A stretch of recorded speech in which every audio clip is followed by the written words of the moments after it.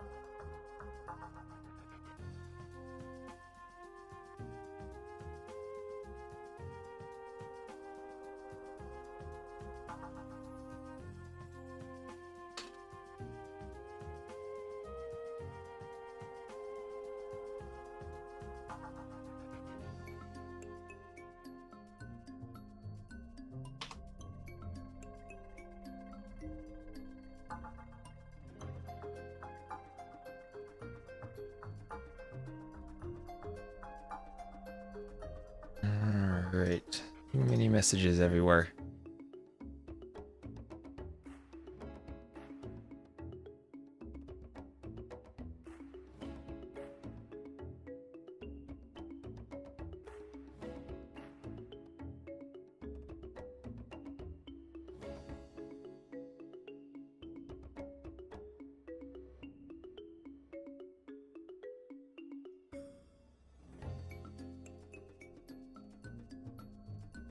I need to find the channel. There we go. Lucho versus Dave. Drafts. Lovely. Lovely drafts. Assume Lucho's on the left. Let me double check that. Yes, he is.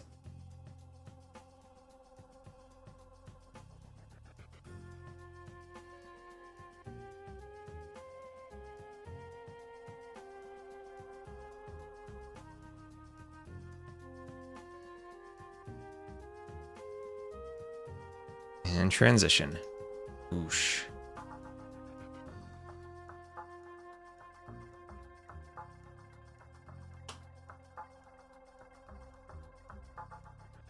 Hello, Combat Mittens. When does the match start? They are doing their draft right now. As soon as the draft ends, they will start the match. Or they will host the lobby and then start the match.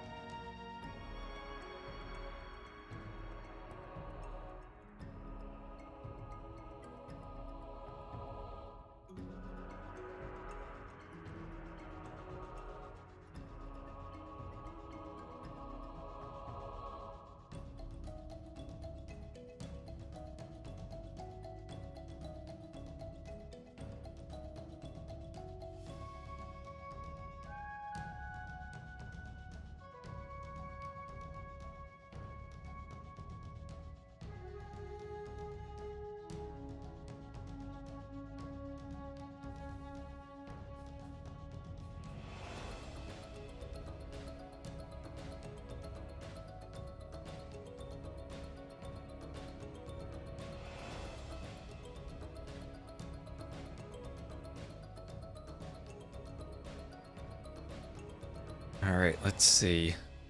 Let's see if we have a lobby being hosted. There's Lucho. So what are these maps? Game 1 will be Ring of Reeds. Lucho's home maps are Arena and Palisade Sakotra. Dave's maps are Koala and Wellsprings. Civs for Dave will be Ethiopians, first pick. Okay, let's see if he has a plan for Ethiopians. I bet Dave's gonna be a man with a plan. He even randomed Dravidians at the end of his draft. He only needed 6 civs, assuming one of them gets sniped. Doesn't even need a pick at the end. That's the confidence Dave has.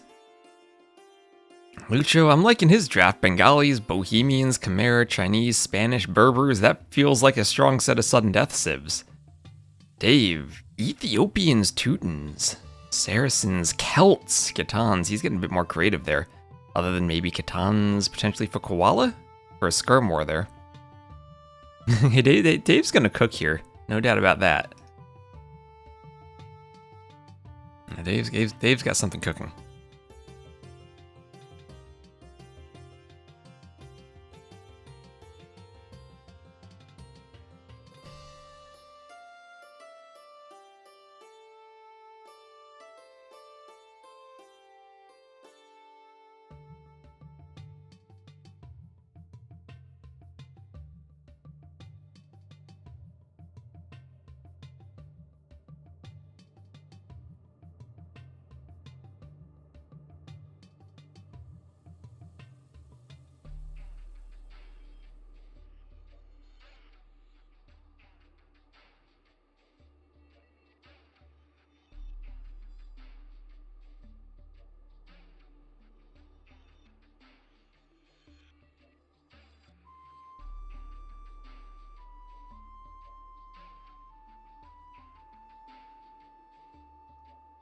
And here's a question from my chats. Does anyone know if Lucho has a Twitch stream and or a YouTube channel? Because I'd tag him in the titles if he does. I didn't see one when I checked, though. But I, of course, might have missed it.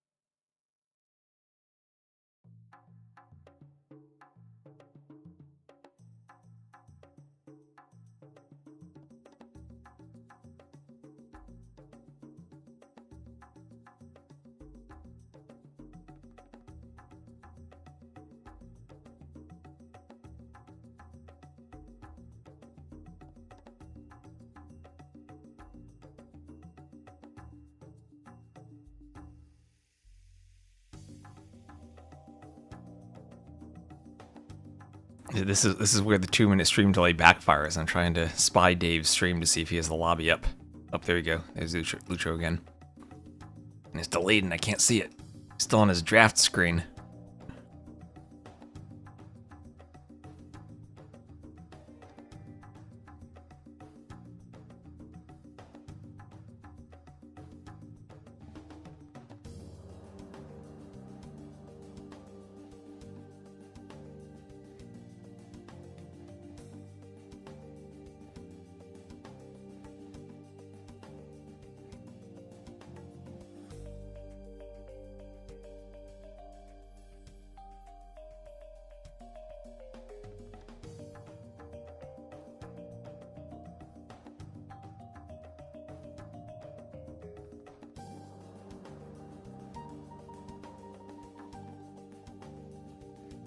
Lons, hello, Crab. Oh, Crab, are you going to be doing some casting today?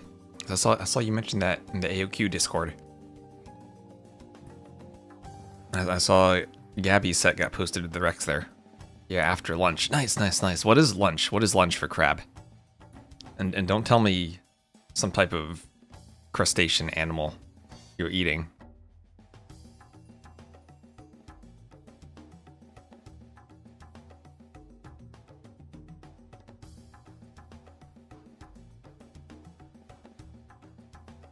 Maybe curry, haven't decided yet.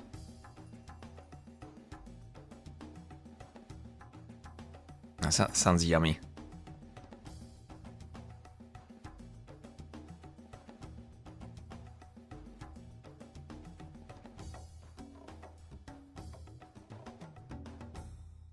Lunch, yes. I have a small gap. I did the Factor 75 sponsorship that just ended, and I'm doing a HelloFresh sponsorship starting next week. I don't have anything to sell out for food delivery now. Now that you mentioned lunch, you got to come back on Monday and mention lunch again, and then I just like naturally roll it into a sellout campaign. He was devastated to lose Romans. He forgot there as a snipe. Oh no.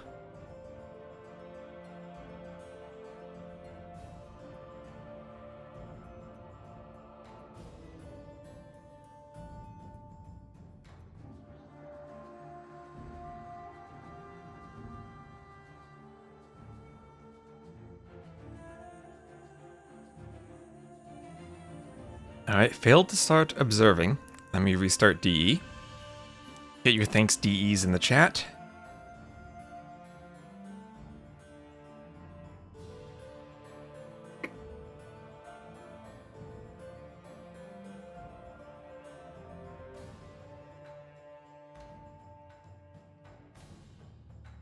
Oh, I didn't hear Orlu's comments from yesterday. Is there some drama?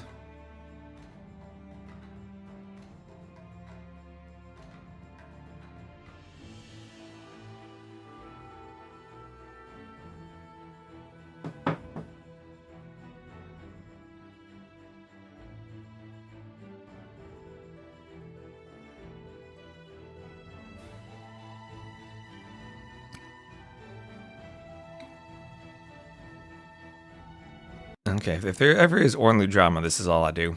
I go to the campaigns. I go over here. I go here.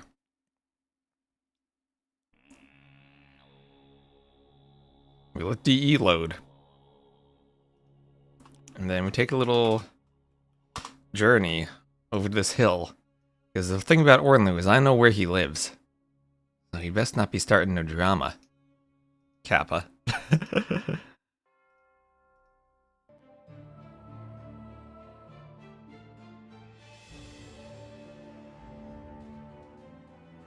Alright, let's try for a second time to join this game. Ringer reads. Failed to start observing match. Unknown error. Why can I... Do I need... Oh, maybe I deactivated the map pack because I wanted my list clean and I need to... It might be a map issue. Maybe that's what it is. I did not sub to the map pool. No, that's not it. Hello? Are other people spectating? Can John Slow spectate? Oh, you know, oh, I'm an idiot. I forgot to swap patches. There we go. Now, I started DE before the stream. I realized that I needed to swap the patch, so I closed DE. But I got about 10 DMs just as I was starting the stream, and I forgot to set it to the old patch. My apologies. There we are. I'll blame Nilly for not releasing the pathfinding patch soon enough and making us play on 2 patches.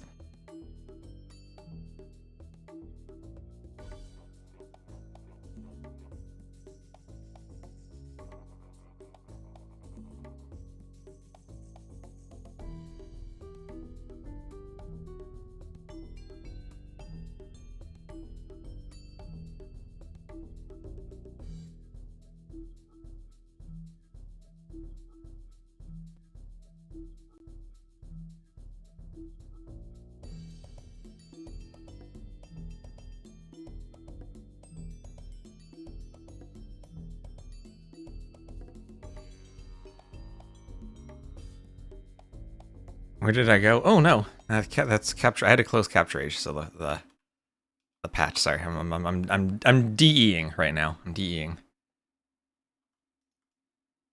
Oh wait, no, I had the right screen up. All right, now we got the right patch. Now we will be on the right game. Ooh, there we are. Not Timmy Bob. I was on the wrong game version. That's what it was. It would be lovely if the error message were you're on the wrong game version, not error codes 0x000006F. That is not a user-friendly error message. Anyway, it'll be Ring of Reeds. I will go on slightly faster, maybe ×4 speed in the Dark Age, just to speed it up. Thankfully, I have John Slow as a co-host, so our maps are nice and walled, and we're not going to have to worry too much about missing anything in the Dark Age. We'll have Marauder playing as the Red Teutons. Seems like he's ready to trush on this map, and he'll be against Lucho playing as the Blue Bengalis. And as far as Ring of Reeds Generations goes, I think Dave is in a great spot if he wants to trush. I think if you want to trush on this map, you want the setup where your opponent has the straight wall across the middle, and not the setup where they have the corner, where I think it's a bit easier to wall off the trush. Here, I think Dave got exactly what he had been wishing for. Must have stolen some of those map hacks from Viper.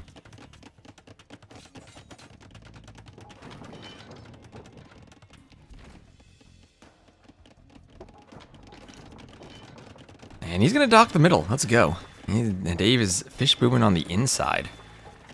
Hey, Dave's an inside fisher. Alright, and there he is up to feudal, 20 pop.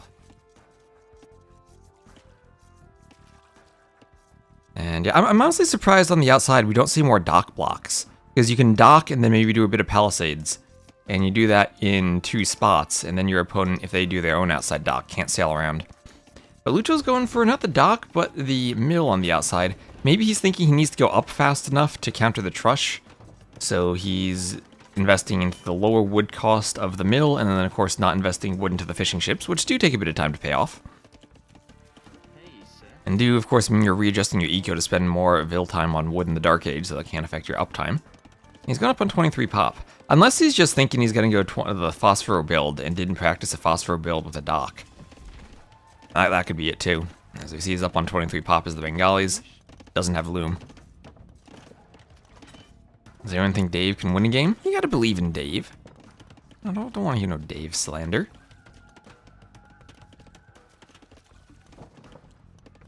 Top score? Hey, he's top score, you're right. Top score when they're both up to feudal? That's only going to increase as he clicks up. It's not due to scouting, look at that, he has no scouting. Maybe it's due to water though, he does have the water control technically. Alright, and there he goes, time for the Teuton Trush. Dave's probably better than 1576 though, I don't think he plays 1v1s ever. Outside of a controller. Oh, yeah, is Dave playing with a mouse and keyboard or with a controller for this game? He's gotten to around 1500 with a controller before, right? So I think it's definitely safe to say he can play better than this. Elo difference is higher than your elo. Oh boy. So Dave with a tower will now stonewall in Lucho. And he needs to finish that one tile on the side. He notices Dave's not a man to leave holes in his walls. Dave's gonna fill everything. He's not gonna do something fancy and build the middle wall segment before the outside ones though. He'll leave one tile there. Or no, he will. There we got, like I said, Dave's not a man to leave holes in his walls. He knows to check. If he can check with a controller, he can check with a mouse and keyboard. There he goes. So loom on the way for Lucho. He's gonna do loom before clicking up. Also gonna fit that double bit axe in. Now the problem with this is if Lucho just goes for a castle, the castle will shoot down the wall, but it also does give Dave maybe opportunities to wall behind it. You can use some type of like dock block wall across the middle and then a third layer of walls across the outside. He has a wonderful double mining camp too, on the gold and on the stone. A tower if you're just gonna wall him in. That's a good question. Tower doesn't really accomplish much. Maybe he's just so used to those campaign speedruns. he needed to build a tower as part of the wall just to feel at home. Can you paste a link? The chat does allow links, but if it's inappropriate, Crab might mod the link. We do have a mod here today. Looks cool for a future tower hop. Well, that's true. If he destroys this gate, he can tower hop in. Absolutely could tower hop in. The Teuton Tower is meant to intimidate. He's also going to stonewall himself in the back, just to make sure Rothos don't come around this way. Lucho's Vills around the side. Yeah, Lucho's Vills around the side, but look at this Dave. He's already prepared for Vills to come around. He's not going to be surprised from behind. Now it says don't even try. And that's true. Lucho 0 on stone. This might just be a siege workshop on the outside then. Maybe some type of elephant push. I mean, if Dave's paying attention, he sees the scout out here, so maybe he's going to know something's up. Don't know if the fire galley saw the Vills. They were very close to the inside. But Dave will see the workshop. It's a workshop in a monastery. He needs to hurry up and finish these stone walls.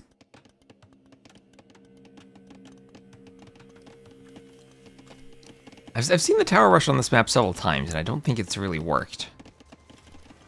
I'm interested what his Roman strat was, though.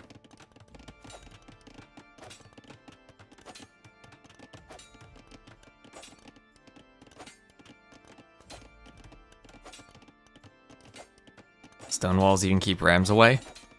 Maybe with some Teuton towers behind it.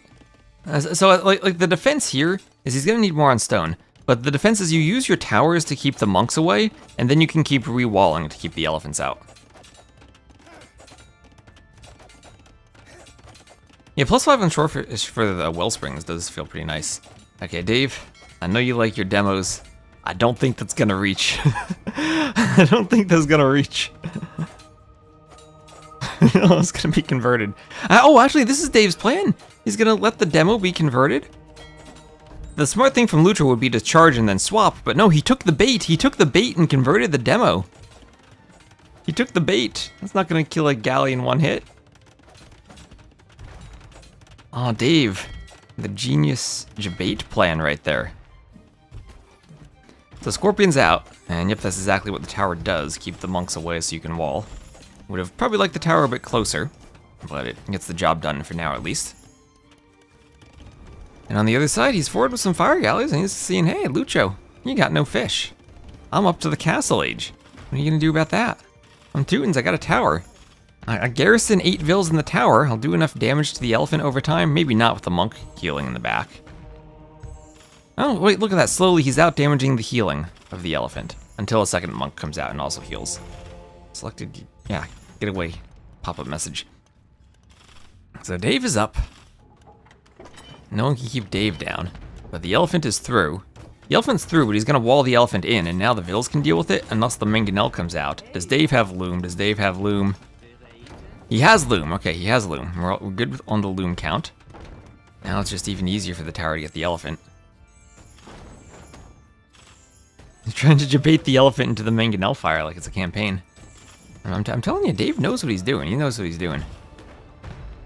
Now, remember, he's Teuton, so that tower will have murder holes. He's down by 2k res collected. And there are 3 mangonels and an elephant here. And he's up, he's up. He's repairing. Losing Vills while repairing, but repairing nevertheless. 10 Vills in the tower. Needs to ungarrison a couple so he can manage the repairs better. 30 seconds away from being up.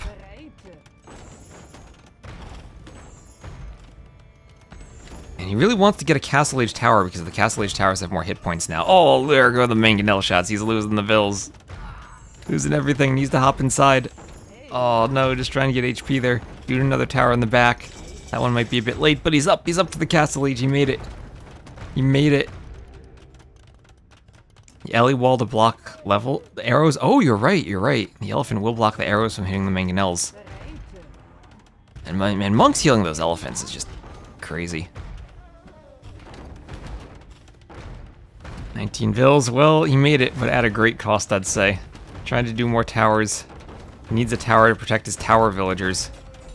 You know what he does have, though? Free murder holes as the Teutons. Free murder holes. There'll be enough arrow fire that the elephant will go down. How do they get matched? It is the round of 128, so we have some elo mismatches. Let's go get the elephant. That's a lot of mangonels. No, don't stand in the middle of TC when you repair it. Oh no, the monk's gonna heal again. The elephant's gonna survive. Oh, there's the GG from Dave. And Lucho does it. Ah, Dave, he stonewalled the middle. Almost stonewalled the outside. I mean, as crazy as it is to say, if he had been a bit faster on those stone walls and gotten the tower up earlier, maybe this works.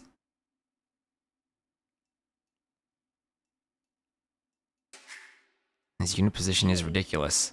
Here it was ridiculously good. That was pretty much everything he could have done perfectly. Had the monk outside the range of the tower. I think the thing is, in this setup, you need the tower closer to the wall so that you can stop the monk from healing the elephant. Dave's tower was a bit too far back. But that's just kind of the reaction speed, right? By the time he had gotten the wall here and gotten the tower up, everything had been forward already. Hello, Roberto Cortez on YouTube in the YouTube chat. Hello. Yeah. And you know, I do think it's nice to have a big round of 128 every so often. You might have some mismatches, but I think it's still fun for people to be able to play against the top player.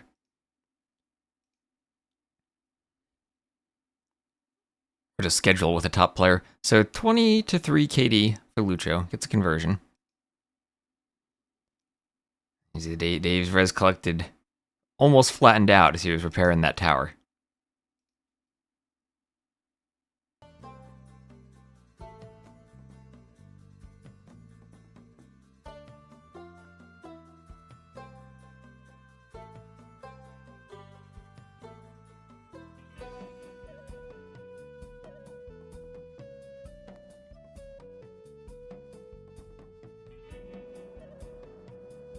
So that's 1-0 for Lucho.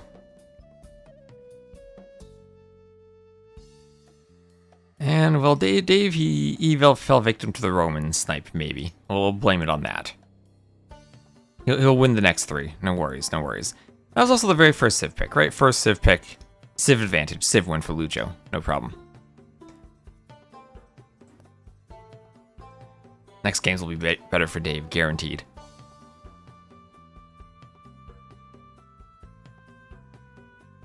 And looks like the next map will be Koala.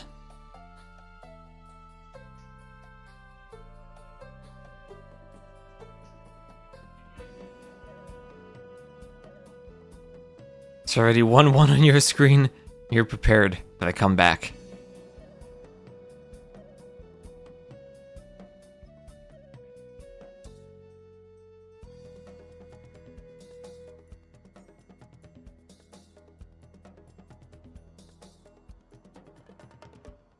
It's true, he has the kittens to skirm it up on Koala. He's already playing around at 32 on your screen.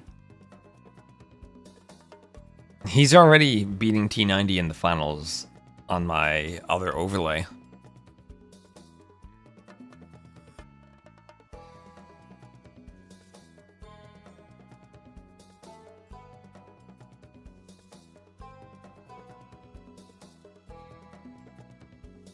Okay, well, the map is Koala. You think he's playing the kittens here? Dave has other ideas. Take a guess at what Civ Dave just picked. Still fun even with a big elo difference. Oh, there'll be content if I almost win a map in your games. Like John's Perkins, right? Like John Perkins, he almost won a game against Andy. Almost pulled off the Wellsprings Destroy the Aqueduct castle drop. Saracens, not quite Saracens. And it'll be Celts. It'll be Celts for Dave, the red Celts. Ready to Huang it up on Koala. He'll be to the south, while Lucho will be playing as the blue Chimera to the north. Celt faster shooting mangonels? Do they counter Chimera Scorpions with the extra range, maybe? I don't know, maybe the extra range still gives the Scorps an advantage. But welcome to Koala. If you turn your head sideways, you will see the minimap forms a cute little koala. with a little nose in the middle and some eyes where the players and relics are. I don't know if it's the relics or the TCs that make the eyes. I'll go with the TCs. And then it's just kind of shaped like a koala. Nice little wood line in the back of your base, semicircular. So you're safe until archers or towers get behind you. You have 3 relics that are somewhat guaranteed to be yours, but then again, forward pressure might steal them. Sometimes you'll see Aztecs or Lithuanians or Burgundians here because of the relics. But here, Celts and Khmer. Again, this is sudden death. You have 1 TC, and you cannot build anymore. Once your TC is destroyed, you are defeated, so you have to keep your TC alive. Dave had a good reason to be annoyed the pigs were spawned outside of TC vision. Oh, the boar were? I guess on this map it doesn't really matter because you can find them right away, but yeah, that can be annoying. Or was that on Ring of Reeds? Do I need Bazi to go just the maps more? Oh, the herdable pigs? Those can be outside the vision. Aren't they usually outside the vision? Oh, is Deer going to do the triple deer push? Or is Dave going to do the triple deer push? Oh my gosh. Oh my gosh, he evaded us. He pulled that off. You had a 6-set versus Niaz. I saw you had everything. You had admin drama. I'll need to go cast those Rex maybe at some point if I have time today. We have the Nations Cup Showmatch at 22 GMT, so I might have a break in between where I cast Rex. RBase is playing Licks right now, so I might cast those and then I might need other Rex. This is the he started off with a perfect triple deer push, then turned it into an anti-triple deer push. Oh, the starting 4 sheep were outside of his vision. Oh, okay. You gotta play AOC then.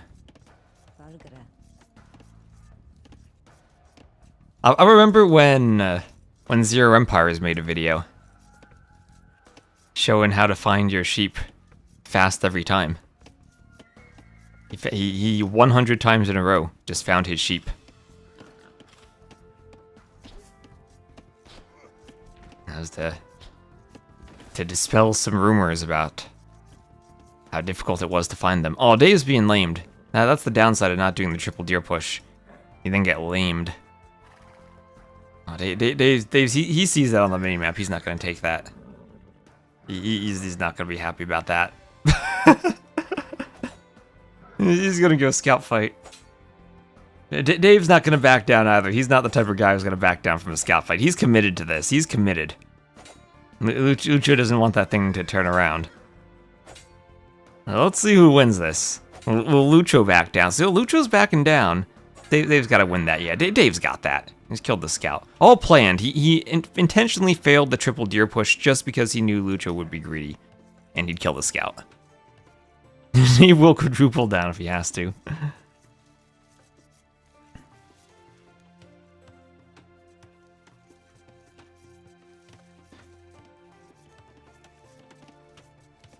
So 1-1 in your book, 1-1 in all of our books.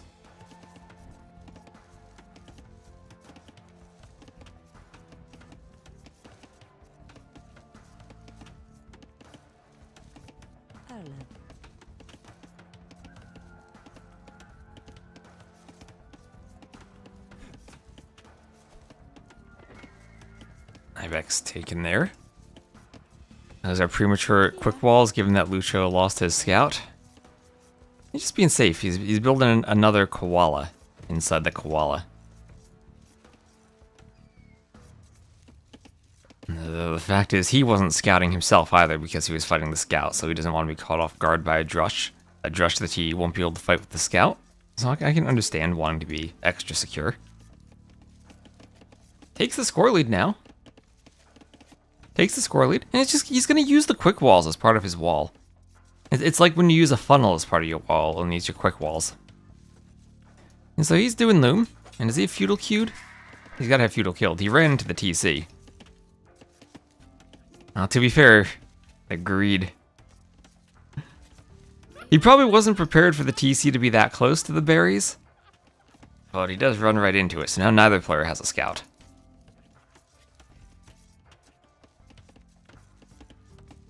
How many sets today? I'm planning on doing this one live, and at 22 GMT, I'm going to cast the Mexico-Brazil Nations Cup set.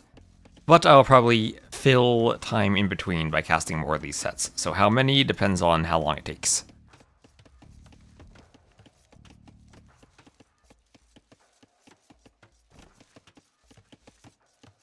So Dave's up a minute faster, and he has the food to fast castle. Doesn't have the gold, but has the food if he wants to do it. Feels more like a feudal age play, though. What is the GMT time now? 1840.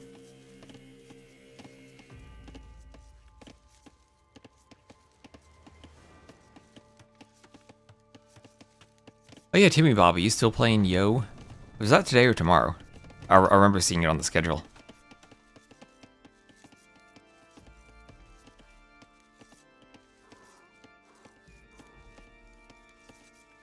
So Phil's going out to the berries. There's Dave up to feudal. And he's going to do a market. He's going to do a blacksmith. And oh boy, he's selling stone. He's selling stone to go up. He's full Huang in this. Like, I don't know how he's going to Huang without gold, but he's going to do it somehow. Hello, Cool Rain. So Dave has walled no gold into his base. I mean, he could have just market and blacksmithed out here and taken that gold. But he wants to be very compact. Maybe he'll just go full elite skirm. Yeah, usually Huang walls something in. Yeah, there he goes. There he goes. That's what I'm feeling. Market blacksmith over here, and then you even easy wall. But he's of a different opinion, it would seem. He's just gonna go to a wood. Does he need vills on food? No, only 2 vills on berries. That's all he needs. Isn't the scout is so bad here? Well, to be fair, both of them lost the scout. I think the difficulty is going to be what happens when scouts come now from Lucho. Because Dave doesn't have a barracks, and he's going to need spears to defend against scouts. And he can't just go monks if it's scouts. Has a game round of 128. That's how. What's Lucho up to? He's up to the castle age. He's got 4 on gold. He's got 7 Khmer farmers about to finish his berries. And has a very nicely microed lumber camp in the back. Very nicely microed. Same thing for Dave, too. Has a nice spread out of his vills. Fanning out among all those trees. He's about to finish his forage, too. And vills are forward. Scout will be scouting, so if Dave notices that, he'll know Lucho is on scouts. Wins this and he becomes GL Dave. Timon's gonna be recruiting him if GL ever plays in a custom scenario tournament.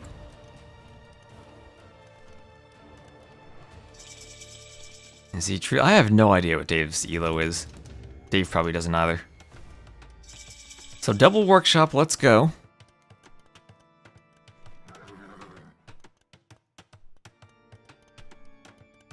He doesn't actively play LOTR? Honestly, Dave would be one of the people I would assume who has played the LOTR mod.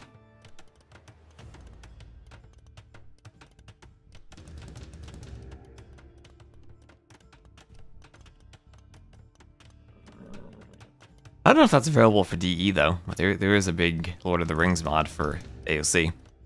So Scorpions, has to be a lot of Scorpions to deal with scouts if you're not going to have spears then. Like Redemption Monks could be a problem here for Dave. I always feel that against the Huang push and Khmer do have Redemption. Are Khmer really going to go for Monks though? I guess they do want the 3 relics. I feel like it's just going to be a Scorpion war. No, it's actually a Mangonel. What is this? The Celt player doing Scorpions and the Khmer player doing Mangonels. There's an LOTR DE community. Oh, okay. Didn't know it was on DE. Yeah, I would have thought it was long-range Scorps, right? And this is where you need the Scorpions to defend against the Monks, and that's 1 monk down. We did get 2 relics, though. So that will pay for himself eventually. And remember, you eventually need ballistics. And Dave's idling that TC on the Huang build now. Going to stone. And it's just going to be mass Scorpions into a castle drop by the looks of it.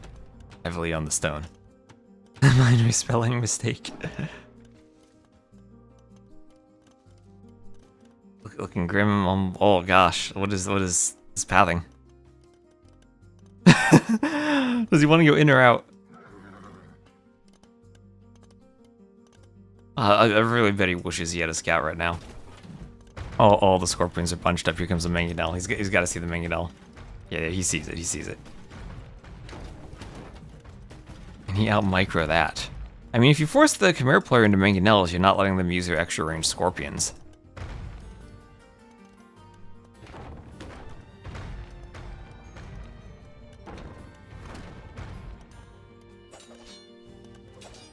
So Lucho will engage the Palisade, try to force the scorpions to come out. That's right, Huang would have had a couple of knights out to deal with the mangonels. Scouts may be the trickier thing. Oh, Dave's gonna use the Vils to deal with the mangonel. Oh, he doesn't get a mangonel shot off. He gets a conversion on the knight though. And Dave just says, I have good enough monk micro, I don't need knights of my own. Okay, kills the scout. There's one mangonel down. And there is the Vil gonna go down, maybe. Oh, Lucho has a monk coming forward. Dave probably should have just gone for the Vil there. And run the knight away. Get a couple of hits. And Scorpion time. Does he have redemption? Nope, not on the redemption monks yet. No sanctity either. So Scorpions will still do well here against the monk.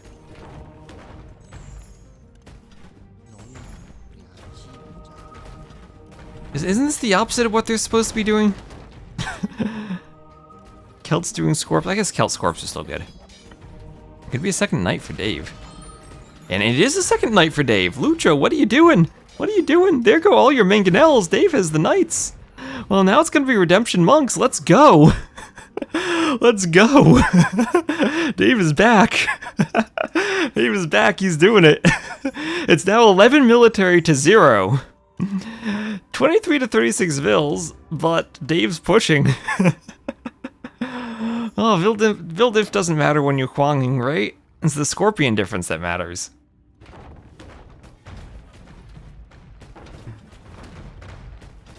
Do Celts get atonement? No, they don't. No, they don't. They do not have good monks at all. No sanctity. No sanctity, no conversion. Alright, let's go. Monks for Dave. Dave, he's just about got that stone for the castle drop. Take out the monasteries, work his way towards the TC. That's quadruple monastery defense now. Dave's paying attention. He's got the ram. Oh my gosh, Dave might be able to pull this off. He just might be able to pull it off.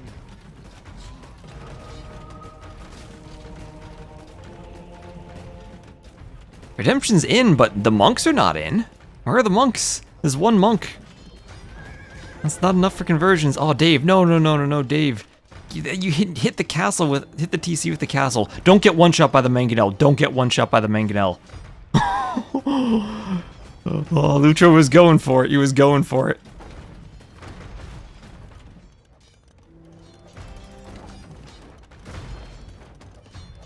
That's one monastery down. That is a bit of a chicken castle. Okay, more army coming out now. For Lucho. Getting some of the scorpions. And Dave needs to make sure he keeps the knights alive. Or no, they get converted. 69 HP on the monastery, nice. Now things are starting to fall apart a bit. As Lucho has the mangonel forward, Dave can't quite clear it, but 2 HP, the Vil stops it. Dave gets a knight back. So you convert my knight, I convert it back, then I convert it back again. Another mangonel out, the castle's at 75%. One castle equals petards for Dave. The ram is going for the mangonel, the Vil's on the outside of the castle. The ram will keep the mangonel away. Monk's trying to convert the Vils. This castle, 87%. Dave can't quick wall the Vils in from the knight. The monks are coming out, and at 90.06%, this castle, will the Vil get some more hits on it? Will be denied, 90.42. Oh, disaster. Enough monks have come out for Lucho. He got the conversions. And the castle stays there denied. Far from the TC. He's got a Vil in the back somehow. More will come. More will come. Where are they? There they are. He's got 16 Vils, 7 going forward for the castle. 5 on gold, 2 on wood, a perfectly balanced economy. And this Vil is going to try to sneak around the outside, try to avoid any mangonels or monks. The problem is there is 1 monk for each of those villagers. If Lucho gets 7 conversions. Oh, there's a Vil, there's a Vil. Oh, let's go 7 conversions, Lucho. He's got 4 Vils targeted. Oh, he used his monk juice. He used his monk juice with 4 monks. If it goes up, he can make 5 petards and he can die for the TC. You need food for petards, so that might be a problem. Oh no, there go the Vils.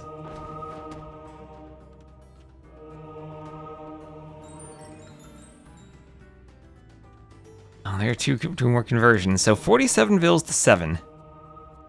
Dave's going for one last ram push, but I don't think that's gonna work out. All 7 of his Vils are forward.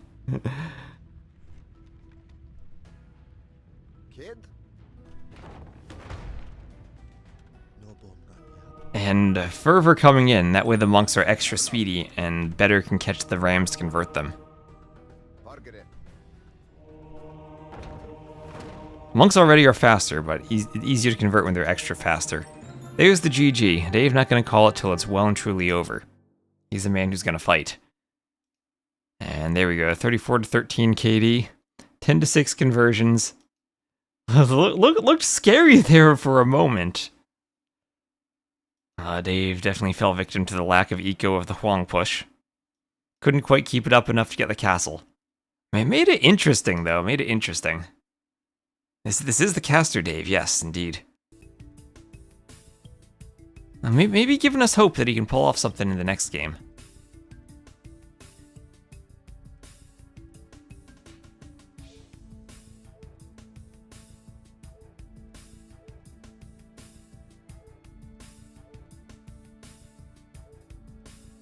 That was Celt to the Khmer.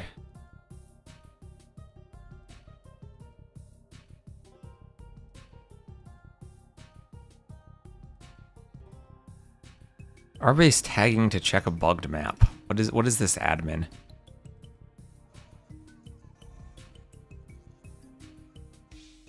And it will be Wellsprings for the next game. Wellsprings indeed for the next game. Reverse sweep guaranteed, right? Yep. Guaranteed.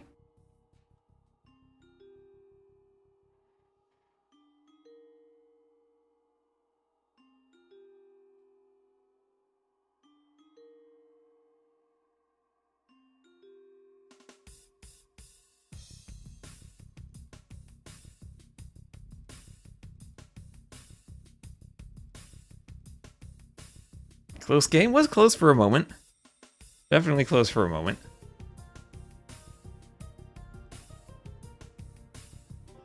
I see Niaz is on Twitch. I should go follow him. Follow while I'm in the middle of streaming.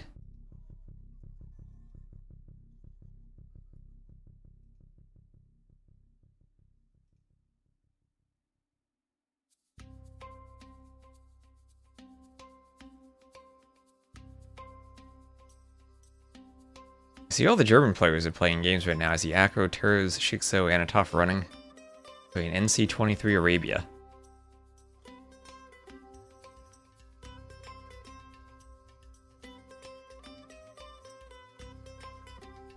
What are the target gray civs, Cicero? Those are sniped off. So after the draft is finished, you ban 1 civ from your opponent after they already are drafted. So Dave particularly salty that he didn't have Romans, from what I've heard.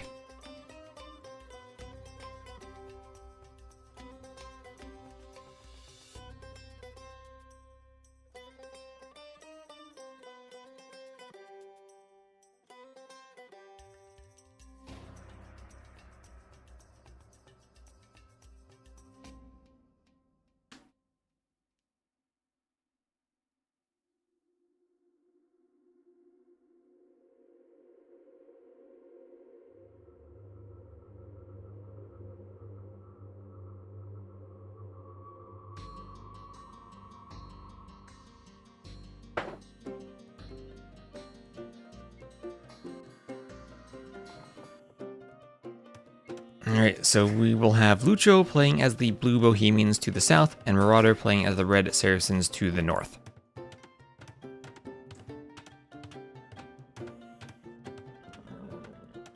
The map will be Wellsprings, and And as we've seen, you destroy one tile of the aqueduct. The entire thing and the wall tiles next to it blow up. And if there's a gate next to it, the gate blows up. And you can waltz right in towards your opponent's base. Maybe an advantage if there's a forest near the aqueduct, because then you can wall it up better. But Lucho taking the sheep right away. I'll see, maybe he takes one sheep before going for the aqueduct, just to make sure he can produce vills and then do a mill. I think that's fair. Looks like Dave's doing the same. Dave might take 2 sheep. Hey, Dave's house is kind of blocking his mill position where he'd want it on the aqueduct. So Saracens, Bohemians. Okay, interesting matchup. We'll see what Dave can do with Saracens. Could be a Monk Rush Civ. Could just be an Archer Civ. Bohemian's not really a Cav Civ. I wonder how Mamluks do against Hussite wagons. I would think fairly well, considering the wagons usually die to melee units. You have crap loads of shorefish. Yep, until the aqueduct is destroyed, and then you lose the shorefish. Thought people with the diagonal aqueduct have the advantage. I feel like diagonal aqueduct, you want a mill right here anyway. Like one here, and then later another mill on the other side. And get as many vills as you can around it. Maybe even the adjacent mill? Maybe that might interfere with pathing, though. You had Mamluks against Bohemians before. It is terrible. Terrible. Okay. The aqueduct has 1000 HP on every single tile.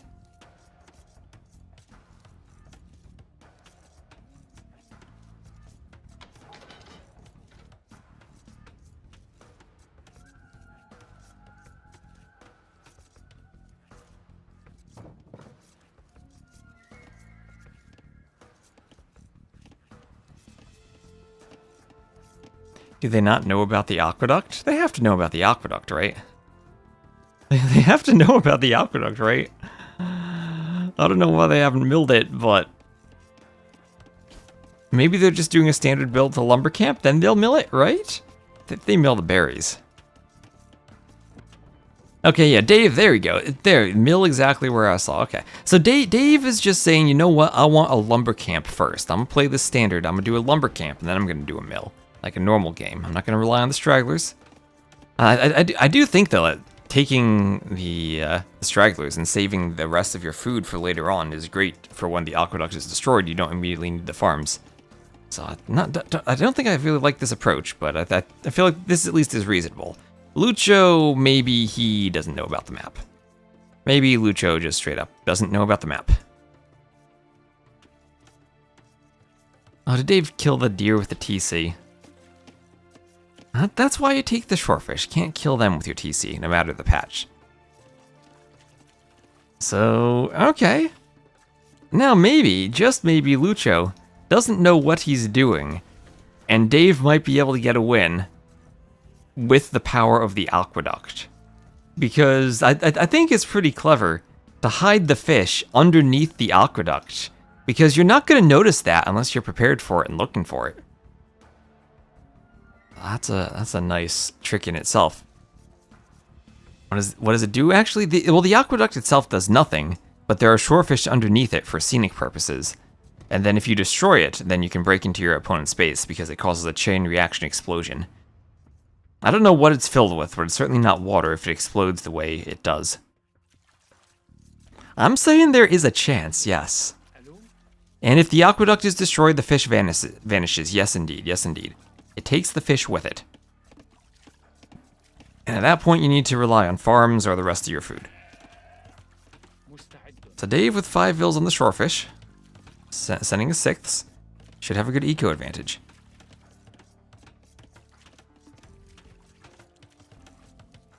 Explodes over all of its tiles. Yes, Erasure. You'll see. You'll see. Do the vills die? Nope, the vills don't die.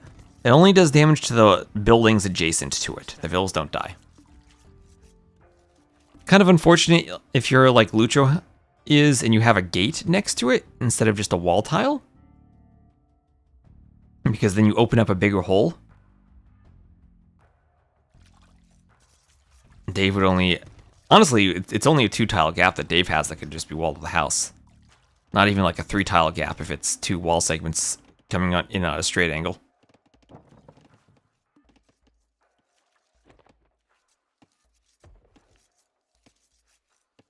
Let's see there. Deer in the middle, a couple of shallow bits here and there. Is the map supposed to have shallows like that? I guess so. Yeah, there we are.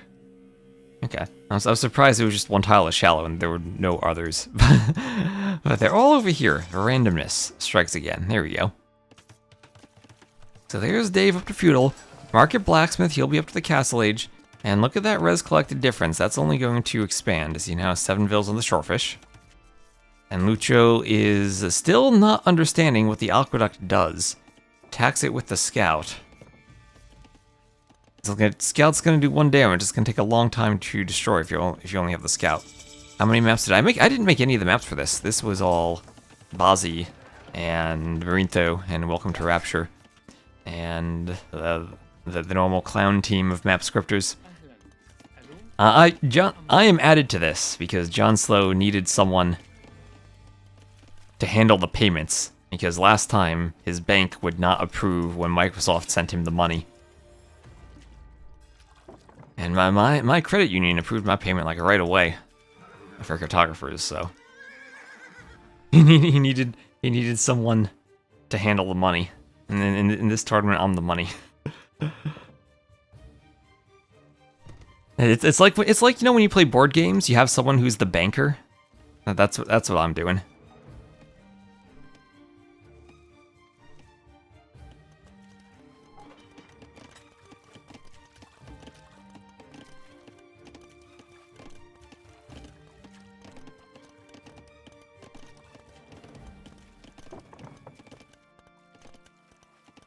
So some scouting from Lucho.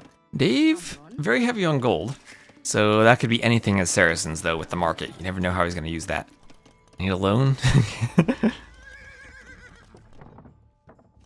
I have, well, left over from cartographers, I have about $50 that I could loan out to you from a player who never sent an invoice in, even after I tagged him repeatedly, so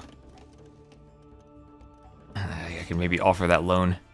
You'll have to pay it back with interest. I sneak in extra 500s. Okay, is Dave gonna win a scout fight again? Dave has the HP advantage. Ooh, he's downhill now, though. He's just committed to it. Whoever gets the hit wins. Oh, and he doesn't get the hit. Alright, both heavy on gold. Dave lost the scout. Dave bought some stone. Oh, he's doing a defensive castle. Defensive castle, okay. And a workshop. So he has a plan. What that plan is, I don't know. And I guess Dave should just take the shorefish and never destroy the aqueduct at this point.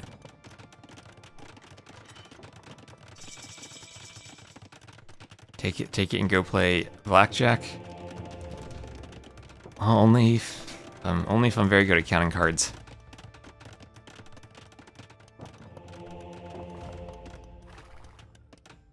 That's like a safe investment, right? If you play blackjack perfectly, you have a slight advantage over the house. But it's also one of the most profitable casino games because no one plays that well, or virtually no one does. You know the FedEx story? I don't know the FedEx story. What is the FedEx story?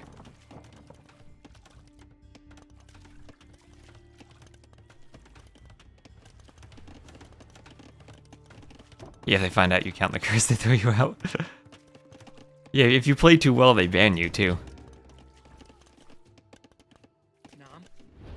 So it's gonna be petards and scorpions. Does Dave know you don't need the petards and you can just destroy the aqueduct and go in? Maybe he does and he just wants to fish. Maybe Dave can sense that Lucho isn't fishing based on the score. Somehow Dave is down in resources collected though, despite being on the shorefish. I don't know how that's possible. Oh, I guess it's maybe because he didn't do double bit axe or any of his wood upgrades. So he's doing the same thing, scorpions and a mangonel. Okay, monk push here, Bohemians do have good monks. Sanctity on the way, and then redemption for converting mangonels could be a thing. Oh, okay, I get it now, This is what Dave's gonna do, Okay, he's got 5 petards. It takes 5 petards to destroy a TC. If he gets like 6 or 7, there's nothing at home but quick walls from vills. Dave can use the castle to destroy the aqueduct, and then sneak forward with the petards, won't even need to spend them on the walls, and then go straight for the TC. Oh my gosh.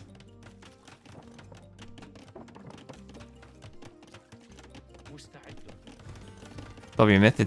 As far as I know, it's not actually a myth. It's just a very, very small advantage you have over the house by playing perfectly. But if you don't play perfectly, you also are at a big disadvantage. And it's also I think one of the easiest to learn games there, so it's very popular. So yeah, he's got 7. What does he go? 8, 9, 10?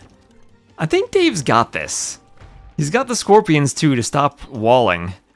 And the good thing about the Aqueduct too is it serves as a wall, so this scout cannot come over here and see what Dave's doing. The Scorpion's gonna go around, Vill's gonna come this way, and now it's all about the line of sight. Will Lucho see this? What will that scout see? Oh, Dave, don't get spotted. Don't get spotted. Please don't get spotted. Ooh, okay. Scout's not there. At home. Dave's secure. He's got a mangonel behind a castle. He can stop a ram push.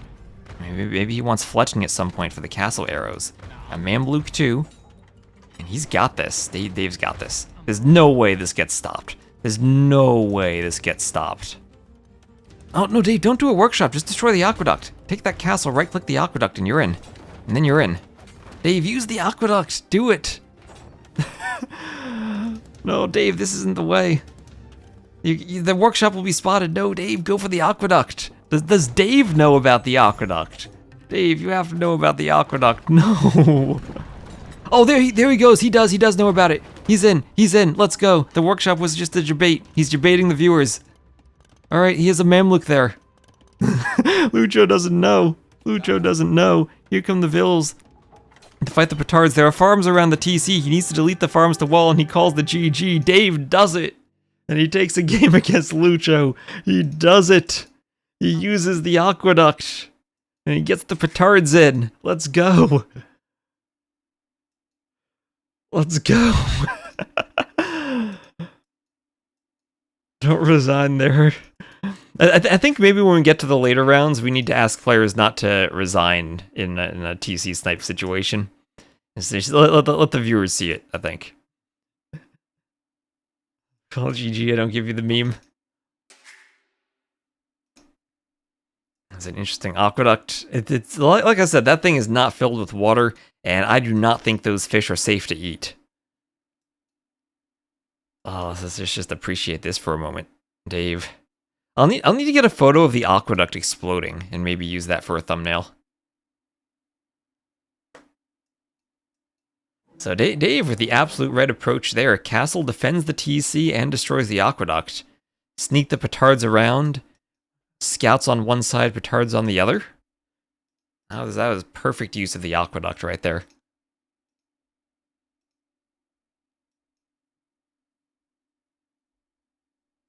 Yep, exactly, right? What I said right from the start is that he had the gate next to the aqueduct, so that makes it a bit easier to path through.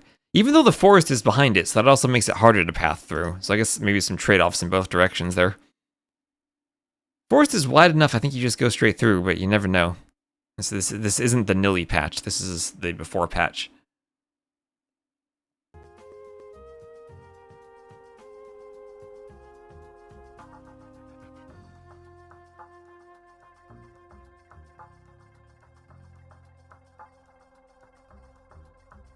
So Dave wins Wellsprings. That means we're going to see either Arena or Palisade Sakotra.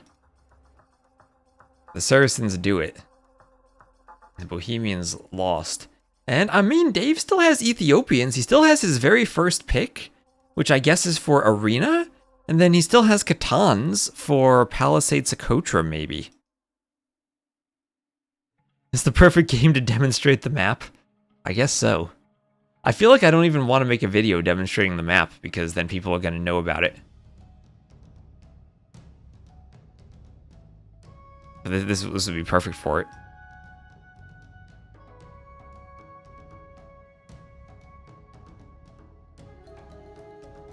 But yeah, he did everything. He fished from the aqueduct, he destroyed the aqueduct, and he used the aqueduct as a wall to hide his forward. Let's see, Lucho's in the lobby now.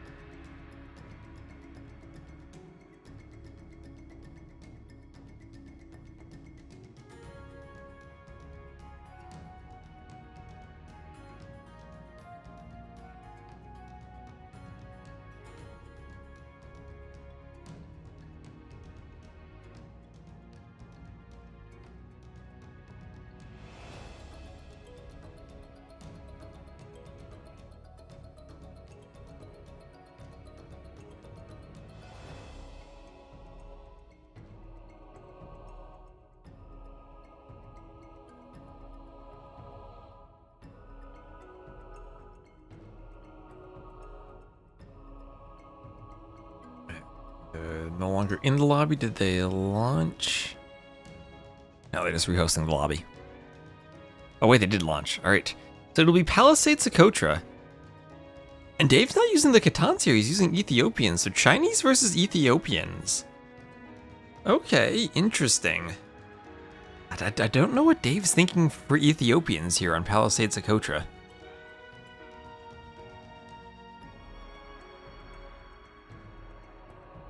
Is horrible arena civs? I would have thought Catans for Palisade Sakotra, Ethiopians for arena.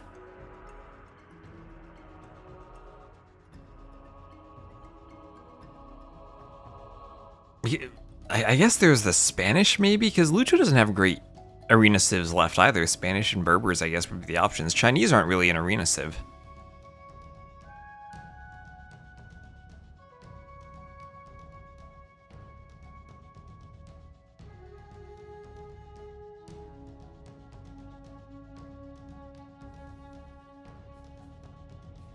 Escala Brazil still happening? Yes, that's at 22 GMT, Rock Barrett. 22 GMT. So we'll have some time. Between this set and that set, I'll cast a couple more Rex from Sudden Disaster sets. Or if there's anything live, I'll cast that too. I want to cast RBase versus Licks. That started the same time as this one, so it'll probably be finished around the same time. If it finishes later, that means RBase took some games and we're definitely casting it.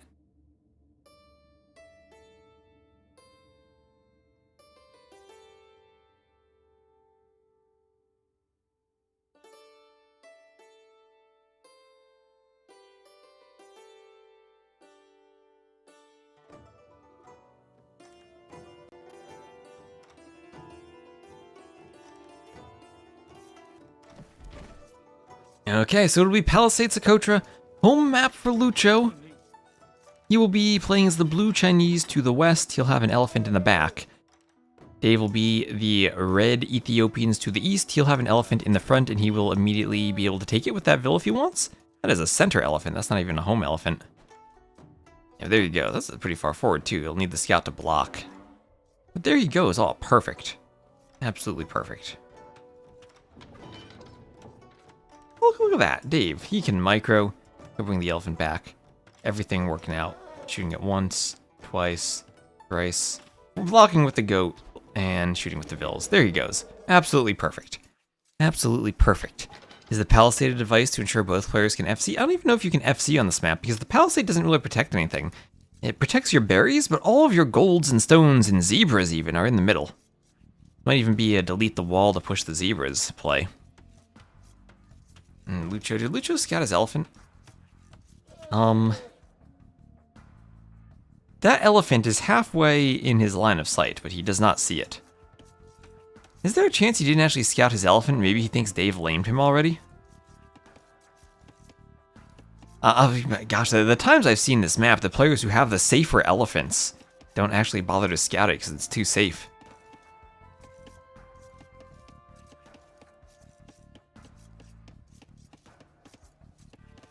Okay, now he should see it, right? Now he sees it, now he's good.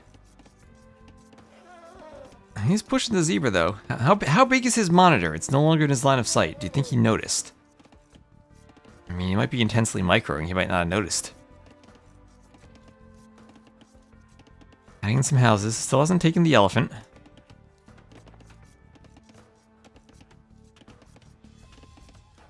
It's 144p? I don't think they make monitors that low resolution.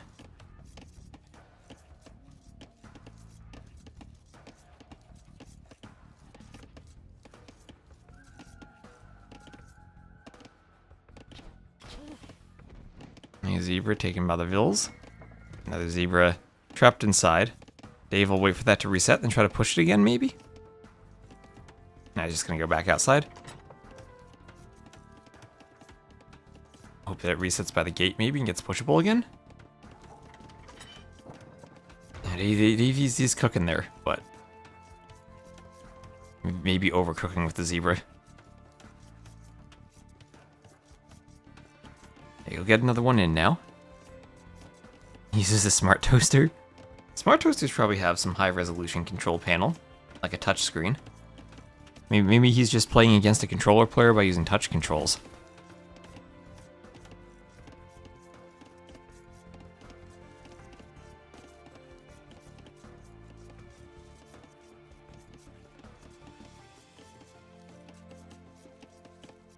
Lucho did finally take the elephant. There he goes. He found it. A bit late, but he found it. Not really going to matter too much since he has the zebras anyway. So far, Dave, I think maybe a bit smoother, but the Chinese difference with the villas is just going to be a huge eco lead so far.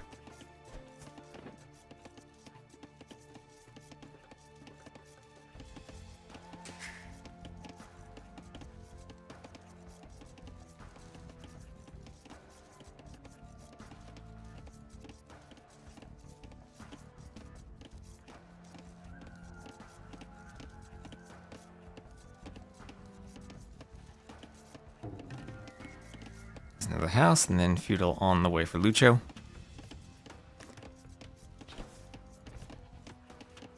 11 seconds idle as Chinese is incredible.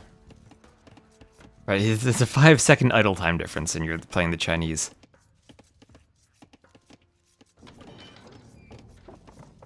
It said the word insane.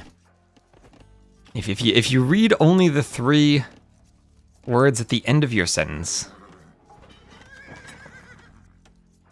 That's what Automod didn't like. Even though you meant it as a compliment.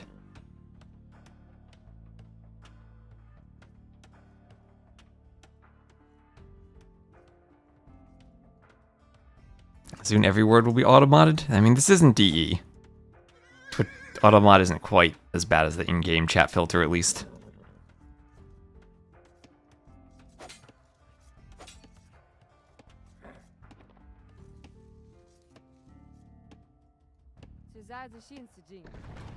So Dave is outposting.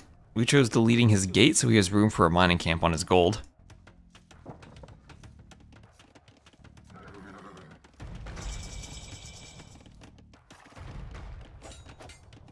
I mean, there's no doubt in that phrase. So Dave will lose the scout. He's up much more slowly. So Lucho's gonna go feudal. Dave might go fast castle then, if he's up this late. Again, he doesn't have any gold, but maybe he just sells stone. And he's out of food. I don't know how he manages to click up, but maybe he just uses the market, sells wood too.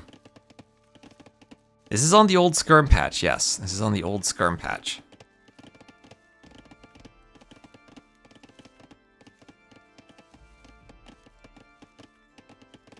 And me thinking that Dave has a build order. Adding in farms. Dave's got this, right? Maybe he's just gonna late feudal so he has more eco for skirms. Maybe that's the plan. And that'd be a great plan because it is an archer opening from Lucho. Oh, that's right, he will get food and gold as Ethiopians. If you're researching loom though, you still need to gather 50 gold. I guess you can sell your wood though. I mean, this has to be a fast castle, right? This has to be a fast castle as Ethiopians. Is Dave only 1500? Ah, that's what his elo is. I don't think he really plays 1v1s, so that might not be very accurate. And Dave... Okay, for a second I thought that was an overchop and there was a hole, but no, you can delete that, that's closed. I mean, FC Showtel is going to be hard when the stone is all outside of his walls. But he probably can't just FC Siege. Yeah, they get money on the age up, so he sells the stone, maybe sells 100 wood, then buys food, and he can go up. Trying to drop off the food. Question is, do you buy at this point when you're only 40 food away for the timing? Sells 100 wood. Archer is at the gate. I mean, he might need the stone for a tower. There he goes, he's up.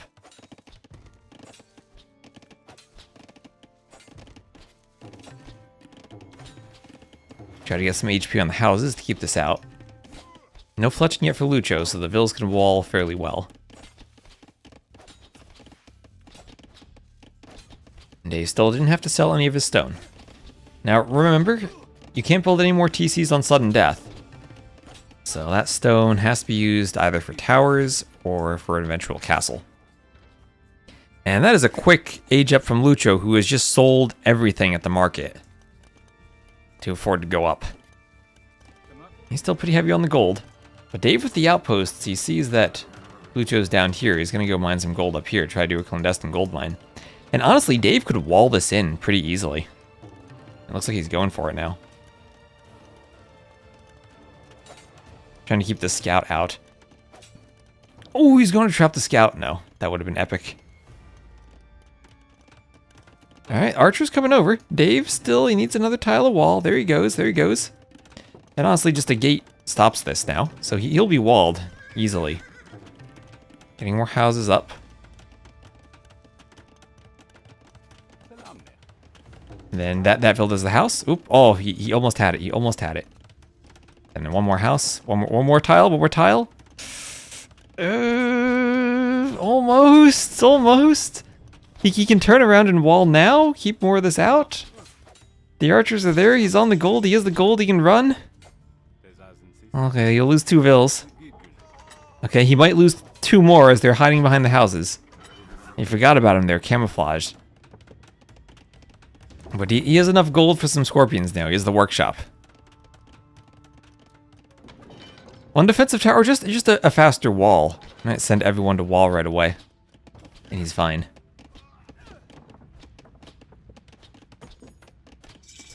Could tower out here, could just go there and try to get the scorpion in time. So forward monastery from Lucho. Remember, the Chinese no longer have redemption.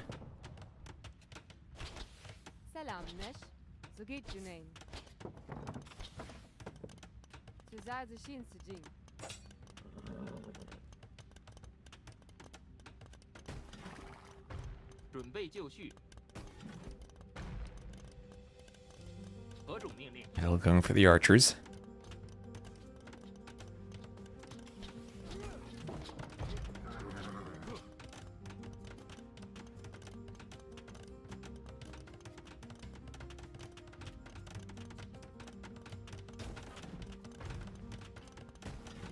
Dave got a win. Dave did get a win, yes.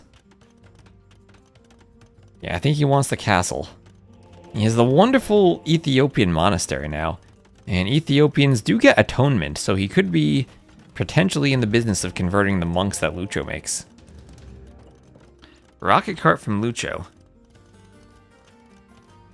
Which is going to be picking up relics. But Dave should get a relic there easily, and should be able to grab a second relic too pretty easily. Especially with the scorpions now. That's a low HP scout, so the scorpion should be able to kill the scout. The monk goes for the relic.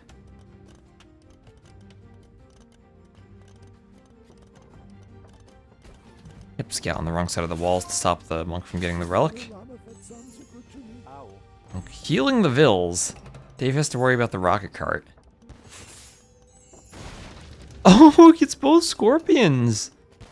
What a disaster for Dave there, the rocket cart snipe. Oof, that's rough. That's very rough. Are rocket carts then better against scorpions than mangonels are? That was a perfect hit.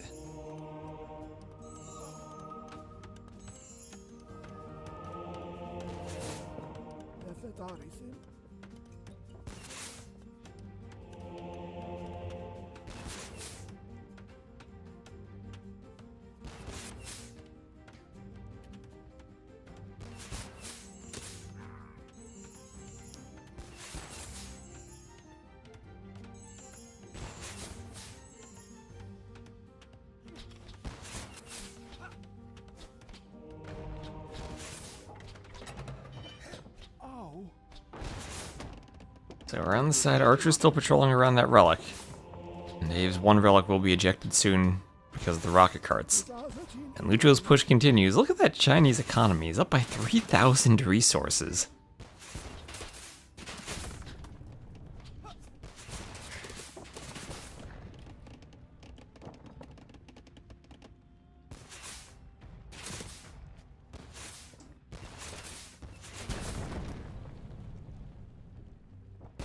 Dave has a 99.9% chance of losing. Well, tell that to game number 3.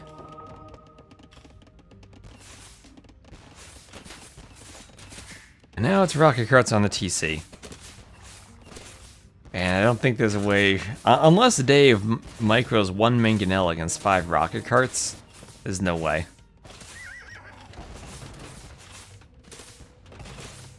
against 7 rocket carts.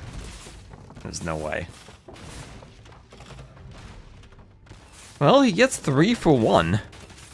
But I'm afraid that's not enough, as he doesn't have any gold left to afford another rocket cart. And he doesn't have any wood left to repair the TC. It's YOLO with the Vills time. Oh, there he goes. 1 Vill going for the rocket cart. Doesn't take masterpieces into account. Those are part of your elo, right?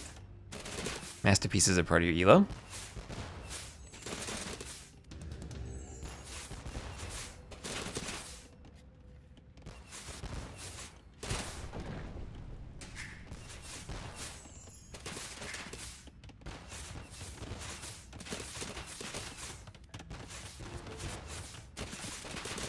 And there is the GG from Dave. And Lucho will do it with a 3-1 win. But emphasis on the 1. Emphasis on the 1 that set. 13-4 KD for Lucho there. Chinese economy. Almost like a cheat code that game. I mean, look at that eco difference. It feels like he copy and pasted Cheesesteak Jimmy several times by the end of that match. GG. Oh my gosh, he was 21 stone short of making a castle, too. Oh, he didn't have enough resources left to buy stone at the market either. I mean, if he gets a castle up, I mean, he's still down, but at least he survives longer.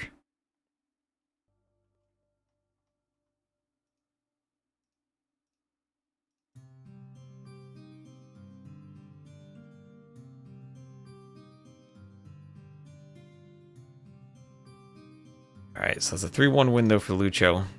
Didn't get to see Arena, though, unfortunately. He wasn't able to cook with his Ethiopians.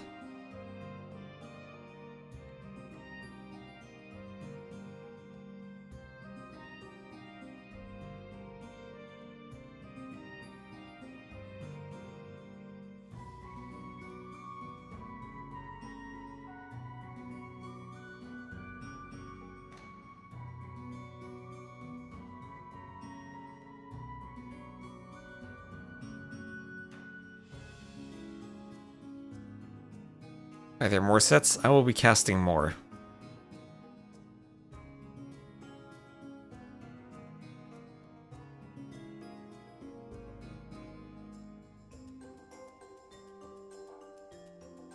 There's a Nations Cup show match. When is Nations Cup happening? That's a good question. That's up to Paradox. Paradox needs to do some planning. So let me see what is going on.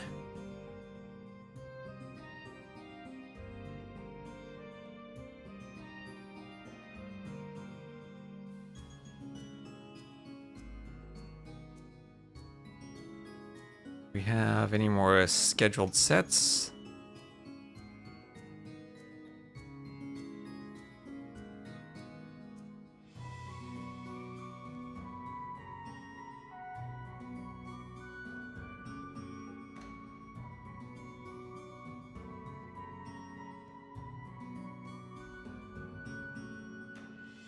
Let me see if I have RBase licks. If I look for the rec history, should be able to find the games there.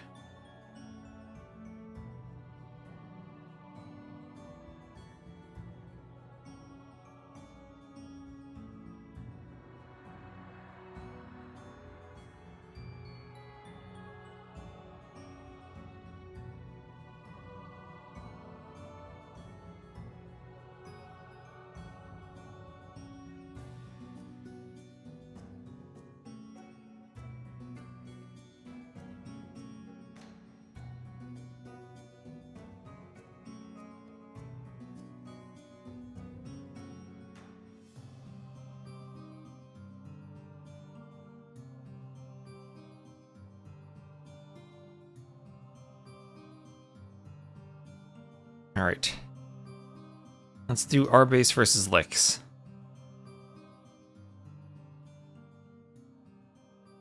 Dave did win. Hello, Gabby. Hello. He did win. We won't mention the fact it was sudden death and Lucho didn't see the map ahead of time.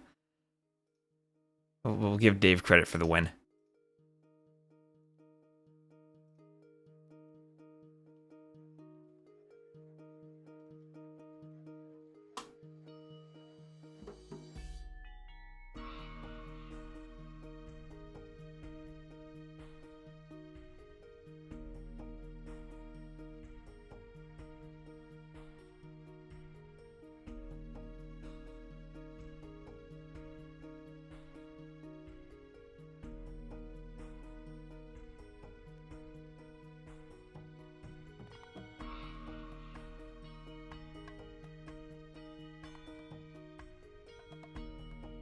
How mad are we that he GG'd before explosion?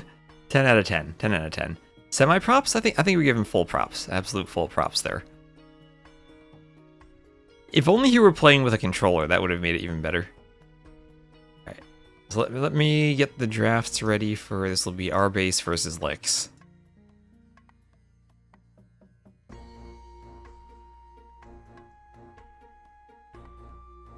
Unlike a true admin, RBase both asked to check that his opponent had a stream delay. And also asked for admins to check the map for missing resources.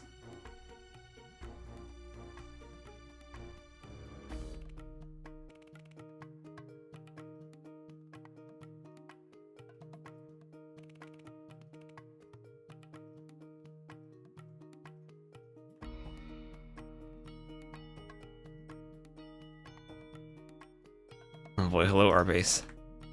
So Dave won a game.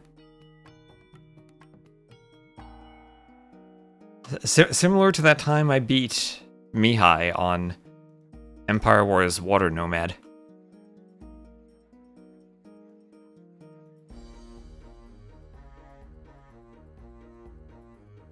So, we'll have RBase versus Licks. So let me update my title. On YouTube too.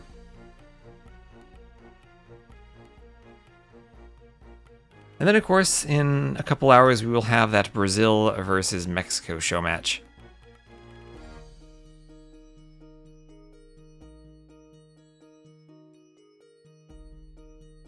Alright, let's see. Game number 1. RBase Licks on Arena.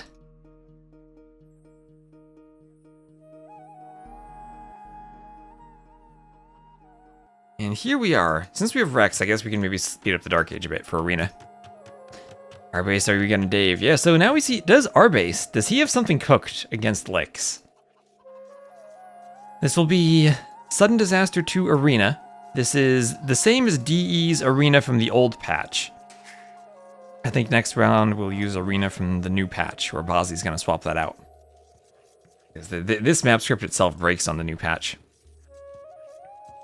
I haven't actually had time to play the new patch yet. I've been casting so much, so I've never seen the foxes used. RBase, what is that lumber camp? Yeah, this is old patch. RBase, put the lumber camp here. Oh boy. RBase. That's gonna be so inefficient. This also this has got a hill there. I hate the hills. My favorite lumber camp ever. Houses there. My favorite lumber camp area ever was like Sato. He tried to get super fancy with his lumber camp, and he placed it before. You didn't see the wood there. You didn't scout that. He placed it before scouting, so he placed it on like what looked like an amazing nook with a bunch of trees next to it, but it was actually a small clump of trees that had spawned outside of the forest, and he had like 5 or 6 trees for the lumber camp. Yeah, where's the funnel too? No funnel from RBase. Where I do see a funnel from Licks. So Licks playing this map the way it's meant to be played. With the funnel. I'll bring the chickens in. You like these civs, Bengalis, Burmese? I do like these civs too. I do think I favor the Burmese slightly. Both of them are very good monk rush civs. Bengalis probably with the better overall eco, but Burmese with the better monk rush specific eco with minus 50% monastery techs. And honestly, the free lumber camp upgrades are really nice for the build too. You can just like swap out in your build and do the gold mining upgrades instead of the wood upgrades. Of course, neither of them have heresy, so we can have a very intense all-out monk play. RBase, though, he's going to play a more standard game of Arena, it looks like. He's going to go for a barracks. Maybe some scouts, then. 23 pop is a pretty tight build, though, especially with chickens to be going for that barracks. Especially without berries.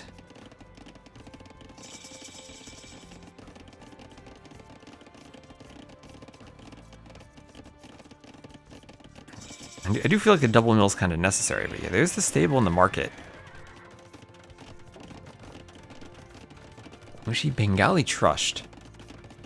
Now he's going to the mill.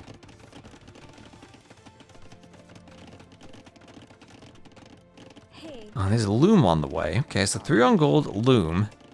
So this is going to be scouts plus a forward monk rush, maybe. Selling the stone, buying food, still not up yet. This game was a disaster. Was it a sudden disaster? You were nervous? You can tell, right? You can tell from the lumber camp. Not having the mill on the berries. I remember games where I've forgotten the mill on the berries too. You're like, wow, I'm having such a good Dark Age. I have all this extra wood, and then you're like, oh, that's why. And then you don't have any food once you hit feudal.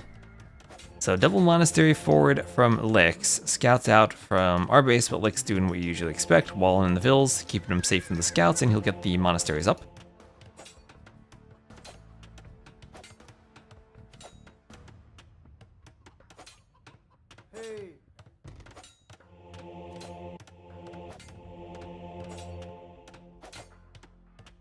Feels so calm versus 500 plus elo.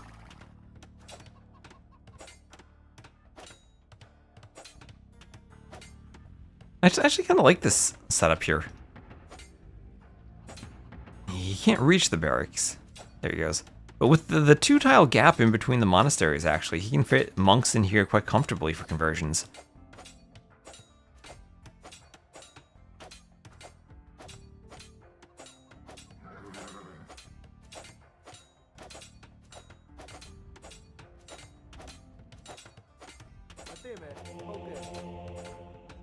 So, Loomless Vills wants to repair, and there's exactly what I was saying. Monk in between the monasteries.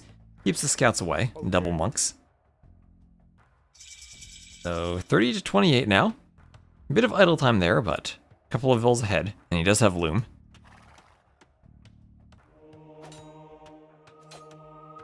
Light Cav on the way, as the more scouts continue. Atonement for Lix. What? Our base doesn't have any monks. Why are you doing atonement? Well, I guess he's just anticipating the double monastery, but... Okay, not gonna wait for scouting the monastery, just going atonement. Triple monastery.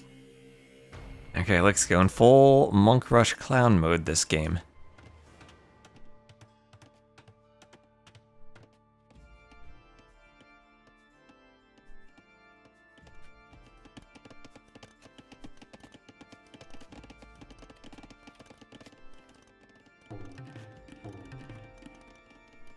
Few houses for our base.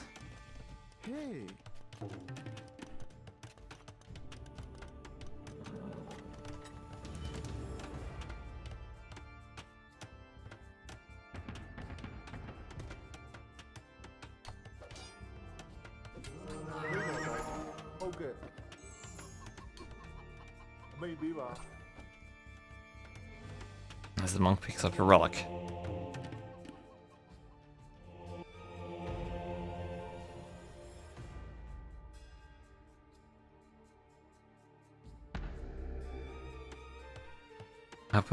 Outpost goes forward for Lix.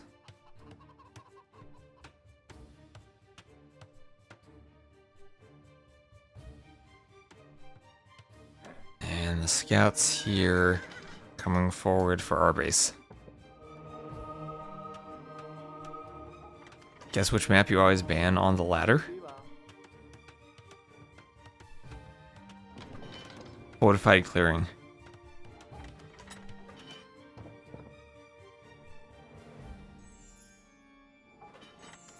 So devotion now for Lix. He's got a good monk rush going, but I mean, 19 minutes, he hasn't made any pressure on RBase's walls. He's not getting in anywhere.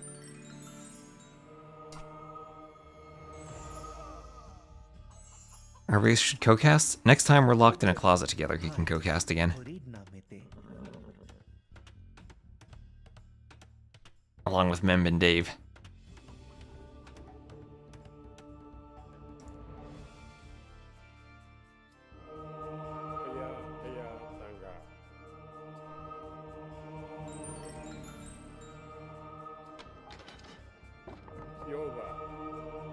So, Scout's gonna try to jump the monks.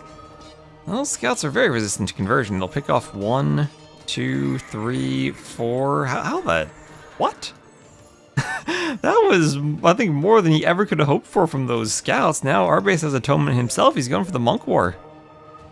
Okay, that was much better than it looked like it was going to be at first. And he's devoted himself, so Devotion, Atonement. If only that elephant resistance applied. They need elephant monks.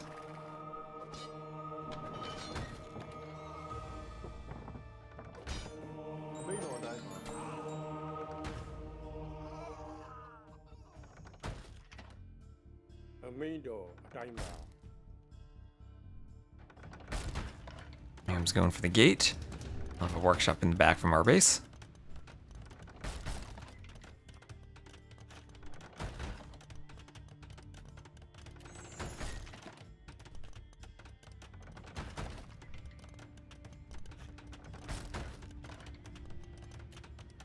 And we'll be walling this up as the Rams get in. There is Redemption. And Ram push continuing. Some spears inside the Rams is just to make him a bit speedier.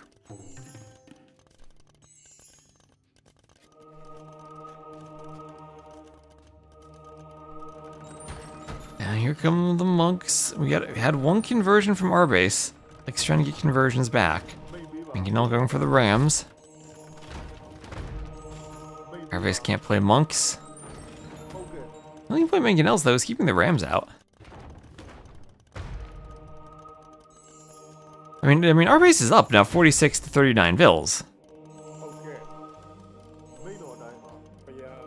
Well, res collected for licks, but our base at least has enough vills to make this interesting, maybe. There's a conversion on the Mangonel.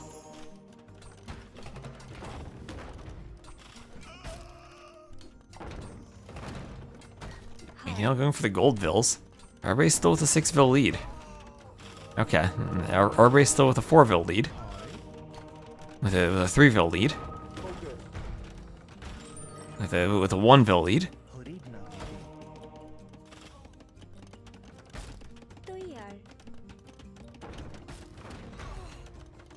Okay, never mind. There goes the vill. Oh, our base, no, don't make it your own vill. So Monk's going for more conversions now. Oh, the good news is the Mangonels were cleared. Yeah, 1 mango for 1 mango.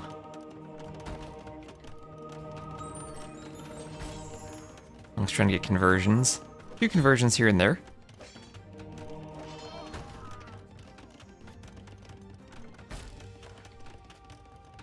Oh, and Lix is coming in for a castle drop. Oh no. Oh, what is that? That's a chicken castle from Lix.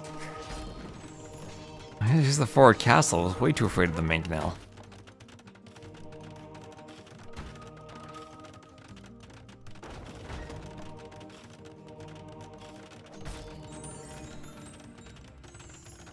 Monks will go through this wall. I'll just convert it.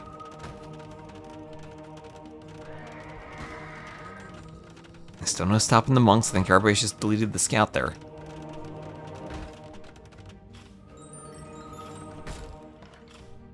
You were way further behind. Yeah, I mean, I know it doesn't feel good. I mean, the KD is 11 to 16? That's not too bad. It's the resources that are the real difference. And to be fair, this is a very forward group of monks that are disrupting your eco a bit.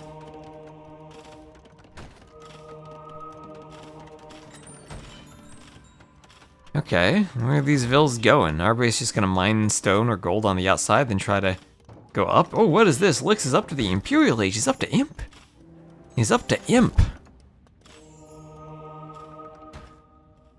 Here's some conversions from the monks on the vills. Is another Nations Cup coming this year? Probably next year. Probably next year. Okay, the Lion can't pathfind to the vills. Everybody's taking advantage of the old patch. Lix may be afraid of being castle dropped here, but that's just a fear that's unfounded in reality, because there's no stone for our base. No foundation placed either.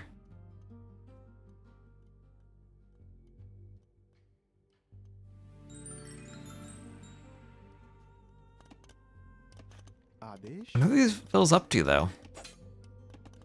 Imagine they had 2 petards with them and could castle drop. Hi.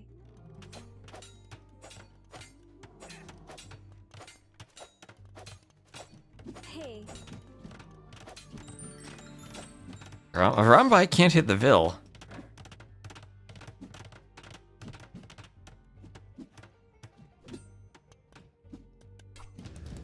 So you're getting a poke on that villager. And there's Imp for licks.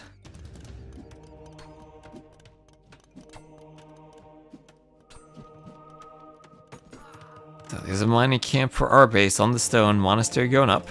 Maybe a chance he could break through the wall and drop a castle, but that's it. Yeah, another forward castle there from Licks as the shrubs start popping.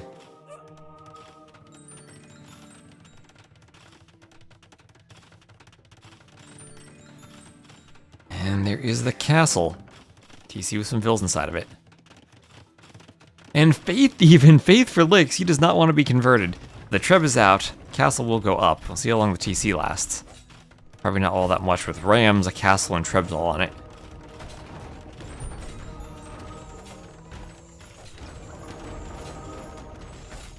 Okay, castle, we get some monks. Licks going for conversions.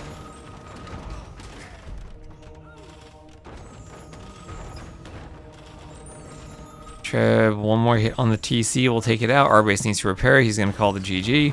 And one more Treb shot will do it. That finishes the TC. Oh, it hits the Vil. It hits the Vil. Vil tanks the Treb shot right at the end. GG.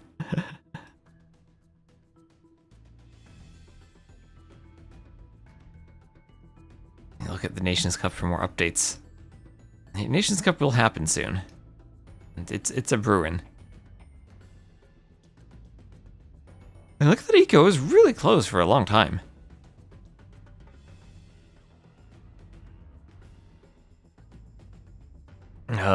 Monk Rush Castle Age timing there from Lex. And that's coming up later today, RBase. We're gonna have a show match at 22 GMT.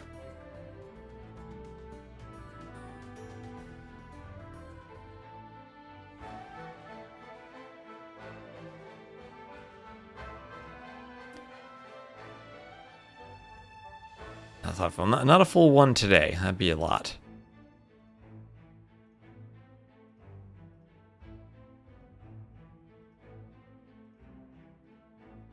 Lex does win arena.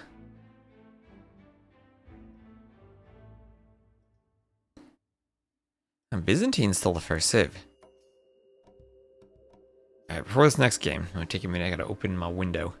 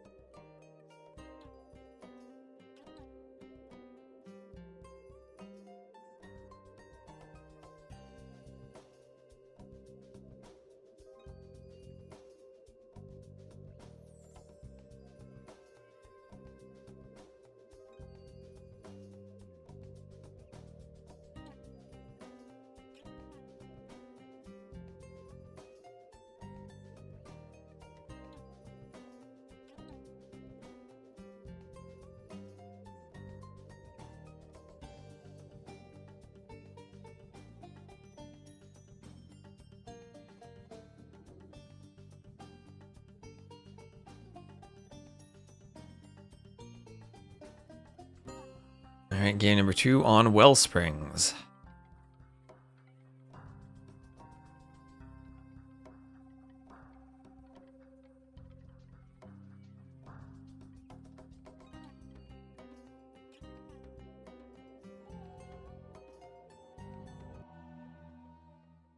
Here we go. Can't wait for another Nations Cup tournament. Those are my favorite. Mine too. Mine too. Oh, there's DE I clicked on. I need capture age. There we go. What's the weather like in Jersey? I think Ray's description is appropriate. And as much as it is hot outside, it is even hotter in a room with my PC without a window open. It's like 87. I'm like in a... The way this apartment's set up though, I'm partially underground, so it's actually quite cool here over the summer. And I usually don't need air conditioning, but when I have the PC running, It gets really hot. I try to keep the AC off when I'm casting though, because I don't want like the background noise. Not as hot as the action on Wellsprings. Hello, Sean DeWolf. Not as hot as whatever's in that aqueduct. 65 Fahrenheit. Finally, great temps. Yeah. Well, I've been tempted about going to. Apparently, there's a meetup in Italy at the end of September, and that sounds like the weather should probably be absolutely lovely. I'm tempted to go there. I saw that flights like from New York to Milan were actually not that expensive. So I'll make a decision on if I go there or not. So that sounds like it could be fun. Was RBase gonna do the crab build order with the Gajara Trush? You can 15 pop Trush apparently on this map. RBase putting his mill in an area where the pathing should be good. 93 in Atlanta right now. Oh no. Team Alaska meetup sounds fun. T90 spent time in Alaska a while ago. I've never been there.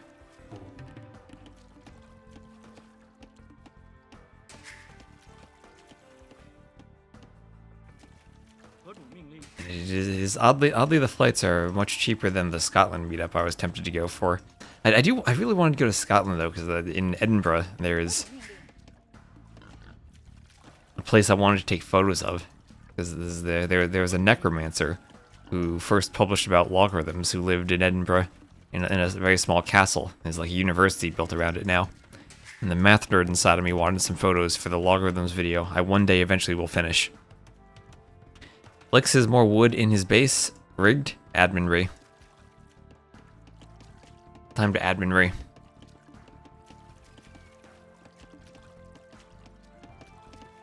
Yeah, he's got what? 1, 2, 3, 4, 5, 6 clumps of wood. RBase only has 1, 2, 3. RBase 1. Oh, oh, look at that. I set the score. I misclicked the scoreboard. That is quite possibly the nerdiest thing I've heard. Yes. It's very nerdy. And it's very appropriate now because RBase is playing as the Gajars. And I bring that up because the formula for the food is now 15 times the natural log of 200 divided by the amount of food in the mill plus 1. It's no longer linear, it's now logarithmic. So there are diminishing returns to putting more sheep over and over into the mill.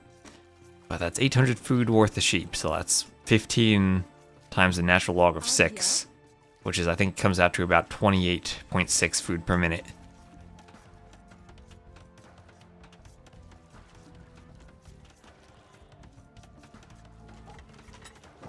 LN is better than elog? Just use log to mean LN. Be a proper mathematician.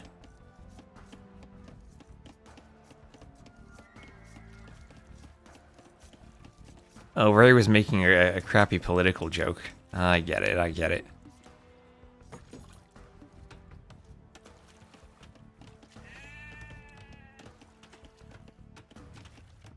Hey, maths on a Friday evening. Maths anytime are good. Although it's spelled math without the S, though.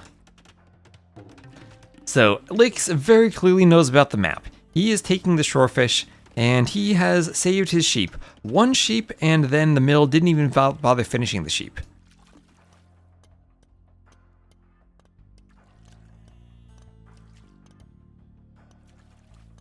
And discussed it in person in 2 a.m. at Hamburg, too. Nice. Math, yes. Chipmunk knows. And forward barracks from Lix. He's up to the feudal age, and maybe he's going to go for a Vinch-style Trush then. Okay, RBase moving some vills over to the boar. Alright. I feel like you can just keep taking the shorefish. Maybe save the boar for later. Well, lumber camp in the back, seen a lot of players do this. You get more wood back here.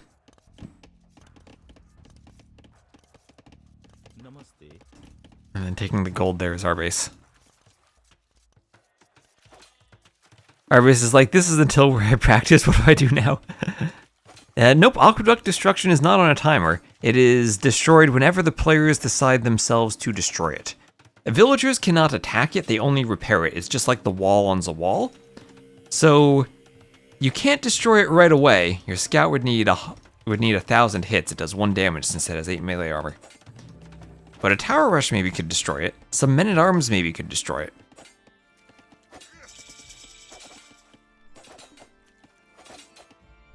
I think you definitely have options with how you go about taking out the aqueduct.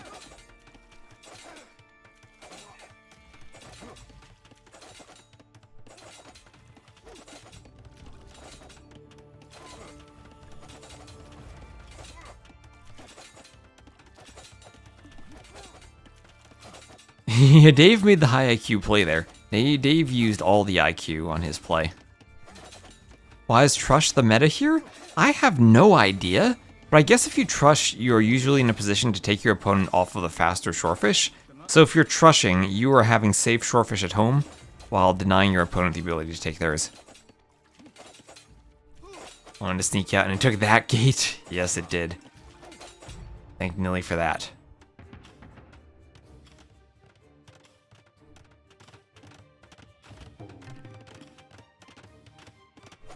Oh, there's a hole.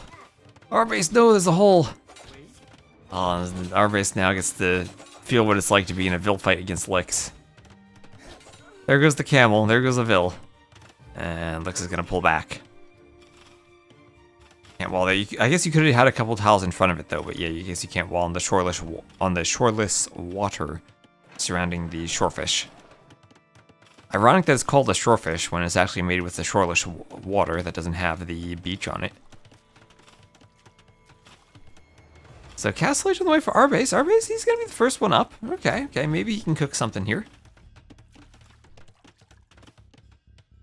So, let's see. Sneakville found by the scout, but he will wall himself in. Spear pops out. Spear could maybe kill the scout. Okay, he gets a poke on the scout. That's nice. That's a good job from the spear. I missed the quick wall. Well, we saw the result. We saw the Vil is safe.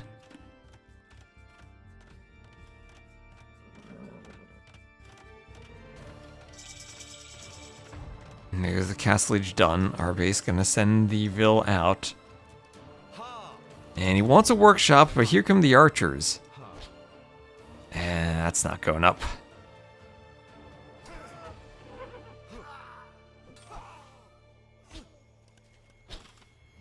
So archers get that spear. Seems like Kumans. Problem is the Kumans don't get a second TC. So no second TC.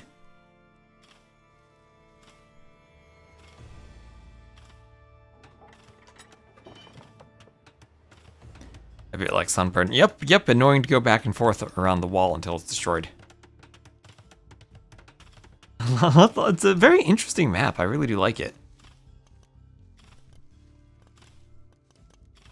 Has been one of my favorites so far. You're waiting with anticipation the entire time to see what someone does with the aqueduct. For a Ramrush? Ramrush could be interesting. Maybe you destroy the aqueduct and go right in. I mean, it's almost the same HP as a stone wall.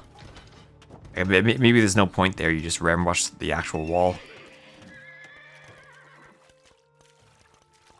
That's the thing, the Ramrush is always tempting in sudden death, but I don't know if we ever actually see it.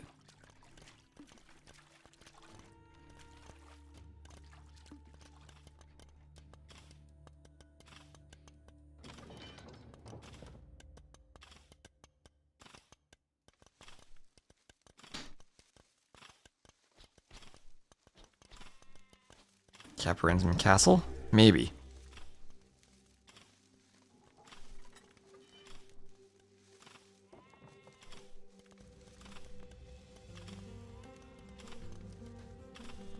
So 2 towers against 1.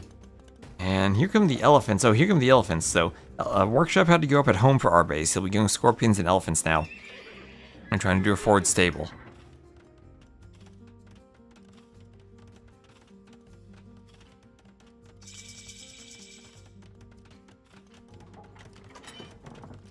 So Gajur, Siege Elephant push on the way.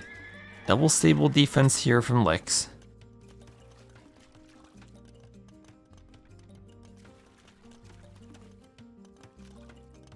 And RBase is going to do it. He's going to go for the aqueduct. Okay, let's just zoom out so we'll get a nice view of the aqueduct's destruction across the entire thing. Right here. Boom! There it goes. Lovely. And RBase is in. He is in. He has 2 scorpions and 3 Gajara elephants. Is this by any chance enough to threaten the TC? Pikes for the knights. Is there a chance this works? Let's go. Let's go, RBase. The elephants are pushing through. The archer's going down. Scorpions fended off another elephant on the way. Oh gosh, does this actually work? Is this actually possible of working? The scorpion needs to come forward. Okay, 3 elephants are on the TC, and Lix needs to repair the TC while fighting the elephants. The TC is going down. That's under half HP. That's under half HP. Lix is repairing. There are 2 elephants still there. No monk to heal them. Okay, that TC, 400 HP. At 404 HP, that's getting close down to 300 HP. Another elephant on the way, 259. But the elephant is dead. This one needs to path to the TC. Nilly help out RBase here. Almost down to just about 200. 131. And it works. It really does work. RBase does it, and he takes a game against Lix. He does it. It works. It works. Alright, so that's 12 to 9 KD in favor of Lix. Eco was pretty similar by the end. 4 minutes faster to the next stage, and Lix, I mean, he did everything right with stopping the forward workshop, but the elephant rams, they're too strong for the Gajaras. These things are so broken. That's why you see whenever you get like that Gajara pocket on Arena, they're going elephant rams. There's no question about it. They get in. RBase does it. RBase does it. They do more damage than normal rams. Yeah. So how the elephant rams work is the Gajaras. They have this bonus. Mounted units deal plus 20%, 30%, 40% bonus damage in Feudal, Castle, and Imperial Age. Now, it's a bit misleading because this elephant, there's no one riding him. There's no one mounted atop him. He's not a mounted unit, but he still gets that bonus. So I don't think Capture Age accounts for the bonus, but 120 against buildings with extra bonus damage means they get in faster. I think they do more damage than any other Castle Age ability to push walls other than petards. There's a rug mounting the elephant. Whew. Well, he did it. He did it.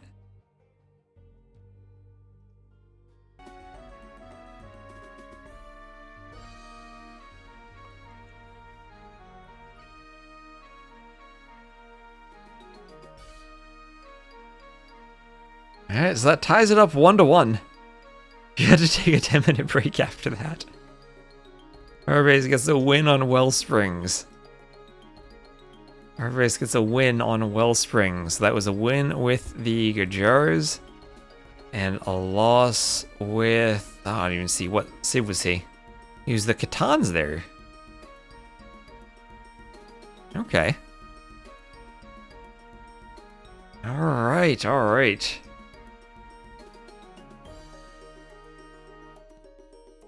A 10-minute break is, I think, what's allowed in the handbook in the extreme case. Ooh, GG. Let's get some flowers in the chat for RBase. Alright, I'll just get the ads out of the way, then we'll get to game number 3. So Wellsprings, the upset map. What I've been seeing so far.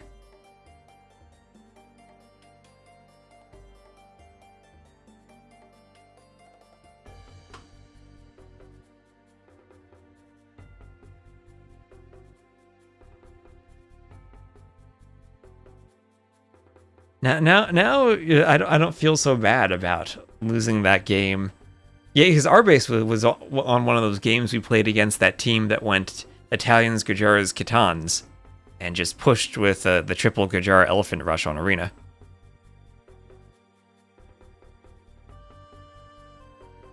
They break in so fast you can't do anything about it.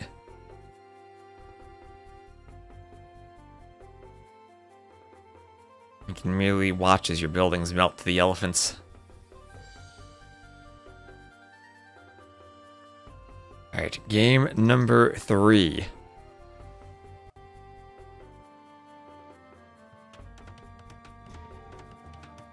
Was he Chinese? You know, DE in game it doesn't actually display the civs correctly. So if you say he was Chinese, I will believe you. What did I check off there? Khitans. DE told me he was Khitans when I clicked in the menu. They haven't fixed that bug. There we are. Khitans, he is on this game. Maybe a loss for the Khitans is just foreshadowing, and RBase can take a lead here. So it'll be Lix playing as the blue Khitans against RBase as the orange Persians. RBase picking orange as the camouflage color on this map to blend in to this very dirt terrain. DLC Dirt 4. I think of the elephant position. That is perfectly fine. The elephants are outside your wall, so there's got to be somewhere. And Lix's is fine too. Yeah, so this is you know what? I think that this is just I'm gonna chalk this up to, wait, how do I see the chat capture age? Show me the chat. Can I scroll that? I was gonna say Lix said I don't have an elephant. He said I don't have a rhinoceros either, and he is 100% because he's correct. He does not have a rhinoceros. He has an elephant. Those are very different animals. Oh, he's lame, and look at the lame right there. Well, you find your elephant first. That's good. In practice, they were on the wall. Okay. I've seen some players not see them right away. But, I mean, Sakotra itself is always kind of unbalanced with the hunt and elephant positions. I don't know if we can maybe even that out somehow.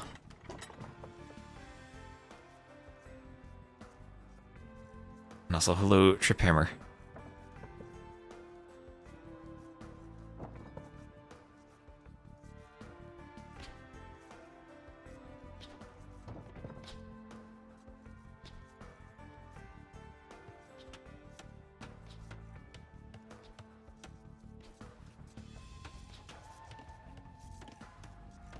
And walling in the stone, he's going for the laming.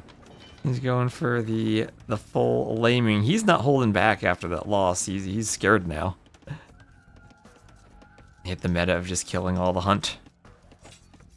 With the villager. Oh, that's Sakotra for you. That is Sakotra for you.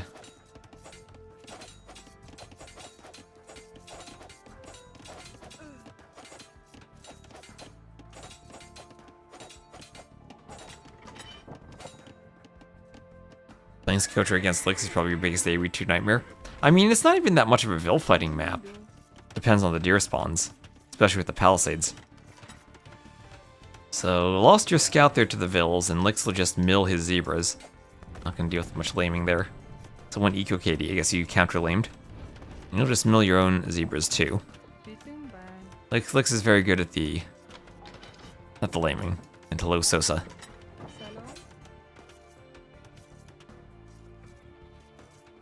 That's for sure. If there's one person who can Vil fight outside of Rage Forest, it's Lix.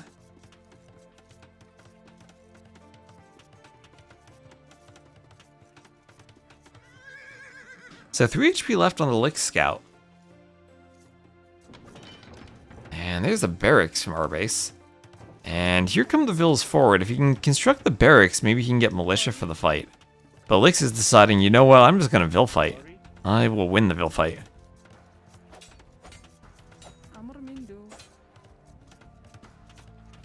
Take the zebra. Okay, risky move to open the gate, but don't think Lix would want to run in there. Then get 5 Vils essentially trapped.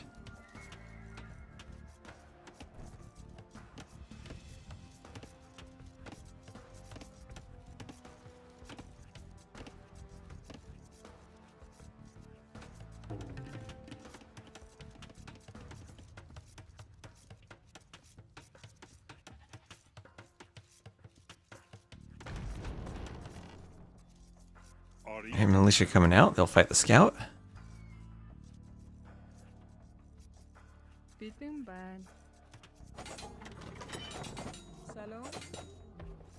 Let's go for the lion. He has a lot of Vils out here, yes. Yes, he does. You need more militia to drush this. You need to get all 5 militia drush here, almost. He really wants all those zebras not to go to waste.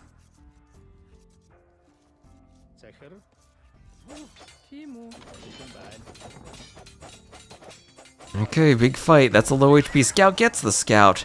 Wall delete so Lix can run Vills if he needs to. But he has the Vill numbers here. He'll win this fight. He can try to block. Nice blocking Vill.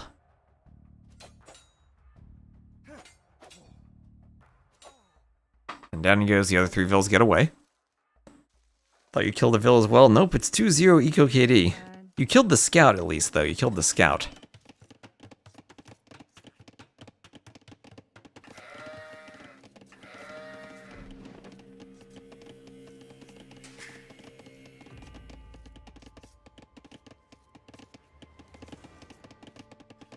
Oh, and Soxy, thank you very much for the raid, Soxy. Now, Soxy, I need you to take a look at this scoreboard right now, Soxy. Just take a look at that scoreboard.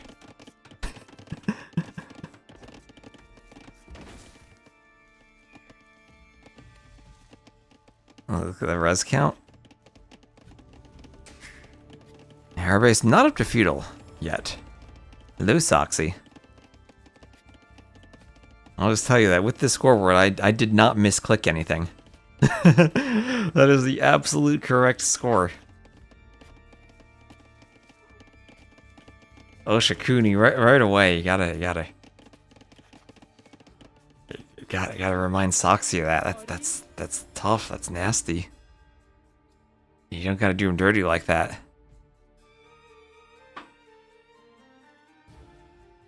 And I know Shocking Licks took a win off of RBase so far.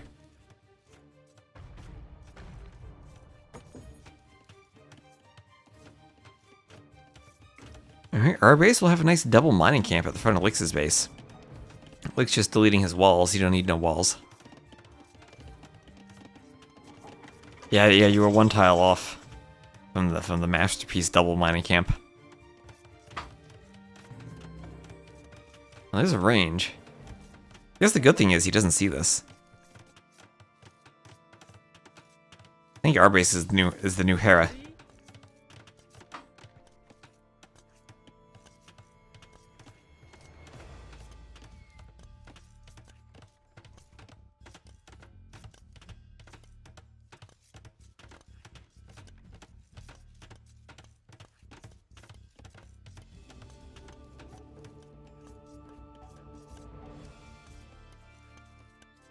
Soxy has like 300 elo? Oh, Soxy's like what, 2k2? 2k3 these days? 2k4 even, maybe? He does have a good, maybe 500-600 elo. And that's not saying anything bad about RBase's elo, just Soxy's a really good player. So 2 more Vills going down. Nice Archer micro from Lex.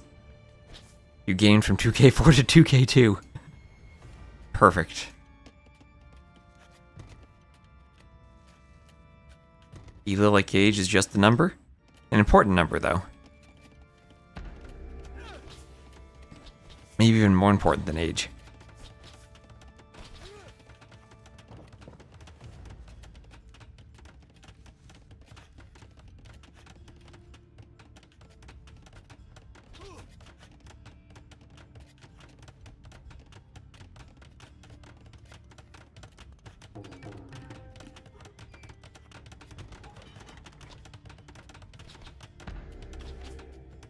Okay, the tower's up.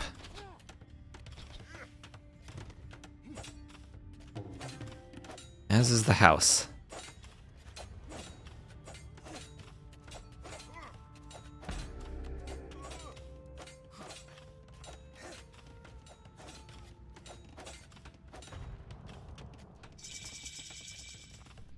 There's RBase up to feudal. And we'll have a market going up here for RBase, a market and a blacksmith. So a watchtower here for RBase by the TC. Trying to stop the tower progression from Licks. Trying to get up. If the market goes up, he can buy his way up. He can buy his way up. Problem is he's missing 10 stone for a second tower. I'm sure he'd love to be able to do another tower. Don't finish it, don't finish it, don't finish it. You delete, you get more than 10 stone. Ooh, it goes up. I could have maybe saved that for another tower. Nothing, you're dodging his wins.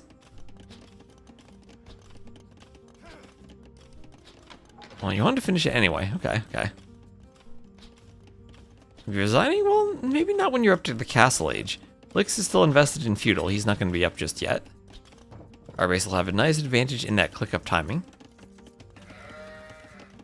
Well, maybe the number of pastures here will give Lix the food he needs very quickly.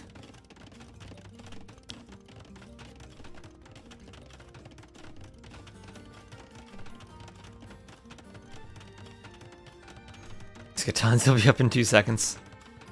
Give RBase a chance. Give him a chance to get a second win. Mono petard shenanigans? I mean, he'd need a lot more stone for that. He's gonna go petards on this map. Yeah, there's no stone inside of your base here on Palisade Sakotra.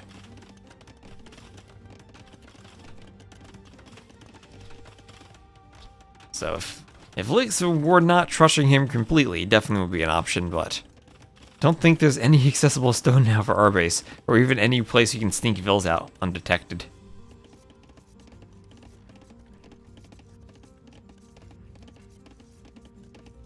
I mean, there's a pasture taken. Imagine plopping a castle down there in range of the TC. Back gold to some map hacks. That is for RBase. Actually, maybe I should ask Bazi about that.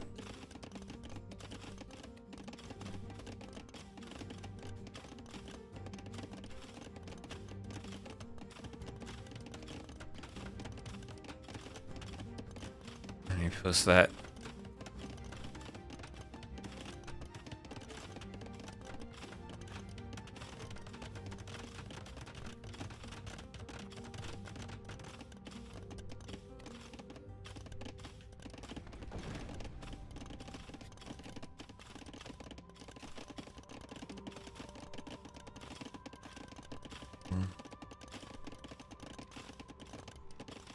I just say, are we okay with back golds on?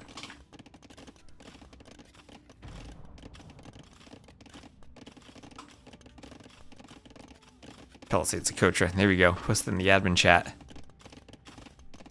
So, Manganello's from RBase. He's about to start taking out the towers. Maybe if he clears the towers, he can get to stone somewhere. I mean, Lix walled that stone right from the start. Denied the rest of the stone with towers. Tell them to put the Ellies closer too. Maybe I tell them to put the Ellies farther apart. Make it a bit more fair for everyone.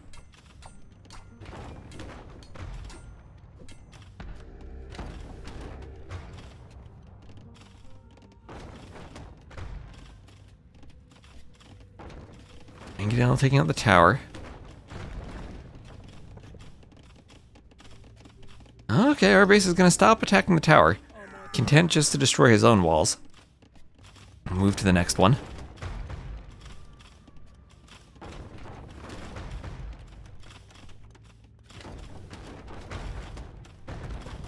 Castle without murder holes, I want to say no, but since the TC is actually 4 buildings, maybe it can. Usually, if it were any other building you're asking about, I'd say no, it can't.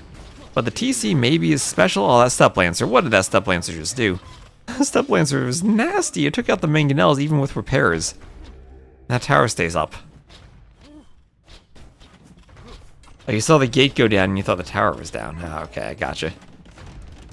Now you're just scorpioning a tower. And that probably doesn't work all that well. And so more Step Lancers from Lix. How many Steppies does it take to destroy a TC? Not sure about that. It can't attack the TC? Okay. You got me wondering because the TC is multiple buildings joined together. Maybe it could somehow target one of the outside buildings. That's one of those cute things where the Treb, if you're like close to the castle to the point where you're within the min range of the Treb, you actually still can Treb the castle with an attack round, just not a right click.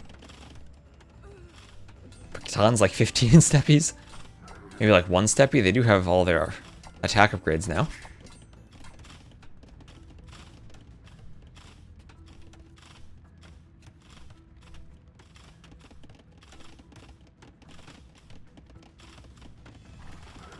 Alright, we'll see if the Step Lancers can come forward.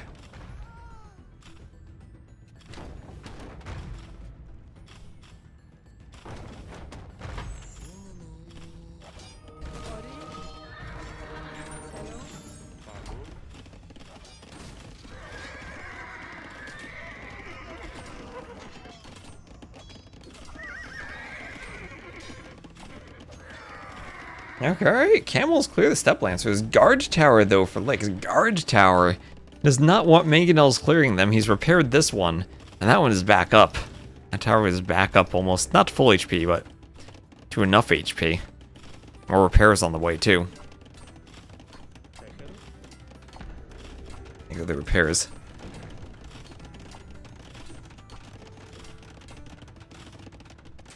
Alright, so RBase still holding on, walling everything up. Bow saw for Licks.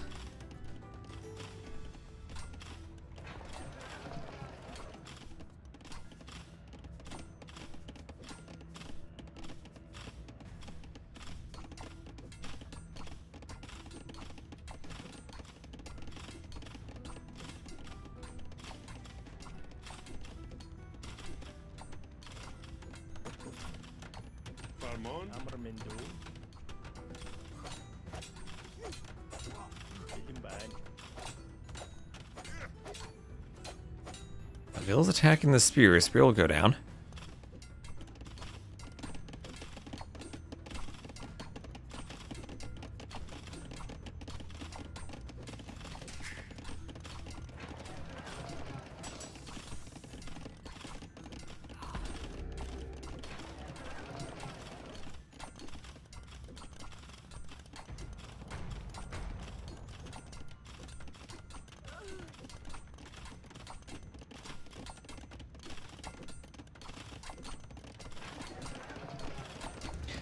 Oh, a couple of rams there. I don't know if there's a way to clear the steppies now. Maybe more camels and a couple of monks? I guess that has to be the answer. Until the panic last stand. Yeah, Lick's heavily on that stone. About to get a castle.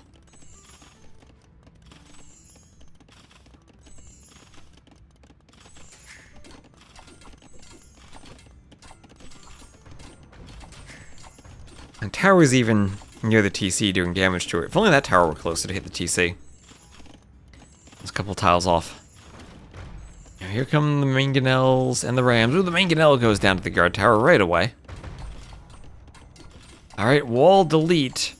Ram time. At the same time, there's a castle. Castle going up for Licks.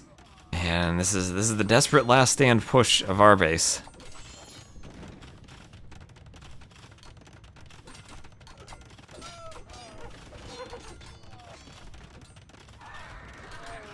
And Camel takes out some of the Step Lancers. Step Lancers go for the Rams.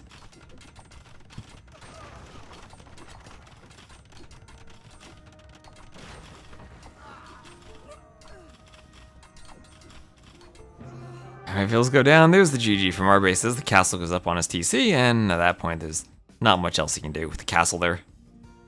I hoped he wouldn't have had as many steppies. I think that's what everyone's hope is when they see steppies.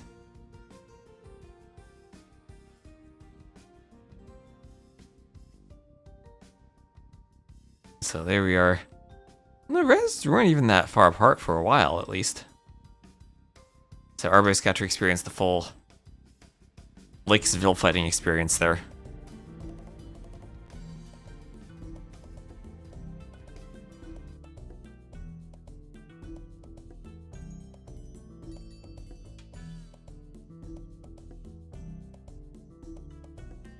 Right-click the TC, it says target is too close, but the castle can auto-attack the TC, says Iberial. Yeah, remind me after this set, maybe we'll test that. Let's do one for Licks. He did win Palisade Sakotra.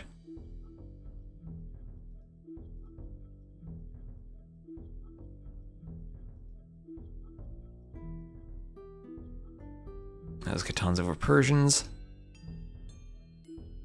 And alright. Just get the ad out of the way quickly on Twitch for a minute, then get into the next game.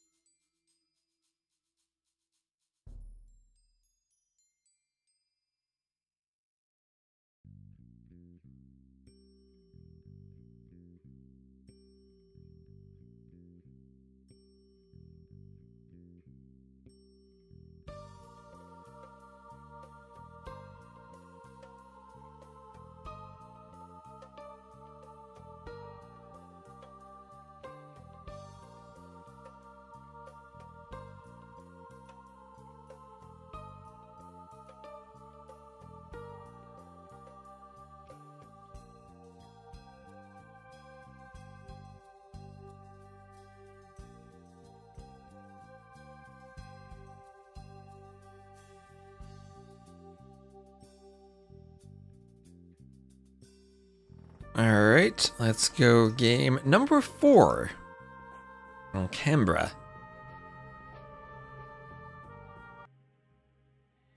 And here we are, we'll have Lix as the blue Wu to the northwest, and RBase as the orange Byzantines to the southeast. Byzantines, a great Canberra civ because of their fire galleys for winning the water and their cheaper imp. The Wu have the Jian swordsman, should be hard countered by cataphracts if it gets to that point. Decent monk tech tree themselves though if they want to rush the middle. And they will have, just like the Byzantines have the Droman that doesn't require chemistry, the Lucho does not require chemistry. It's a seed ship that can be made as soon as you get to imp. Why is this called Canberra? I don't know why, but that's what Zetnus named it. Does it resemble anything in Canberra? It's the Australian capital territory. But I've never been there myself. I'll need some of the Aussies. I need Soxy to answer that for me. Anyone who's been there maybe has insights. Maybe the theming with all the rocks around the outside. I don't know why it's so small either. It has all the black terrain, but I guess that just makes it feel a bit more cozy when Zetnus first designed it. This is Zetnus's original map script. The first time you see RBase play the game, well, he did. Let me update the score. He did get a win earlier against Lix.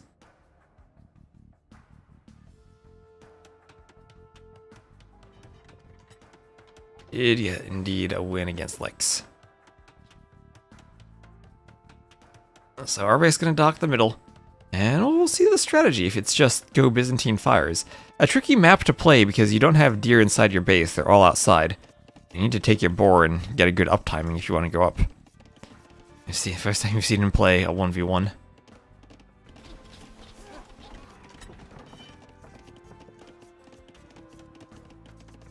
Well, he knows the power of the Gujar elephants, it would seem. So I think after this set, we have about 90 minutes until Nations Cup. We might just play like a community game or two. And that way we'll have the current patch swapped too.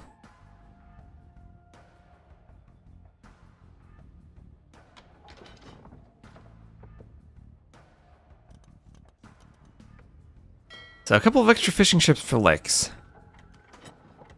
And also up a minute faster, so a bit more efficient on the timing there. And Lix is going to send 4 Vils forward. See if he does a barracks, but it looks like it's just a good old trush here. He'll out of range and do the Vinch-style trush, it seems. RBase is going to double dock and also dock block. And then he'll go for double dock fires. At the same time, he's going to be tower rushed. Although, only 1 stone over here. It could just be a strategy to stone wall back here once you get up. Let Lix do whatever he wants with the towers. Give just a tiny bit of map control, which can matter with the TC and mangonels maybe. Or a castle drop, but you stonewall that, go for the middle, fight for the dock. Maybe even tower the middle. So we're up to feudal now, double bit axe on the way for RBase. And he's stonewalling. I would have gone maybe a bit farther out, but that works too, I guess. Maybe still give yourself an option to mill the berries.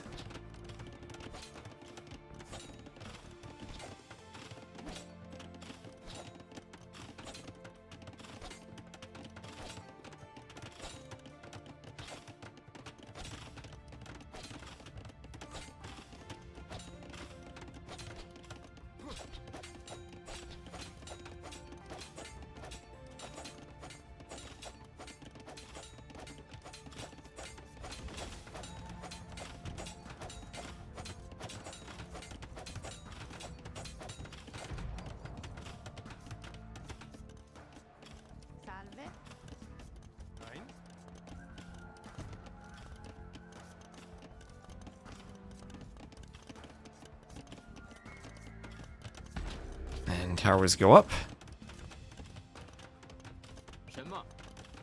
Yeah, no, towers don't go up. RBase goes for the tower, and maybe he wants to finish that one anyway. But Lix will have a tower over here still in range. And he'll want to take the fight with the archers rather than the Vils. In the middle, RBase winning the water, it seems. Byzantines do that. Lix is going to demo the fishing ships. If you see Lix enough, you know he always does that. Demo the fish. So he'll make RBase have to add more fish, but it will cost him a demo. Eventually the dock will go down, especially if the demo doesn't go for the fire.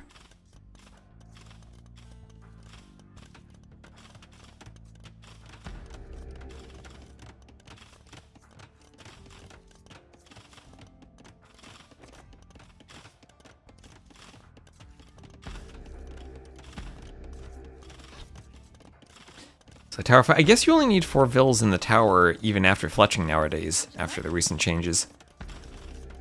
RBase, more vills on stone, more on gold. Still going for the dock. Keeps 2 of his fishing ships alive despite the demo. Another demo on the way. I don't know if there's a way to spread the fishing ships out a bit more, but you might want to.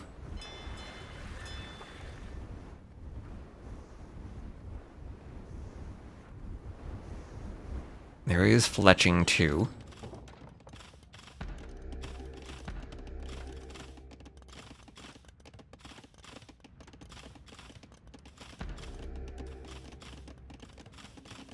Watchtower is exchanging shots. Fletching is finished.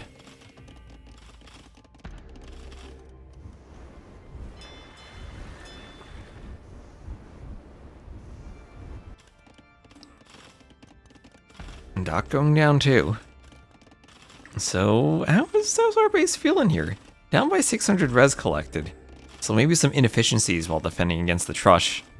But he should have the fish going forward if he can train more fishing ships. What exactly was the change? I'm not sure exactly, but the villas no longer lose projectiles when fletching is researched. I have a video on my channel about the old mechanic. I'll need to see how it's updated someday, maybe make an update. Second demo made you lose a lot of time. Yeah, now he's going to tower in the middle. So not having a galley here to stop a tower also kind of hurts. Not having any map control hurts. Well, you do have the transport aisle, that's for sure. So you could go, I guess kind of like Dave did, defensive castle into petards. Only this time transporting with the petards.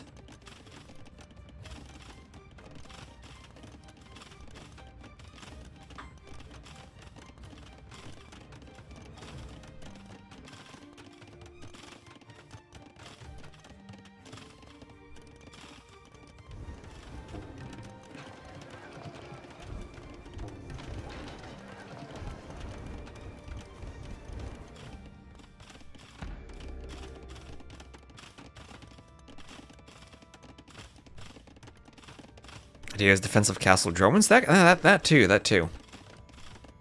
Holding a lot of wood.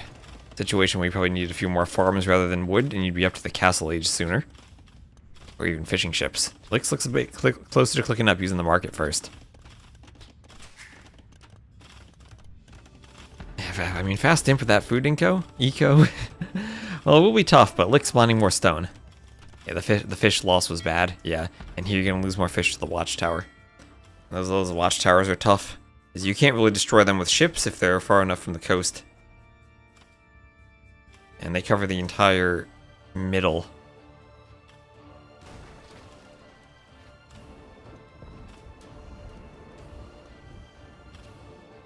Against the 1700, you have 8 fishing ships right now? Yep, sudden death, indeed, sudden death. That's how RBase did get a win.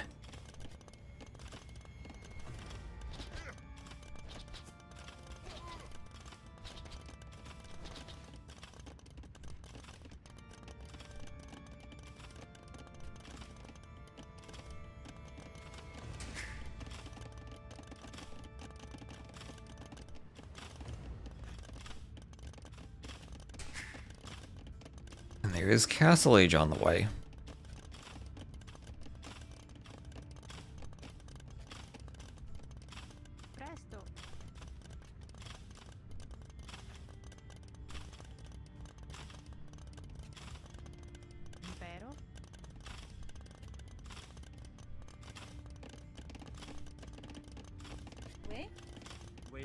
Yeah, Lix is just gonna go for the castle drop. He's mining all the stone, there he goes. 13 vills in the castle. That castle will itself be in range of the TC. Tower hitting the TC too. Workshop behind this, and he's just going all in for that sudden death push. Our base will want a defensive castle, but that will be a struggle with his TC already in range. Lix's castle. At least the Byzantine TC does have a bit more HP on it. I don't know, does it probably take 6 petards to destroy this TC instead of 5, especially once you get up to the castle age if you're at full HP. Now the tower even doing a good job of stopping that, and the castle will do an even better job.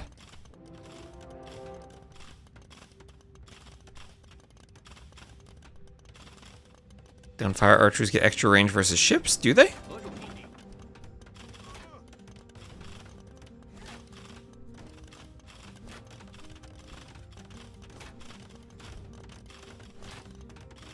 That's a good question. I don't know. I mean, they counter Dromans? I never thought about that. I thought it was just buildings, but I'm not sure. Just lost too much tempo by losing the fish, yeah. And now it's like you can't even get the castle in the spot you want to get it up, because the castle would hit the vills and deny it. Yeah, so fire archers, a couple petards here and there, ram push.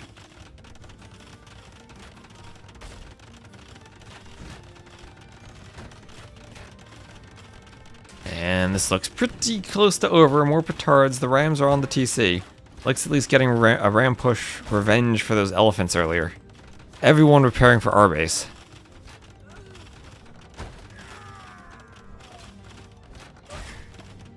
All the vills repairing. But it might not be enough. He's going for the rams, but the TC goes down. And Licks, despite the loss, will come back and win 3-1. But that was probably a much closer and more nerve-wracking set than he anticipated going into this. Gotta win, that's what counts. That is what counts. RBase gets a win against Licks.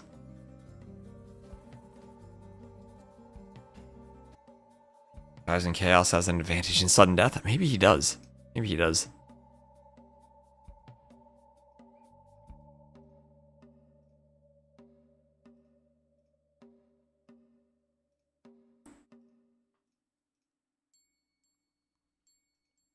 Let's woo over Byzantines.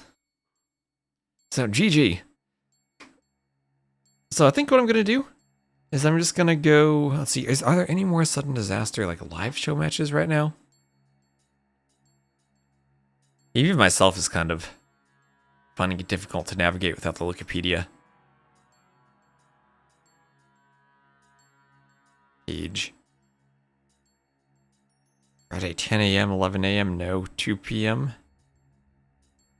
Just cast the two of those.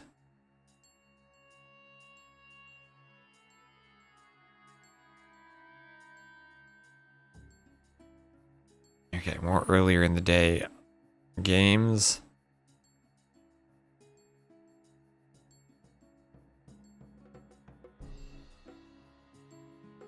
Alright. Don't see anything else that's live right now then.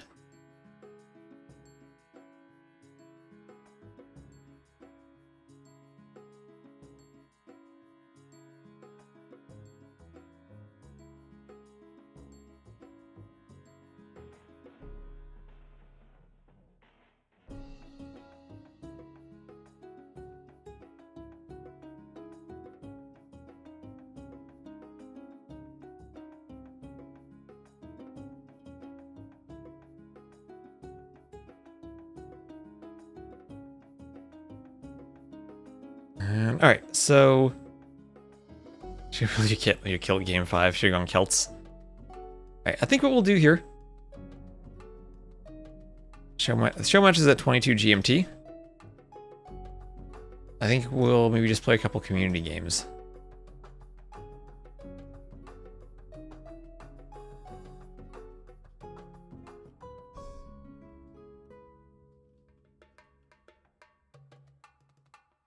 Let me swap my patch version over. That way we'll be on the patch ready for this too. And then I'll just host a lobby. And then while I'm hosting it, I'll take a quick break myself. Like 5 minutes or so, just stretch and get some fresh air. And we'll maybe do Arena so we can see the new foxes on Arena. That's my plan. See the Arena foxes.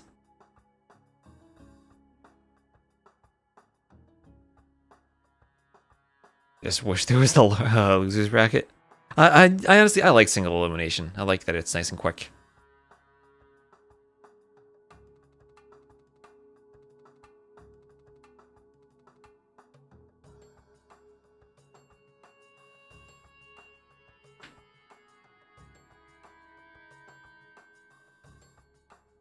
I'll see you later, RBase.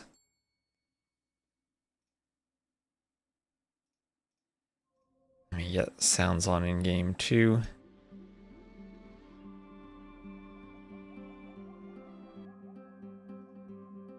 One more restart will do.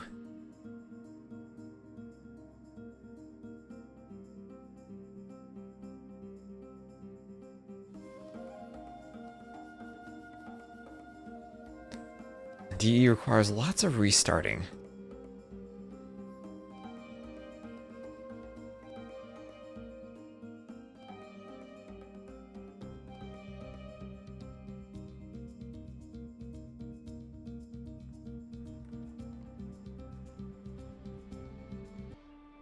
Alright, so we'll host a community game, create lobby.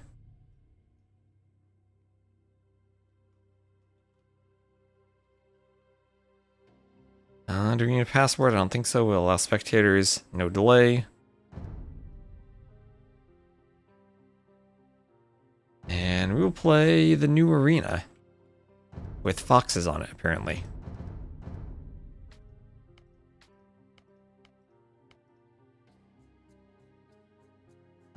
Looks good. So if anyone wants to join, there's the lobby code. I'm going to take a quick break. Maybe when I come back, there'll be other people in the lobby. If not, I'll just do a ranked game.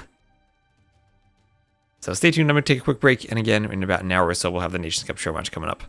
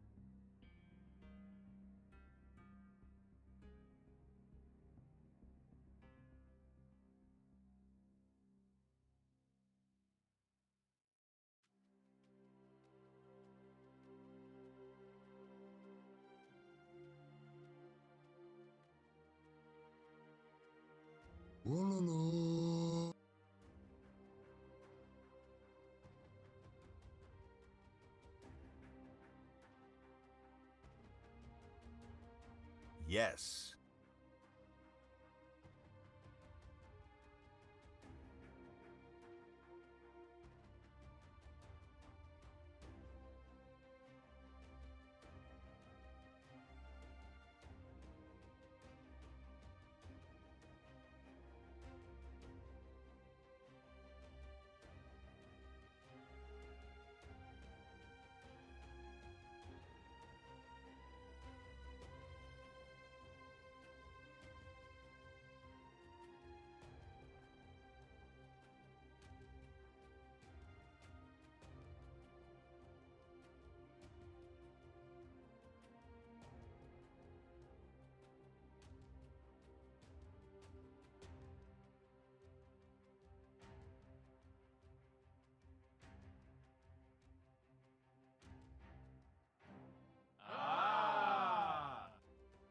Attack player 4.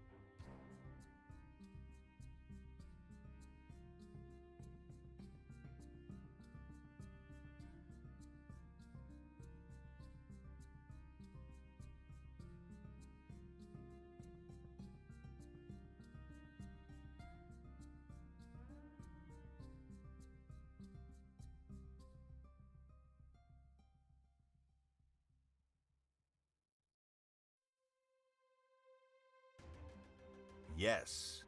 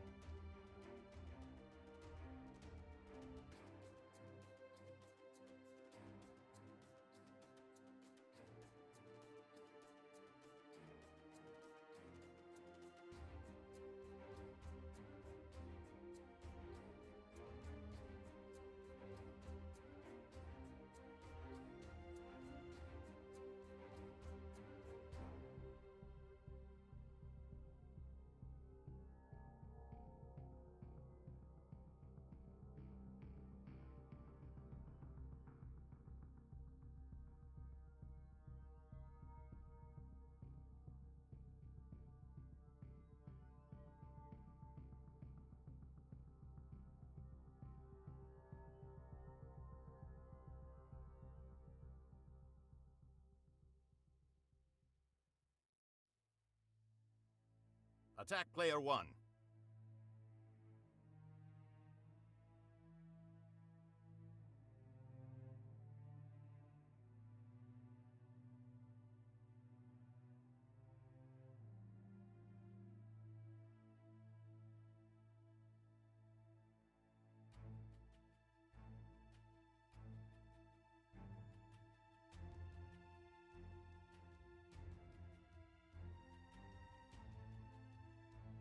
Yes.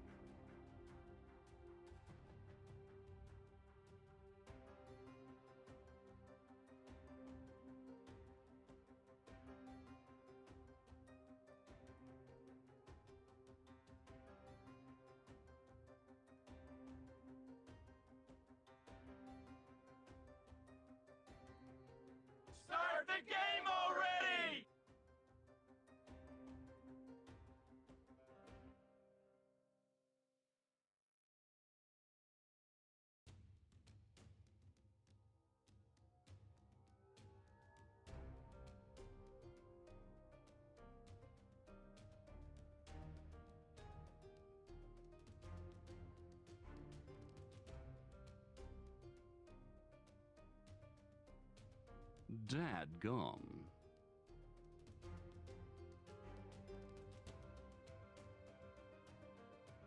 Start the game already!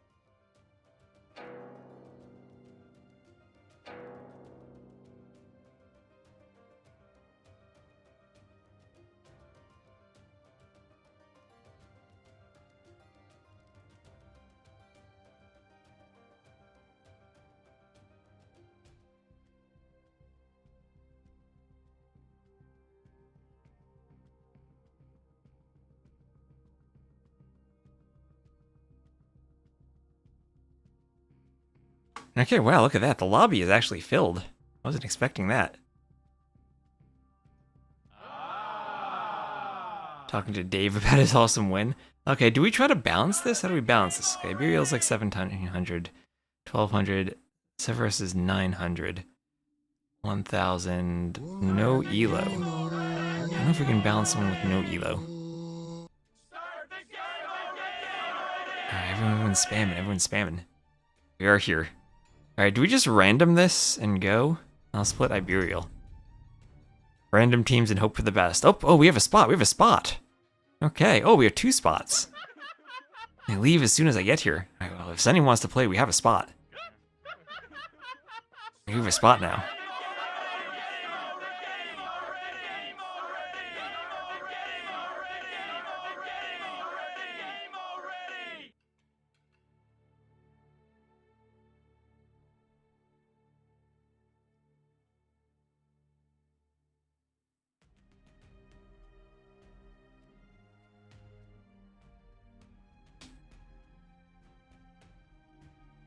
I've kicked yellow. I don't have my headset on. No.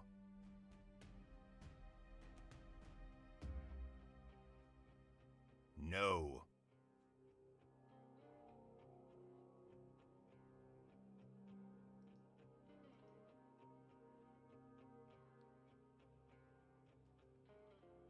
Start the game already! Alright. Ah, it's yellow who's not ready.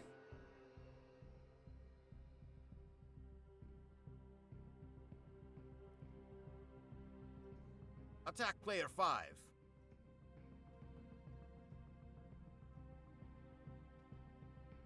Alright, let's go. Now, I'm doing this map because there are foxes on it, apparently, and I really just want to see the foxes.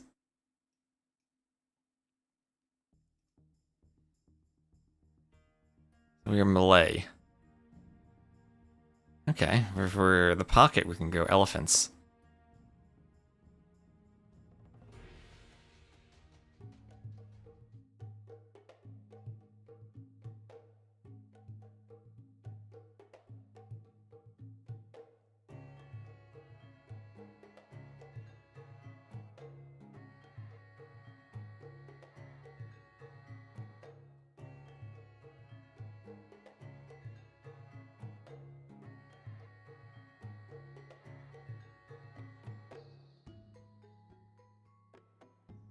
I'll see how we can incorporate the foxes into a build. Siap, aku pemangun gedung. Okay, we are Malay pocket. Iya, swasti, aku mengumpulkan. Chickens. Ah, this has gotta be chickens.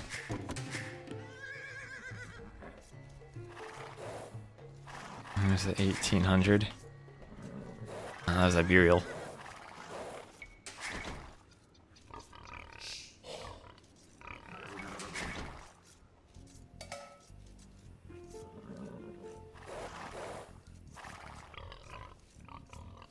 Swasti.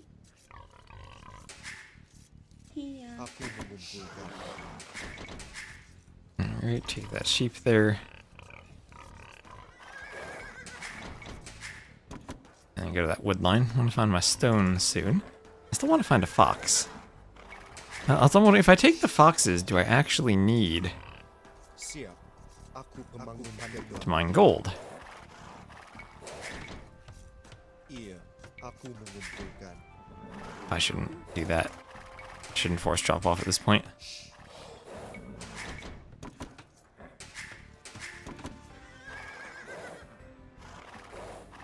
Where are the foxes anyway? Sananya Baginda.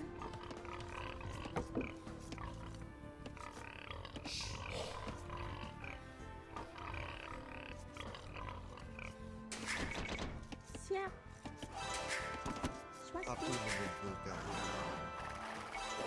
I guess they have to be farther in the middle. Oh no, it's be this way. What is that? No. Pathing. Nilly. Apa siasat? Supposed to have fixed that by now. No foxes, or 2 foxes. Would we have seen them by now? How do we know if there are foxes or not? I wanted to see the foxes. Swasti. Iya. The point of this arena? Siap. Aku mengerti. I guess they're not here every time then maybe? Siap. Siap. Siap. Siap. Iya. Aku marwah. Apa siasat? mengumpulkan. Siap. Iya. Aku akan marwah. Swasti. Aku mengerti. Iya. Aku marwah. Aku akan marwah.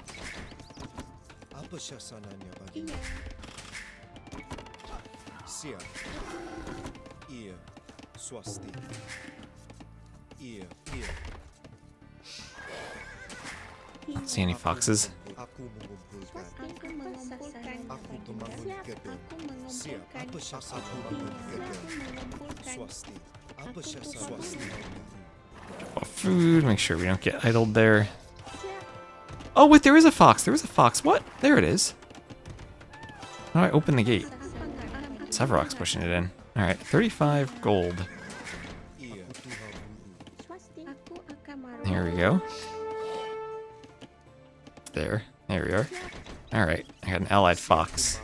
Apa siasat? Let's not hunt the boar with the same Vil who just hunted. Keep pushing it, I guess. Okay, we're getting purple scout. Siap. Iya. Iya. Siap. Aku marwah. Swasti. Iya. Apa siasat? There we are. Okay, there we go. Okay, so we have a fox in our base somehow. Oh, we'll do that. Maybe that makes it pushable again. Some idle time there. Siap. Aku iya. Aku marwah. Siap. I can just take it with this Vil, right? Aku marwah. Does the gold decay over time? Siap. I'm thinking, oh, I'll get it to the TC and take it, but yeah, I can just take it. There's no drop off, right? The Vil just takes it. Swasti. Aku akan marwah.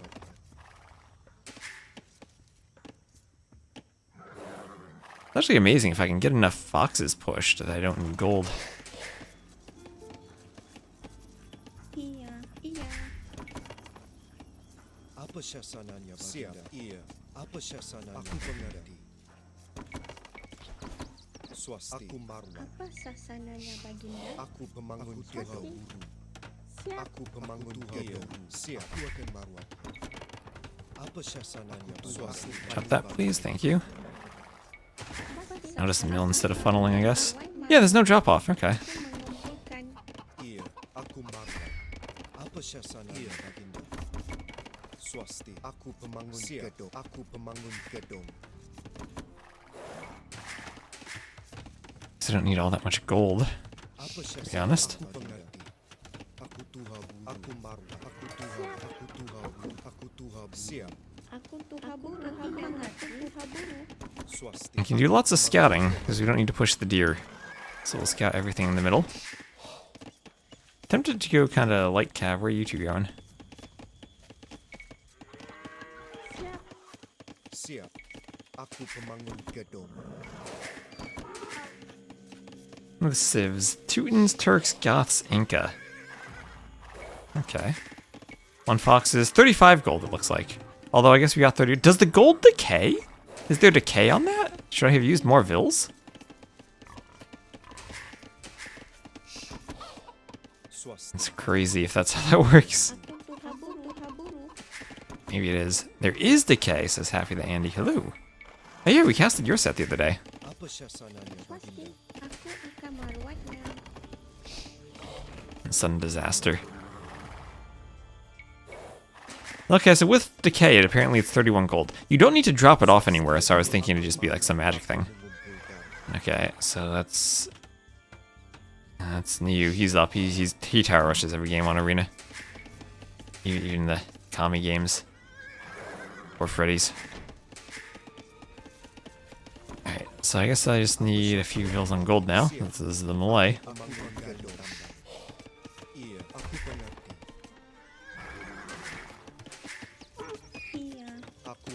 That's the normal though, because of this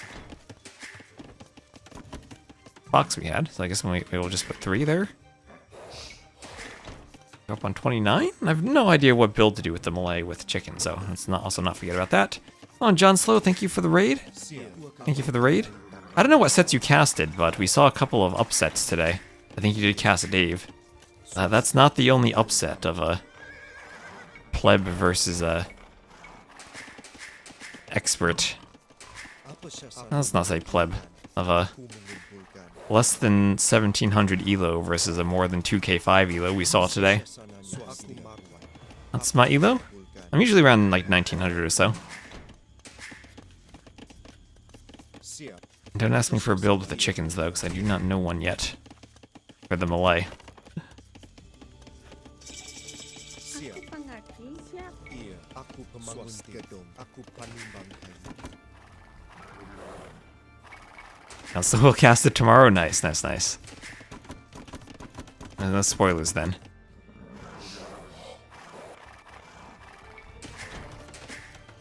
Apa syasananya baginda? Aku mamanen. Swasti. Siap. Aku panumbang. Let's click on the tree. Bang kayu. Oh, your mill in the middle. Yellow is okay. Interesting. Taking the berries. Nice. Apa syasananya baginda? Your house for me. At least John Slow is appropriately raiding into an arena game.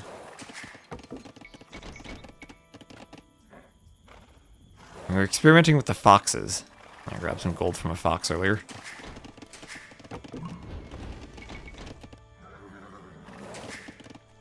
Iya, siap. Apa sassananya baginda? Apa syasananya baginda? TC like out there. Maybe back. Oh, I still have another sheep. Way too much scouting with these things, and I totally lost track of them. Aku penumpang kayu. Siap. Iya. Aku akan merawatnya. Aku penumpang kayu. Swasti. Iya. Swasti. Aku panumbang Apa kayu. sassananya baginda? Siap. Aku panumbang kayu. TC out by the stone. Swasti. Apa syasananya panumbang kayu? Swasti. TC out there. Aku pemangun gedung.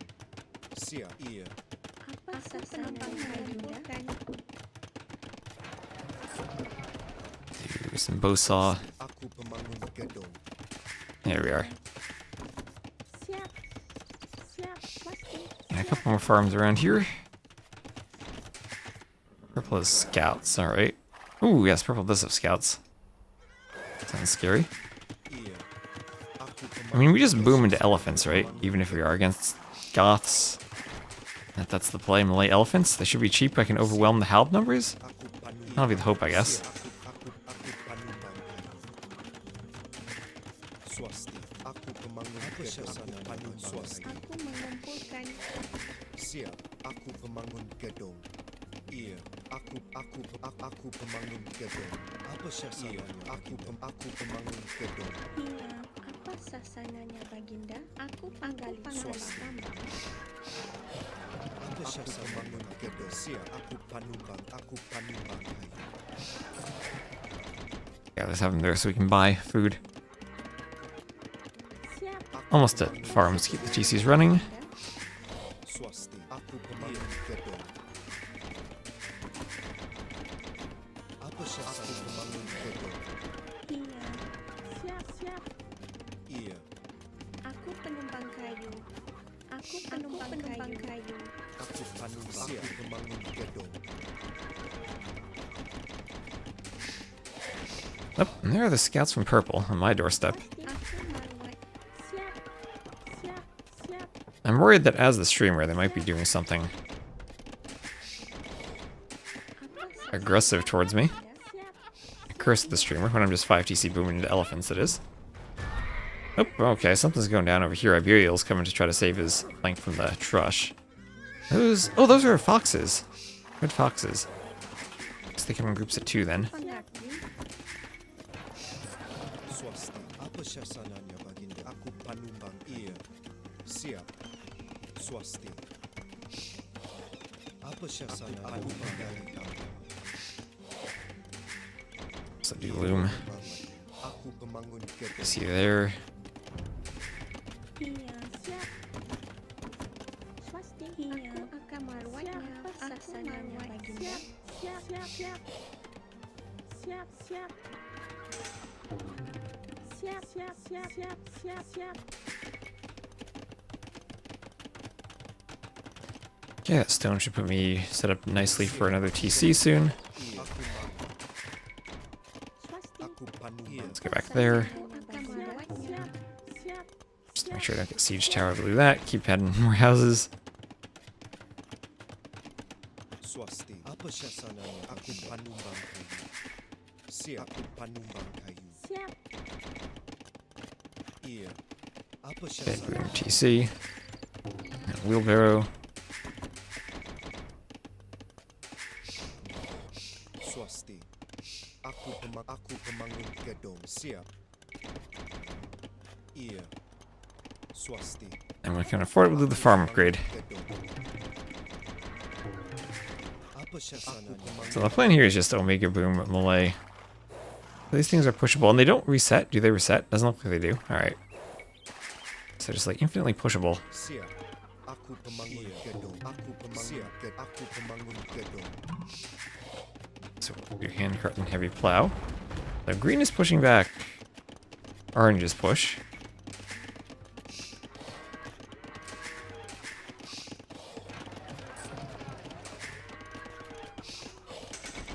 And handcart.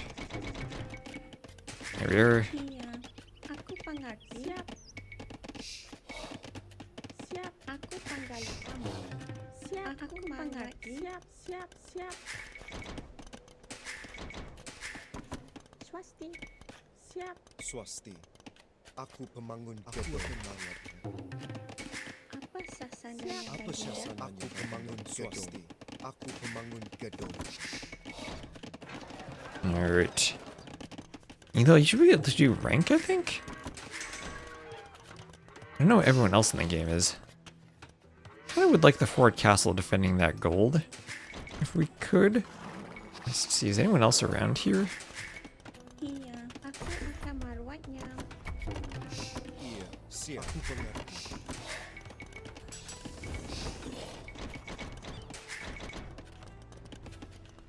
Apa syasananya? Aku pemangun gedung. Swasti. Siap. Siap. Siap. Siap. Siapa sasananya baginda? Apa syasananya? Aku pemangun gedung. Something happened there. Aku Swasti. pemangun gedung. Iya. Castle Aku first. pemangun gedung. Apa sasananya baginda? Siap. Siap. Siap. Be better launching spot for doing my elephants. Iya. Siap. Aku panggali tambah. Aku panggali tambah. Swasti. Aku pemangun gedung. Aku pemangun gedung. Swasti. Siap. Iya. Apa syasananya? Aku pemangun gedung. Siap. Iya. Aku pemangun gedung. Swasti. Iya. Aku pemangun gedung. Apa syasananya? Aku pemangun gedung. Aku pemangun gedung. Siap. Aku panggali tambang. Aku pemangun gedung. Aku We have there 82%. Alright, it's just yellow. Swasti. Siap. Iya. Aku It's pemangun another 21. Iya. I'll get that up to 87%. Should have walled them in. The scouts out there. Apa sasananya baginda? Siap. Siap. Siap. Siap. Iya. Siap. I'll get up once it's there. Siap. Oh, you took a weird path. Iya. Aku pemangun gedung. Aku pemangun gedung. Apa sasananya baginda? Siap. Apa Iya. syasananya? Aku Swasti. pemangun gedung. Siap. Swasti pengerti. Aku pemangun Siap. gedung. Siap. Siap. Swasti. Aku pemangun Iya. gedung. Apa sasananya baginda? Aku mengerti. And Siap. Aku merawatnya. monks from purple. Okay. Maybe not the best thing against elephants, but we'll make do somehow. Iya. Aku panggali tambang. Apa syasananya? This is not like I'll need a lot of armor upgrades for the elephants. Palisade, that will not be useful. Siap. Scouts, okay. I should do monastery. I didn't need 2 barracks, so I need 2 barracks. Should have been a monastery. Sananya Baginda, aku pengagam marwatnya. Swasti. Siap. I need wood on the farms, but we need farms if we're gonna do elephants anyway. That's fine. Aku penggali tambang. Apa sasananya Baginda? Take some receiving losses there. Swasti. Aku pemangun gedung. Aku pemangun gedung. Siap. Aku mengerti. Iya. Aku Swasti. Iya. Aku marwatnya. Apa sasananya bagi aku marwat? Iya. Aku pengerti. Aku pemangun gedung. Description there.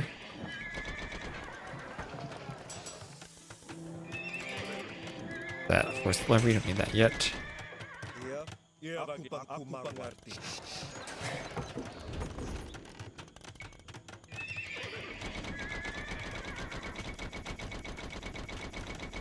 And it's elephant time. Okay, time to get more gold. There we are. Aku pemangun gedung. Siap. Aku pemangun gedung.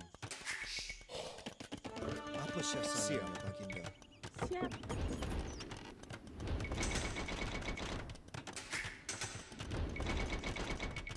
Iya. Swasti. Apa sasananya Baginda? Make some elephants. Siap. Aku pemangun gedung. And heresy also for Malay. That'll be nice eventually. Sure, why not do that? Sananya Baginda. Siap. Swasti. Aku pemangun gedung. Hey, why do they mule? Apa sasananya Baginda? Aku pemangun gedung. Oh, you have elephants too. We're going full elephant. Alright. We could ballista alley cut. That could be nice. Siap.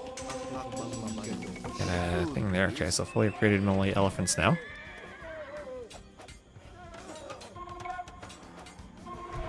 Let's see what we have. We're gonna be running into the Goths. Which doesn't sound great for elephants, but it does sound good for killing hussars. Oh, there we are. Fixing over there. Apa sasananya Apa Baginda? sasananya pemangun gedung? Iya. Okay, I think we'll have the villas we want now. Iya. Their castle on this gold. Pemangun gedung. Iya. Aku pemangun gedung. Aku penggali tambang. Iya. Iya. Ministry, then siege engineers, capital ram. Siap. Aku pemangun gedung. Yeah, let's keep making elephants, houses. Swasti. Aku pemangun gedung.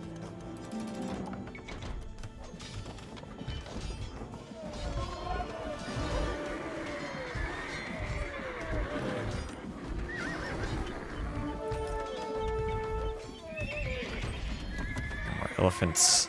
Oh, it's elephant time. Elephant time. What's that cut? Oh, I have an elephant on the inside. Let's go. Elephant time. Right. We need more vills forward. More stables forward, I think. Okay, we are in. We're in with the elephants. Definitely not the same as those Gujarat siege elephants, but we're in. Okay, Uhtred looks like he's dying on the other side, though. So that does not look good. I'm gonna win fast. Especially not looking forward to potential Goths back here. Goths could be scary. Okay.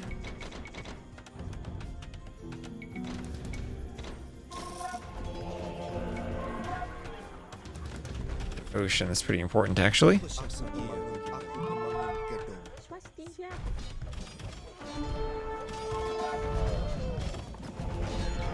And heresy. The elephants are going. Can we take out a castle with elephants? Swasti. Iya. I think I want more gold somewhere. Like there. Gedung. Apa sasananya Baginda? Aku mengerti.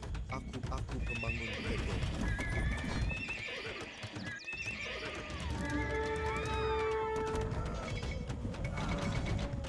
cannons. Good. Aku memanggilnya. Bunch of upgrades there, and this castle looks like it'll go down. Like the fox sounds, okay. Malay elephants. These things are very cheap, I guess.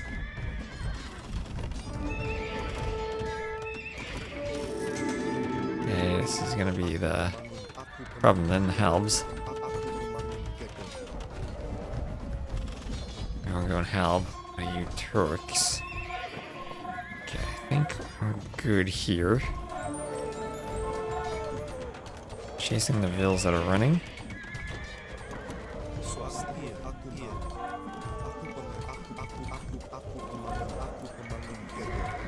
The other side looks like they're not doing all that hot. I need them to hold for a while until we keep pushing here. See, Saravak has some halbs there too. Yeah, yellow going full halb now. That's what my elo is? I'm around 1900. Everyone else I'm not entirely sure. I think I'm the highest in the lobby. But yeah, we're just playing a couple community.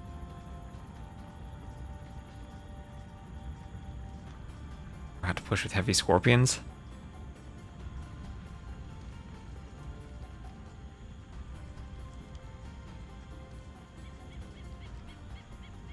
And I'm at 20,000 kbps. OBS may be stabilizing a bit.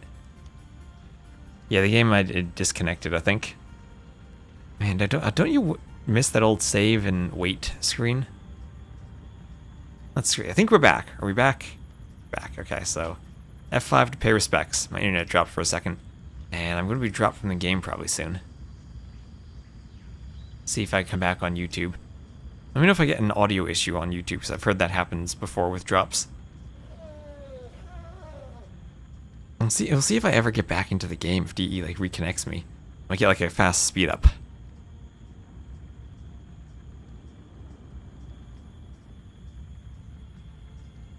Yeah, I dropped.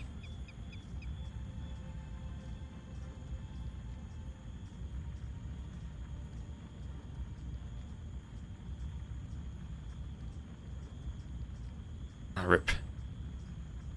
Only happens when streaming occasionally. I think you missed what you said about Elo. I'm around 1900 on Elo, usually.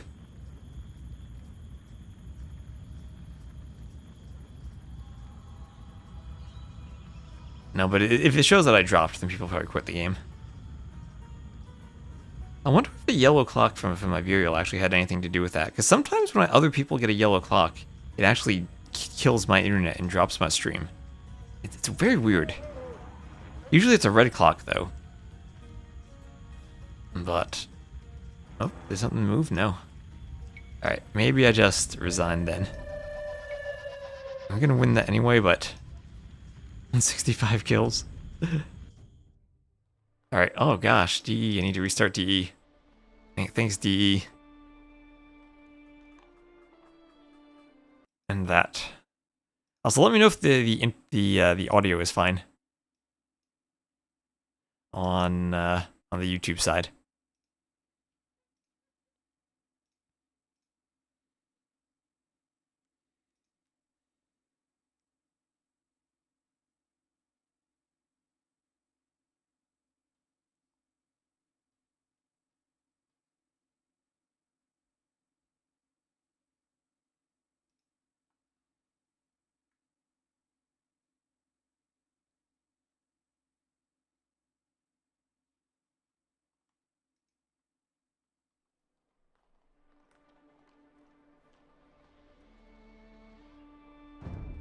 Alright, we can probably do one more. Maybe we could do like a ranked team game if anyone wants. If you have some closer elo people.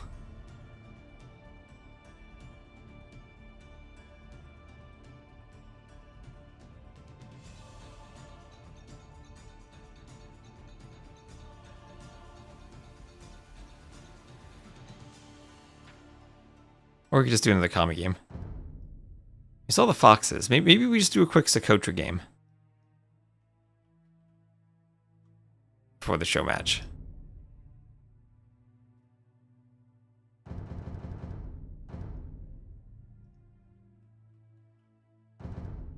There we are.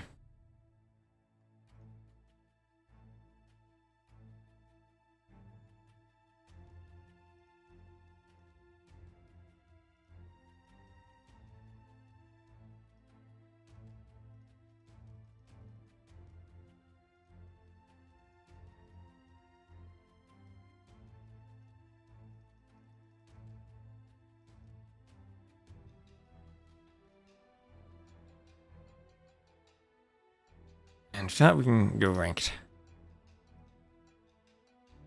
So far, so good? Alright, perfect. Because there was one time when the audio just did not work. Alright. So while we're doing this, I think I'm just going to get an ad then on Twitch. We'll try to get these out of the way, and I'll work up towards that hour of pre-rolls off again. Apologies for the long ad, but I might as well do it when we get a drop in viewers after the drop.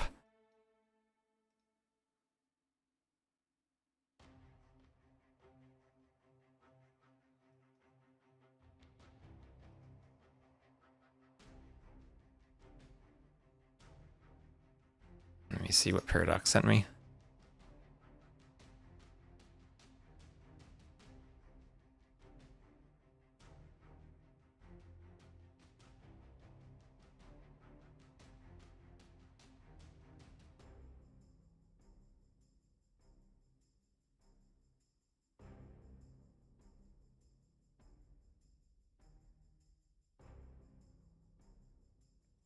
I don't know the gold rate of foxes. Maybe I could check that in the Genie editor. Let me open the game files and check that.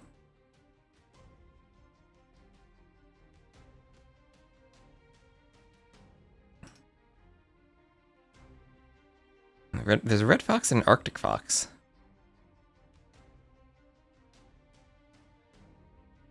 What's the rate? That's a good question. Is it what villager gathers from it? It's going to be whatever the villager is. If it's hunters gathering, then it'll be the same. No, I don't actually know. Yeah, I can't see that. That's a very good question, though. Alright, I was looking at Paradox's DMs and going to get the drafts.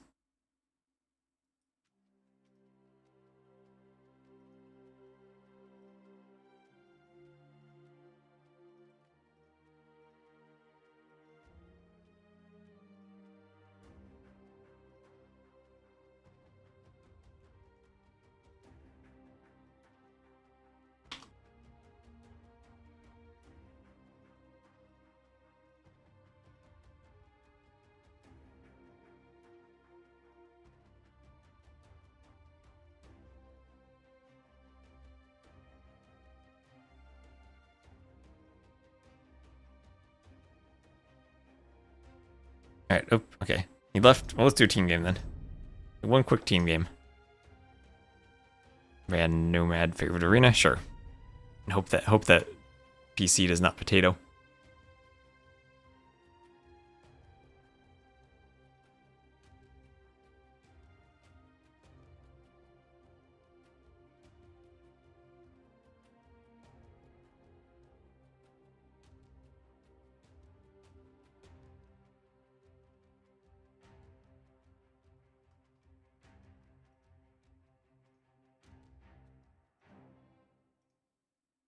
Sup, hello, Onion. How are you doing?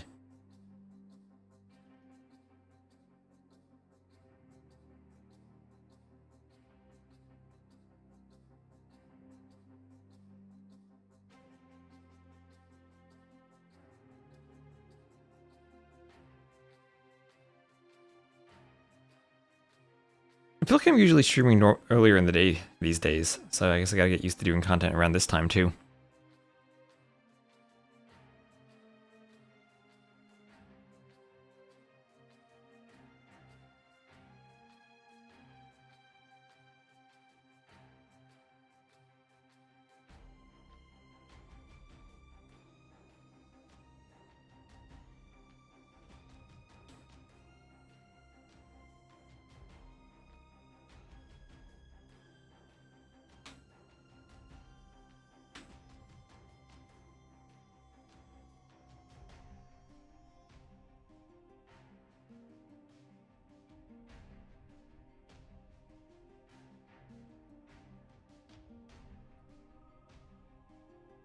What kind of PC do I have? The PC is not a potato. It's the internet connection. And the problem is when someone has a yellow clock, it's because their PC can't handle DE. And sometimes, and I don't know why, sometimes whenever I see someone else in the game who ends up lagging, it can somehow affect like the internet upload that I have from DE. Like I get a spike in the upload speed, which ends up crashing the stream somehow. It's very, very weird.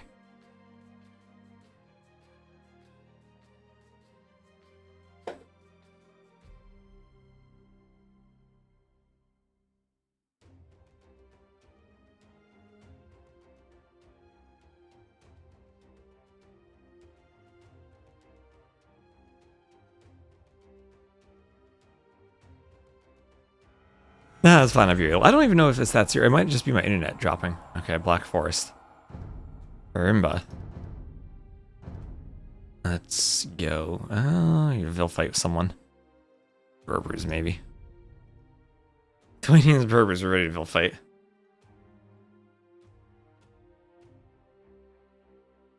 That was nice though. I went on a break, came back, and the stream, the lobby was filled.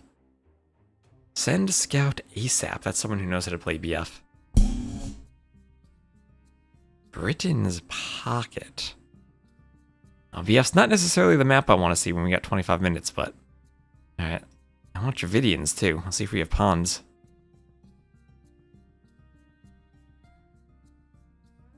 Only mouse? It's not like Viper playing only with a mouse, is it?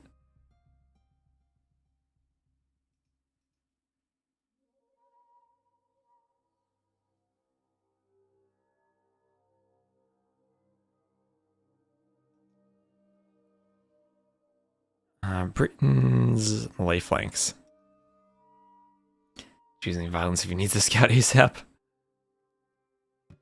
Man, this BF takes forever to load in. I wish DE maps focused more on load time and performance.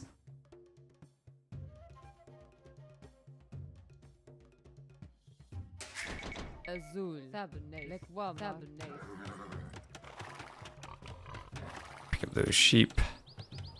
You have pawns.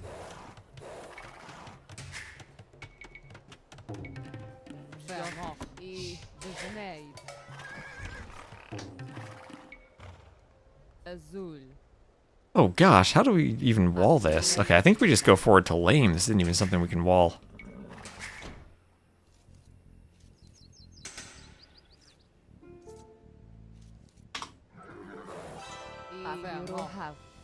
Oh, look at that pawn. What the heck?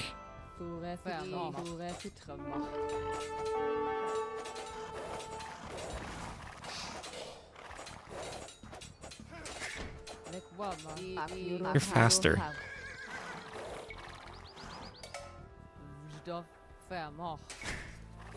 Where is my allied scout there?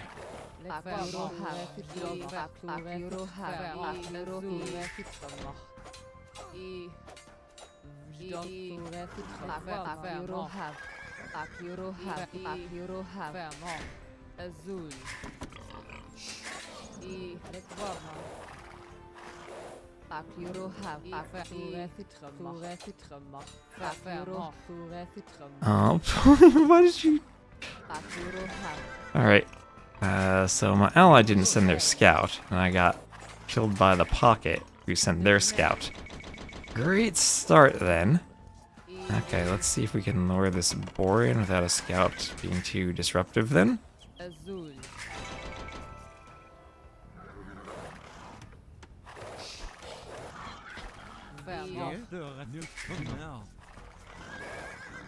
Okay, at least we'll get this in.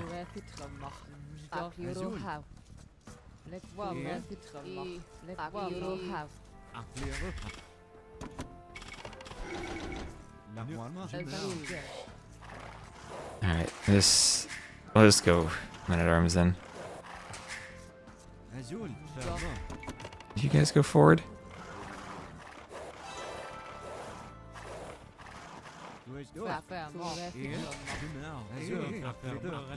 There you go. Alright. I get the scout. Okay, there should be a villa over here we can get. Yep.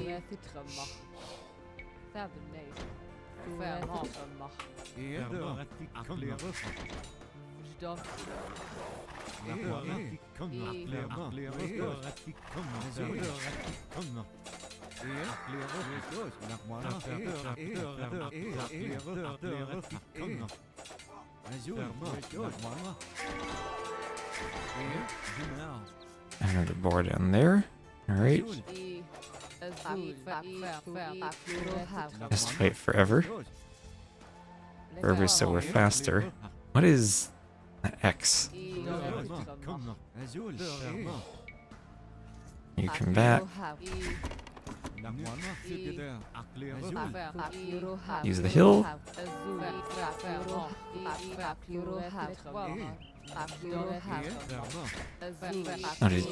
it's not walled. Go back, please.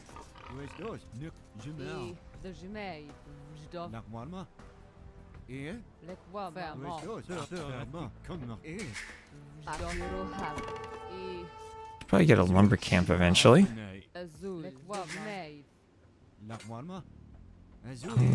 Okay, didn't quite get that.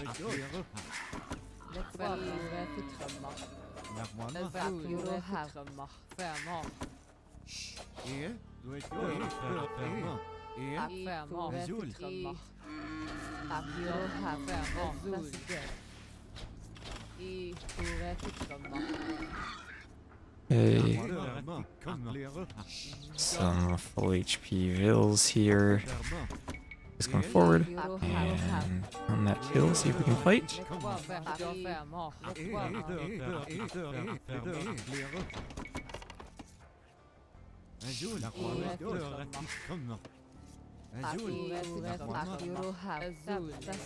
Hey. I'll even send a scout yet. All alone.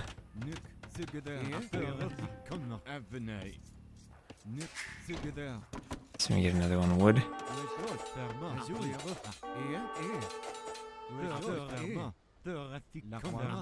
What are you doing there?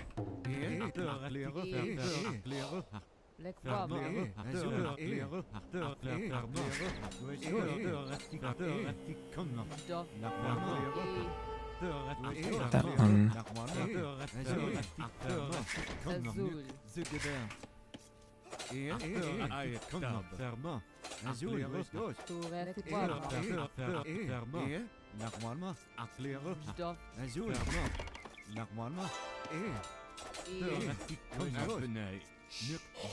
You go back. Peace up.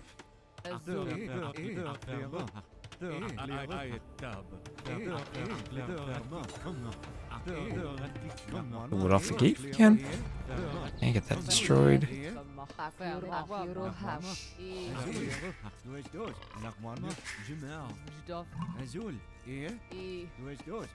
Has gone to wood.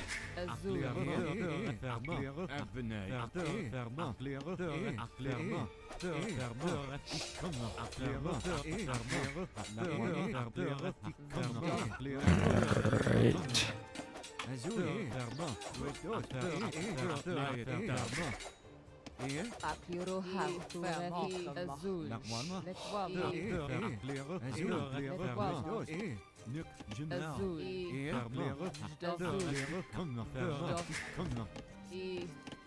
Okay, get a dock finally. What is this pond shape here?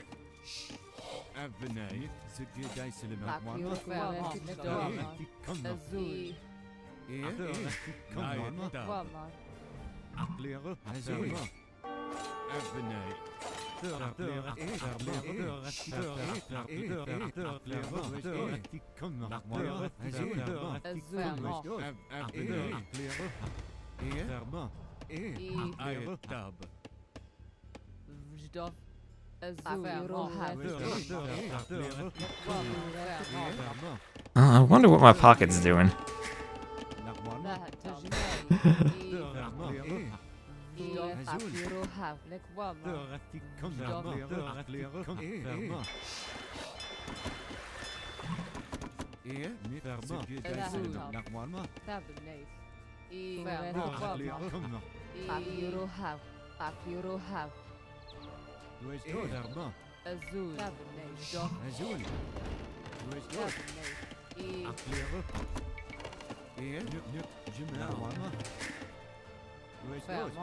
Everyone else is getting up, so it's dangerous to be this far forward, but YOLO.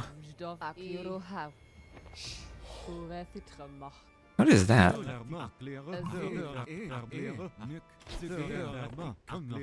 You on the pond at all? Oh, no, you're not.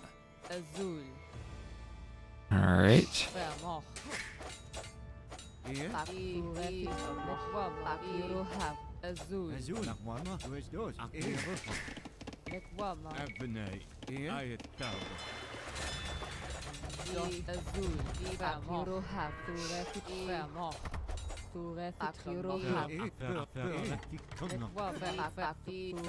Okay, there we are.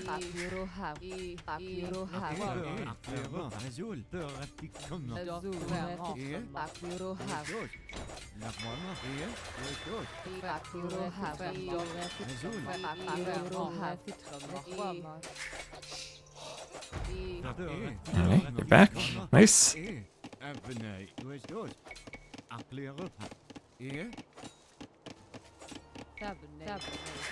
Hopefully the fish give us an advantage eventually. Okay. E3 SC. How's purple doing? Okay, purple's there.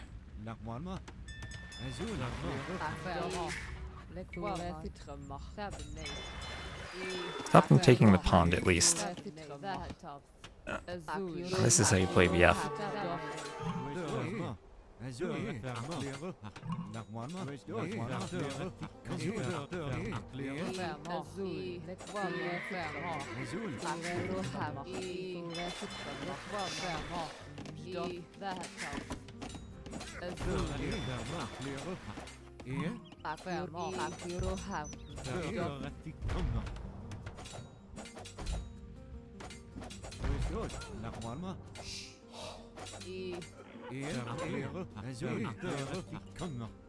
Yes, purple's here, good.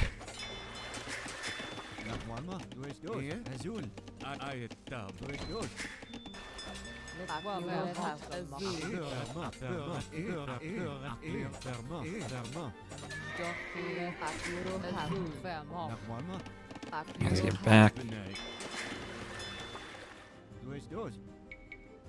Finish that. Okay, let's go purple. Hopefully you have something against the scouts. And then we'll get this all nice and closed up.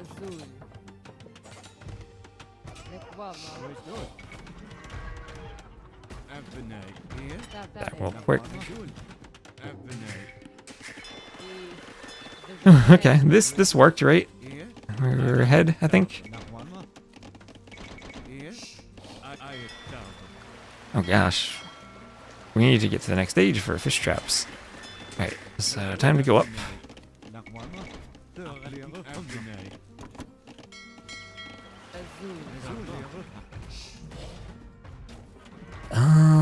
Is forward gold what we want to take? Let's just take gold back here.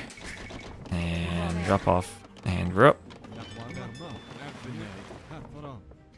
Okay, you're up, but what are you gonna do? There's a monastery, that's not gonna help against that push, I don't think. This is a very small pond. Let's just get the fishing ships positioned for fish traps for when they're up.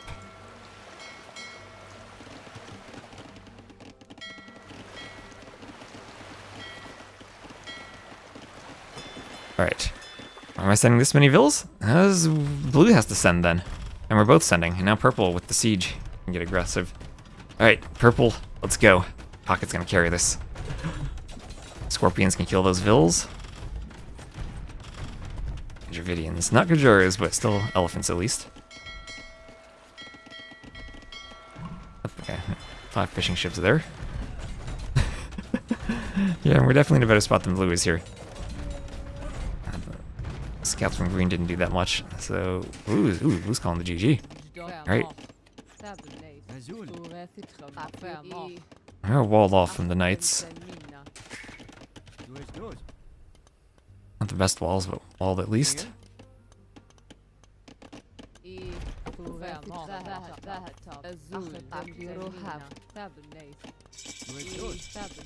Market and blacksmith. I should be able to go straight up. Start doing some fish traps now. Not likely these are only palisades, but okay, we can just go up and boom, we should be fine.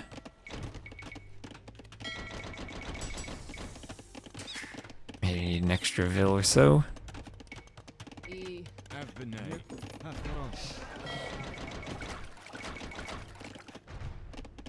Because blue is basically dead here, and we're going to be kind of 4v3 hopefully.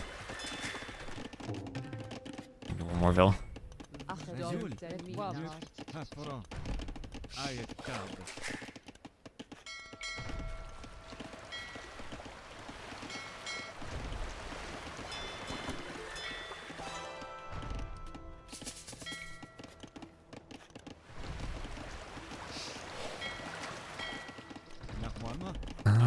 And let's drop off. Horse drop. And we're up. We're good. Right.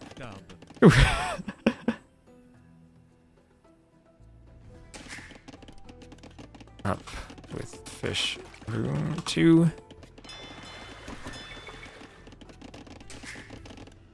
And then I want 2 TCs, and I think we just boom and then try to go imp for camel archers.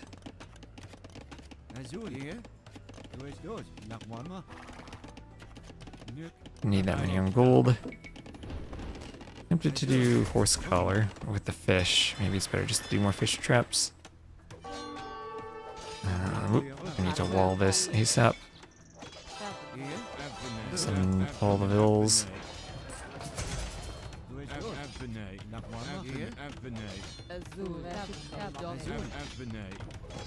Alright, get that walled.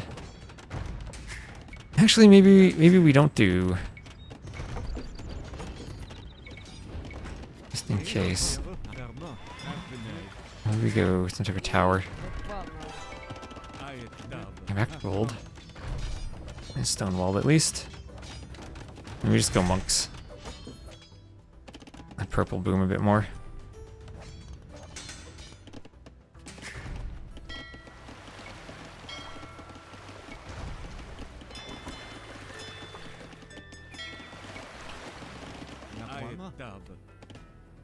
Let's start thinking of a TC there.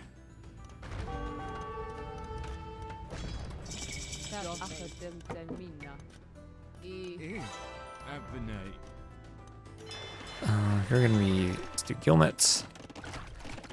We're losing houses, that's not good. Oh, no!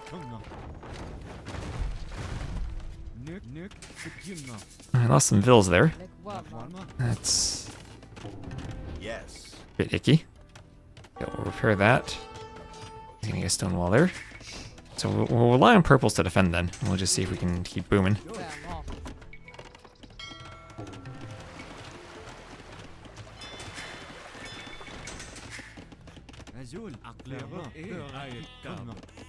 So blue somehow got up. Hope is that we have the better eco. You see there?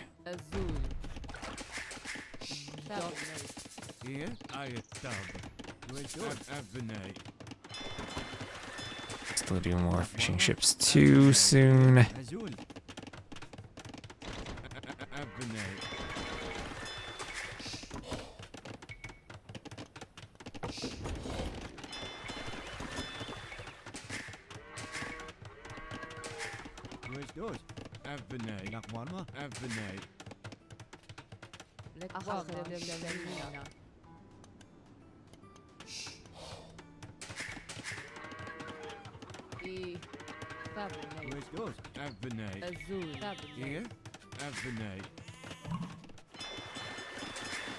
Okay, yellow's up.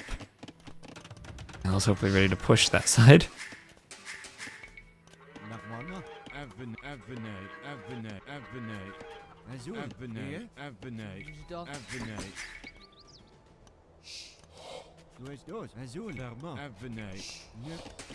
Okay, get some stone.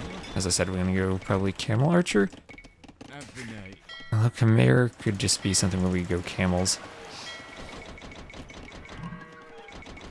wondering if it actually is just speed we want to have as we go up. Davidians will have elephant archers, so maybe we just try to go up faster and push with cav. Azul. Here. Housed. Here. Look at that beautiful dock. Alright, we got 10 minutes before the show match. We have to win this game fast.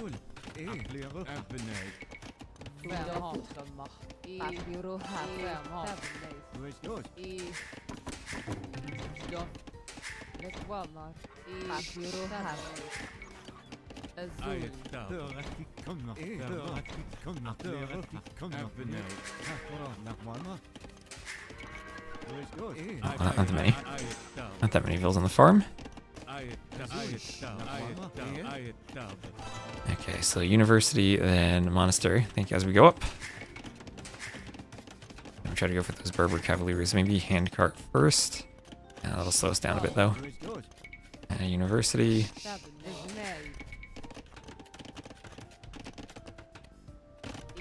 And monastery there.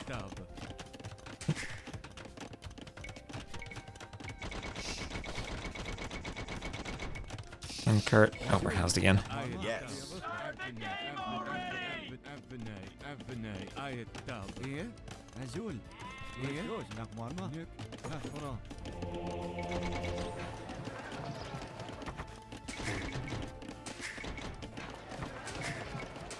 And we're up.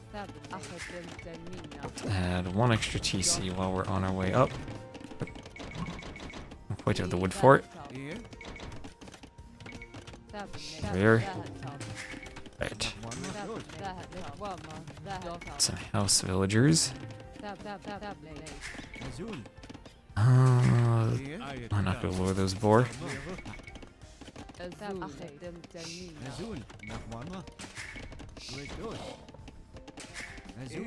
Serious a bit on farms, I guess.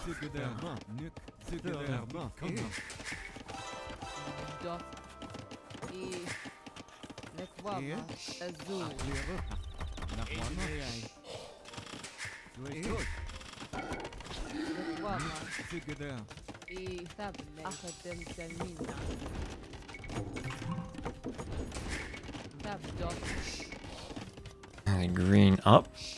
And we could just open camel here. Yeah, you'll do the elephant archers, so I'll probably be better going cav.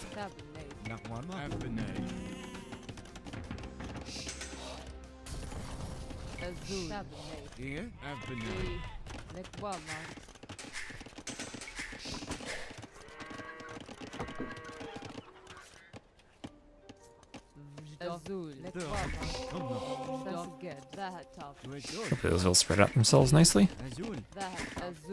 Figure it out, I'm sure.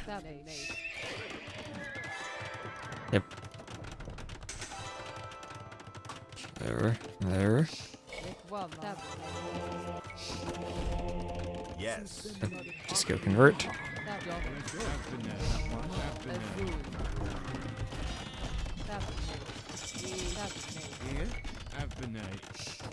Okay, that all heavy camel upgrades. The heavy camel are not great against elephants, but that'll be what we have.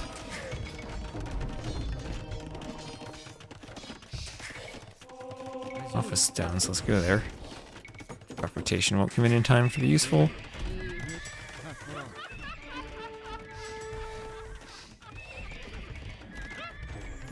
The armor, more important a bit. At this point. How many more gold? Just don't have much gold access here.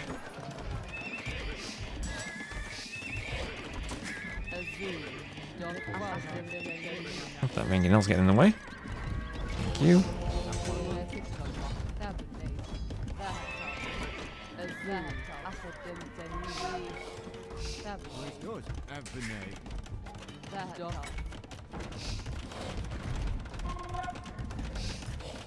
Oh, that's a forestry. Alright. I gotta wait for heavy camel.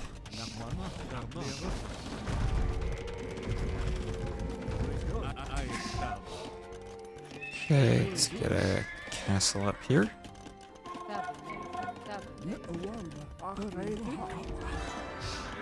Not enough heavy camels yet. It's fine. Hopefully purple's sending something soon.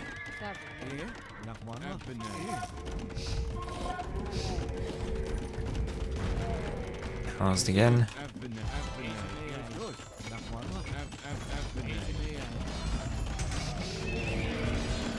Okay, conversion.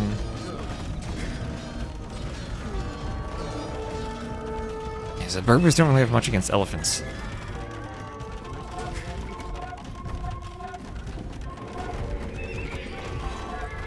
Yes. It needs food. Hopefully they push fast though.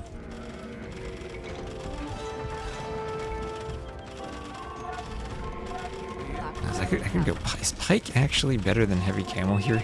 Maybe it is.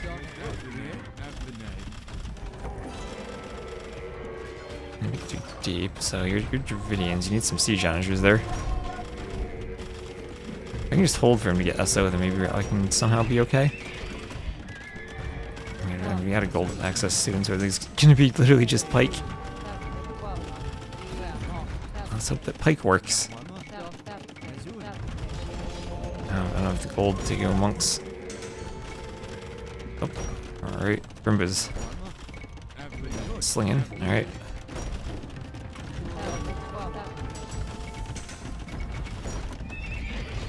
Yes. Okay, we're somewhat pushing here. As long as there's like two of us and purple can push too, maybe it's okay.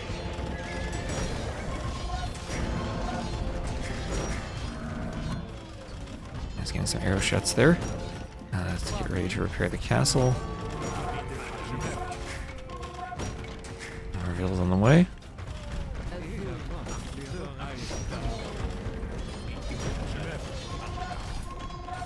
Alright, a lot of Scorps. So maybe some light cav eventually become useful against the Scorps.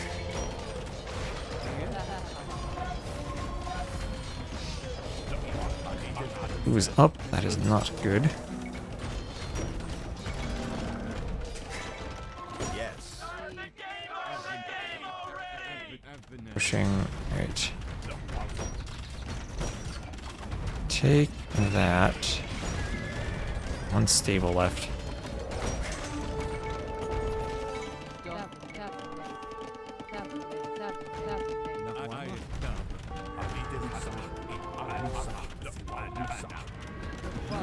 Repair. Okay, just barely kept that up.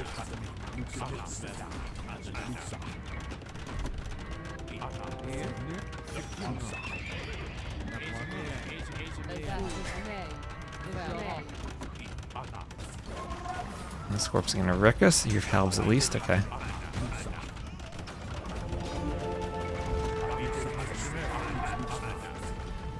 Let's not fight when the Scorpions are there. Yes.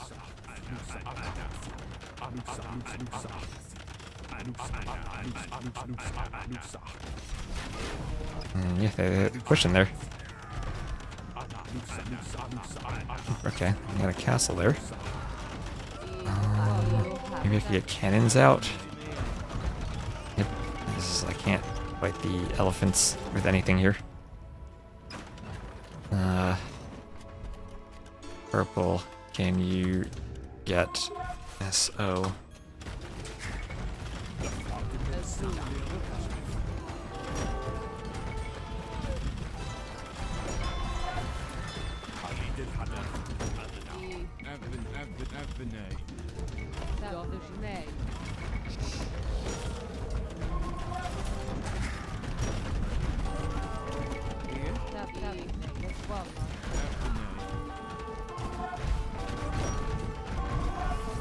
I don't. Are Cavalier the answer here? And I can maybe snipe the Scorpions. Hussar the answer.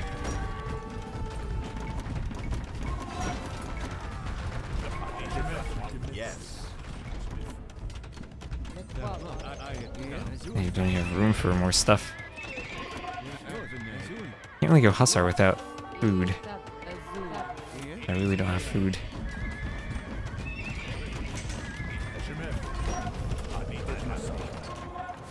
Purple? Elephant archers, I think, are not the answer.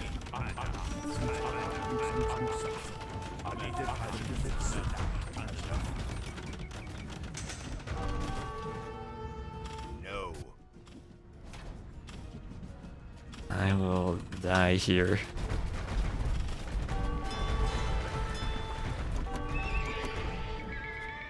I guess Hussar is the only thing I can do to pick off the scorpions.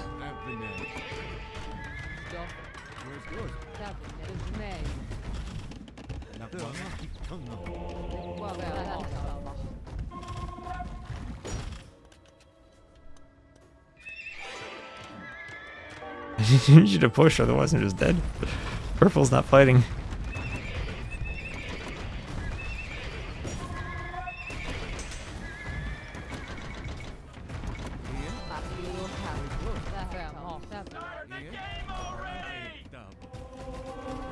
Purple, I need you.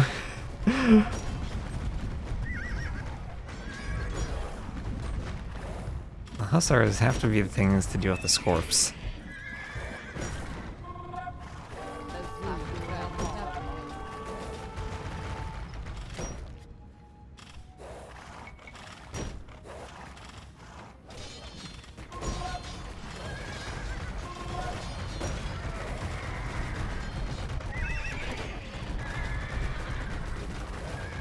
Okay, so if I can keep the Scorps, like, debated a bit, the problem is these things...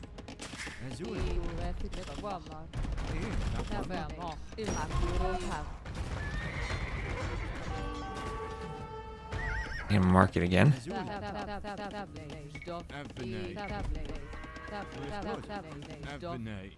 Can't fight that. I don't... So let's hope Purple's got this. I really hope Purple's got this. I certainly do not.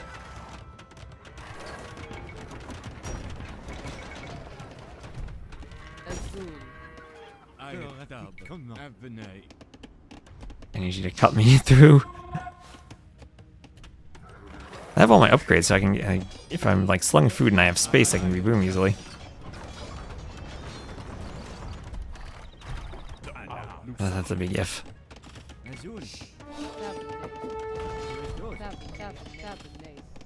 I have to farm here, which feels dangerous. Why can't I build a farm there? There's a straggler there, I think.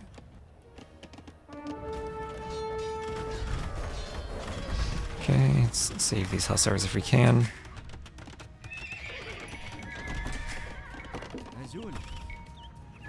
Stone if we can. Okay, those Hussars did not get saved. Yes.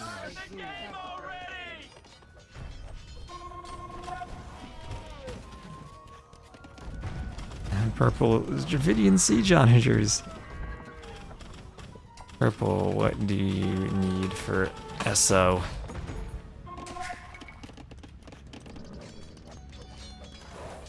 Maybe do a cannon here.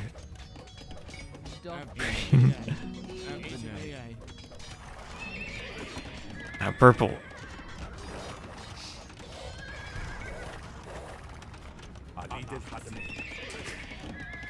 If I can get another TC up down here, maybe that would be nice. I can get my Vil count back then.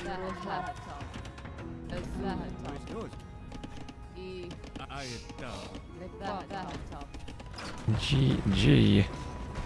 No. No. I just need some onagers, okay, chemistry, siege engineers.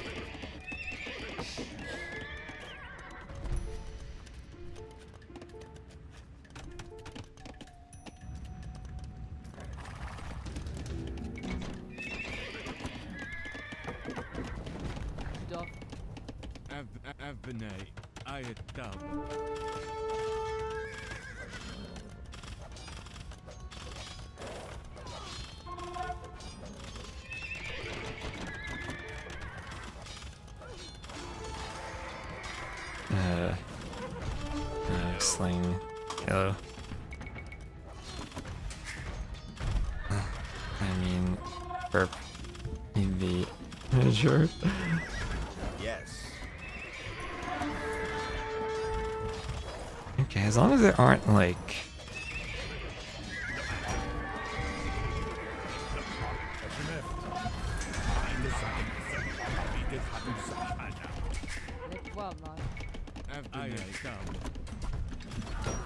tons of scorps behind this, maybe this is not as bad. Okay, that's bad.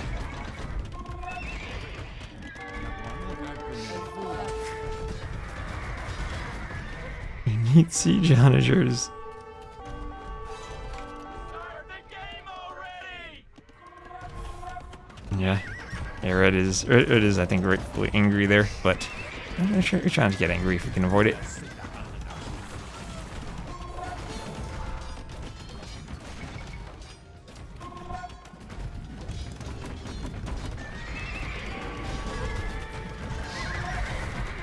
A lot of scorps. I think I can do there is cannons, maybe some demos.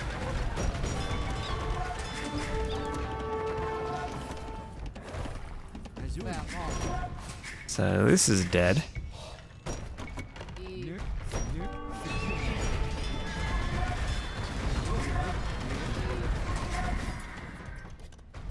Okay, purple needs to push there. Maybe clear some castles.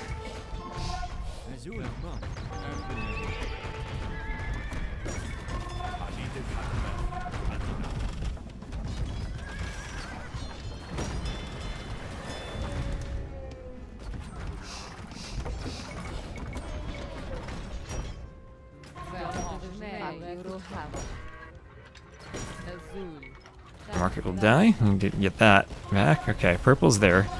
Purple's there. Then maybe we have some space here.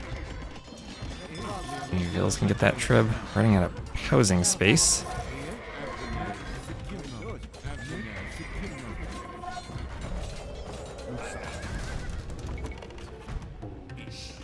Alright, there.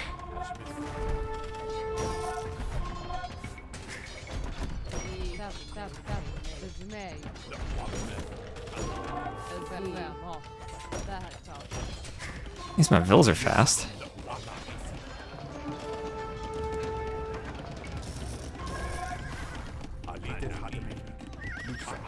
No.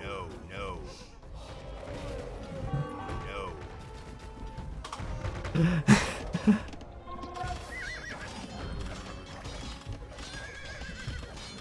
Ah, these guys. I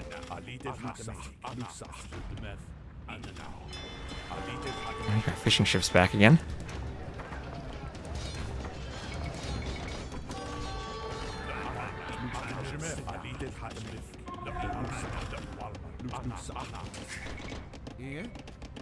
ATC there.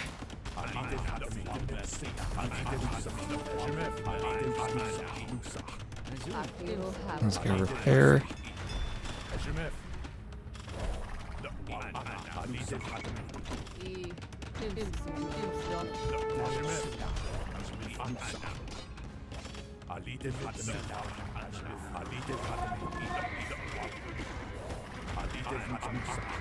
And look like the right unit.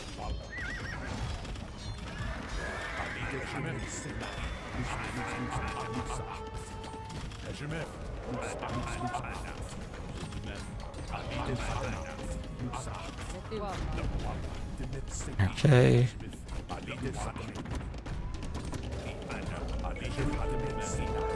Shoot the scorps. Get the scorp, get the scorp, get the scorp, please. Okay. Whew. So I don't have any more food. That's not good. What is purple doing? Purple! You just go.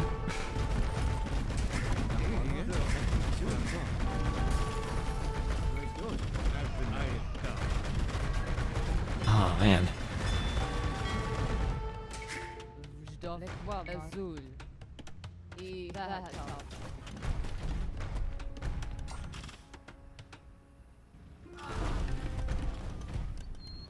Maybe purple comes and can clean this?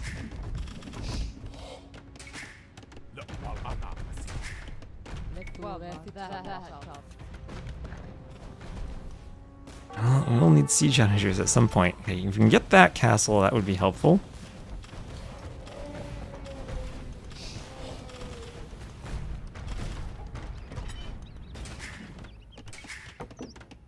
I need another TC for more villagers.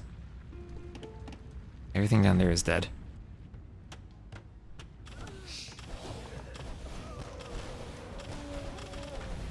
That castle will go down. Cannons will get some scorpions, finally. Finally. Infantry boom. I need purple to kill this. Alright, someone mine me 3 stone. I'm to win? Alright. Time for purple to make SO.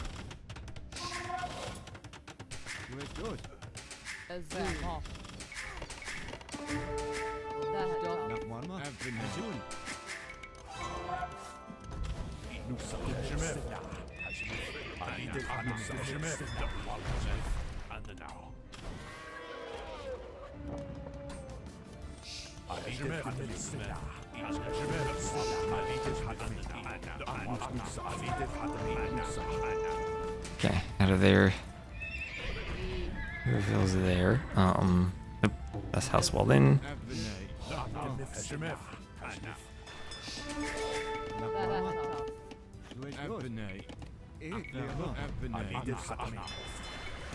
Oh, the fishing ships are still alive. I need 3 stone for another TC.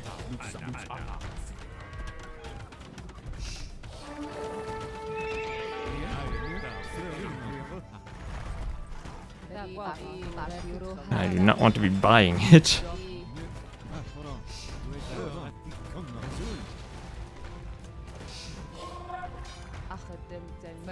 Alright, there.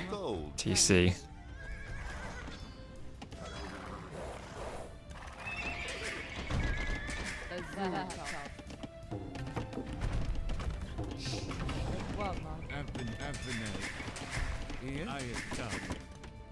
Green has not finished me off, which is nice, I guess. And purple is still pushing this.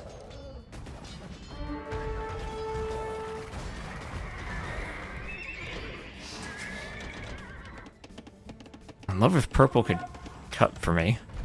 It doesn't seem to like onagers.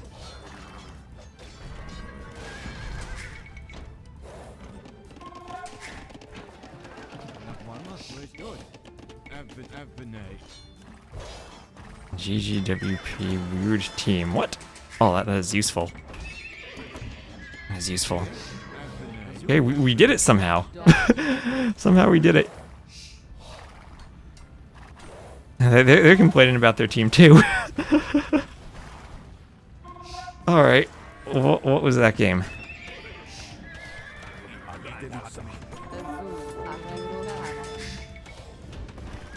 Alright.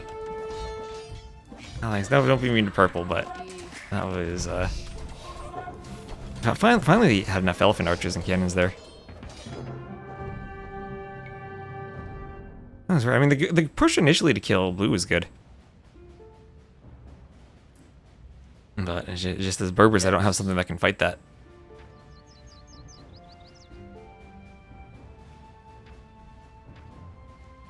Javridians do indeed have siege engineers, right? Let me check that. At the university. Oh, they don't. I mean, that's tricky, still tricky against Chimera, but I need something to kill the scorpions. Alright, so let's go back into casting mode then. Go back, swap the overlay, restart the game, and time for Brazil versus Mexico.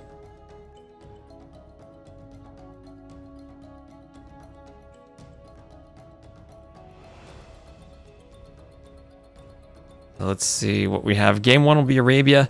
Home maps for Brazil. 2 Rivers, Cape of Storms, and Shriveland. Home maps for Mexico. Black Fir Forest. I don't even know what the heck that next map is. And then Arenaception. Yeah, let's see. Do we have a lobby going? We have a game going. I see Dogao. He's not in a game right now. See, Goku's hosting a lobby for Rivalry Gauntlet number 3. Doesn't show me the game on the dashboard, though. Is the dashboard bugged somehow, though? That's my question, then.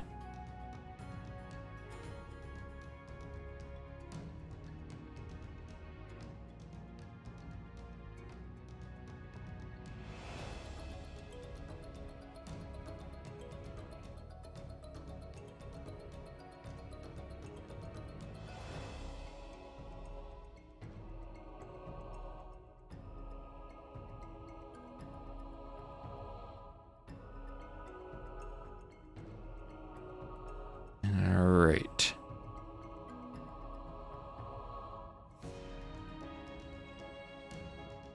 Brazil. I'm sure we have a lot of Brazil fans here, because we've casted some of them before. I wonder if we have any Mexico fans here.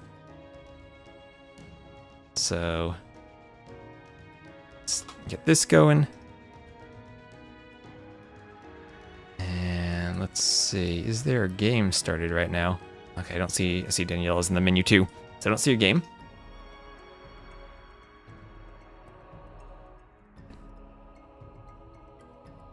If no one else cheer for Mexico, I'm sure we have some Mexico fans here. As it's the difficulty of getting a 4v4 started on DE. I'm sure the players are encountering that.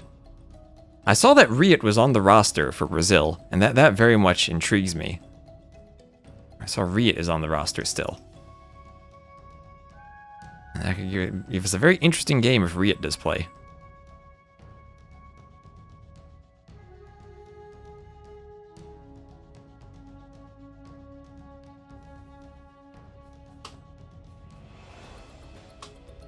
Let me actually update my thumbnail on YouTube too.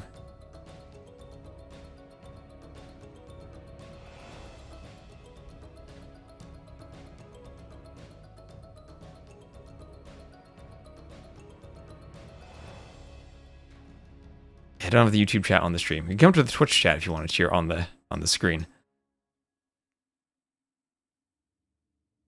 Is Kingstone here? Kingstone's here. I imagine Kingstone... Is Uzi from Mexico? I forget who's exactly on their roster. We'll see when they host the lobby, at least.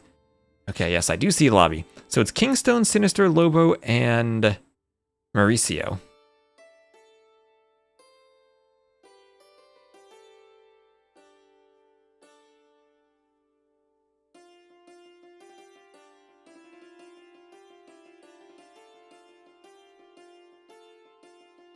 All right, and they are going.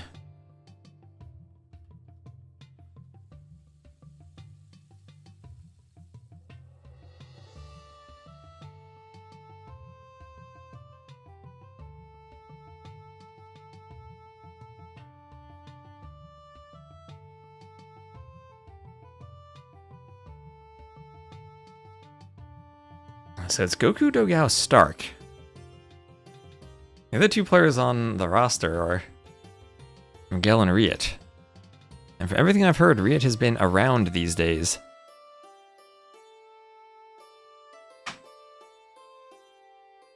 He was at the Onimaru boot camp session not long ago. And I mean, it's not like they're competing for seeding or anything. There's no reason to put RiuT on the roster just for the rating.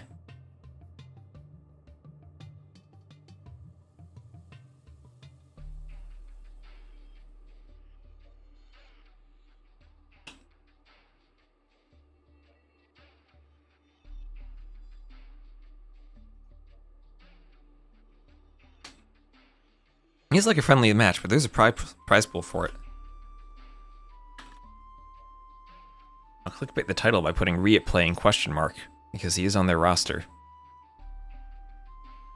And the spec dashboard is loading. I don't like seeing that. Alright, still there on Arabia. Still waiting for that fourth Brazilian player.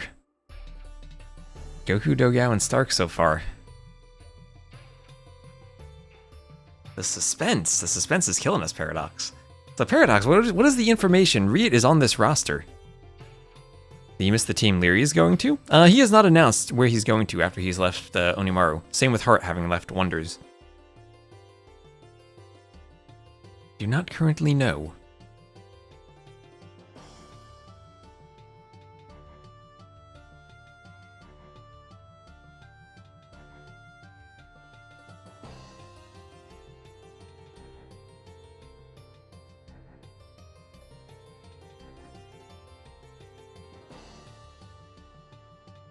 You heard an MBL should be a team? You mean like Aftermath? Someone is having net issues right now. Who is this someone?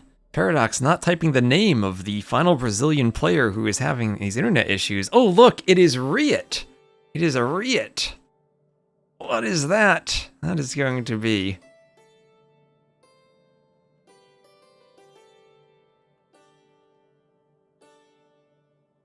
on the roster, there he goes.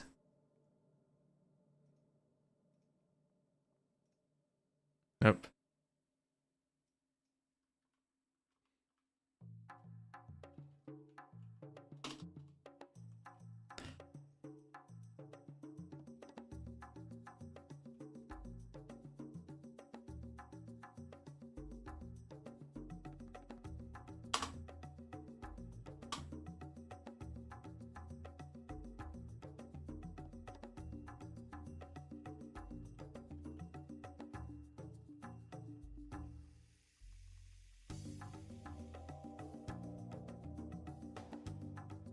Let's see what type of shape RiuT's in. I haven't seen him in a while.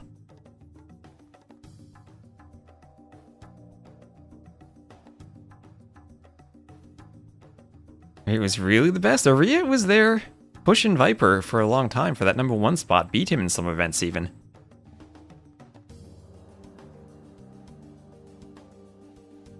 I don't know if I'd ever call him the #1, but he definitely had a claim to #2 for a long time. He's been one of those during the Viper dynasty, those RiuT, Yo, Jordan, Leary players who were able to push him.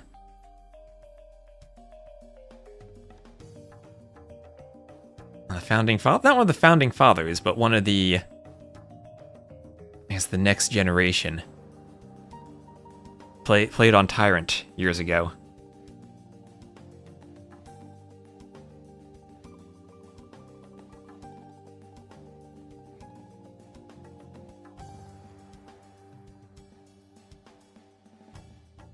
Yeah, this is everyone talks about Jordan being back. If RiuT's back, that's just as big.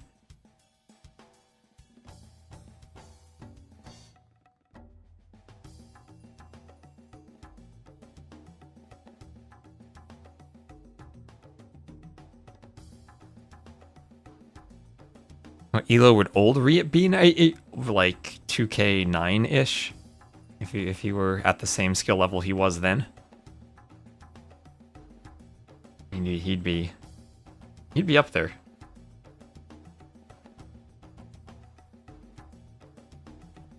Now, well, his Elo currently is 2K2. It looks like. I don't think he'd be anywhere near 2K1. He's probably, if he trains a bit, or probably gets to 2K5 plus easily. Compared to today, I mean, I don't know how much players actually drop off. I mean, you look at where Jordan's able to finish when he doesn't really play as much these days. At least compared to what he used to. I mean, when Chris came back, he was still like top 20 to 30 on the ladder pretty consistently.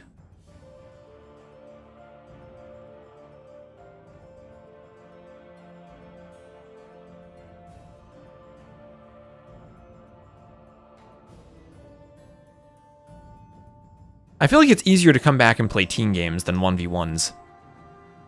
It looks like, did they launch or did they rehost the lobby? Oh, they have launched. They have launched. Let's go.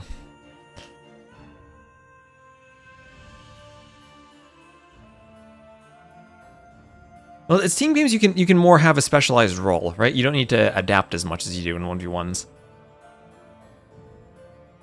You can pick a role and play it.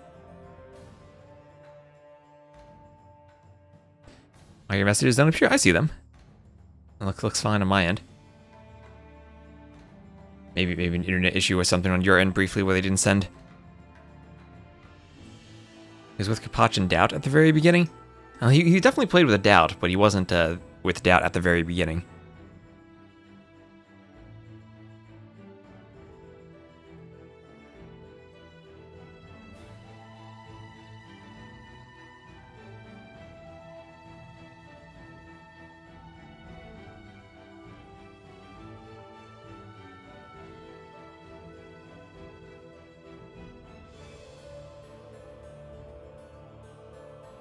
Alright, spec delay, we're loading in. Arabia takes a while to load these days.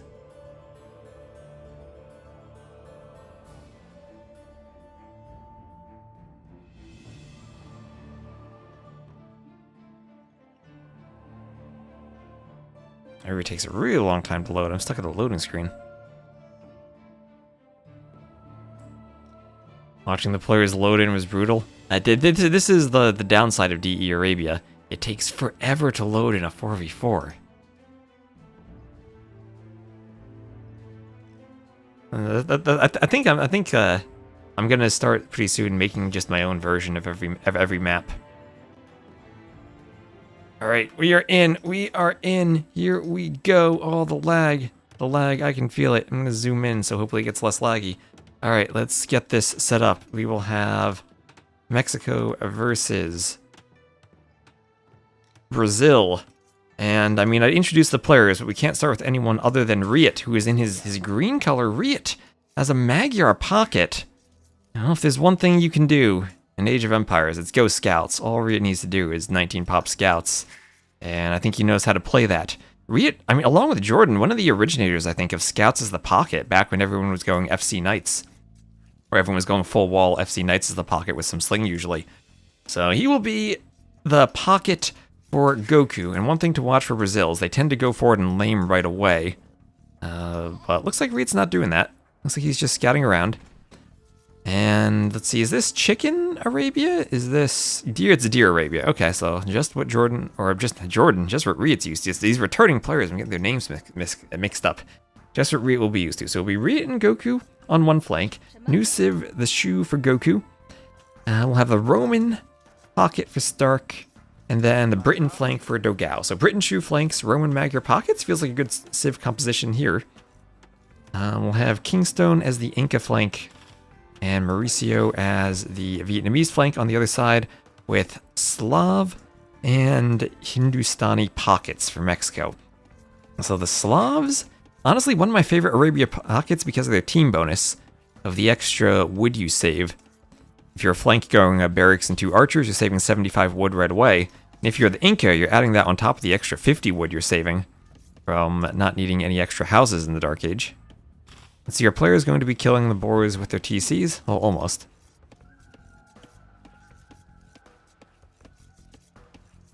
There be a no hunter? A logo? Is there a logo? Paradox, is there a logo? Yeah, send me the logo.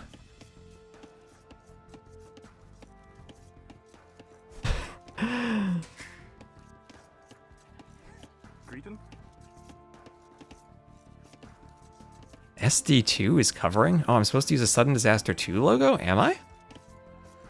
Ready. Yay. Oh. Okay, I gotcha. Never mind. I thought you said covering, like covering the expenses. I'm like, what? Alright, gotcha. I know what you mean. There.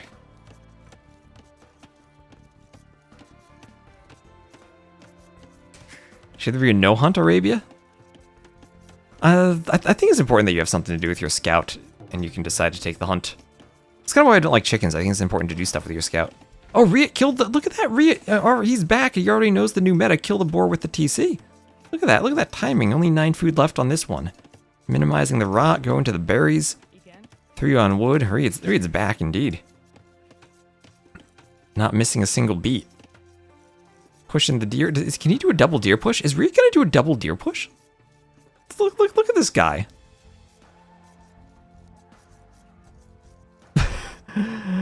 Okay, he's giving up on it. Oh, that would have been something else there. Who's the favorite here? I think Brazil is a pretty heavy favorite.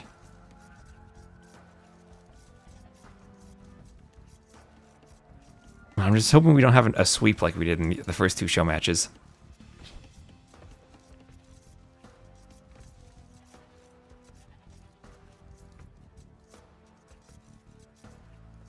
Brazil missing Miguel, but they have RiuT. Also no fire either. And so no real laming from what I can tell. Just pretty standard Dark Age, everyone goes up 18, 19 pop. Yeah, RiuT doing 19 pop scouts, unless the Sea of Loom.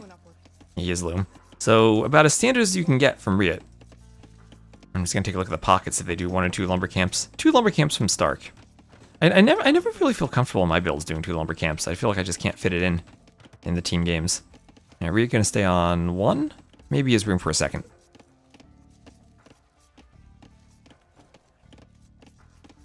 The Paradox was just saying the logo was covering the scoreboard. I thought she was telling me there was some tournament logo I had to use. I was just like, what? I hadn't seen one.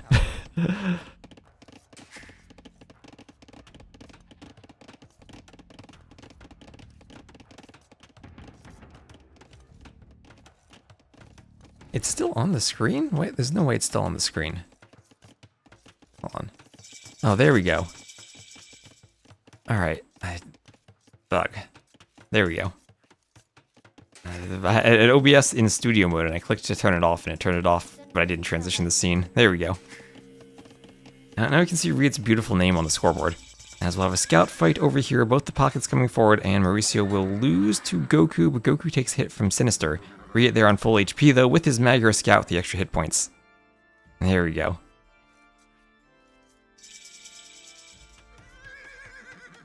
And double ranges from Mauricio, as you'd expect. RiuT's going to turn around, not run into the TC.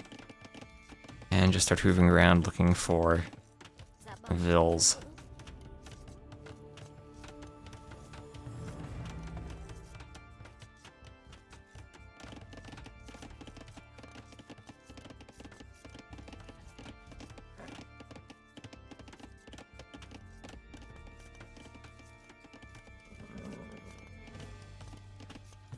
So a couple of archers on the way here for Kingstone.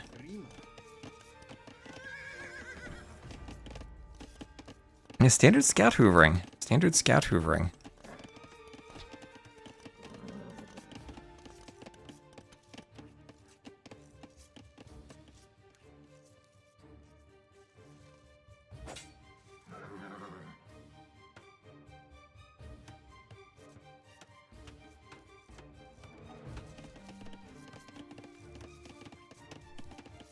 I have double bit axe on the way there for Dogao.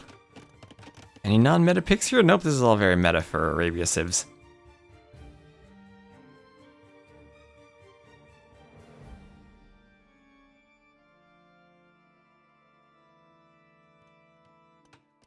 So Vil count's still pretty equal between the teams. Brazil slightly ahead in military count, but you might expect that for the Britain's team. And Paladin Civ for Team Mexico? That's true, but Slavs are still a really good Cav Civ. It can be awkward to make that transition to Boyars. Or if you need to go Halb Siege from the pocket. Hindustanis can go Imp Camel, and that's pretty much just as good as Paladin. It kind of depends on the situation, though. They're very good at countering Paladins. So we'll have a fight over here. Dogao trying to push in with his archers, has a slight numbers lead, and Mexico's just going to run away. This side, RiuT's still managing the scouts. They're going to try to take the hill in front of the ranges. Now, the Hindustanis also give the attack bonus from the scout lines against buildings, so if you ever do get an advantage, you can push down archery ranges or walls pretty easily.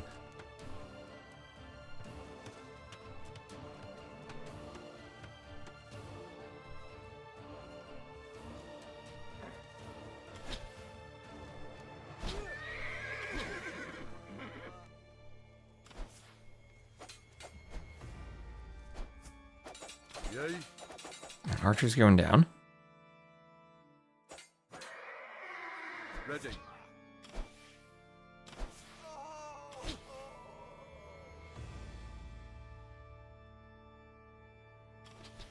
And we got falling back. We're falling back to the safety of Stark's scouts. They should be able to group up there. And would have the HP advantage in that fight there. On the other side, though, RiuT, still with his +1 from forging, thinking about taking the fight. As soon as he gets armor, he'd be able to fight. Look at his build. He's walling himself up with some palisades. Doesn't have the blacksmith just yet. Getting out farms is around 12 of them, so it's getting to be around the time for a blacksmith. Gonna do a second lumber camp, though, before the blacksmith. I feel like I like that timing a bit more for the lumber camp than what Stark did. Although maybe with Stark playing as the Romans, he's more efficient on the chopping anyway. He can fit it in a bit more easily early on. Magyars have the cheaper scouts, but no wood bonus for them.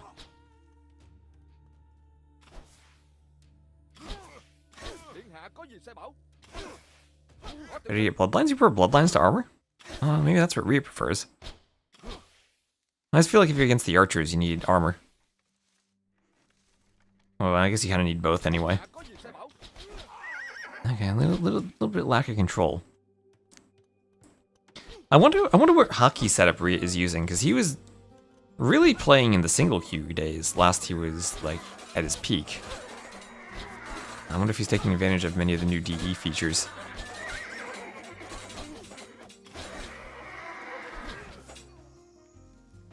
Because I know RiuT was really fast, but he also always clicked the buttons to queue units. He didn't use hotkeys for them, if I recall. He used hotkeys to go to the buildings, but then would click the unit portraits. You have any migration or nomad? Not in this map pool, but we have some water maps or interesting maps anyway. I swear I remember seeing a very old YouTube video where he talked about that. Or maybe Tato talked about it when he was doing his hotkeys. So Orange now falling back in archers. RiuT's micro paying off at the scouts. Choosing not to engage just yet. Sinister not quite hoovering around anywhere. On the other side though, we're gonna have a fight, and Dogao's gonna lose his archers. Kingstone took some losses there too, but Dogao's gonna lose everything. Or he has more archers in the back, so not quite everything, but lose a lot.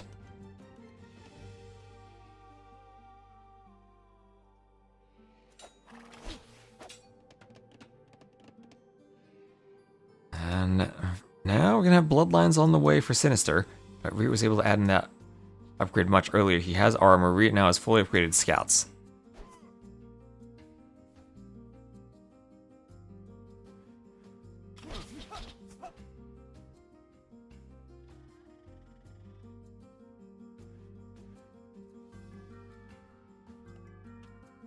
On the other side, though, maybe a bit of a push. We have some team walling, though.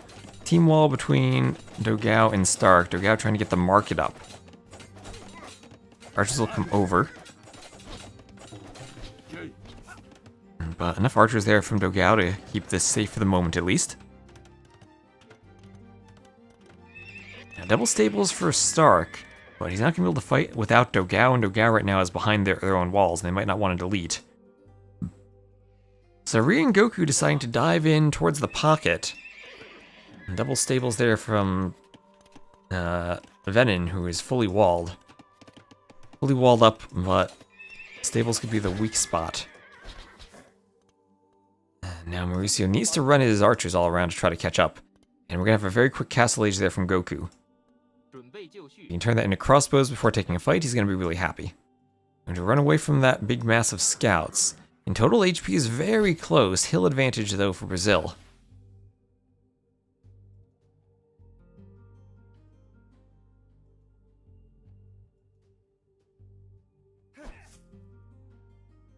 Now they really want to get back just to make sure Goku doesn't lose his archers before his upgrades come in. Lucky natural wall on the right for Dogao, and he's taking advantage of it. Could kind of say the same thing, though, for Kingstone. Maybe he and Lobo could do some team walling at some point. Lobo then could go to this cliff, or this wood line. Lots of walls in the back for him.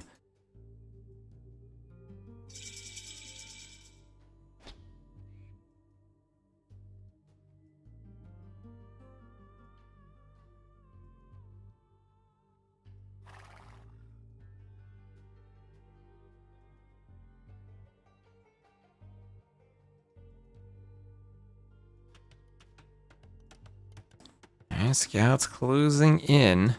The big numbers of scouts for both of them. RiuT is up. 14 to 16.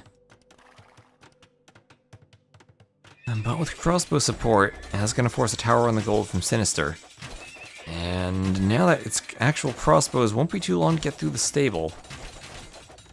And crossbows will stop Vils from rewalling. No ballistics yet. And Sinister's up. Will be up around the same time as RiuT. Both committing to a lot of scouts. Going to take them around 23.5 minutes to go up. And the tower will not go up in time for Sinister. And so far he has no way of walling off that stable. And Brazil's going to be in. On the other side, Kingstone coming forward, but nice map to defend from Dogao. And just Xing the crossbows right now. And over here they're in. They are in. Walls up towards the TC. Orange is going to be much later up. That house doesn't have much HP on it. Another stable in the back for Sinister. He's going to try to get knight production. That RiuT's up, and he's going to be doing armor. He's going to need that light cav upgrade. Does RiuT know the meta now that you go light cav? Even in team games? Like, he can hold off on the upgrade slightly until they need to take a fight. Light cav in the stable for Sinister. But they will need to take a fight then, as soon as light cav comes in. Alright, some Vil picks on those houses there. Nicely done from Goku, who does have ballistics right now. And with ballistics, he's taking a great fight against those archers from Mauricio under the TC before they get up, have to garrison. That's about all they can do. RiuT doing handcart. Handcart with a TC right at the start. Oh, what is this economy he's gonna have? Look at that. So second TC there for Sinister. We'll see if he can keep that safe. And he probably can't. That will be denied. 6 Vils go down, and now the crossbows here even breaking out. They have the numbers advantage here locally on the hill, not in the entire fight. And crossbows here going down. RiuT did not bother to upgrade to light cav. Might have taken a better fight if he had. But their army now will be cleaned up. Score still very close as on the other side. Camel crossbow breaking in. Again, those Hindustani camels with an attack bonus against buildings. And Dogao forced to defend. And RiuT 2 TCs, but Lobo already 3 TCs with that cheap Hindustani villager bonus.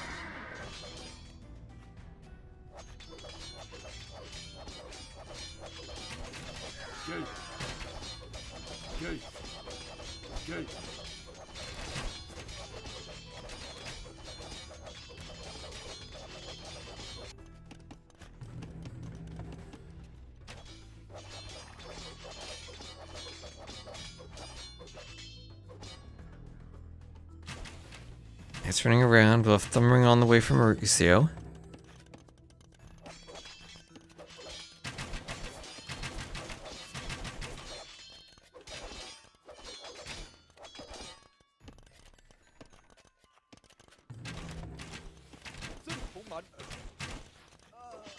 Crossbow's getting some kills out here. Still a lot of pressure here on Mauricio, but I do worry about Dogao. Those scores are very close. Those Vil counts and army counts are very close.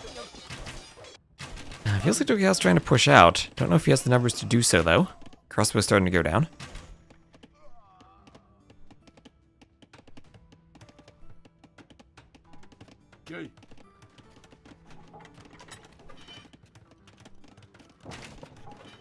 Some camels come over.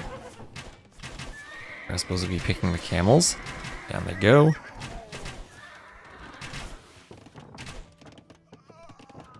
Oh, Captain Radbeard, thank you very much for the sub. Reserve some more subs. Hey, well, if we do get to 500 subs, we're gonna do the chicken cosplay for the Sudden Disaster finals. On the other side, RiuT is in RiuT. What the hell? RiuT MVP this game with the Knights. RiuT and Goku working very well together, very coordinated. Knights coming in. TC does not have the garrison space to hold this. Fully upgraded Knights from RiuT. At the same time, though, Purple's getting in on RiuT's base. Purple! Oh, RiuT was not fully walled. Oh, and thank you for gifting a sub to Iberial.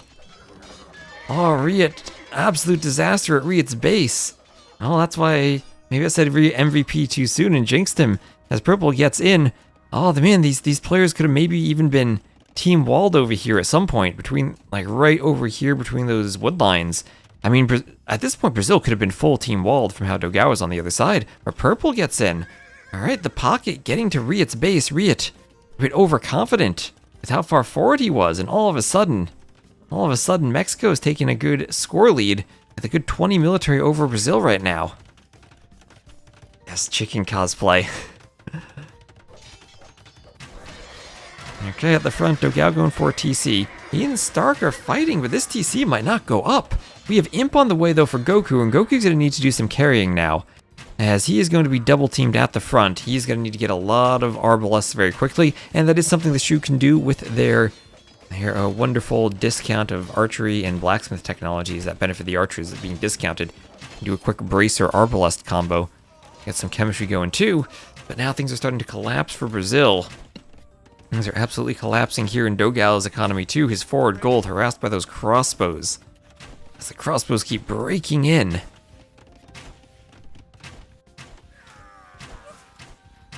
On the the other side, RiuT with some knights thinking about fighting, but he can mostly just hoover here as too many crossbows from Mauricio. He's trying to buy time for Goku to get up. Maybe Goku can get up and just go Arb to carry this side, and RiuT can help the other side. But RiuT's still not walled, and more light cav are in the eco. More light cav still hovering around RiuT's eco. Stark has to come help him out. I was about to say RiuT could help the other side out, but no, he's the one who needs the help.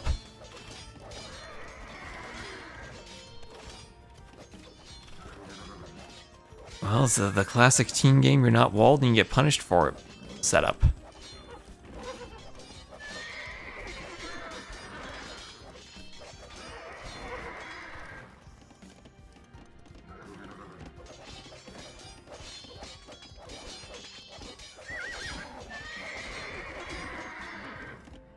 Almost like kept going down.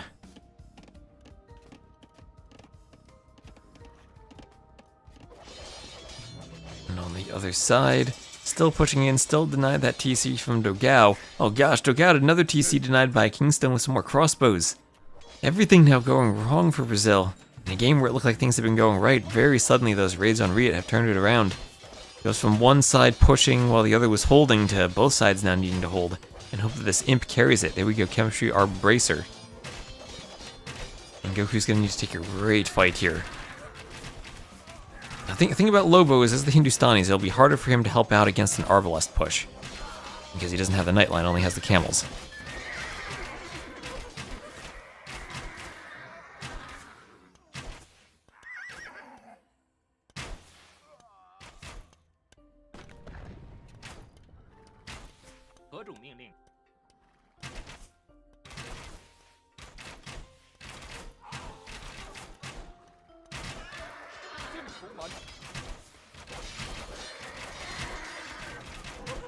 Herb's going for the knights.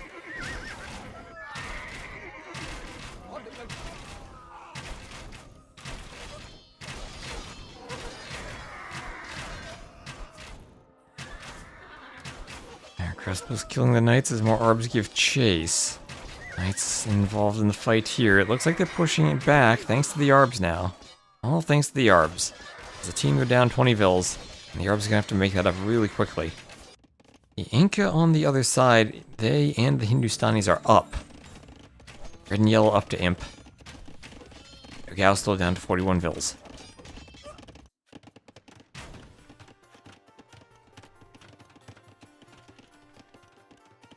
And more Arbs at the front. As they're trying just to hold with his scouts. Alright, so we're getting a pretty good game of Arabia here.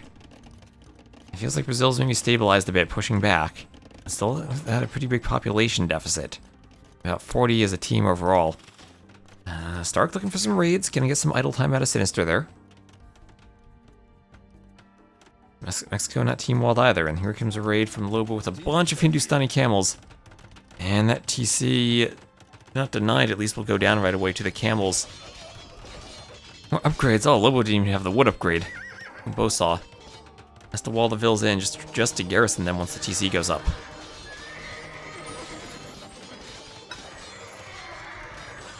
Okay, that's going to be a losing fight. At the same time, though, Stark trying to raid, but he's raiding right into camels, and Lobo with the Hindustani camels is in a position to hard counter the cav that Stark can make. And right now, Stark is the Romans. Oh, look at that TC going down. Doesn't really have an option other than Cavalier from the pocket. You're not really going to go pocket Scorpions on Arabia in a team game. And that TC will just melt to the Hindustani's attack bonus. Down it goes. At the same time, though, Goku pushing. Goku needs to damage everyone.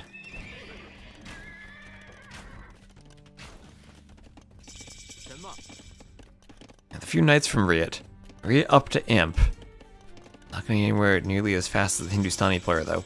He'll at least be faster than Sinister. But only 85 Vils doesn't feel like enough to really get the Paladin spam going yet.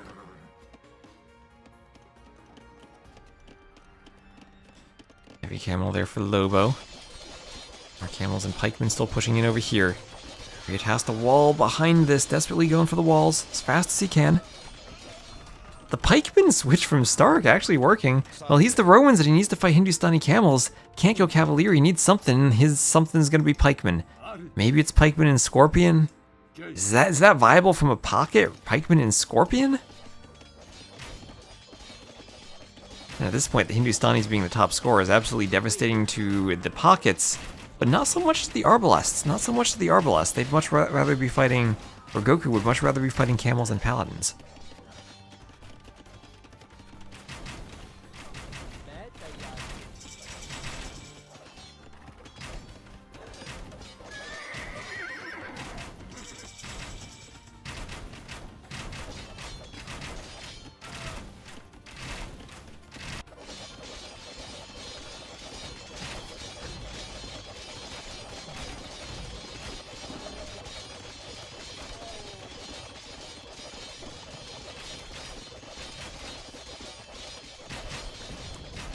So stable goes down. Camels keep fighting through the barracks and other buildings.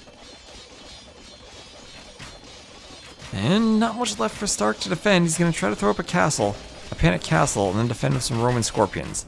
And Goku just has blue arbs everywhere, but they're not quite deep into their enemy bases. Well, University Workshop for Sinister, who needs to click up.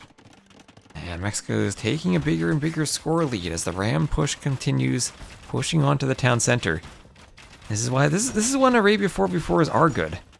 When you get to the late game setup, when you get to the late game. And I'm still kind of worried about Mauricio Sinister. I feel like Goku can kind of 1v2 them almost. I mean, they're both up. It's going to be a lot of ranges there for Mauricio.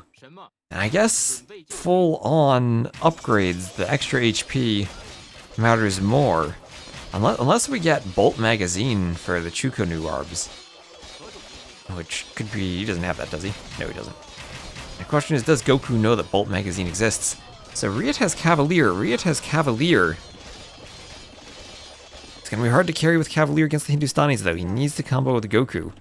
And right now, oh no, RiuT, an overchop in the wood line, and the camels are in! The camels are in! The Imp Camel is on the way. It's still a minute away, though. And RiuT once more needs to notice this. His base is being raided again. And this will be absolutely devastating for him and his villager count. Camels are there, the camels are killing everything. At the same time, RiuT is in on Sinister, but Sinister is walling this up. He's doing everything he can to protect the rest of his economy, even sacrificing a couple dozen vills out on that TC. He's up to 100 vills thereabouts, and maybe he can start contributing. I guess as the Slavs, it's kind of tricky without the Paladins, but maybe you go Halb and Boyar. Maybe you just sit back and watch Lobo carry. Oh, and Hippo, I didn't even see you. Hello there, Hippo. Glad to see you in the chat. I need to read the chat more.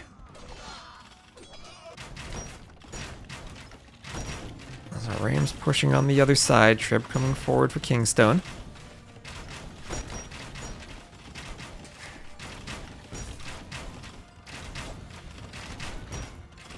Siege Ram on the way.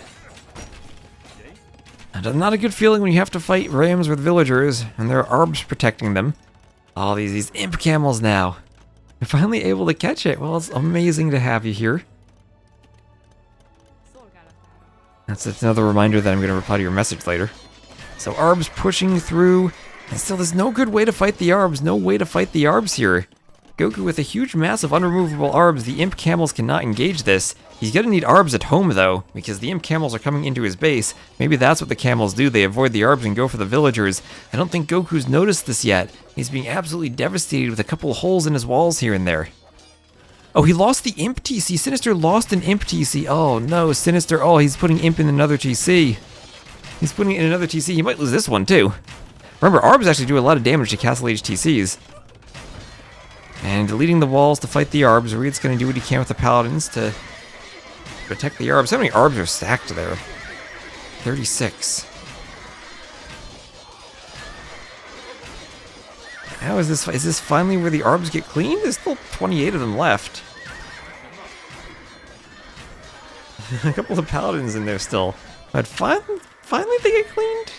20 of them left? Okay, that was a lot to clear the Arbs. They will be cleared. Stark trying to respond with Halbs. 1k score lead for Mexico now. Feels like Dogao and Stark have somewhat stabilized on the other side. They'll be pushing forward with an Onager now. The Shu is just going to keep pumping Arbs. Magros on Paladins. And we see some markets going up in the corners. Markets, or at least on the sides. Time to get trade established. Bit of a wood line and a cliff here. Disrupting Brazil's trade. On the other side, markets. One market now for Lobo. Haven't really started trading yet. Now, speaking of wood lines disrupting markets, they're not going to be in a good situation over here.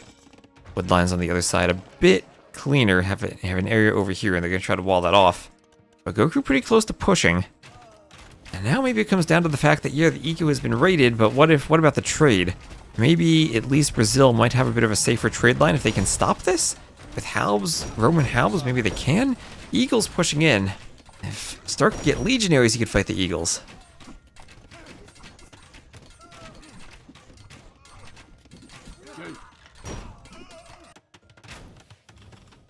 And Goku pushing, and we're still rotating around the map. How many TCs has Dogao had denied this game? Every time I look, there's a TC being denied. Stark will not have a castle denied, though. He will get the castle to help secure the gold. We'll be running over to the side. RiuT's over here, too, with some Paladins. Paladins to deal with the Eagles, and with some Arbs. They'll be tanky enough to help out. I wonder if recurve bow Cav archers ever becomes an option for RiuT to help deal with the camels. A bit more mobility than the Shu archers, and probably a bit stronger too.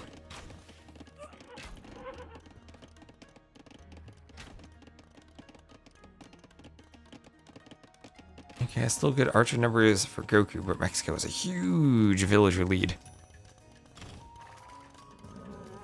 Camels and Hussars running around. RiuT has to be full on the right to hold. And this is what I was kind of thinking. I'd envisioned RiuT coming to the right-hand side to help while Goku takes down the left all by himself.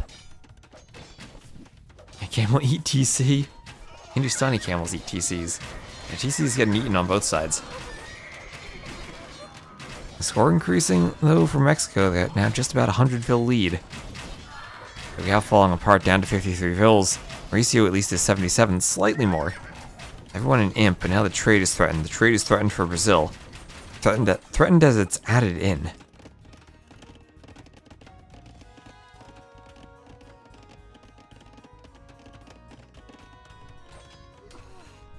Well, Eagle's still hoovering around Stark's eco. He's losing some vills. Kinda scary with how much RiuT's been rated that he has the vil lead for his team.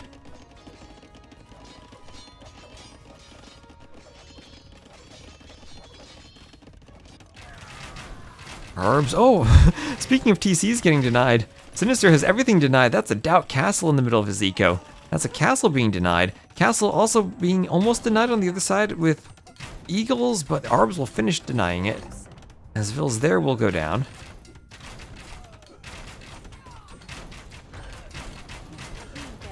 This is a good raid. Some Scorpions coming from Stark, but it might not be enough.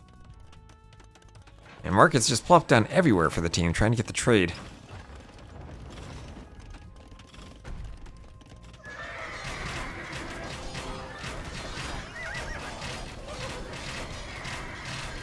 Hill's killed on the TC. Hill's stuck in the wood line. Killing the Hussars.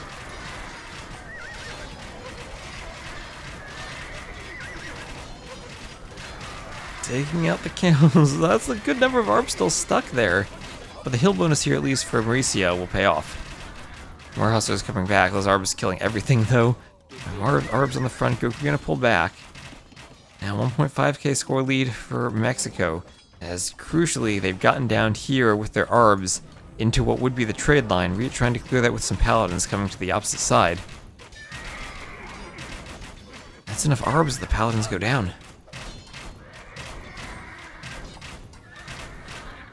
Our Paladins on the way over. It could be a trapped army maybe from Kingstone, but Kingstone could get some camels on the way before he gets trapped fully.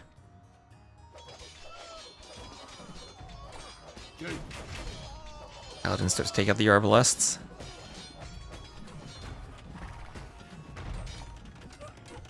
Paladin's at the front being chased down by Halbs.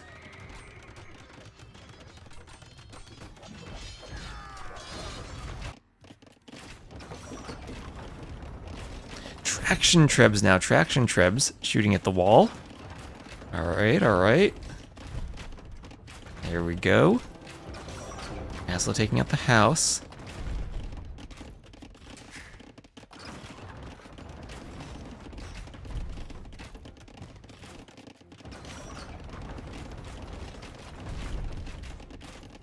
All's going down. It feels like... it doesn't feel like this push is fast enough from Goku. Can't really be stopped, but then his team can't stop the other side. That's going to be a castle on the hill in the trade now. Castle on the hill in the trade for Kingstone. Is he not using stand ground patrol on the Paladins? I wonder what his patrol micro is going to be. I mean, there are different tricks these days than there were back then with the pathfinding changes.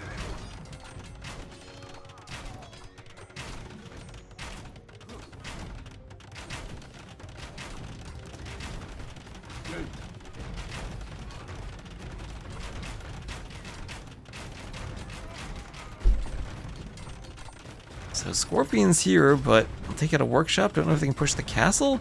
Here's the Inca Castle. Probably along with the Malay, one of my least favorite castles in the game. The thing looks so fragile, it's just gonna fall apart.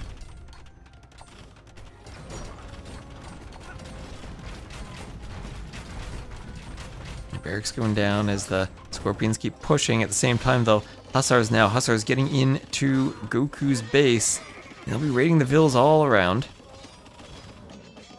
Raiding the villas everywhere. All going down. And this might be it for Goku's economy.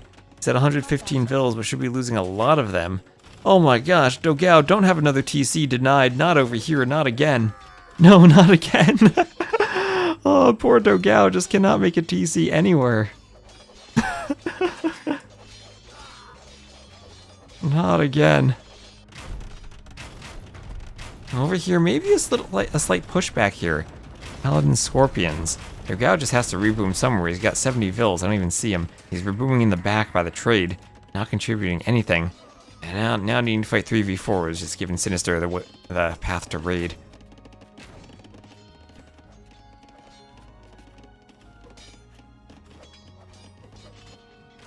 Goku basically trying to fight 1v2 by himself, but that's going to give opportunities for skirmishers. Vietnamese skirmishers and Imp Skirm on the way. Imp Skirm. One of the strongest bonuses there is, I think, the Imperial Skirmisher. I think it's a team bonus, it's horrifying. But Vietnamese Imp Skirms with more HP.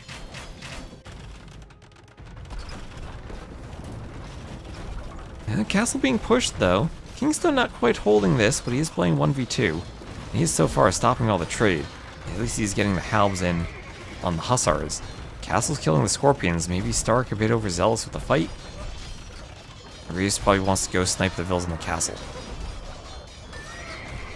It's 5 trebs, so the castle should go down despite repairs. And RiuT, if he has a hill, can probably just fight the halbs. Yeah, there he goes. Not enough halbs quite there just yet. That castle will go down. And okay, cleaning here a bit. But now, oh gosh, Dogao's rebooming. He can't reboom if there are Hussars in his economy. Hussars there taking out his vills.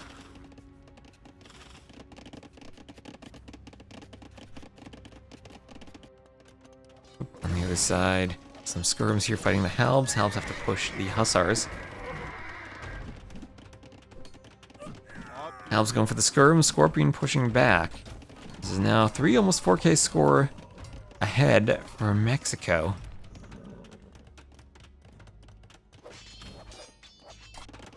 Oh, but there are Hussar raids everywhere from Lobo, too. Lobo getting the raids in. Skirms fighting Imp Skirms, never a good feeling for the normal Skirm player. Imp Skirm going to be in for Lobo. And the Shiitake hand cannons for him, too. He's going to be making transitions on his side, too, as the gold beam starts to get a bit low. Camels have served him well so far, though. Looking at the Vil counts now, 517 to 377.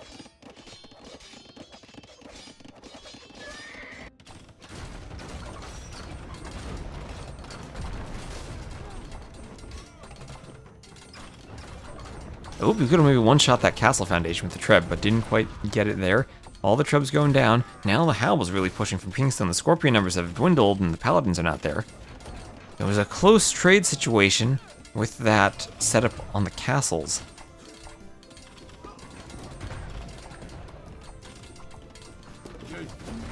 You Eagle's still running forward. Halb's fighting everything in the back.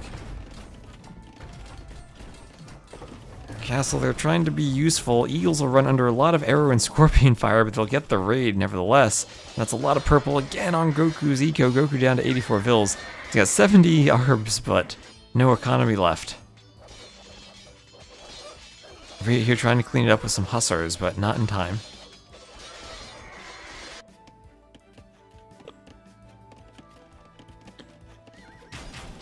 And arbs at the front trying to hold. Nations got best tournament.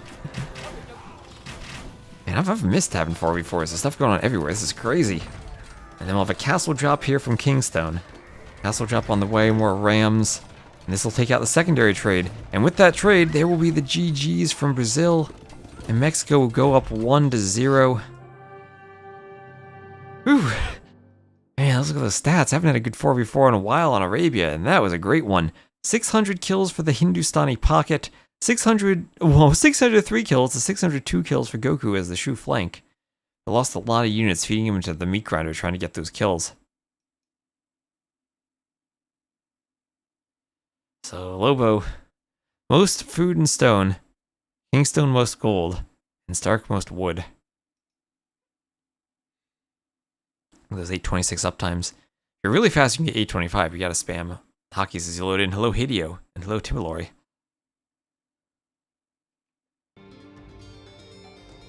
Whew, that was exhausting.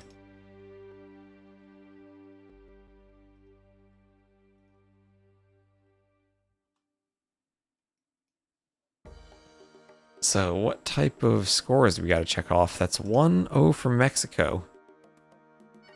They did win Arabia. Now for the civs, I gotta remember what the civs were.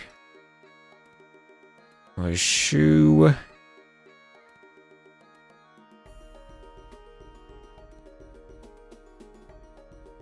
This is Brazil. Where are they? Oh yeah, they're down here too. That was used by Brazil. The Inca were used by Mexico.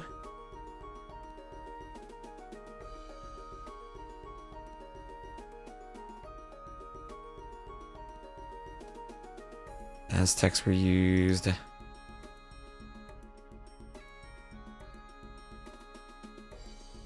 Magyars.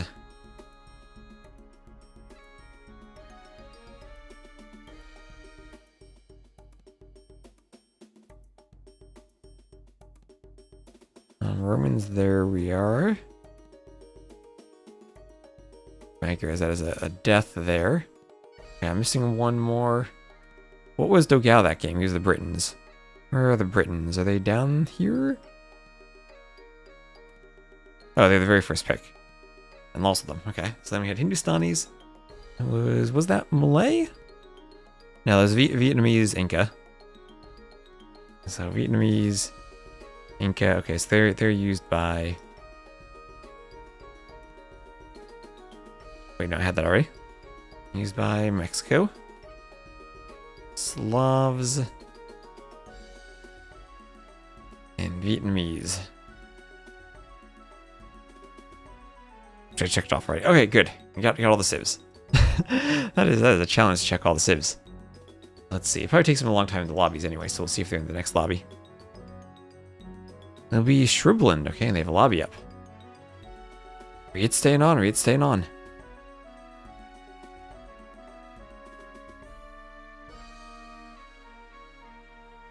And no sudden disaster logo this time. Seems solid with Sinister Mauricio. I'm still thinking Brazil should be the favorite, but you never know. Sometimes Brazil just has off periods.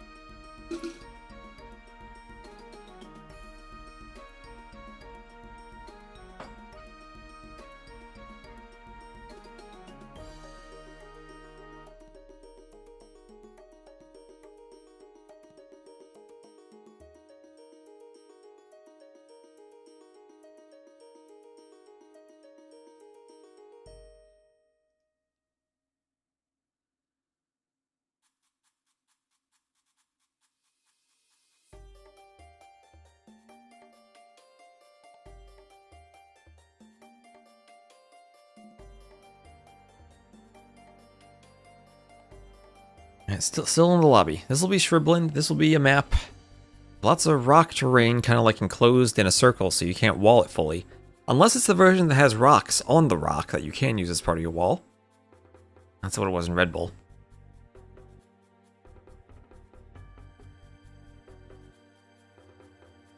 And thank you, the Human Blob, for the follow.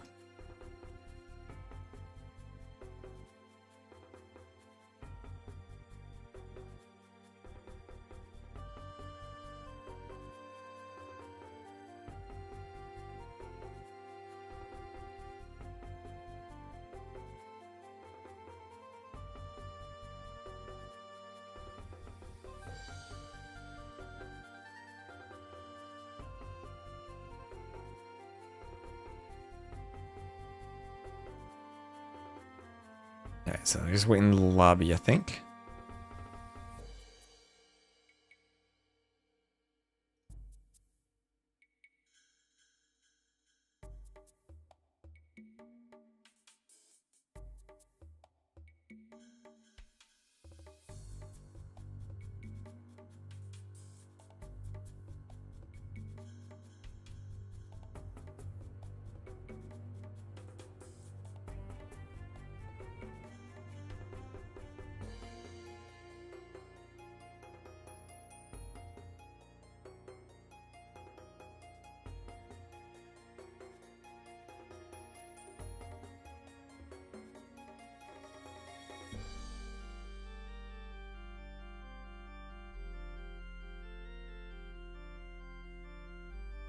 Let's see, are they launched? They're still sitting in that lobby.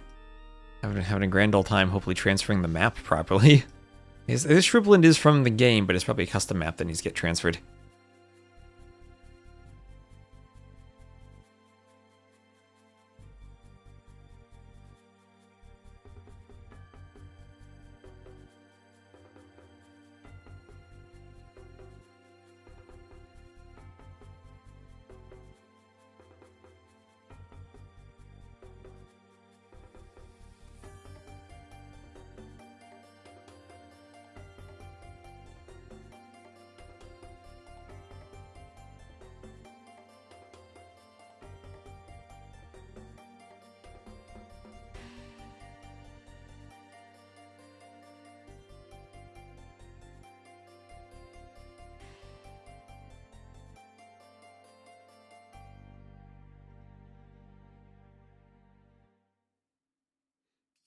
They're still there. Open. There we go. There we go. 14 time. Let's go. 2-minute spec delay, but then Shriveland.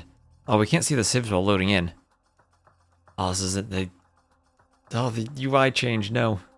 They fixed the feature by removing a feature. Hello, Idleville. Right, so you used to be able to, while spectating and loading in, when there's a spec delay, see the sieves. We can't do that right now. I'll show you. The problem was, while you were loading in and the players were still in the lobby, the civilizations were visible, which meant you could cheat and see each other's civs before launching. Now, they fixed that by hiding them, but also hide them while you're loading in, which is when you should be able to view the civs. So that's interesting. And let me just check. Okay, yeah, it still says, do we see the civs on the... And the problem is, it's not actually hidden because we can see them on the dashboard. It's Chinese Gajars, Franks, Shu for Mexico, Byzantines, Huns, Wei, and Maya for Brazil. Oh, the dashboard never even updated Mayans to Maya. Not surprised. And hello, Roberto Cortez. We are 14ing right now. More interesting if you can't see random civs until you scout them in game. That's something people always ask for. But this is more about the menu system. We'll watch the countdown, then swap into capture age.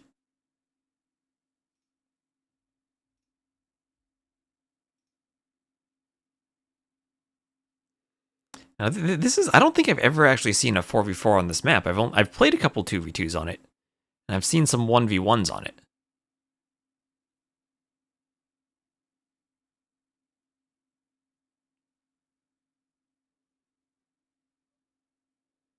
Alright, here we are, loading in. Get capture age ready.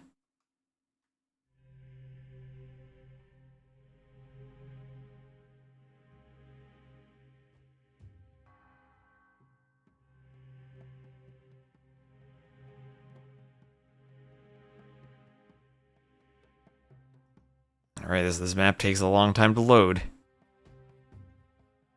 Alright, and we're in. We're in. We've done it. We've loaded. Oh gosh, the flags. Ah. Alright, the lag. Let me just make the scoreboard blue versus red. So easier to see. Right, so after winning game number 1, we're going to move to game number 2 on Shriveland. The home map for, or the map picked by Brazil. And before we look at the saves, we'll look at the map, because this is one heck of a map. You cannot pass through the middle of the map. It's all cliffs and rocks and blocked up. So this here, have you ever seen a map like this with nothing but cliffs? This is crazy. So you have some acacia forest surrounding that, and there's always occasionally a hole in it. Got to be careful. But that's your main wood source. Your other wood source is on the outside with all of these fruit bushes if you are the Portuguese. And, oh, the Portuguese are not picked here. I did see a 1v1 on this map once where the player didn't even go for the wood, just picked Portuguese and went fully on the berries. Because then you don't need farms, so you're not spending wood. But anyway, on the outside, there is this rock terrain, just like on Enclosed, and you cannot wall on this. So while the middle is all closed, the sides are always open, at least by a tile. And this is the new patch, so if Nilly came through for us, units consistently should be able to pass through a one-tile block-off. So, if this is any different than Standard Arabia, I don't really think so, other than maybe a heavier reliance on Franks and Portuguese if those are available to you, but not in this game. We will have Goku here as the Byzantines, potentially a skirmisher save on the side. You will have RiuT again as the Huns pocket. RiuT playing Huns, killing the elephant with the TC. What year is this? It's 2025. RiuT playing Huns. We'll have Stark as the Wei. The Wei, we've seen them as a crazy pocket civ with the Huiguang cavalry. They were played, I think it was by Finland before. And then Dogao is the Maya on the flank. We all know and love the Maya and know what they can do with their cheap archers. So on the other side, it'll be the Shu. We saw them as the flank on the other team last game, but this time the Shu is on the other foot, as Mauricio will be playing them as the flank for his team. Again, they gather food while chopping wood. And we'll have the cheaper archer upgrades of the blacksmith in the range, so very smooth to play. So once, twice, and even finishing it with the Vils there, taking the elephant. His pocket will be... Oh wait, there are the Franks. There are the Franks there. I was looking for Portuguese, and then I looked for Franks and didn't see them. Get your T90 blind emotes in the chat. So we'll have Sinister as the Franks. And as I said, Franks, they gather from the berries faster. A great civ for this map. Maybe the downside is you're not using your free farm upgrade bonus if you're taking so much from the berries, but I think he's happy to take from the berries more quickly. What's the prize? Who's winning so far? It is a best of 7. We have Mexico's up 1-0. The prize is $400. Paradox is the admin for this. It's a show match because we're hoping to get another Nations Cup probably for next year.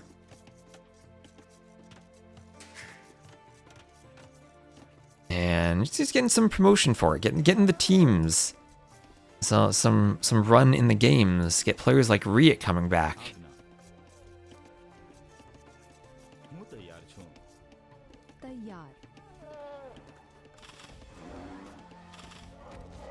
Alright, TC takes the elephant. And the Skajara's Mill has 8 goats in it. I guess for the larger map sizes, you're actually farther away from the edge, so it becomes more open and harder to wall. I do wonder, as the players are clicking up, we'll have an 18 pop up from Goku, if Goku's going to go double range skirms. He has 1 on gold, so maybe not. But double range skirms was something I've been doing on the ladder on Enclosed in the last map pool, and I think it worked out pretty well. Maybe a bit different here, though, because you have gold on the inside. Yeah, I would expect Portuguese here, too. I'd expect maybe Frank's Portuguese somewhere as a combo.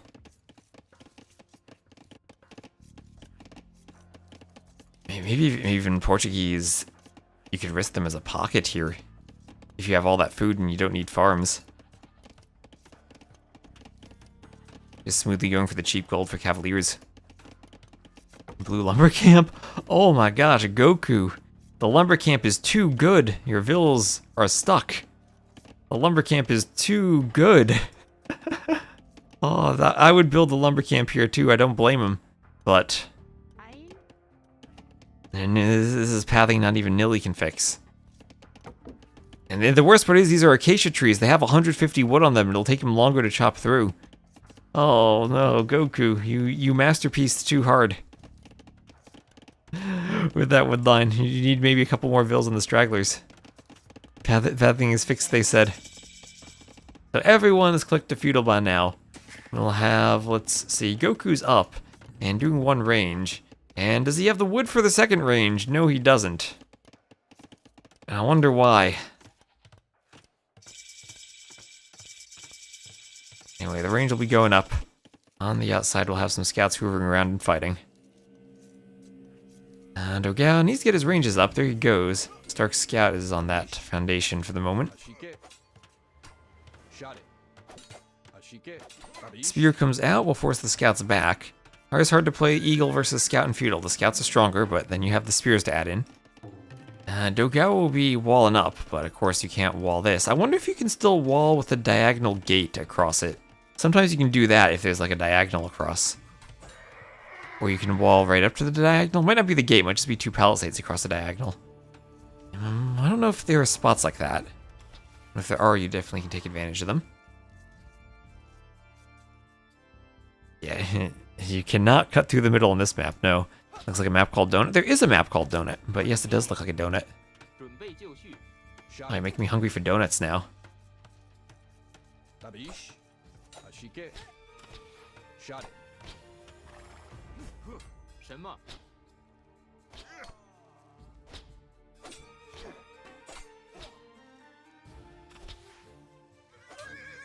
Maybe in the future I gotta be better about putting some stuff like in the description beneath the stream for info about what I'm casting. I need to set that up for sudden disaster.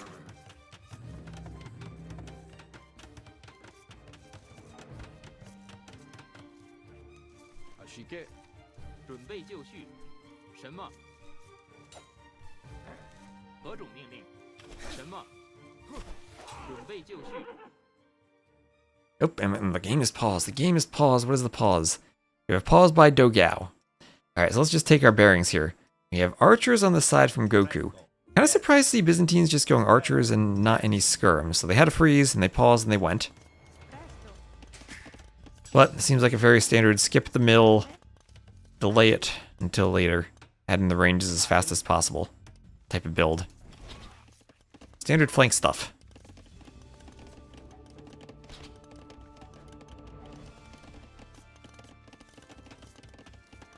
You know, you see DE struggling to figure out the pause.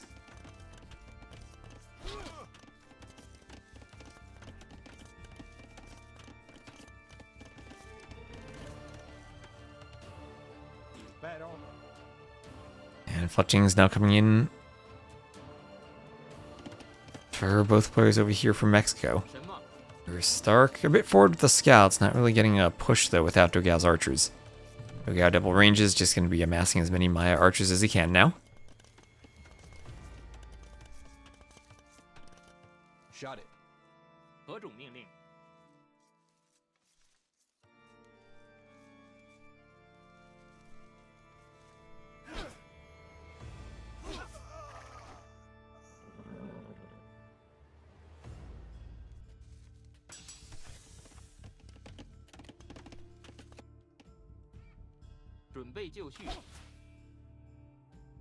Archer's pushing on the other side. Now, definitely advantage here for Goku, but he wants to wait for Fletching before fighting, so he's going to head back to the hill, get Fletching. And once Fletching's in, then he and RiuT can push. Remember, Huns have the faster working stable team bonus. Now, let's see what they can do here.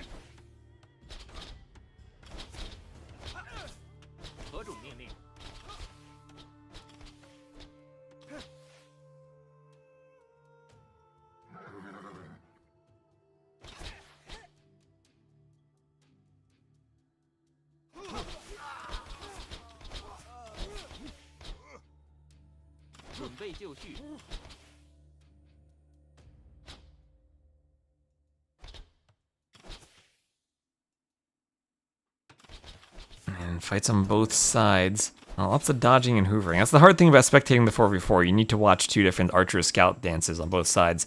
And especially on this map, the separation of the two 2v2s becomes quite extreme. And just due to all those cliffs.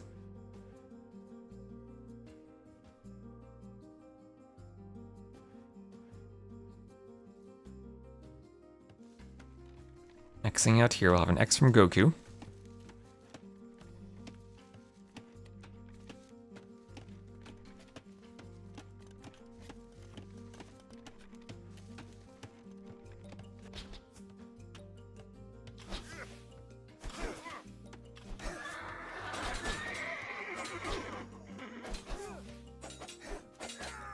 As the archers push.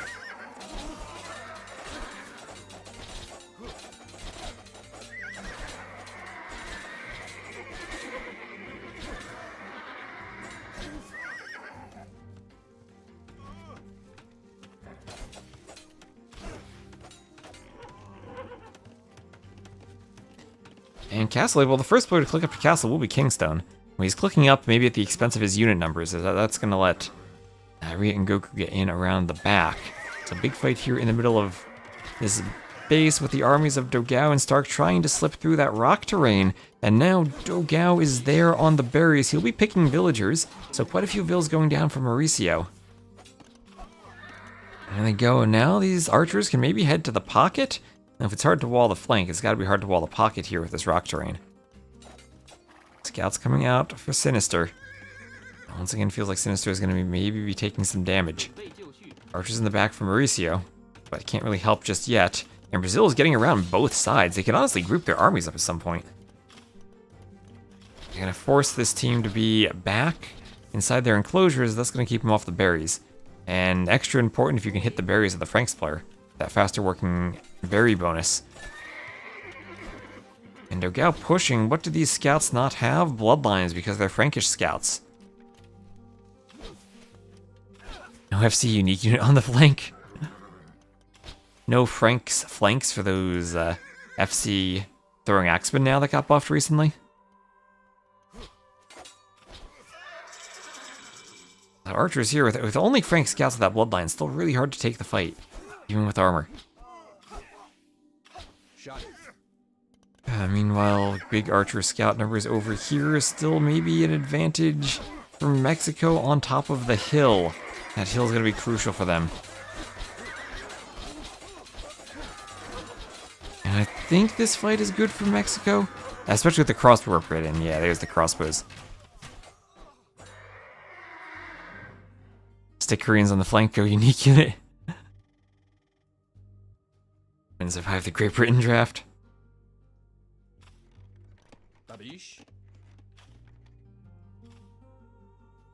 I'm still waiting for that UK-Austria rematch.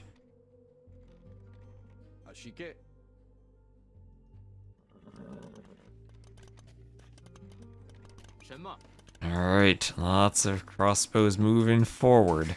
We'll have a... Oh, now that is a town center from Kingstone. That is a TC on the neutral gold in there. Alright, well, Byzantine's usually a good defensive civ, hard to push. On the other side, Dogao still trying to run in, has good archer numbers. Scout's not getting the best surround. Those ranges nearby. Maybe they can get some kills here. Dogao pathing through there. Scouts, feels that felt like a better engagement than that would have happened in the last patch with scouts actually hitting archers.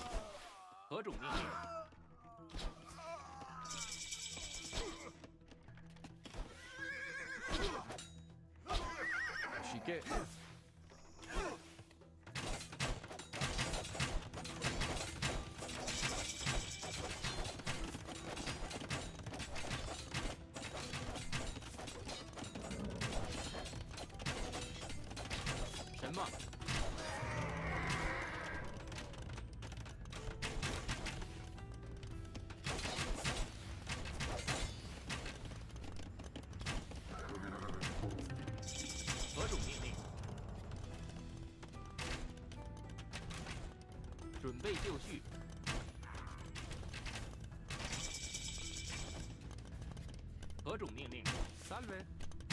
准备就绪。 That's a lot of scouts from RiuT. He's almost at the castle age. The Gujar camels will be there. So Team Mexico seems to like those camel pockets from Hindustanis and now Gujars. RiuT with 3 stable light cav, some Huiguang cavalry coming over. They'll help against the camels. RiuT's gonna have to go light cav to fight this. If he gets enough, maybe he can just take the fight. He's gonna do a second TC, but that'll be on a wood line.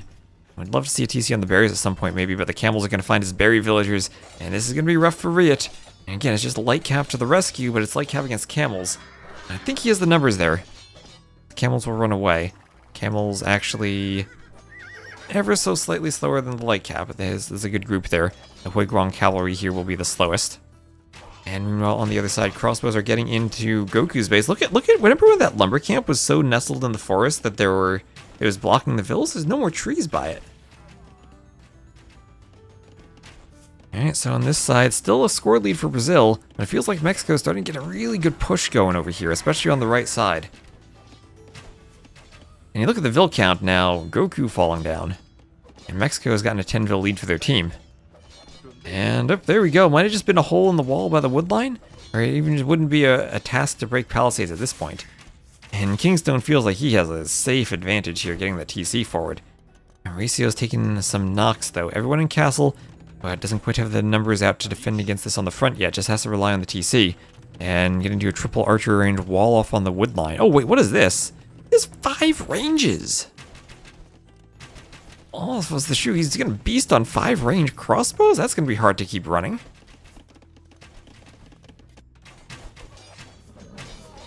I like half chasing down the crossbows in the back. The crossbows here from Mauricio coming forward.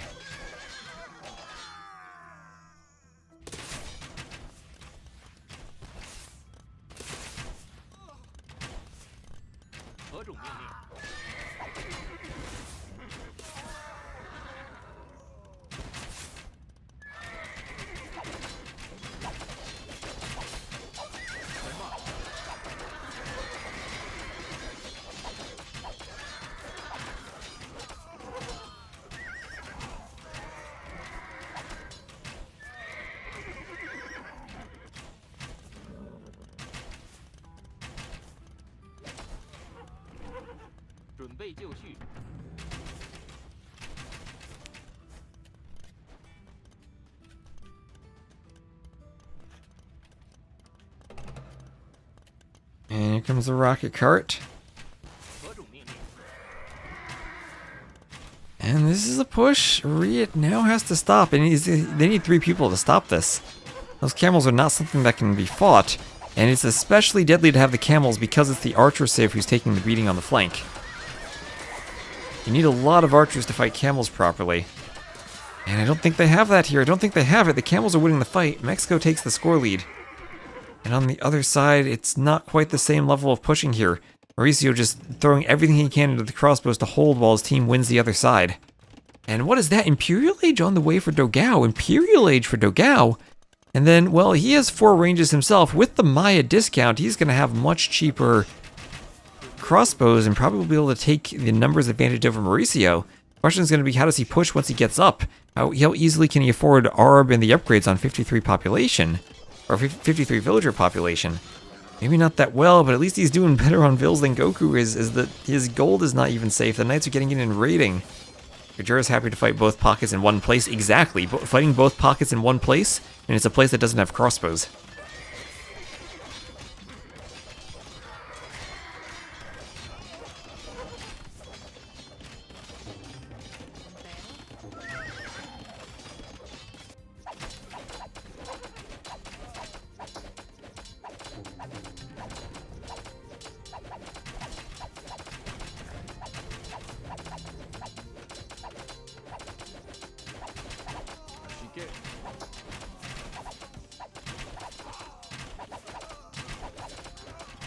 Okay, this feels like a fight Dogao is winning. And now it's Brazil's chance feels like has to be Dogao. Can Dogao with Imp push and push by himself? 2 TCs, 54 Vils. I think that's going to be tough for him. I don't know if he has the eco for it. And now it's just camels against 2 cav civs on the pocket. And maybe it's time for Lobo to try to send forward Vils and get stables forward for production. And I mean, there's really nothing stopping him walking through and getting behind enemy lines now. Not enough defense here from Goku. Even a ram being added in on the flank from Kingstone. That's very good for Mexico. Paradox, I think you got to get a show match together. That's not going to be a sweep. This is looking 2 games in a row. Mexico has been very, very well in sync with each other.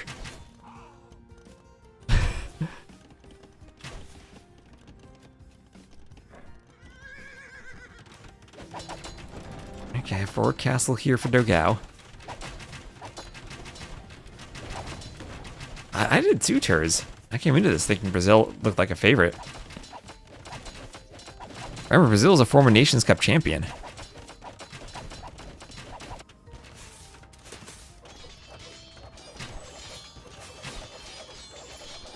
And my Imp Castle forward is something. It is something. Is it enough, though? It feels like Dogao isn't going to have any backup on this push. He has a few Huiguang cavalry here. But Stark is mainly needing to stop the push on the other side.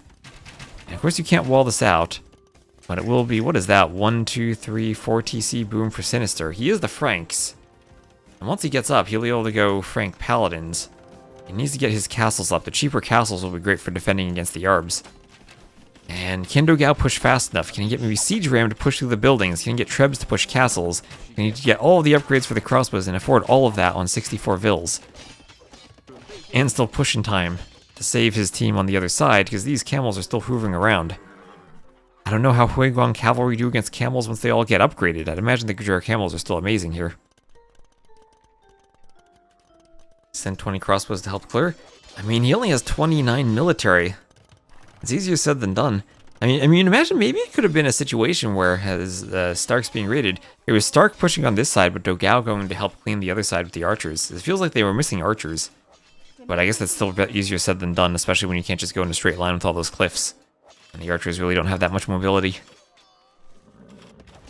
And, alright, castle drop here from Kingstone. Right on Goku. Well, not on his face, but I guess the rock terrain makes that tricky. Rocket carts there already for taking out the middle of his base. Knights, it feels like Sinister's everywhere with knights.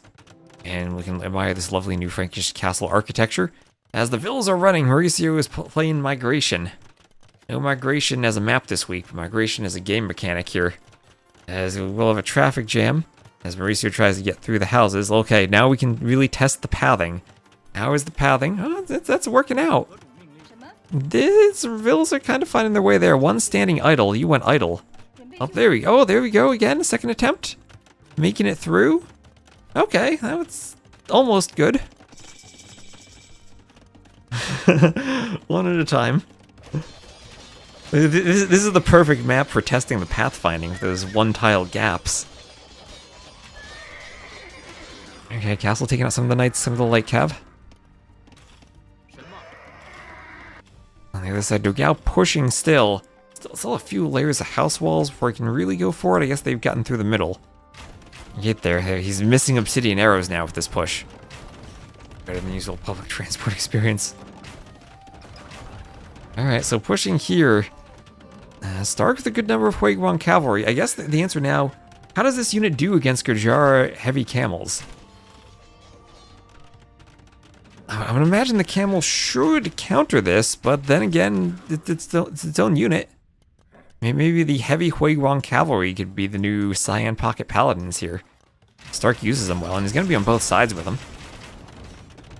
He does have 100 plus Vils, but that's nothing compared to most players on Mexico. The only player who's down on Mexico is Mauricio, who it doesn't feel the greatest. Fewer Vils even than Goku has. Fewer Vils than Goku. And now it's just repairs for Sinister. Sinister's up to Imp. Can he repair, do maybe Cavalier, Chivalry, Paladin all at once? He has 132 Vils, so maybe he is the economy for it if he can hold and repair for a bit. One of those elite Shriveland riders being added in along with the camels to push on this side. And if that army goes, I think they actually have the numbers where they can push the Trebs. Now he's waiting for armor at least. Could even wait for the attack upgrade maybe. He's doing the attack upgrade. Does he have? Doesn't have Kshatriyas or Frontier Guards though. Needs to invest into the unique techs. And he's going to go, and this I think should be a good fight. It should be a good fight. I want the camels to try to fight the Huiguang cavalry. And Sinister is going to come too. Even if there's just some knights, it is numbers there for absorbing arb fire from the camels. Something that can pick off a Treb. And this push being stalled out. Yeah, Gabby thinks it's over for Brazil.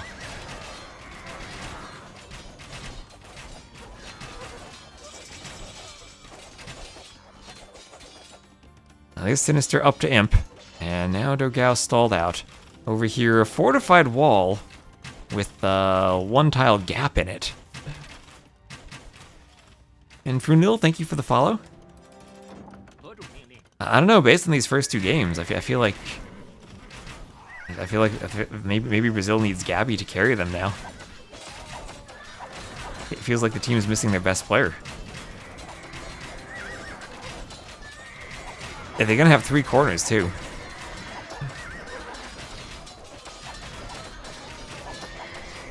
So castle for Dogao. Still holding the fight somewhat, but the Arb numbers are falling down. He's up to 90 Vils at least, but down to 15 Arbs. At least with the Maya you can replace those quickly.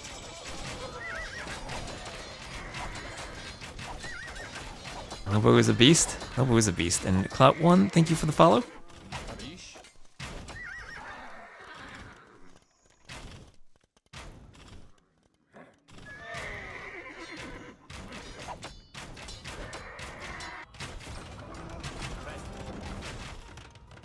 Yeah, Lobo has been playing very well these games.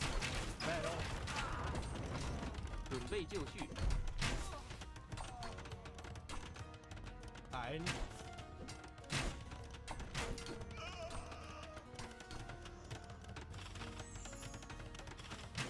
Ein. Salve. Impero. Beijing. Presto. Impero. Charles Sans.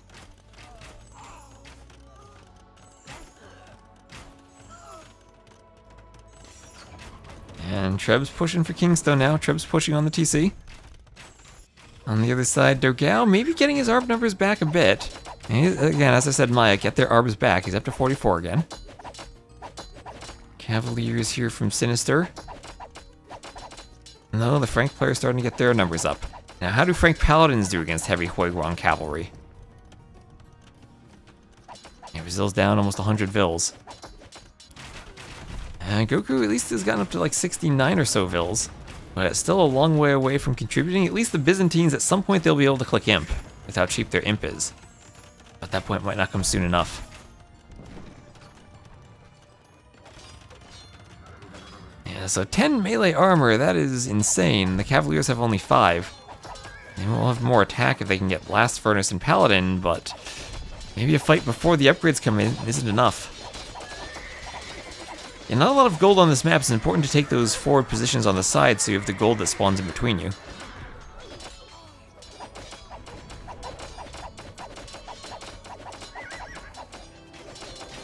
That is a castle that looks like it'll stay up. With the camels, they should win this fight. Yeah, I guess the trade can even be a bit awkward with the berries kind of blocking the markets on the sides. Like, yeah, these trade carts are gonna get kind of stuck.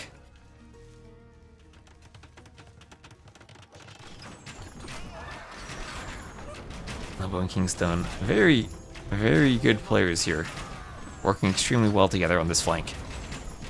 And you can't onager the berries. You can't onager the cliffs in the middle to cut through.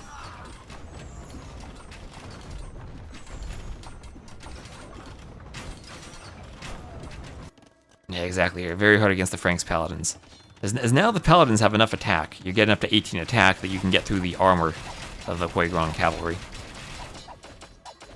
And so that's, what, so less attack, so 16 attack versus, what did I say, that was 18? Yeah, 18 attack. And much more HP, which probably makes up a bit for the armor difference.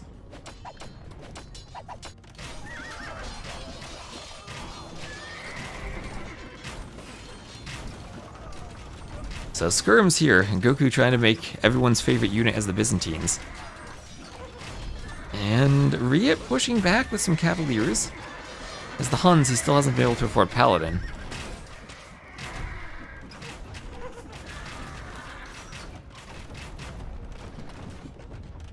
And he'll have more upgrades, crop rotation even coming in for Stark, trying to play a long game. The Fire Lancers are here. And I guess Fire Lancers from Kingstone counter everything. They don't take bonus damage from the skirms, they should beat the Cavaliers. And I think they also beat the Halbs.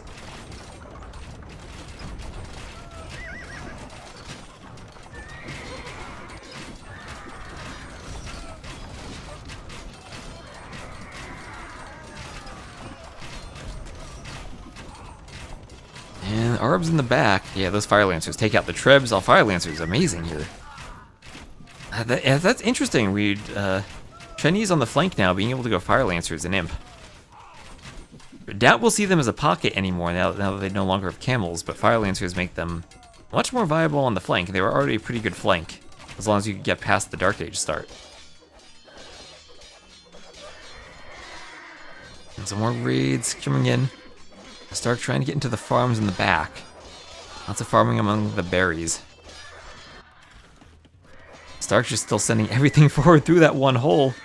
The pathfinding is working. The pathfinding is getting through the hole.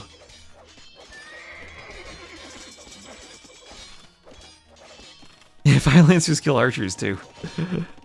Alright. Alright. Stark, happy that Nilly pushed the patch. He's able to raid now. Good job, Nilly. Hussars attacking all the vills in the rear. Vills go to make a lumber camp. It's impressive seeing something that worked in 1999. On the other side, though, there's another raid. Pathfinding works in both directions, and Lobo's gotten his cav through that same hole to come forward and start raiding. He will pass through the houses. And maybe won't see Dogao mining stone camouflaged in the gray color behind that castle? Oh, that's true. Hussar raids didn't work there. Light cav raids, like Lobo's doing, though, they worked.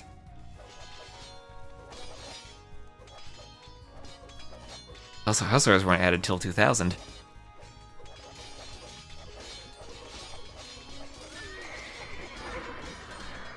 And raids continuing. Raids even getting here. I feel like everywhere on the minimap is now flashing with a raid somewhere.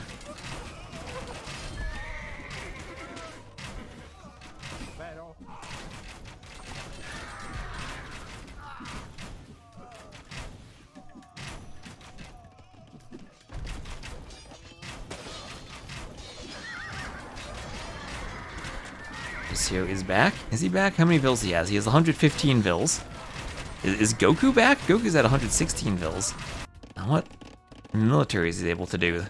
We have the sling upgrade there, coinage from Kingstone, so maybe coinage will be able to sling Mauricio. Once he's back, what upgrades does he have? He doesn't have Arb, doesn't have Bracer, doesn't have Chemistry, doesn't have Thumb Ring. So if he's gonna go Arb, even Skirm, still needs some more upgrades. And looks like with all these ranges, it will probably be Skirm, but a ram push coming in from Dogao as the Maya. He's adding in Siege Ram. There's a lot of pikemen down here. Fire Lancer's still pushing. I don't know what Goku can do against them. He could maybe get to hand cannoneers, the Byzantines. And I don't think there's any chance he'd ever get to Cataphract. He's just way too behind for that. Maybe some hand cannoneer actually could deploy them. Don't know if I've ever actually seen that. But yeah, now that they're in, they're going to be disrupting the trade route too. RiuT has his markets against the edge.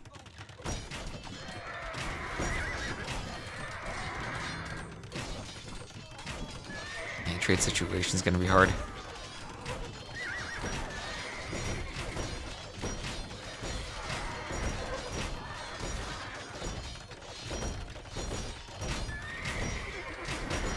Castle is up.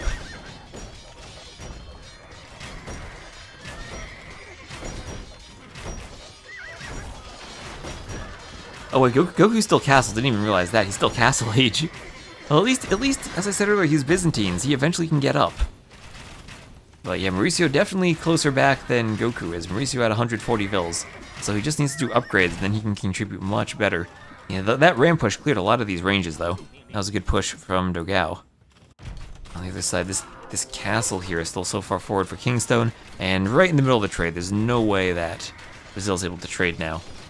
And we can look at the trade number. Are there trade cart numbers here somewhere on the overlay? That would actually be much more useful than military value. Trade cart numbers up there. We can look at that down here somewhere. Where are the trade numbers? No trade for anyone, really. Just a few for the Franks player. A few for Lobo. No one really adding in too much trade yet. Stark with 16. Could lose it soon. Maybe we stay on the trade menu down there. Yeah, both sides can't trade. Dogao establishing this corner here. Maybe there comes a point when the teams actually swap and Brazil tries to trade to this corner. And then Mexico tries to trade this corner to this corner. Is that what you do if you can force your opponent to delete their markets by trading with them? Like you just castle build all your buildings here, then start trading with the enemy markets? Shot it. Babish. So skirms here from Mauricio, still pushing this back. Arb still running around.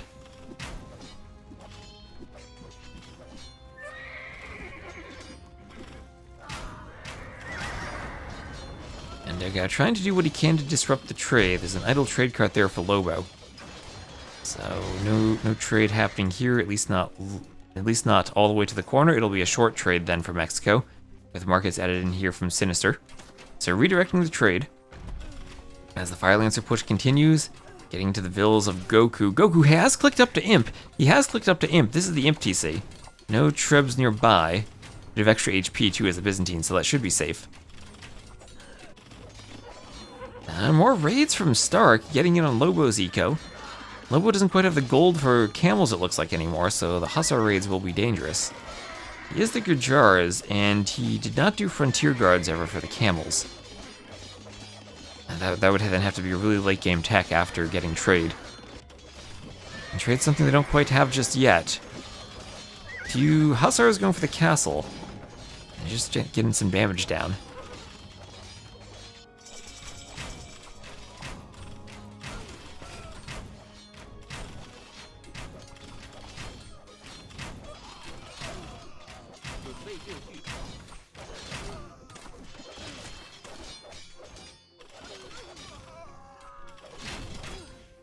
And somehow Goku is still holding, managing to contribute with Byzantine skirms. He's getting Bracer now, and still holding, so we're rotating around the map. I feel like Mexico is still rotating a bit faster. Yeah, those Hussars are going to be really cheap for the Gujaras too, since they have Kshatriyas researched. And now skirms here. Skirms being useful for Mauricio. They're trying to clean this castle from Dogao. If they can clean the castle, then maybe they can trade again. Maybe they can trade again, then it'll be a three corners of map control for Mexico. The Trebs are there. It's a very weak Treb though. 70 halfway dead. Bills will repair it. Is RiuT back permanently or only for the show match? That's a good question. That's a good question. I don't know. Pop difference is pretty big. That's a 200 villager lead for Mexico now.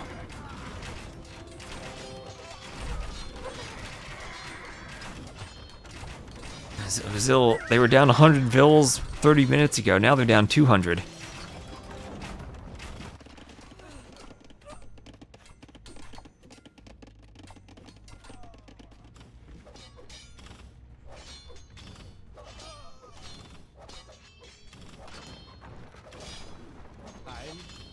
Hussars jumping on the skirms now. Brazil now losing control of what was once their corner. Hello, Magugu. You're pretty late tonight.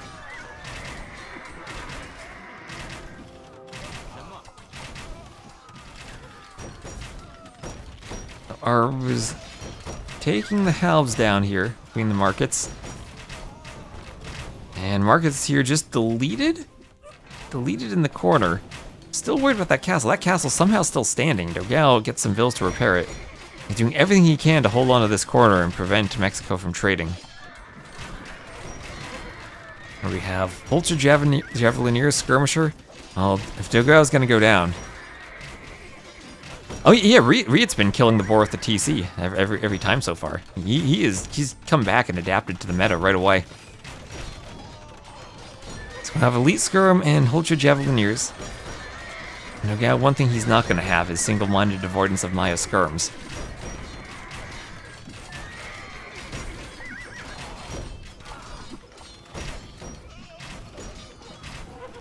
There's Stark trading. That's a good question. Where? We can look at the markets and try to figure this out. Okay, there they go. And, oh, they're trading right here. That's the answer, right here. Each of those trade carts has... Does Capture Rage tell me how much gold they're having? Is that... Can I not see that? I can see that in the game. I feel like that's maybe a regression. It used to tell me that. Hold on, let me alt-tab to the game. I can check that. They each have... Oh, the game doesn't tell me that either. It doesn't tell me how much gold they're carrying. What if I go to Stark's point of view? 42 gold they're carrying. Okay, I need to be at Stark's point of view to click that and see. Maybe that's just a weird game thing that Capture Rage hasn't come up updated with. Can I shift click him and check it? No, interesting. Anyway. It looks like a Capture Rage bug there. Some Hussars still running around here. Stark's doing everything he can to keep alive. Dogao with 27k score is still... They very impressively held onto this castle here. Held onto the corner for the trade. I mean, he's still somehow pushing. Somehow Dogao is still pushing. It's now 250 villagers of a difference here in favor of Mexico. Does Mexico have too many vills, maybe? How do they have 600 population dedicated to eco units? Maybe that's why they can't quite stop the push. They might not have enough military.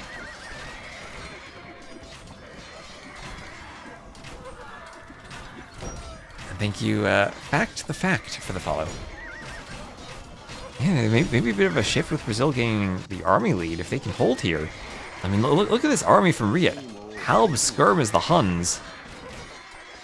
I think Stark do the Hussars. The skirms is the Byzantines. I mean, just full trash units here. But it's somehow working and even pushing the Rams back. RiuT's oh, you can see the KD. RiuT's KD. 230 kills. Dogao has 1,100 kill. He has more kills than the rest of his team combined. Really, Dogao and Kingston doing the pressure here. So Rams, Kingston was prepping a Ram push, but he's getting pushed back now. Stark contributing down here as Dogao still has kept the Arbs alive. Dogao actually has a gold unit in the Maya Arbs with how cheap they are. Is Brazil somehow going to do this? I mean, they're getting up to 400 vills. That feels maybe more appropriate than 600? Yes, Mexico losing vills might even be a good thing for them at this point.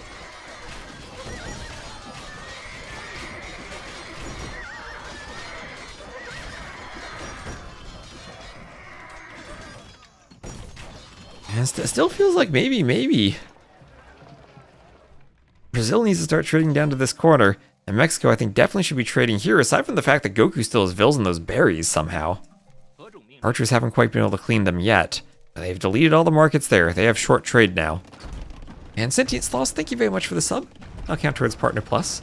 And also count towards our goal of 500 subs for casting the Sudden Disaster Finals in a chicken suit. A chicken cosplay. So, heavy Scorpion now from Kingstone. Those Rocketry Scorpions. Doesn't have Rocketry yet. Needs to do that if he's going Scorpion. He's trying to hold here, but in the south, it feels like 3v2. Mexico can't quite hold. Can't quite hold in Brazil. It felt like there was maybe a GG moment earlier when Dogao had lost all of his army, but he added it back. They just somehow need to get Goku to have military again on this side. Even if it is only skirms, that frees up RiuT to start doing Hussars.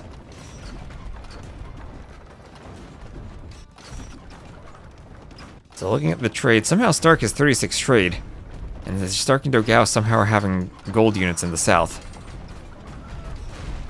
And they might need Stark somehow to come over here and get a clean with cavalry on the Scorpions? RiuT's trying to do that himself, still only has Light Cav, doesn't have the gold to upgrade them to Hussars. But Light Cav seemed to be enough for picking off the Scorpions.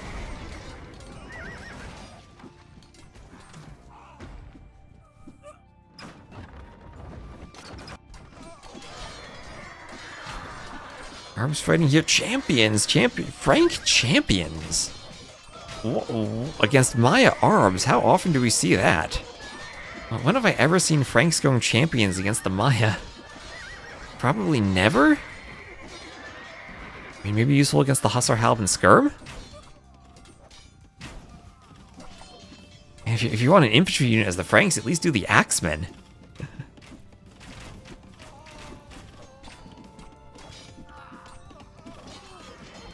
I mean, that actually could be interesting, throwing Axemen against all the Skirms. They were buffed recently, right? They were buffed recently. As, Bearded Axe is now +2 range. They had some stats changed, I think.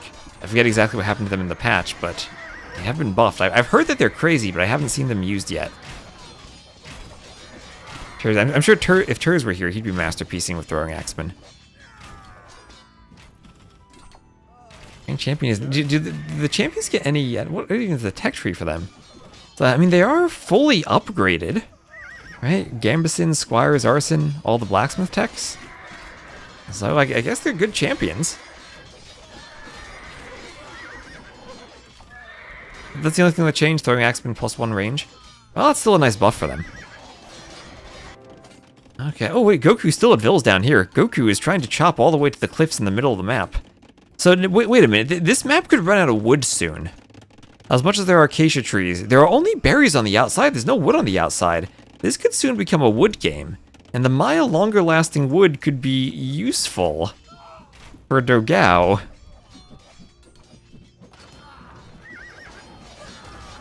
Okay, are the champions getting the job done? I guess they can destroy the buildings fairly well with Arson. Treb, they're besieging the castle. Dogao's gonna need to be buying stone, doing everything he can to keep the castle alive. What do we got? I'm hour 17 into this game. 2 hours in. If this goes 7 games, I don't even know if I can keep... I need to fall asleep at some point tonight. All the games are like this, I'll be here until 4 a.m. Mexico is a lot of... I mean, Stark is a lot of trade, but then Mexico, yeah, everyone aside from Mauricio is trade. Trade, but not really adding gold units now. It's still a lot of skirm. I mean... Purple is the Franks and using his gold for champions instead of paladins. That feels wrong in so many ways. Maybe they were worried about Halb? Train time decreased, upgrade cost decreased, and Bearded Axe range increased. Okay. I'll definitely fall asleep pretty soon.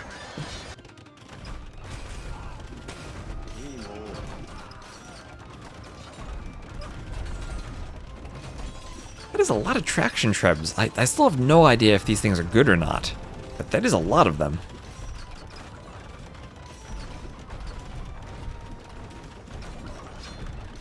And it feels like now, 56 military. Goku is back. He might only have skirms, but at least it's population. Brazil getting close to 200 or to 800 pop now, same with Mexico. And the Vil swing a bit more, feels maybe a bit more balanced for Brazil. I mean, maybe Brazil could use a couple more Vils, Mexico maybe a few too many. I don't know where the sweet spot is for the team game, because you're really going to need the trade. And this map might become a wood game soon. We have elephant archers here from Lobo as the Gajars. But they still do miss the final armor upgrade. So only 4 pierce armor. If the Maya get enough arbs, enough skirms, they'll tear through those elephants too.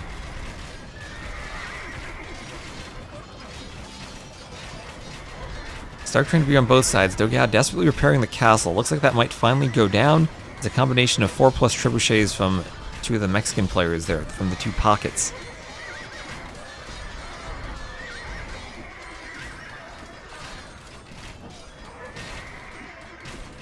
And maybe slowly but surely Dogao's getting pushed back.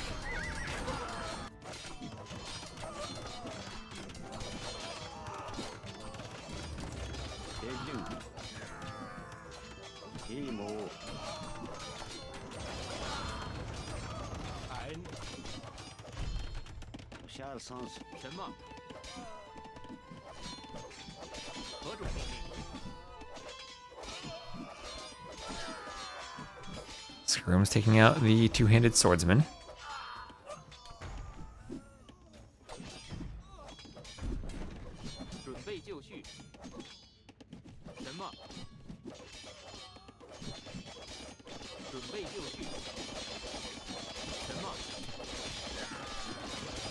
Champions continue to raid. Looks like RiuT's gonna have to run some vills. And this is all the wood control for Kingstone. And it's over here, Mexico again pushing into the wood lines now. Maybe that's the spot to push now, into the wood lines. Even more so than the corners. As Dogao's castle's in that corner, but right now that only guards the trade route. It doesn't guard any wood. Maybe there are options to take the berries more instead of farming, but I guess here Brazil's taken most of the berries and opened up the trade lines even. It's a tricky composition because once you get wheelbarrow and handcart and you get imp, you start putting down farmers, and the farmers are actually quicker than the berries in terms of food. It's more the adjustment of how do you maybe not spend as much wood while taking berries that benefit the berries. It might turn into not a wood game but a berry game. How about that? As we're now about 90 minutes in. And to be fair, this is a map that's going to be very long, and it's not going to end quickly.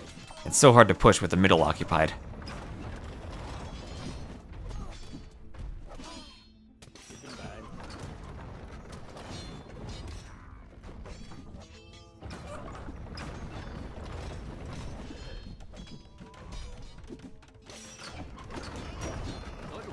And we have champions here too from Ricio, shoe champions.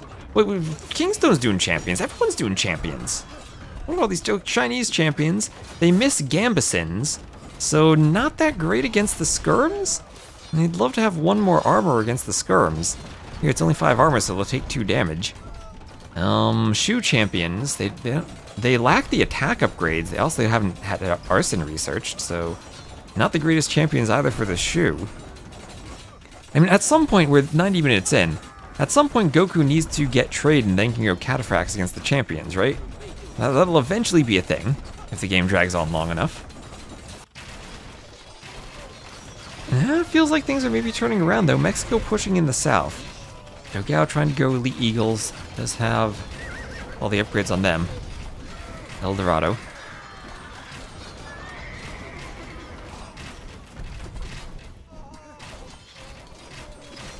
Hussars coming in, Elephant still taking out the Hussars. Champions fighting the Hussars.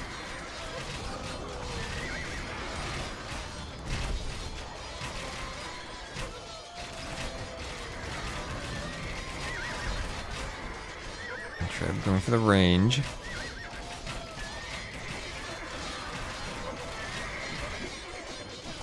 Oh, and what is this in the back? There are Hussar raids. There's a gate between the berries.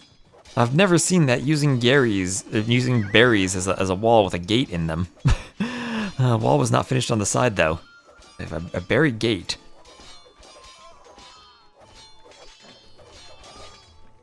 Shu should be going white feather guards. Oh yes, that's right. They have a unique unit as their infantry. They should go white feather guards. Where's Emu to tell them that? Well, the Chinese are now going heavy rocket cart. That'll help out against the Byzantine skirms. No siege engineers for the final range, but they will still splatter the skirms if they connect with the shot, which they didn't quite there. Have to be aware that RiuT has farms there, so you can get the crop shot for the 1 extra range if the skirms stand in the middle. Okay, that was a nice rocket cart shot. This will be a good one. That was a nice rocket cart shot.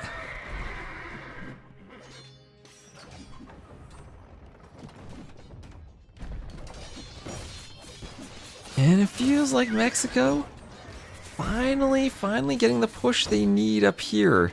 And Goku losing everything. Oh, Automod. Making Andy be nice to Turs.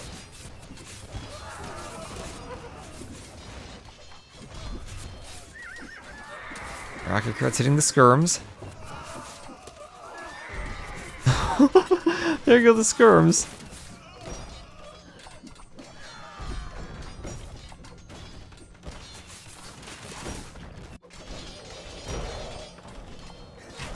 And while Champion at least is good against the Eagles, still think Axeman might be better, but Frank Champions. I mean, I think Lobo and everyone just need to add champions, so everyone has them. But there are the GGs. There are the GGs, and Mexico does it. They go up 2-0. What a game that was. So Shriveland is what we need if we need a very closed map, despite the openness of the walls. We got to see the pathfinding work on those one-tile gaps quite well. We'll have almost 2k kills for Dogal, but not enough to carry the team. Goku was quite far behind and never quite could get back into her gold unit. Was stuck on skirmishers the whole game. Most eco and most trade profit for Stark, but not enough either. Ooh. Oh, perfect 25 pop-ups though from Goku and RiuT. They were prepared for Feudal Age.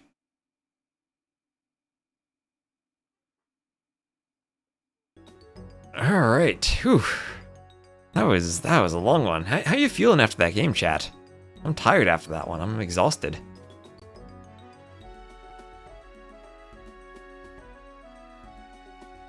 Oh, now I gotta check off the civs. 2 long games. Maybe we'll have 7 long games. So, Shriveland, Brazil lost that. I'll get to pick the next map. And lead to a quick 4-0 after it? It can lead to many things. I've seen scary things over the years. So what was that? That was the Maya and the Huns they used. Byzantines have to be down here in the bottom. Okay, Byzantines were used as a skirmisher civ. The Shu now have been used by both teams. So I'll just check them off. And I put the red there too. I'll maybe get rid of that, just have a check mark. Question, no, blank, there we go. What were the other civs? The Franks. Franks were used.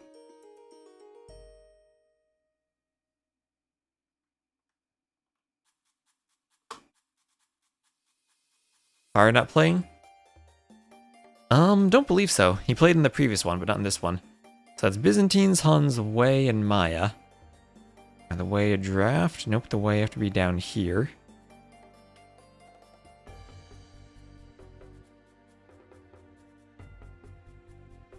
One mouse click, there we go. And the Maya, where are the Maya? Looking for the plume.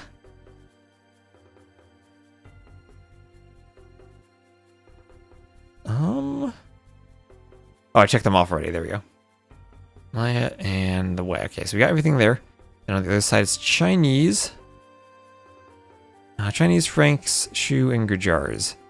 So they picked the Gujars themselves. Alright, whew. That's the most exhausting part. Getting the civs right.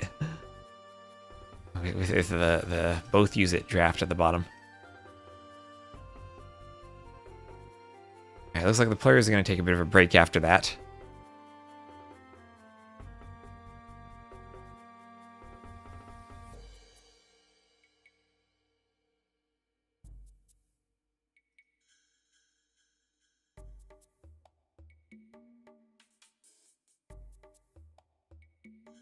Also, if you want to watch their point of views, looks I see Kingstone and Lobo also streaming.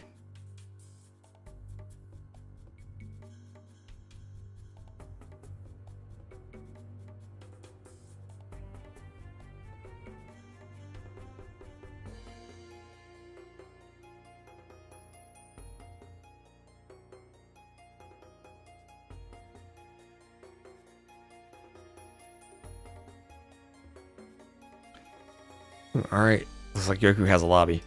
Alright, I'm going to take a quick break myself after that game. Whew. I'd love to see Miguel and Uzi. Uzi, yeah, I guess Uzi would be someone you'd expect to see play too.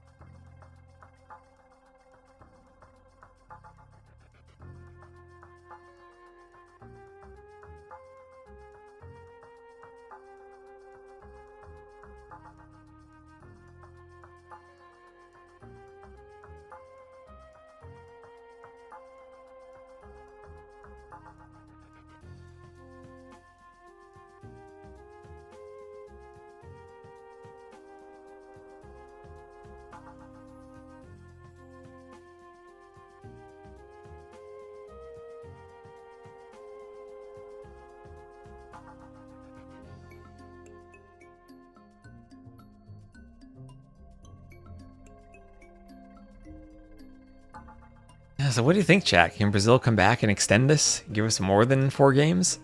Maybe the first team successfully to give us a not 4-0 set?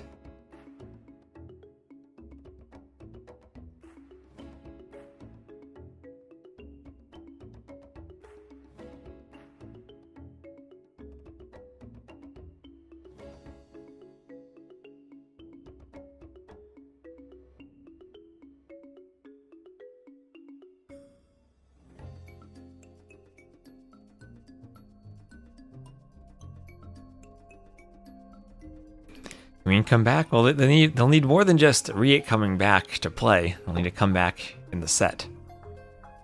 Okay, I was thinking of ordering food, but it's gonna get super late for that now.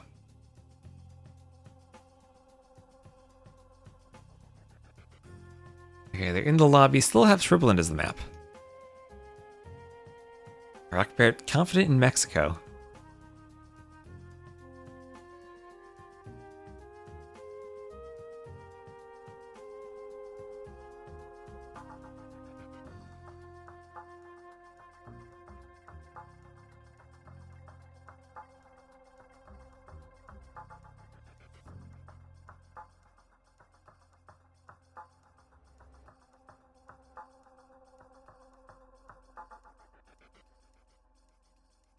Ordering pizza while cast. I need to get like treat streams set up.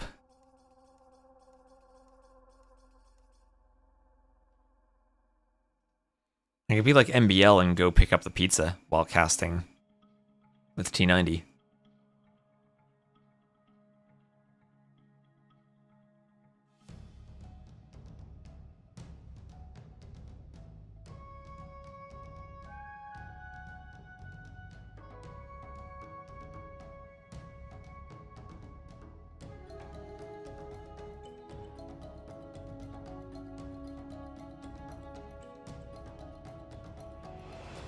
Alright, still see... I see a lack of RiuT and a lack of a 4th player from Mexico in the lobby. I see 3 players from each team there. Make your own pizza while casting? Oh, some random joining the lobby.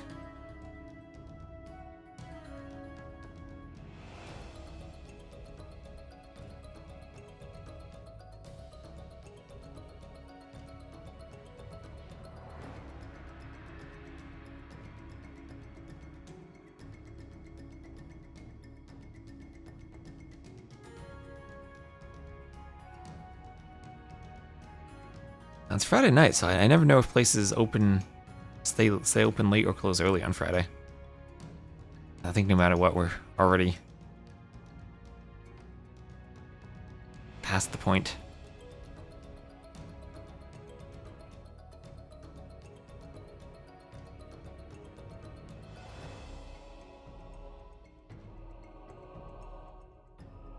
Yeah, some places are open till 11.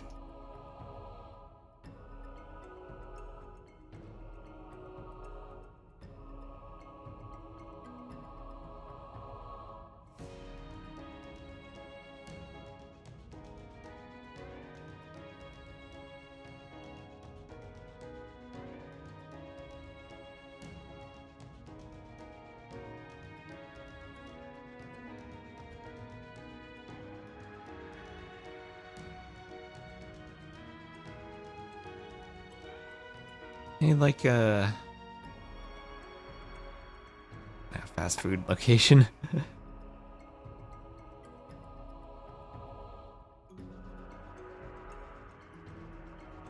Real reason for a smart fridge being able to cast games while making pizza? What is smart about a fridge that lets you make a pizza while casting?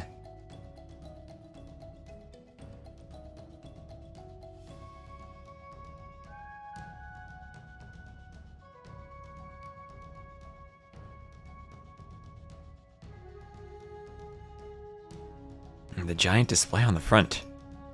You can watch the stream on your oh. That did not cross my mind.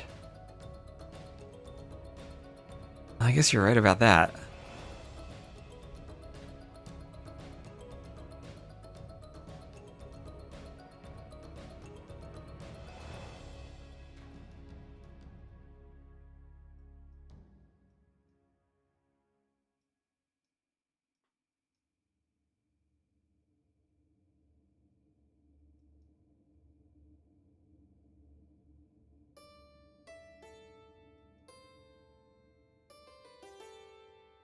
There's still 6 players in the lobby.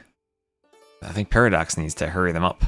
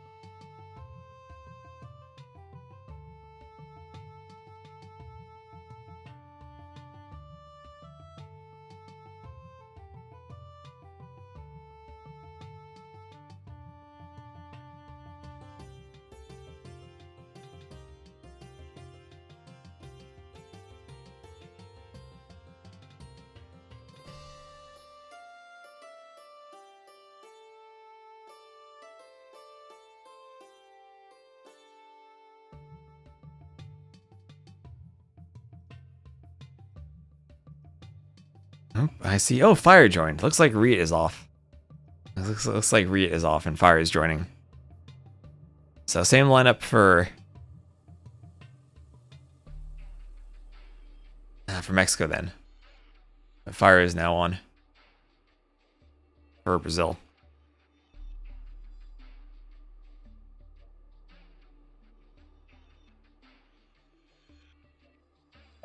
Yes, indeed, it is the new patch. Yes.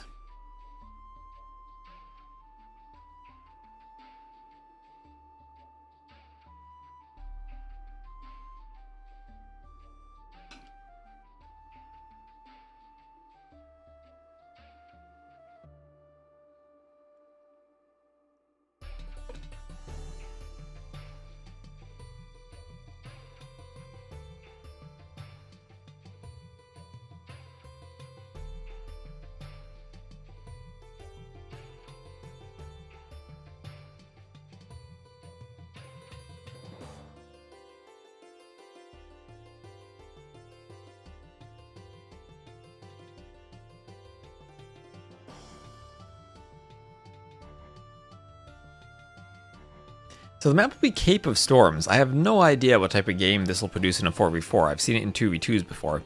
It's like Forest Coast or Coastal Forest, whatever that map is in DE, but better it's the one that map is based on. There are some hills on the water, which makes the water control interesting.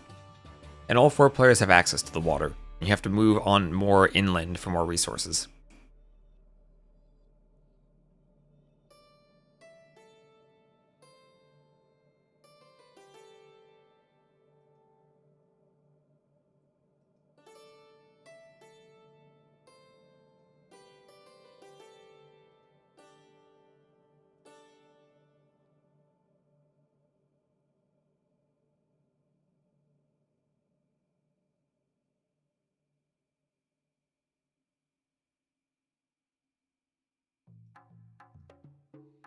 Ooh, 6.5 hours of streaming. I feel like we're gonna go well over 8 hours with this set. This is like a 2 water, 2 land map or a 1 in 3 situation? I honestly don't know. I honestly don't know if the flank wants to go water or just fight on land while the rest of the team goes water. I mean, it might be a flank goes straight archers. One of the pockets just like goes scouts and then the other 2 pockets go water? I have no idea.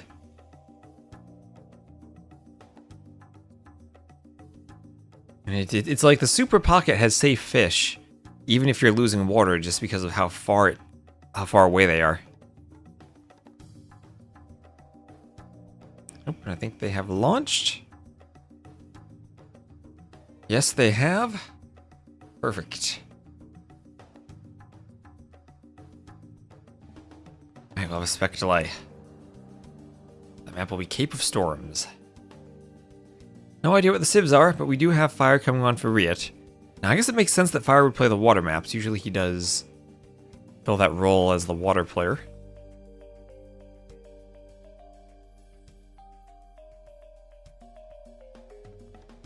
Don't pick Koreans who don't have demos. I mean, Koreans would probably be a great pocket civ if you're just going galleys. Into war galleys into galleons. The turtle ships are, I think, still useless.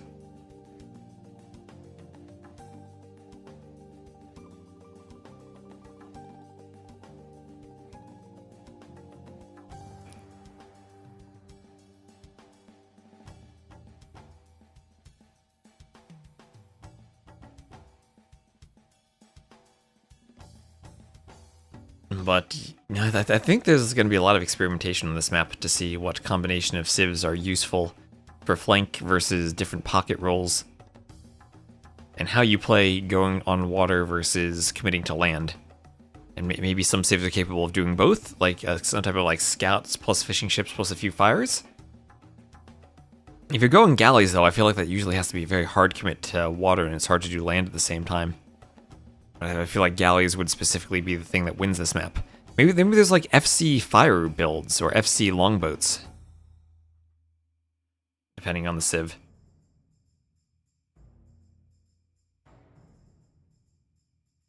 A very specific map where Wu's fire archers are amazing. You might see that in Sudden Disaster. Or trying to snipe TCs with them. Does the wall FC break the wall? I mean, the castle normally does that for you. But I guess you can break re-walls behind that.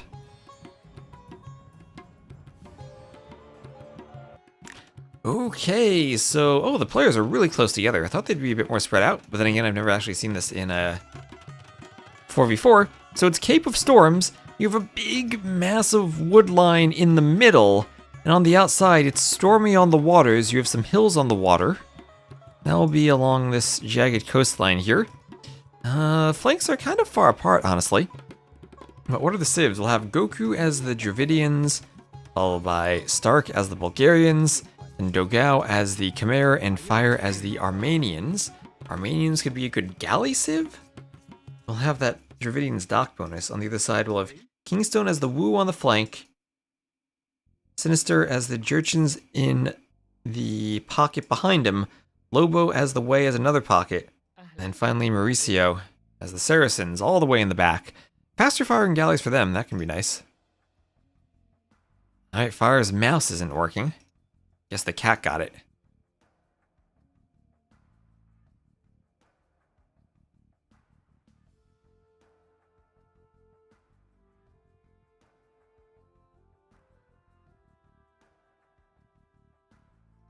Nice little pause and try to resolve the mouse issue.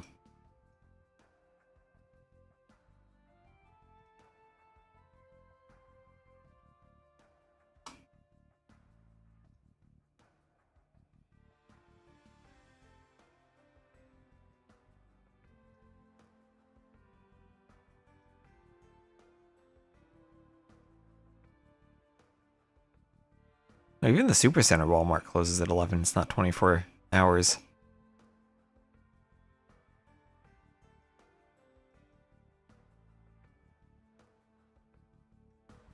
Yes. Nope, there we go. There you go.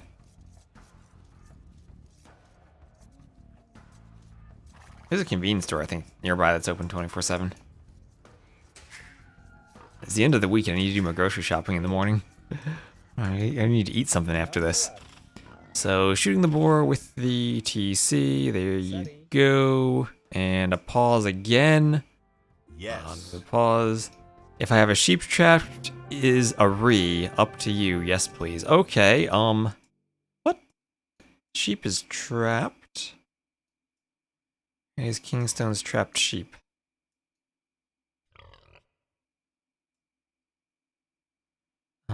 Where? Oh! There. Okay, he has a trapped sheep. We're calling a re. We're restarting. There it is. There it is. Alright, needs an avoid forest zone 1 for the pigs.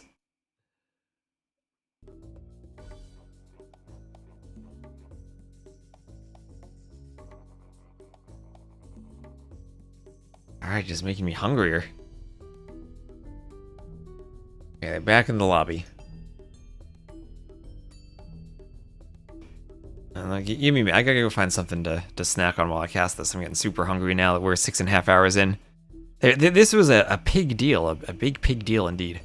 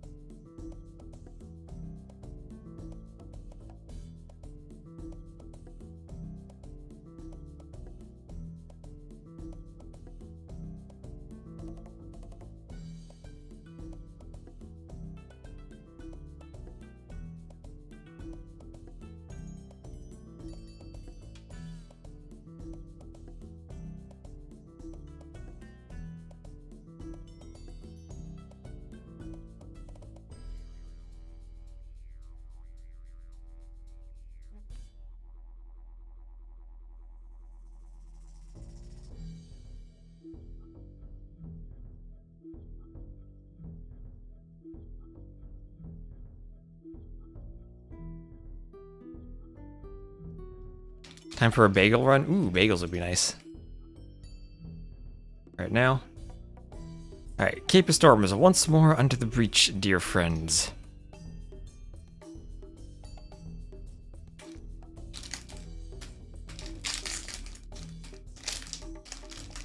I'll eat some protein bars.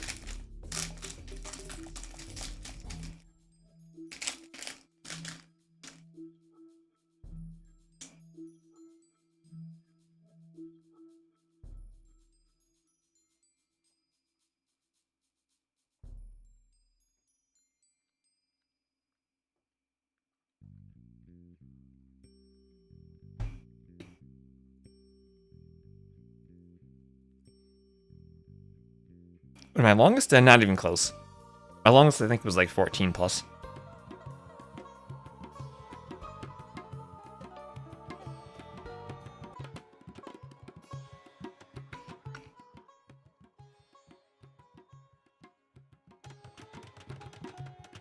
Alright, take 2.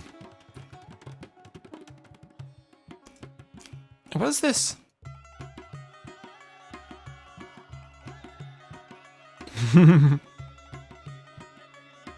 Didn't notice that before. That's real cute.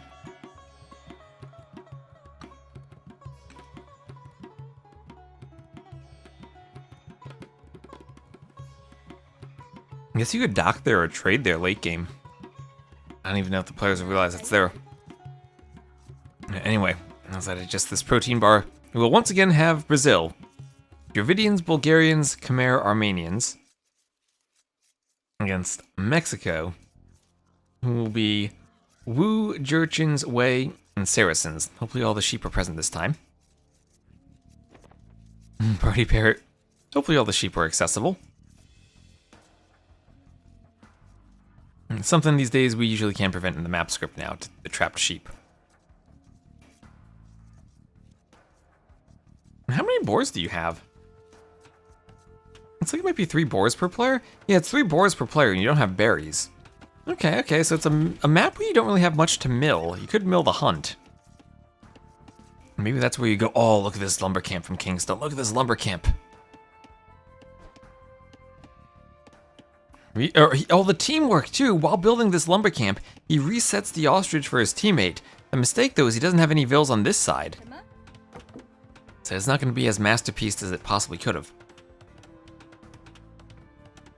So 3 boars, no berries. And with nothing to mill, you are more than likely to spend your wood on that dock.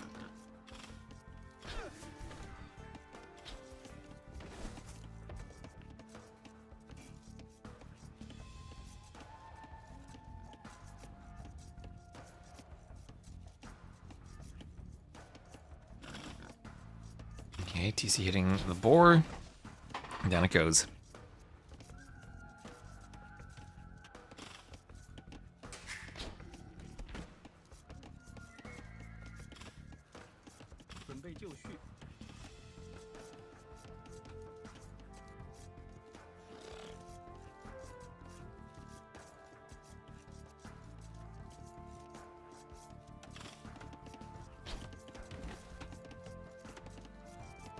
Random shorefish and ponds?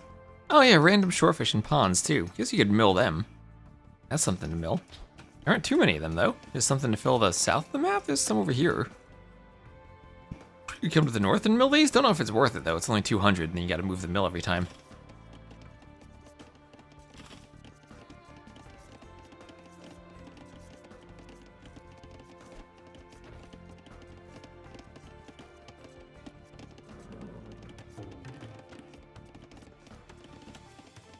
House for Sinister. Relics on the outskirts of the evil forest? Why are you calling the forest evil? Oh, it's not dragon trees this time. It changed. It's palm desert. Palm desert. Okay, so the trees can be mixed or different on this map every time. But yes, those are relics hidden among the trees. See them more clearly on the mini map, perhaps. 1, 2, 3, 4, 5, 6, 7, 8 relics around the middle.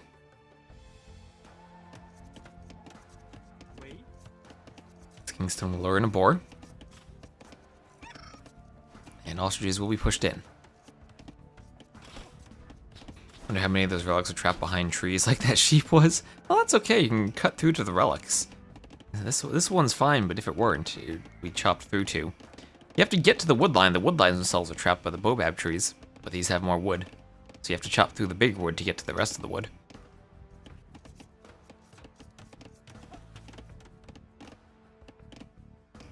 Yeah, Kingston is still taking this lumber camp, but not as masterpiece as it could have been, where the ville's in the back.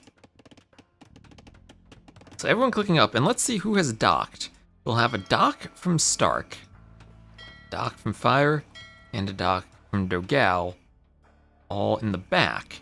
We'll have the forward player, Goku, not docking by the looks of it. For the other team, it is 3 really far back docks for the pockets, and no forward dock for Kingstone. So both teams playing with the forward player not docking. Flanks will fight on land.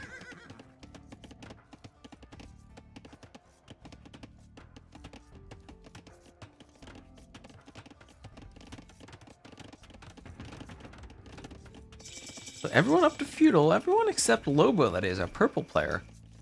Purple way player. Going out to gold, a bit late. Get a mining camp on it.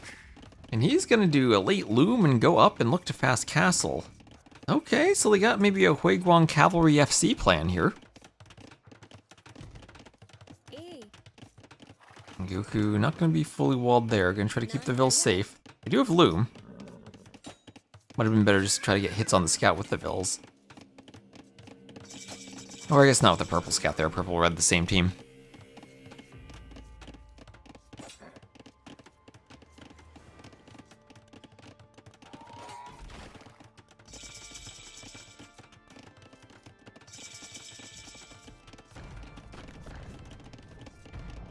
Here's some Bulgarian Navy. Bulgarian Navy is okay, if I recall. And they do have Galleon and Bracer. And Careening. There's Shipwright, though. That's the hard one, Shipwright.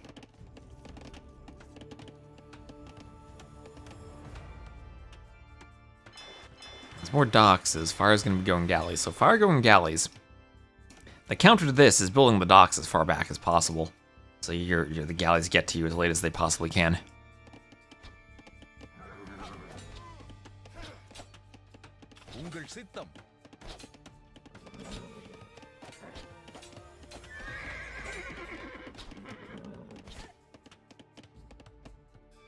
Is he going to be a Nations Cup tournament soon? Yes, probably next year. These are just some very, very preliminary show matches.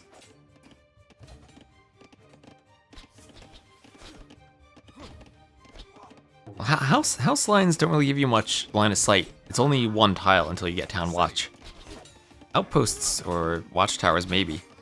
So just archers and then scouts from the pocket. Archers from the flanks, scouts from the pocket. And then, oh, look at the quick wall, look at the quick wall fire trapping a scout from Mauricio. The fishing ships don't know what to do with that scout there. Well, that'll probably go down eventually. But Stark could send a Ville to... Oh, actually, no, those are green Palisades. That was a Stark quick wall. Okay, that was a Stark quick wall next to Fire's dock. So teamwork on the quick wall. The galley picks off the scout. All right, that does it. Now scouts and archers from both teams in the middle.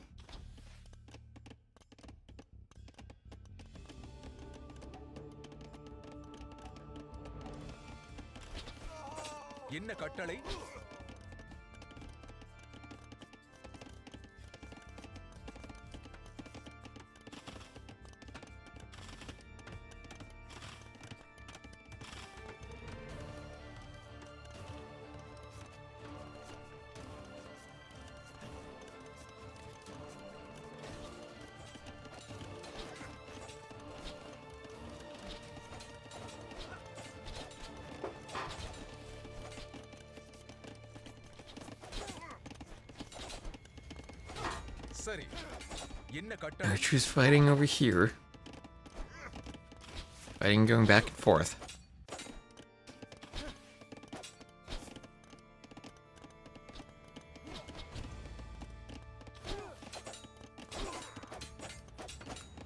And no, not gonna be able to break in just yet through the wall. So good job by Kingstone to repair. Maybe up here there could be a problem. Lots of little areas he's gonna have to keep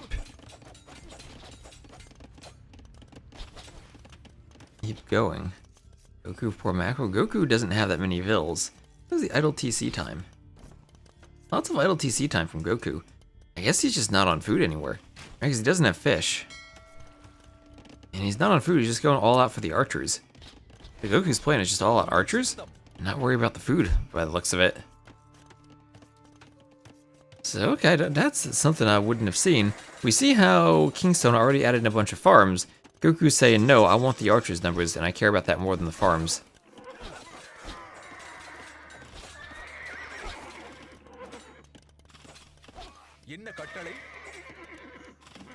And okay, start getting some raids with the scouts. That was a good fight for him.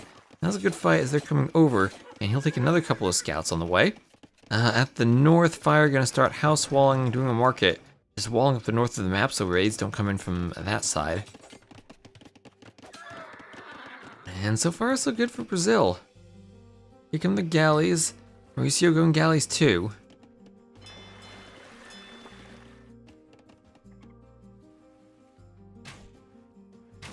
And then up we have the galleys from Fire though. The galleys from Fire getting in on the fish. He can use the hill advantage if he wants to.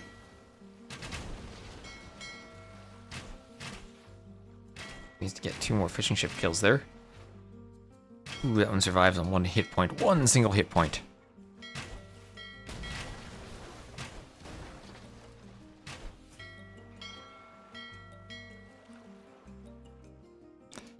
And Mauricio gonna try to cut off those galleys, doing his own galleys, up to 12 of them. Fire on 14 though, can regroup his forces, maybe pick off one more fishing ship.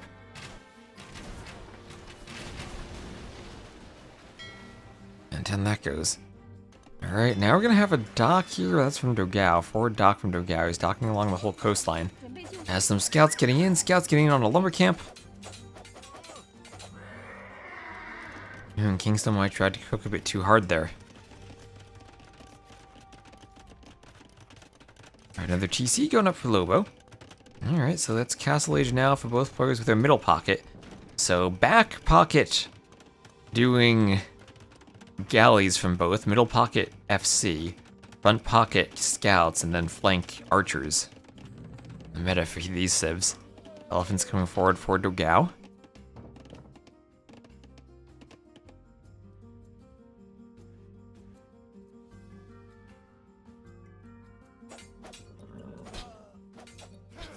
Archers getting trapped here a bit.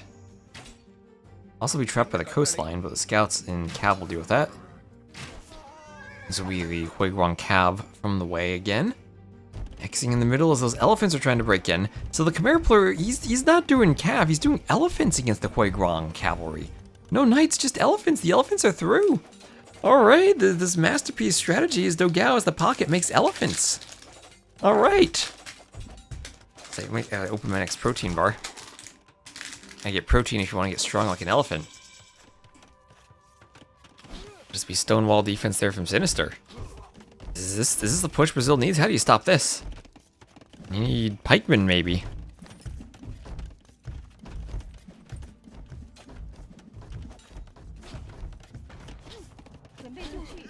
Oh, it's gonna be a lot of kills on the gold. That's working. Those vills are trapped. Those vills are masterpieced a bit too hard. Where Ellie still could use another armor upgrade. There we go. Is husbandry in? Husbandry is.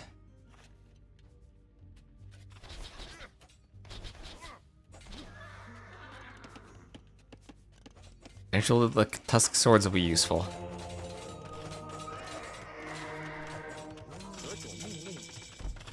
So taking out the monk, the villager, and going for the TC.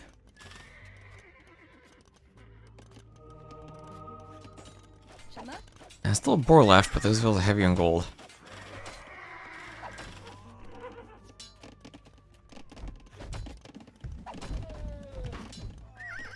Elephant's getting the vills.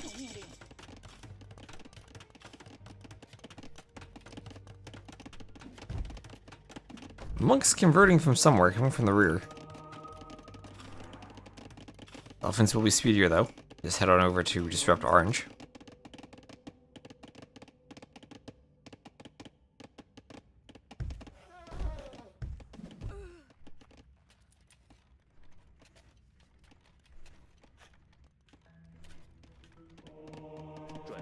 Elephants want to go for the monks. Start taking out the monks. Alright, down they go, down they go.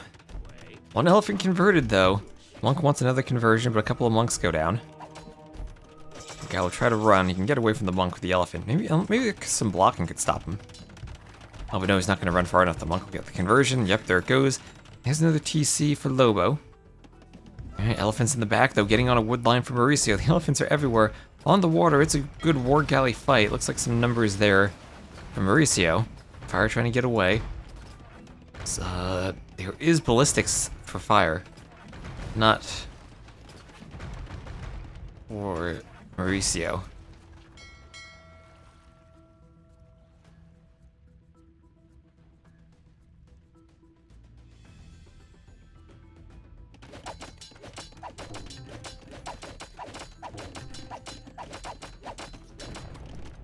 So house wall still. Some Huiguang cab trying to break in. As long as they're walled properly, Brazil doesn't have to worry about that, just have to make sure they keep on walling. Wonder how it looks at the new 3D water. I told Paradox there's a new hurricane effect for the 3D water. I was thinking maybe we should try that for migration, but I guess Cape of Storms would be a great trial too.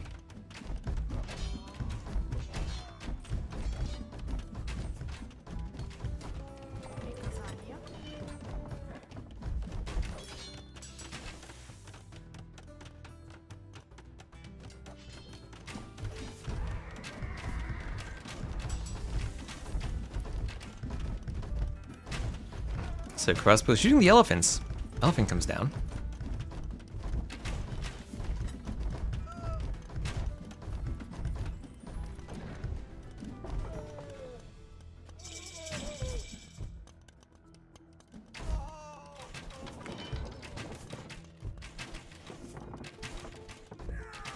There are the GGs, alright. Can't stop the elephants.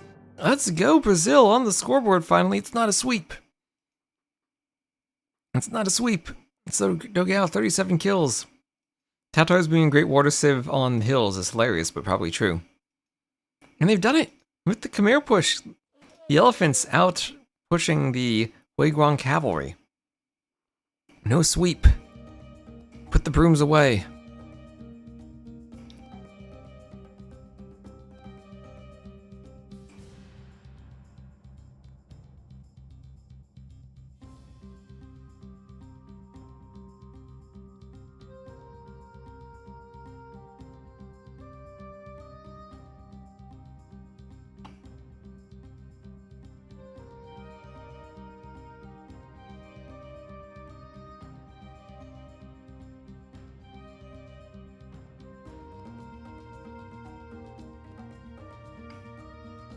Saracens way being finished. And Jurchens, no one drafted them, right?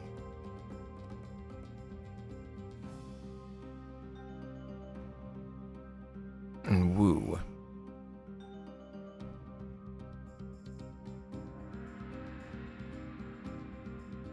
And all those Javidians. And Khmer. Armenians, and Bulgarians.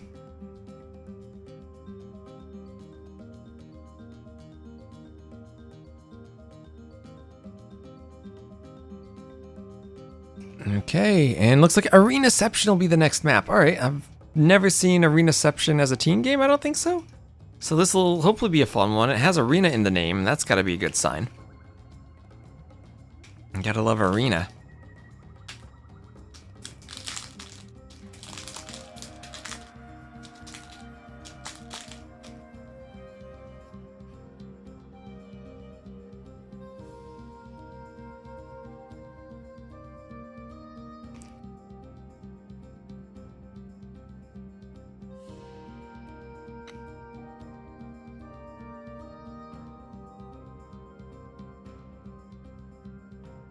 Monks on Siege on Monks? I have no idea, Ranger Alpha. Like I said, I'll be seeing this map for the first time. Maybe now that it's not a water map, swapping fire for RiuT again? I see no fire in the lobby right now. Dogao, Stark, Goku. 4 players from Mexico were there.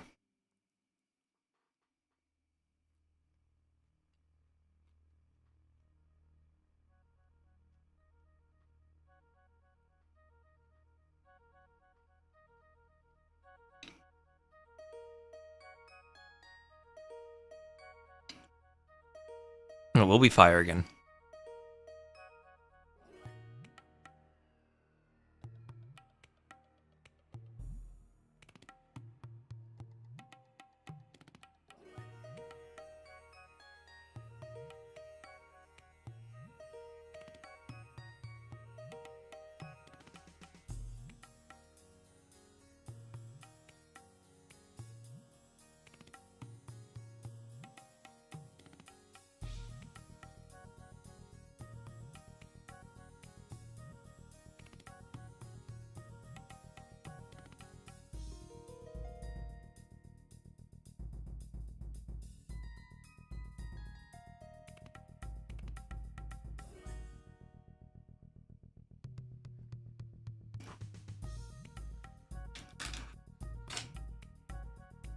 Still hanging out in the lobby. I'm gonna take them a bit to discuss their saves, figure out their plan.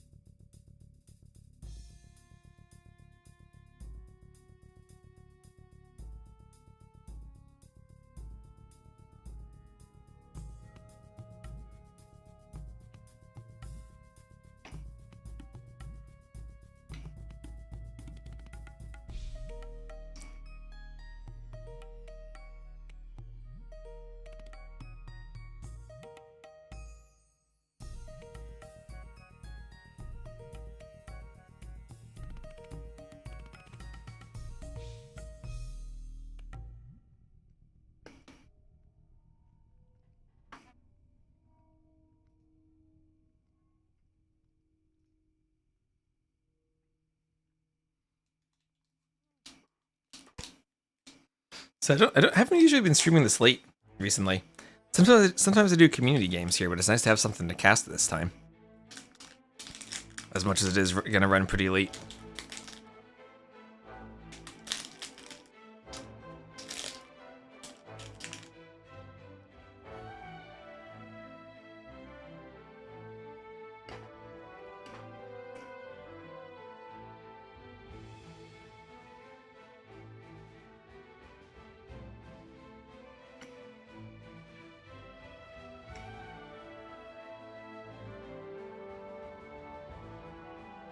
Exactly, the emergency snacks.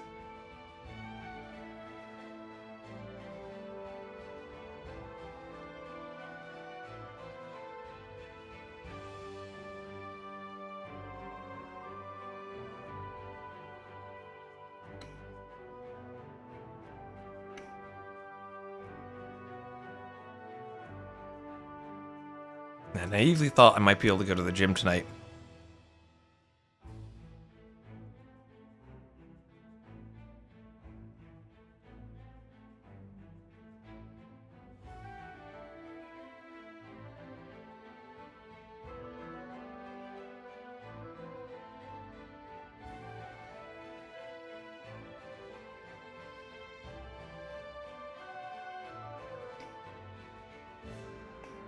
But that is closing this very minute, 9 p.m.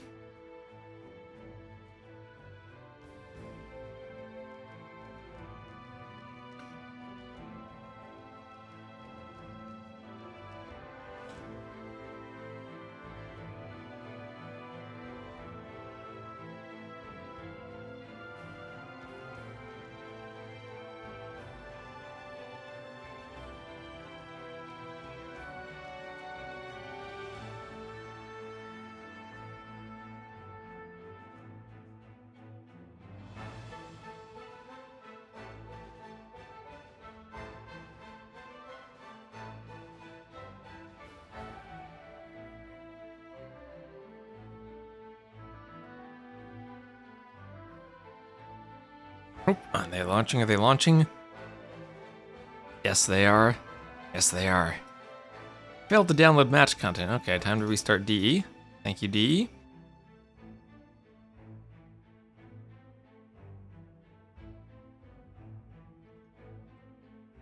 Time for some more thanks to DE emotes.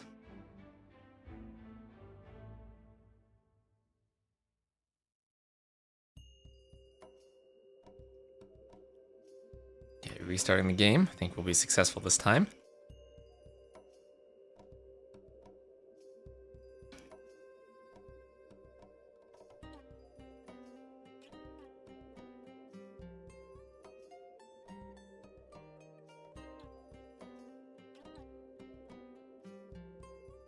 Alright, 7 hours into the stream. Perfect.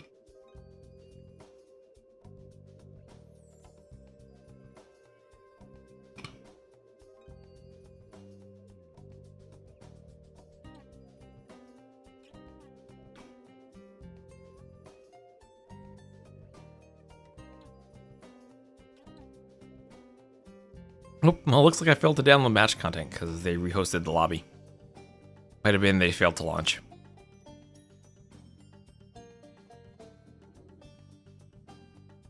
Just one day, we gotta have a game where we can launch into lobbies successfully, right? That's the dream.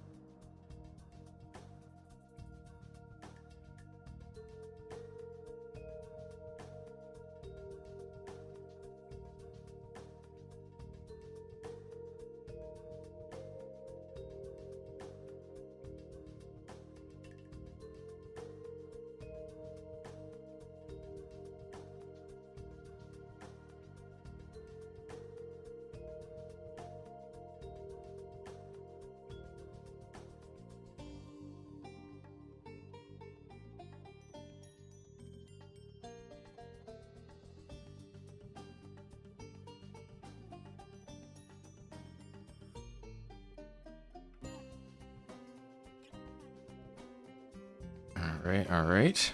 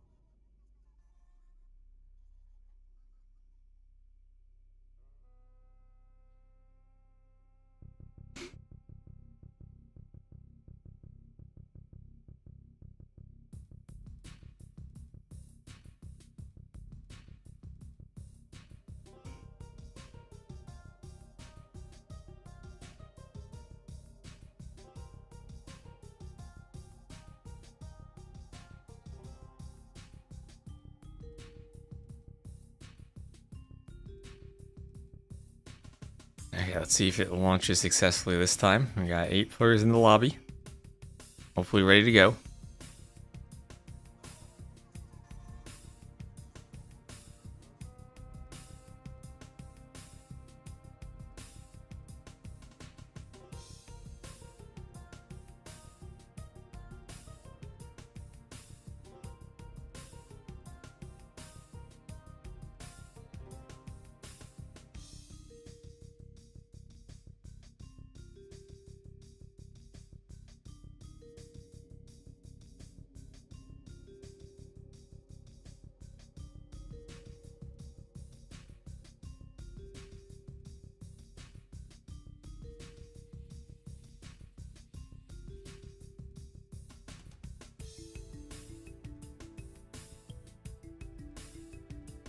Yeah, I wish we could see inside the lobby and see what's taking them so long. If it's the file transfer or something else.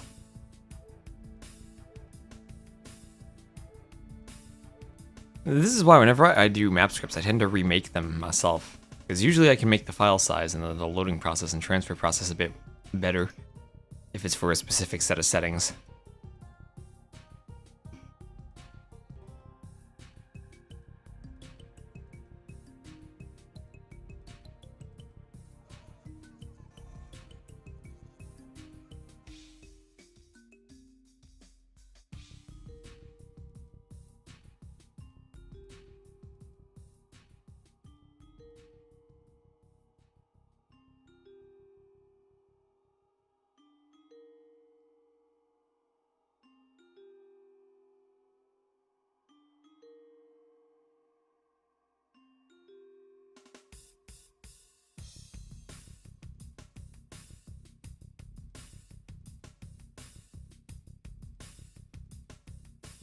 And it's still in the lobby again.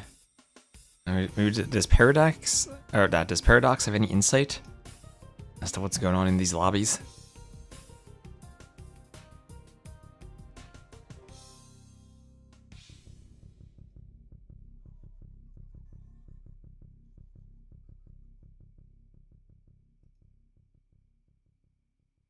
Okay, we're launching. There we go. Okay, launching. Looks like it's successful this time. Alright, so same lineups for both teams. And I'll get to see what Arenaception is. My standards are usually, does the map contain walls? And if it does, then it's a good one. I don't know what Deception will be. We'll see when we load in and get a look at it.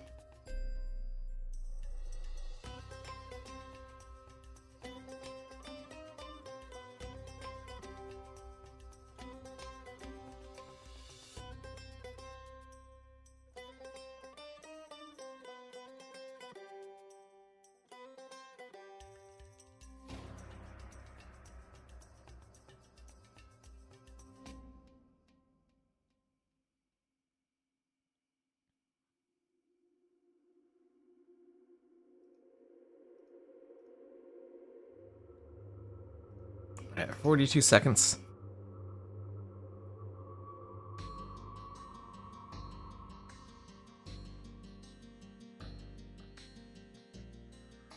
And I have no idea what the civs are going to be.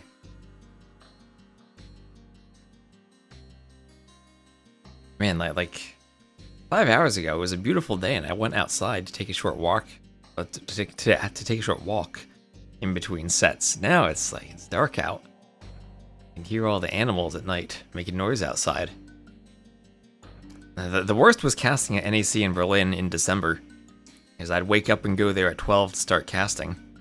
And then I'd finish a set after 3 hours, and then the sun would basically be setting. Or I'd do 2 sets in a row and it'd already be dark out. And the dinner would have come and gone and people had eaten it all. Okay, so Arenaception. Oh wait, I did see this, yes. It's Arena, but like outside, kind of like Fortified Clearing.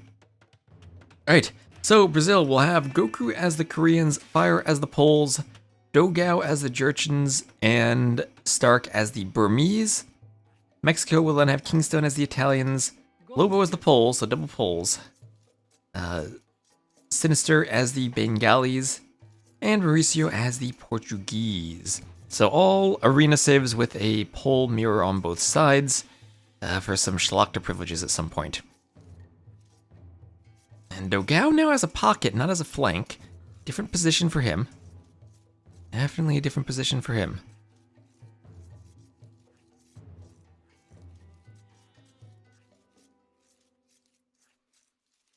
Is there no sun in this godforsaken land? Well, not right now, because it's nighttime. That's unfortunately 9:15, and middle of August means the sun's not being out as late. Sadly. I'd love to move somewhere where it's warm year-round.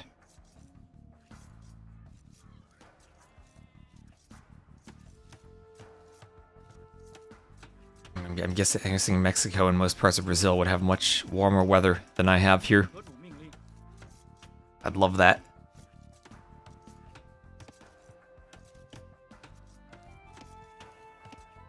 So, what are we gonna see here?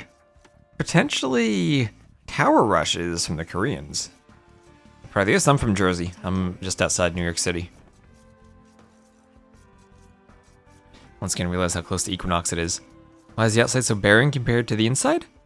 But you know, that's a good question. Maybe there could be some more theming or scenery put out here on the outside. Spruce up the map a bit. Just a few terrain patches, nothing really spectacular or fancy out here. A couple of mixed forests and pine trees. Or bushes, an oak forest and pine tree together. And some resources. Looks like all the relics are in the middle. There's a relic by this old abandoned AoE 1 barracks. For clean trade, that's true. Clean trade on the outside. If you can manage to wall off your side to the edge, you will have very clean trade on the outside. You need to make sure to take the wood for wood control, though. So wood being part of the wall here.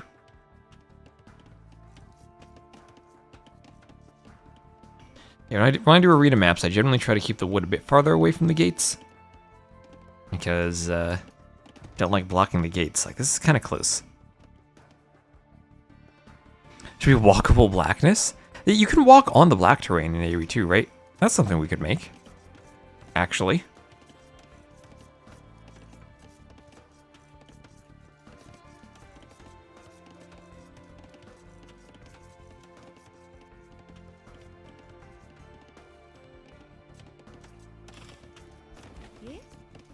So we're taken from Goku with the TC.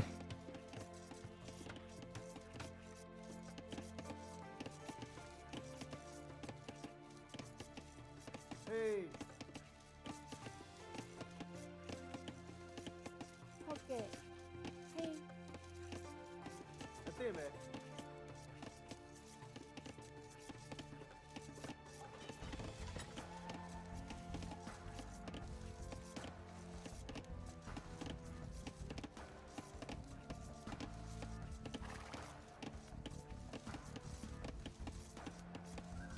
And Scout pushing in the deer.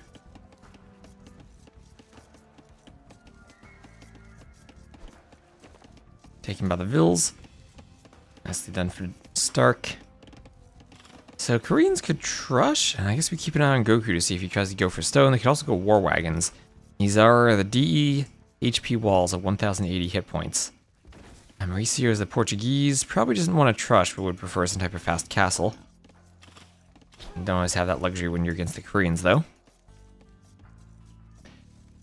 When I say that wood will be critical, if it starts going late, then yeah, controlling the wood will be, as in all maps, the important part of winning the wood game. Well, if we have another wood game here, I mean, it's an arena map, maybe we do. This is going to be one long stream.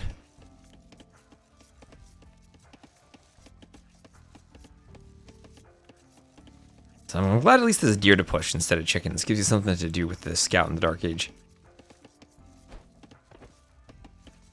Okay. Maybe ba.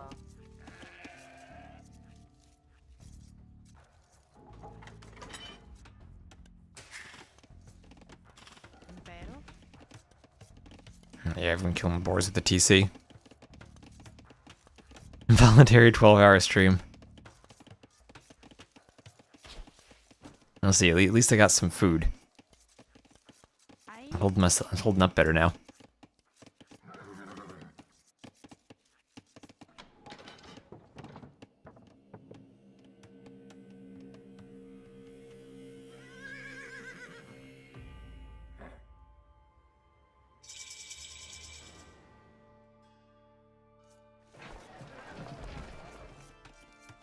There's another market and blacksmith for Stark.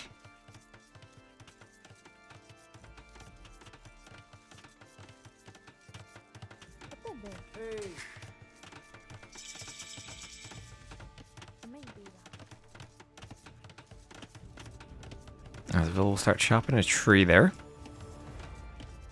And we have lots of people clicking up to feudal all over the place. And we have stone. No stone yet for Goku. 3 on gold, though, which could indicate loom. Or a feudal age loom. 1 vil queued. So maybe he does want loom. Although I guess if he wanted loom, he'd have clicked it already. Alright, 2 vils. So maybe no loom then. Maybe loom upon hitting castle into a castle drop.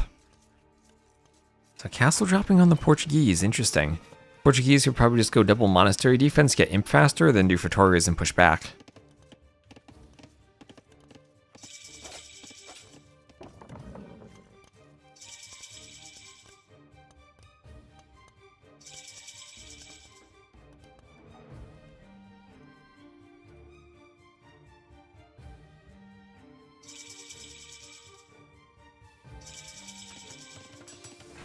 And Blacksmith and Market coming up here for Sinister.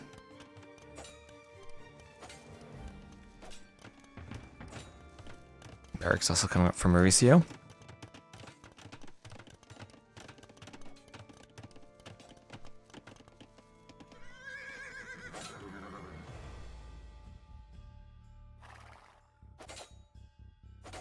And double scout fight. Red and orange win. Goku loses the scout.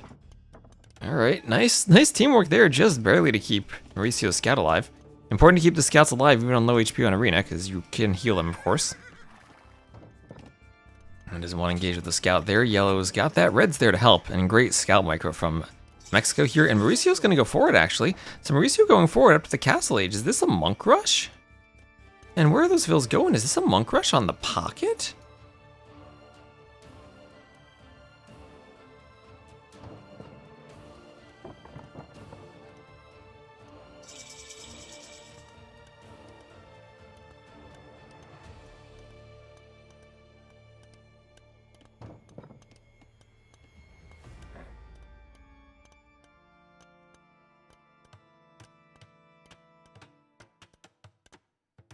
Okay, those vills walling themselves in. And it will be monks, it will be monks, alright. Leave the second monastery right there if he wants to. And the spear comes over. Monk rushing Koreans, though, usually not the best idea. They can do a defensive castle, defensive towers, but it might not be the monks that are the damage here. It might be just the map position, kind of forcing the Korean into a more 1TC defensive strategy, and then going imp for the timing with the Portuguese, who should probably have the better eco. Also will then have the Fetorias. So yeah, defensive castle there from Mauricio. I mean from Goku against Mauricio. And scouts from the pocket, so fire with the pocket scouts. That's the thing. If you're good at quick walling, you'll always get the monastery or castle up. Yeah, vills will be safe over there. Castle can't reach them. Everyone going over there as we have scouts from both pockets here. Dogao also going scouts.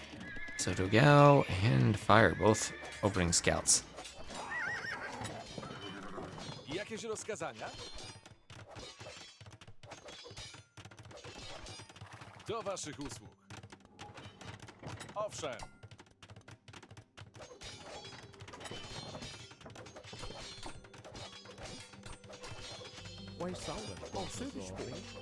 Alright, Light Cav trying to get in there. Monk has to ungarrison very precisely on the inside. Probably delete that Palisade to give it room to come out. Actually, I don't know. It can't actually ungarrison over 2 adjacent Palisades, so yeah, the monks have to pop on the outside. Yeah, if Mauricio was trying to put the gather point on the inside, he can't because there are 2 Palisades next to the monastery, and he's going to lose both monks there. Oh yeah, that's my old tower hopping video. If you have 2 Palisades, you can't ungarrison over them. It has to be at least one object that's not a wall piece. So the vills are going to delete the wall and try to run. Otherwise they die to the war wagons, but here they can choose their fate and be slaughtered by the scouts and the war wagons simultaneously. And the vill goes down. So Gray on the other side. Gray's doing a monk push, so rotating around the map with monk pushes. Castle defense here from Kingstone, he'll go Genoese crossbowman. And Ram Minganell push here from Stark, going to move over towards the pocket of Lobo, who is trying to boom. He'll have 1, 2, 3, 4 town centers, and he's just booming away. He's booming away, not a care in the world. Okay, I gotta love simultaneous monk pushes. So Castle here with a petard. And you can petard in then to this base. Start hoovering around and maybe do a lot of damage. There'll be triple monastery monks in the back, just to try to deal with the war wagon and the fallout of losing the forward.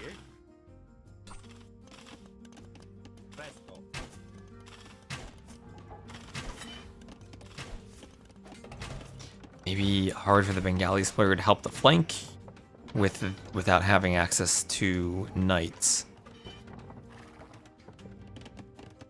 Not really until imp that you can go elephant archer.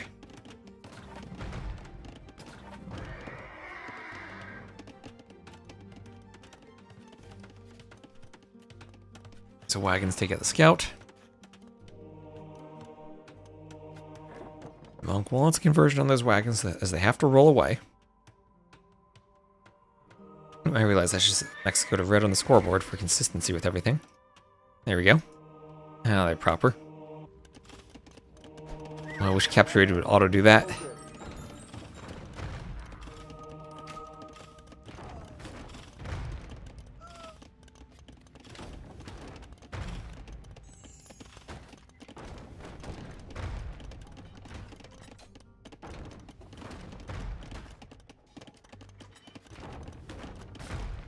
The archers are cheap now.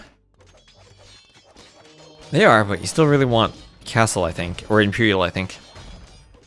For the elite. So war wagons breaking through to the pocket. Walls here from Sinister. War wagon push commencing, doing a lot of damage to the vills.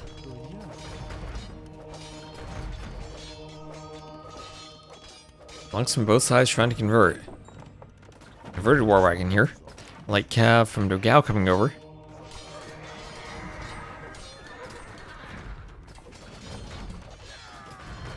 Okay, bunch of war wagons.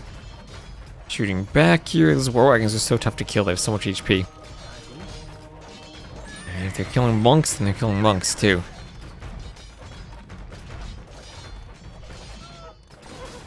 And this push is succeeding still. Dogao here helping out his opposite flank in Goku.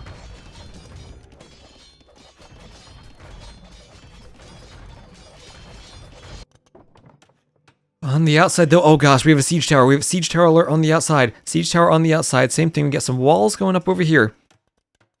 Got some walls there. Oh gosh, is Stark not going to get the wall there? What's the siege tower going to see? Now let's go. They're going to be trapped. Hello, Strood. They are now trapped inside by the houses. Maybe they can go forward. You can maybe get a ram to take out the gate now, and eventually get them in. But for now, they're trapped. And good job from Stark to wall that out. Well, that is an underwhelming siege tower to say the least. 7 Genoese crossbowmen penned now into a zoo, a cage of their own making.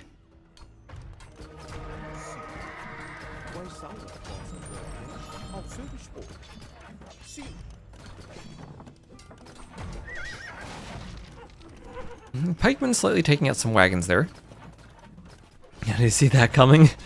Stars, he's a high-level player for a reason. Yeah, siege towers are cheaper now, less of a... Oh wait, you can do that? You shouldn't be able to do that. You can hop in over 2 wall tiles into the siege tower? What? That's something you shouldn't be able to do. Kingstone got out. You know, like glitch the siege tower into the corner of the walls and do that? Double walls should prevent that. Alright, diagonal cheats.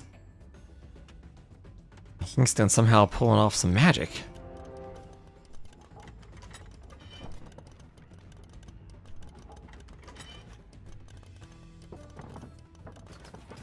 It looks like the last one can't make it.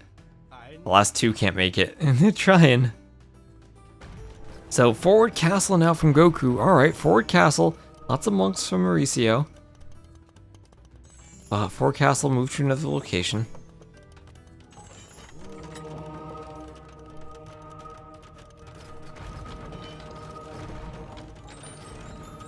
Alright, they're taking out the pikemen. A couple of conversions come in. And hello, Dave. Yeah, Mexico took the first 2 games behind some very, very long Arabia and Shriveland games. Lobo had been playing great as a pocket. We saw Frank Champions be useful. A unit I today learned is fully upgraded. So, castle drop here from Goku. He has the war wagons. He should be able to get it up. But it's closed 69.82%. Nice, but not enough vills. Some conversions stop it.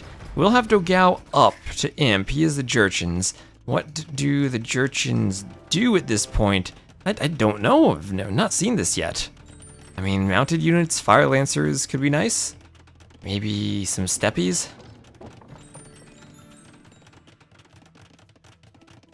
What else? I mean, Steppe Lancers could be nice. I guess Hussar Steppe Lancers. Attack faster. So Fire Lancers.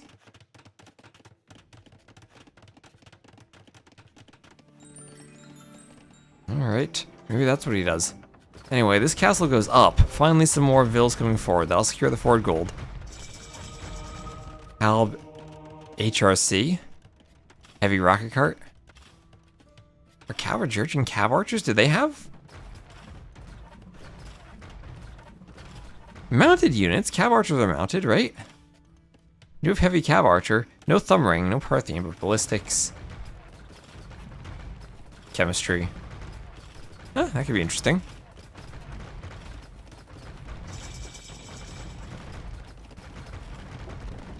So some light Cav from Fire. Fires the poles, and he'll probably just go Imp and then go Schlachta privileges. Cav Archers are awful, says Paradox. That's ironic, considering they have a bonus for them. Some might even say paradoxical. Oh, we'll have a pause. Jurchens have insane late game. Pause by Stark. Might have been having a lag spike.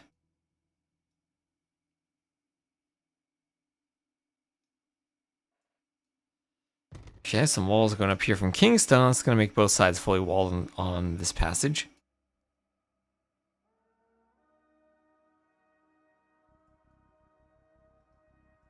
Alright, so big pause, big breath for all the players. Also, Dave's here. Give Dave some flowers, too. We casted his games earlier. He took a game. Yeah, Dave and RBase both pulling some upsets against Lucho and Lix, respectively. Wellsprings. Very, very surprising map, it would seem. For those who aren't prepared for it.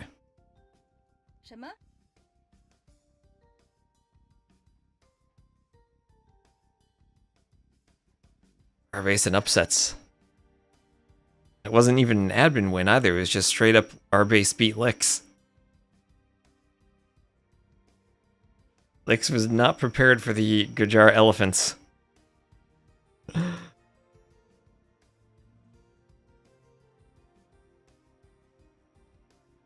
It was sudden death, yes. Sudden death, and he died suddenly. Oh yeah, man. Of course it counts. It's like I said earlier. It's like the time I beat Mihai on Empire Wars Water Nomad. Totally counts. It was a tournament game.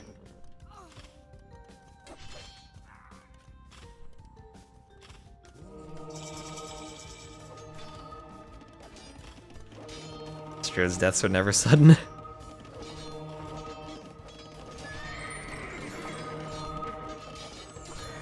Imagine if we had rigged the sudden disaster brackets to have RBase versus T90 at some point.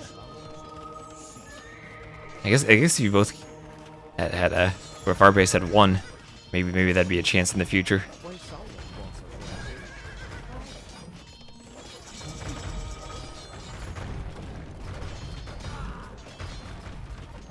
So War Wagon's pushing in now. You just give T90 the admin loss. You know, he even double checked. He paused and asked if his map was bugged when it wasn't. He messaged the admins to double check and ensure that Lix had the proper stream delay.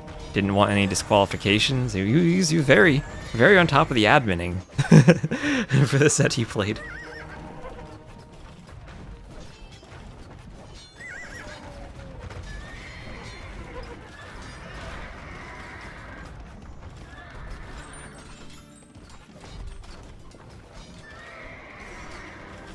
So Treb's now pushing back. The Pocket trying to get a forward castle, going Elephant Archer. Elephant Archer versus War Wagon. I guess the Elephant Archer, it's insane to think about, but it actually has significantly more HP than the War Wagon does. War Wagon, though, potential for more attack if he gets all the upgrades. And so Hussar's coming down. On the other side, and we gotta watch Treb fights on two fronts though. Oh, the siege tower is still there. The failed siege tower is still there. And King still might be able to use it in a fight. Fire Lancer's coming out. And there's 4 relics there for Stark that might be Treb down. As we have the pole player now getting ready to spam Cavaliers. 何种命令？ And it's only 11 Fire Lancers, so maybe more and more Cavaliers could be amassed in time. And Grenadiers behind this, and this is where things might get scary with the Grenadiers. Over here, the Elephant Archers now pushing back with some monks and converted war wagons. And Goku getting pushed again. Grenadiers, are you... Oh, have you been paying attention, Strode? They're a new unit. They throw grenades. Are they any good? I've seen very polarizing opinions between useless and OP. Conscription not going to finish there in that castle. It will go down. Trebs keep shooting. They're supposed to be anti-infantry. So if you think of them like a slinger, that's kind of how to use them. But also with explosives. Beyond the legal legend. Probably. Fire Lancers are the real OP unit, though. Kind of nuts when the unique tech is in. Thunderclap bombs. Which it is. It's, when defeated, they detonate. It's like Martyrdom from COD 4. Have a bonus versus buildings? Nope, they're anti-infantry, not anti-building. It's not like the Age 3 Grenadier.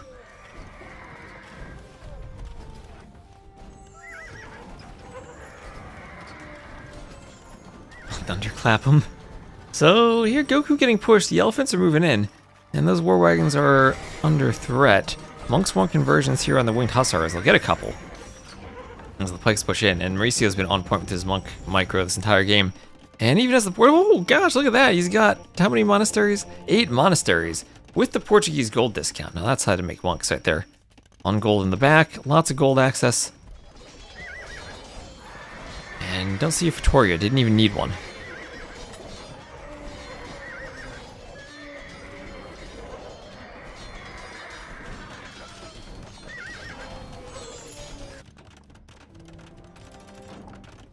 So Stark doing another castle in the south. Grenadiers and AU3 were probably your favorite unit. I never used them that much. Oh, there we go. There are the explosions. You see how the explosions, like, multiple explode, kinda. That's what the unique tech does. Why is he going only hussars? Because he's the poles fire is. That's why he's spamming the winged hussars. Could maybe spam cavaliers, but it's tricky against this number of elephant archers, no matter what you do as the poles. Because you lack the final armor upgrade, and something with this much pierce attack just eats through you. Personally, I always do find cavalier spam in team games to be much stronger than winged hussars spam. And that's saying something, because winged hussars are strong in their own right.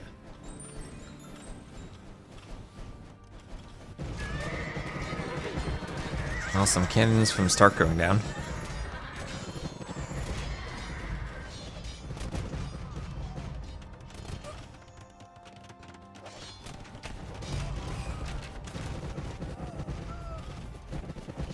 Grenadiers trying to get the Cavaliers, and you can see how they're decent. Some Fire Lancers behind them. Okay, that's what they want. Now that they are Thunderclap bombs, they're going to do a lot of damage over time to the Cavaliers.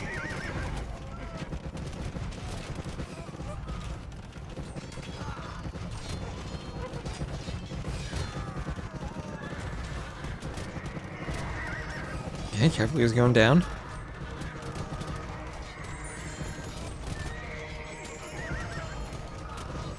More Cavaliers pushing with the hand cannoneers. Imp on the way from Mauricio too. Oh, that's why he doesn't have any Fatories. He's in the Castle Age. Everyone else is Imp. He's still in the Castle Age. He's just been monk pushing. Monk pushing, and the winged hussars, they've arrived, but not enough to kill the elephant archers.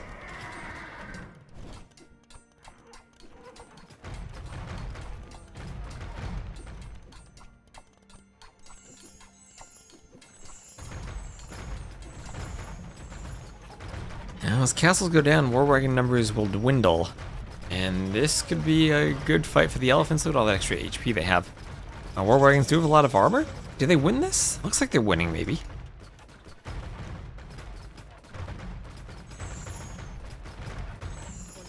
Monks want conversions on the elephant. Oh no, the monks are healing the elephants. Same team, monks are healing the elephants. And War Wagon's gonna kill the pikemen. In the middle.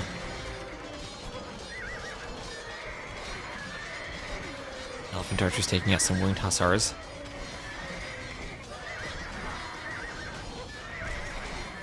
Both of them have a lot of HP.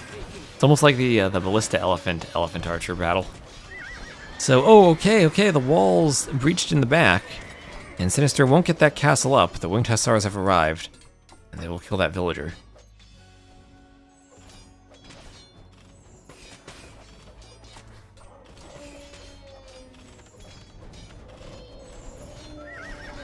What are the Orpheus units? Is that one of the Battle for Greek things?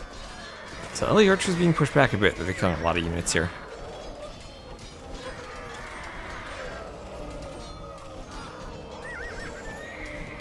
Alright, stuff all going down. They cost too much gold. I don't know what they cost.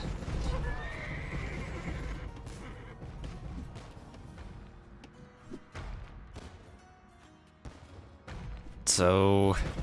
Oh, the Offered... Yes, I know what that unit is. The Arphanix. I mean English. That's what I did when I played AoE 3. And Greeks for AOM.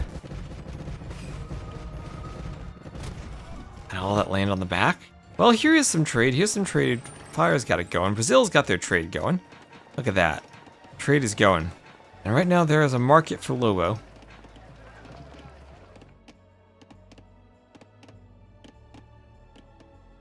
And these markets are all there. So let's see if Fire Lancers can close against the Hand Cannoneers. Hand Cannoneers should be good against Fire Lancers, I'd think.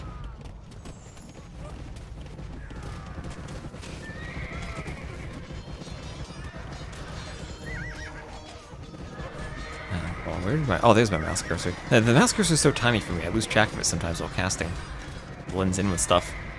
So this push is continuing on the right. That's a castle that's going to go down there for Goku. You can watch the new destruction animation. Whoosh.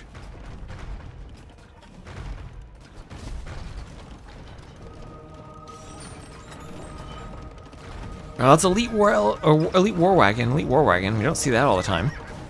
It's nice, you can admire the new nice little spiky gold ceilings they have. Show how elite they are.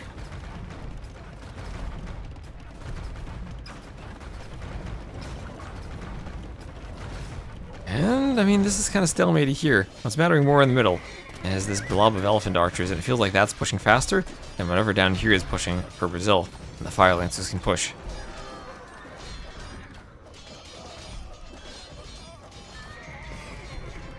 So, Fire is sending resources to Goku now. Alright.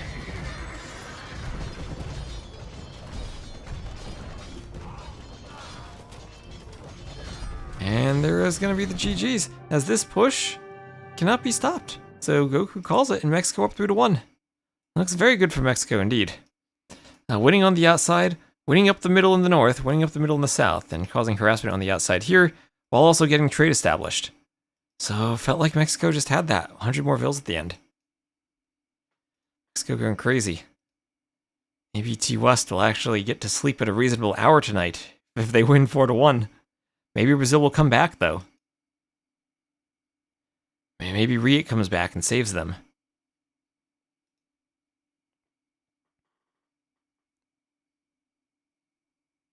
Yeah, it doesn't make sense for the wagon, that's true. And you're not going to prevent someone boarding the wagon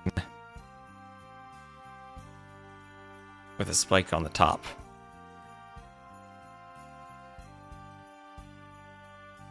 Alright, so it's a win on Arenaception.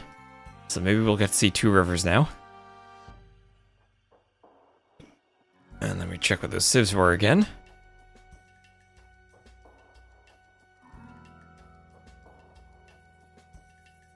There's Koreans, where are Koreans down here? There's Koreans, Poles, they were used for both.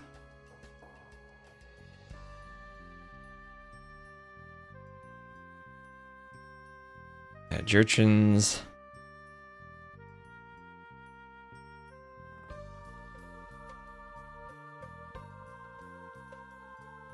And Burmese, where are the Burmese? They're down here, yes. Click the one there. Alright, now the other team was Italians. And Poles did that. And Bengalis. And Portuguese, which is the very first pick, the Portuguese for that map. Alright, alright. Is there a new Nations Cup soon? Hopefully. You gotta ask Paradox that question. Hostile architecture incorporated into horse carriages. I just want to prevent boarding. That is a good point, though. Doesn't really prevent anything like it does on the turtle, where it serves a clear purpose.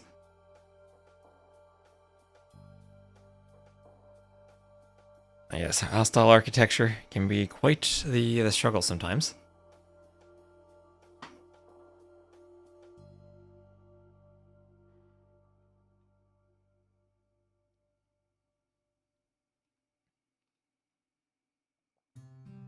Okay, we started at 6 p.m. We're on game number 5 now. How light do we think this will go? I like casting it this time, but I was also planning on getting food tonight, and I planned poorly because, like, everything around me closes at 11. So I might be stuck with just the snacks I have.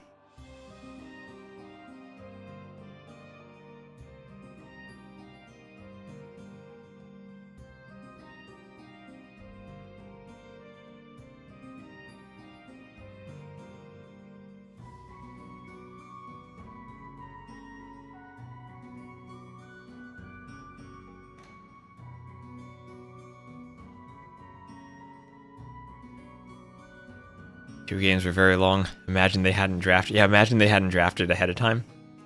We'll definitely have to do that for Nations Cup proper, have the ahead of time drafts.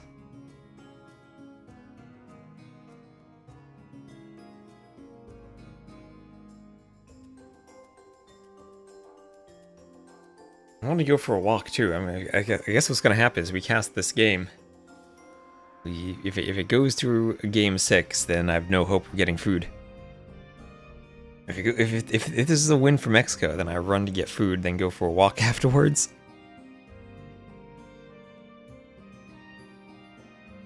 It drafts everything random. Butter, you have no idea how much I'd love to see actual random Civ AoE 2 these days. Whenever I queue on the ladder, it's people force picking Civs.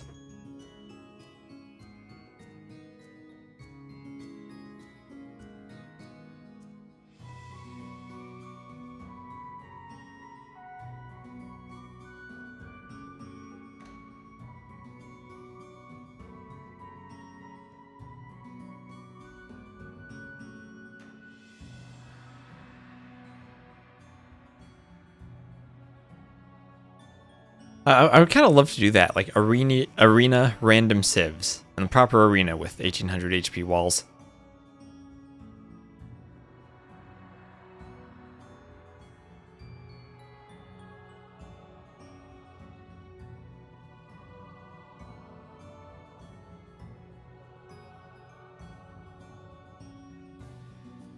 Hoyo 9, hello.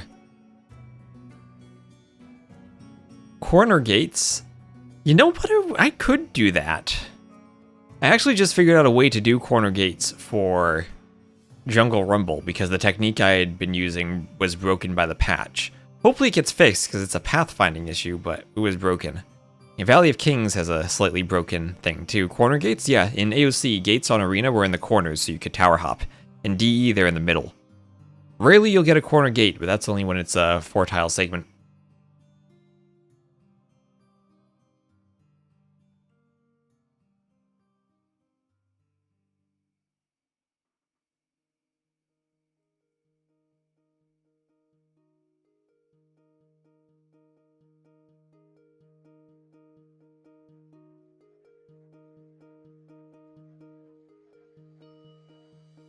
Imagine like diagonal gates at the corners? I don't know, that would be scary.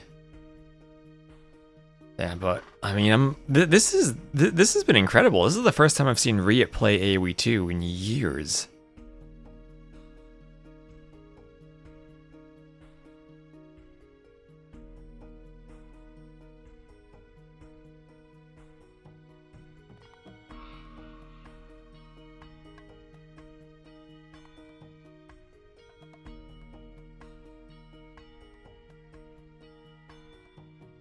So topical.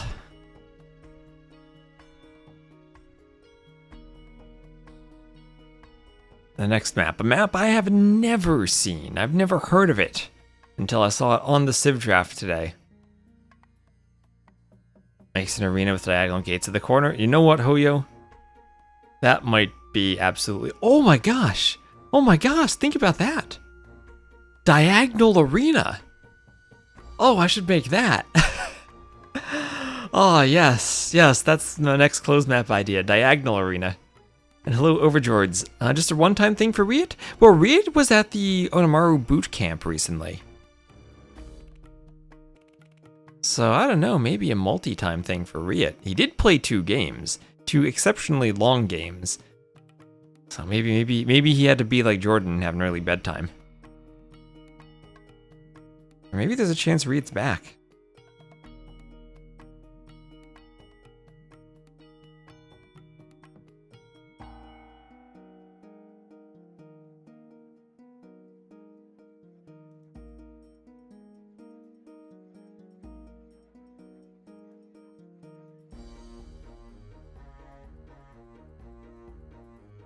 As a Nations Cup, there will be. Oh, there will be.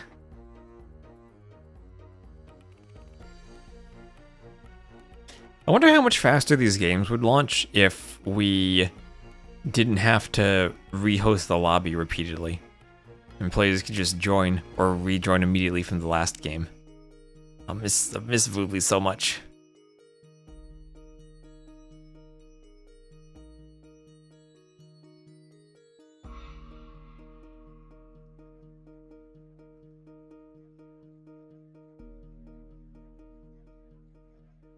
Very much so. So you remember the lag? Honestly, Voobly lag on 1.5 was not that bad. Game balance, give me my Huns Wars back. Huns Wars. I'll miss those. That's what T90 put out a tweet asking for controversial opinions. My controversial opinion was 1v1 Arabia Huns War.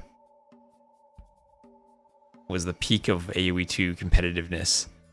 And better than the 1v1s we have right now.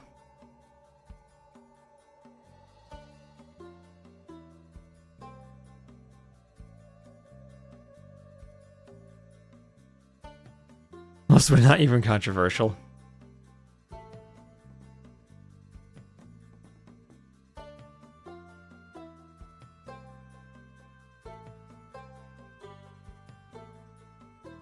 Huns War is so overrated. That is an opinion with which I disagree. I miss those days. Everything about AOC, the longer Dark Age, so you weren't punished as much for having very subtle mistakes. The Drushers opening up different strategies. The variety of ways you could transition in the mid game with Huns. Nowadays it's just like force pick map, force pick Civ. 9ville start. I actually don't mind the 9ville start all that much. But I think I do prefer the 3ville start.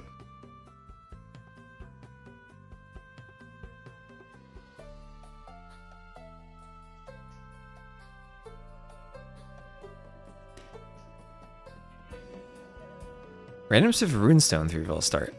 I don't mind Runestones all that much. Well, what really is awful is Empire Wars. I think it's so disappointing that Red Bull is Empire Wars. That would be improved very much if that were a 9ville start.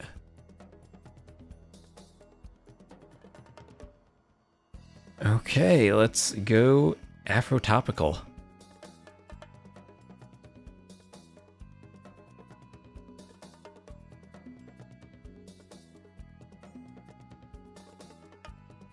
Games really weren't that much longer. I think they were kind of the same length. It's like if you have a longer feudal age, then you can do more in the castle age. So it doesn't necessarily change the overall length of the game all that much. Longer Dark Age is kind of interesting, because there were so many little efficiency things for the Dark Age that have been added over the years. To the point where I think the Dark Age is actually harder than it's ever been, because it's like because you're going up 18, 19 pop, you're punished much harder than you were in the past for making mistakes. Failed to download match content. Well, it's loading in anyway, so we'll see what that means. I see the players are not in the game now, so it looks like they're rehosting it. Alright. Let's leave and restart anyway. Rehost start. It's like if you're going to do a 22 pop scouts build versus an 18 pop scouts build, that's 4 villagers of difference, not just in the Dark Age, so that's... what, a minute 40 more time you're in the Dark Age. And then 4 vills worth of resources coming in up to feudal. If you're off by like 1 vill or off by a few seconds in the Dark Age, it's not going to be as big of a difference to your build order. Whereas if you're on 18 pop and anything goes wrong, your timing on the stable or getting the scouts out. It's not that it's harder, so much that you get more punished for any type of mistake. And in some ways, the quality of life features don't necessarily make the game like easier to play, so much as they just make it different. And like the easier it is to do stuff, kind of the more important it is to do it perfectly.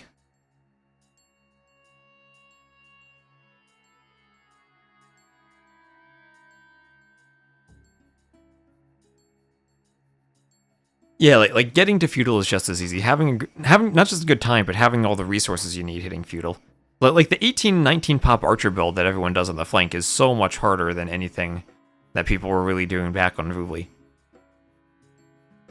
And there definitely were a few like lag changes, but I think for the most part it's people figuring out how optimized things are. And just some meta changes to, or like balance changes. Stuff like walls being weaker, taking longer to build. Maps being more consistent, so you don't need to scout as much. You hate flank play. You hate flank plays in team games. Yeah, it's the same thing, right? It's make the archers win the archer fight. Yeah, that's the thing. I remember I played, but when I was one of the first people I think to figure out that was becoming the meta, because I had watched a lot of Anatov and various other 4v4s. And I just queued on the ladder. I think I was against Sorakuma. And I did that build before he realized it was a thing, and I just absolutely destroyed him. Which is like a 1800 player against like a 2k 5, whatever he is these days. That should never work, but it was just, if you're not aware of that build, the build was so efficient for team games.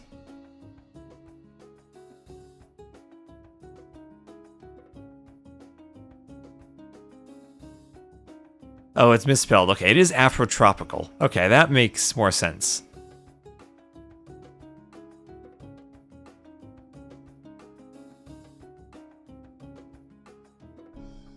I don't think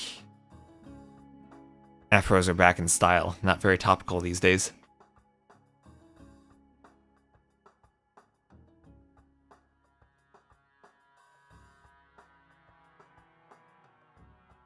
Maps have become much more complex and they're just not flat anymore. I think a lot of that depends on the map and the settings you're playing it.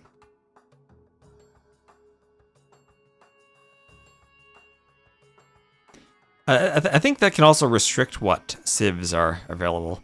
Zero cool? Yes, we are. Next year, hopefully.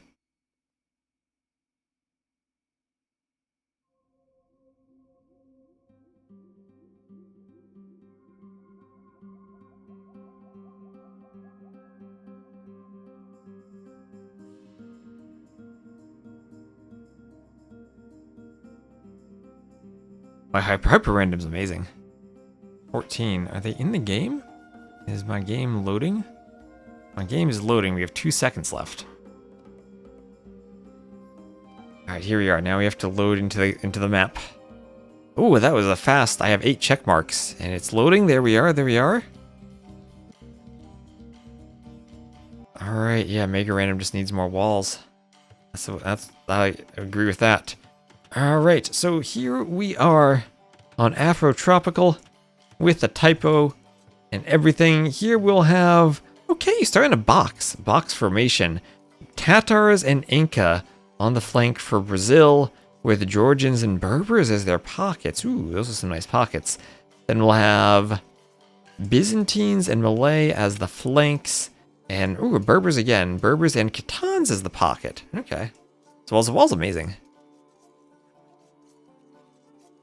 This map, okay, so you have to go over a hill and through a jungle to get to the water. And, oh gosh, this water is ugly. What is this water? I would not eat the fish out of this water. I mean, Byzantines and Malay feel like they're fighting over the water. Tatars and Inca feel like they're avoiding it, maybe.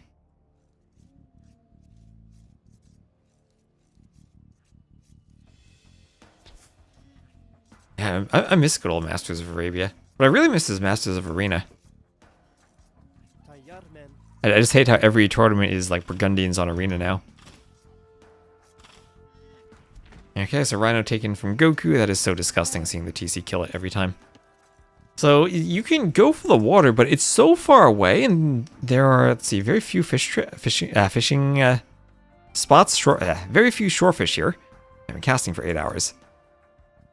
That it's going to be hard to find a dock spot, I think, if you're not aggressively scouting here and figuring out where to go with your Vil. So if you go right here, you're kind of far forward. And the farther back you go, the more protected you are. Masters of Sakotra? We'll have to bring that back sometime. Oh, well, now you don't need APM to do it. Now it just happens every single time. Now look at that.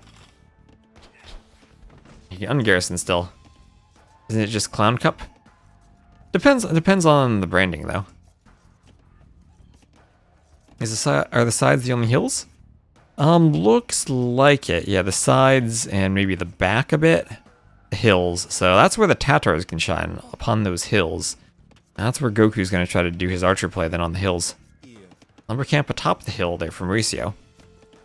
Sax Arabia shocked you. Sax Arabia was the best tournament we've had in a while. It's really a shame that that wasn't considered S tier. I really think Sebastian should get more credit than he does for having won that.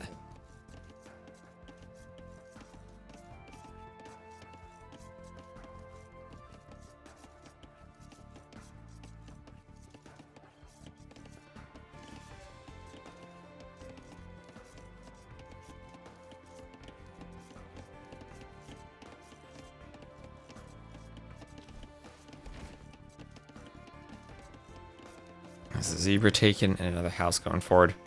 I feel like there is a lot more design space in team game maps than there is in 1v1 maps.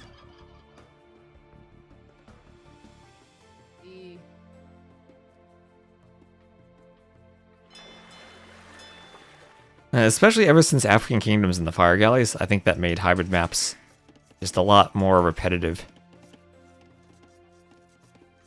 Your team game map recently played was Jungle Rumble. We had a lot of fun with that in Cartographers. It's just so different than anything else. Oh my gosh, no, Mauricio killing the sheep outside the TC. What is that?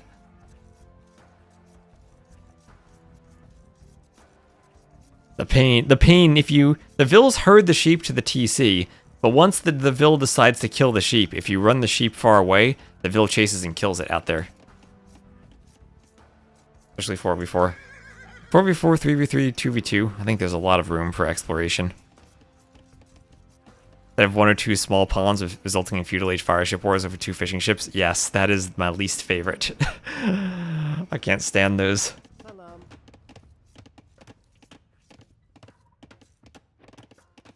Yeah. 3v3 is interesting because you can't just play 2 2v2s like you see often in 4v4s.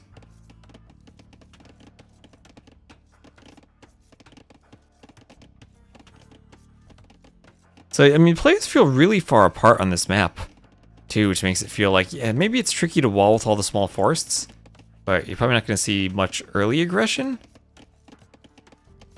And I don't know, how do we feel about these Civ matchups? Byzantines, they didn't work out on Shriveland earlier. Oh, what is this? Rhino over here. Are there extra rhinos in the trees, or is that just Fire not grabbing his rhino? Remember when this was standard for the rhinos and you actually had to be kind of creative to lure the boars in? Or not Fire, Kingstone not finding the... Yeah, he might have just not have found his hunt.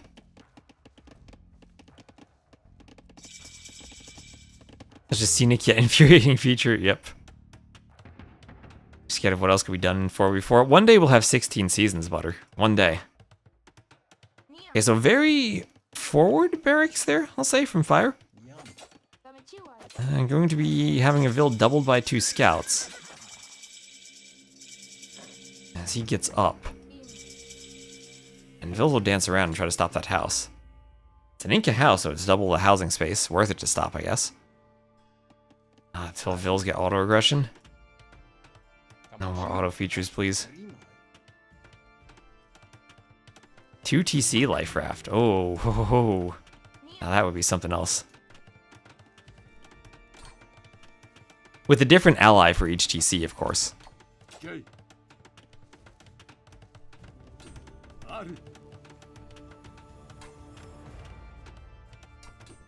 want 2 TC life raft?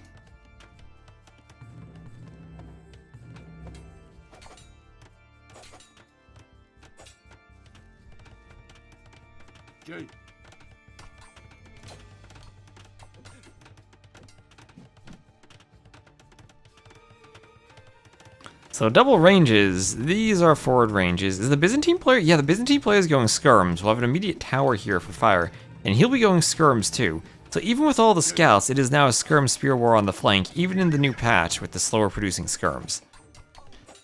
Indeed, I mean skirms are OP. This tower isn't going up, is it, for fire? Oh, disaster for fire. Very sudden disaster for him. Not gonna get the tower up. Spears from Sinister. Or scouts from Sinister coming forward.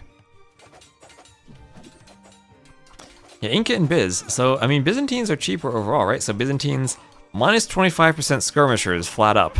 The Inca only have minus 15% food. So the Byzantines definitely come out on top here in terms of the discount.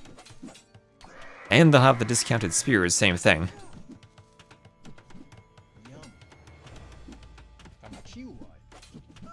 And can have the additional house bonus, otherwise just strictly cheaper for Biz. Get rid of the monk tech tree and the drop down? What do you mean? If you mean like the hover over the thing and like this but in game, I don't know because I used a custom mod and that mod is broken in the patch, so I don't know.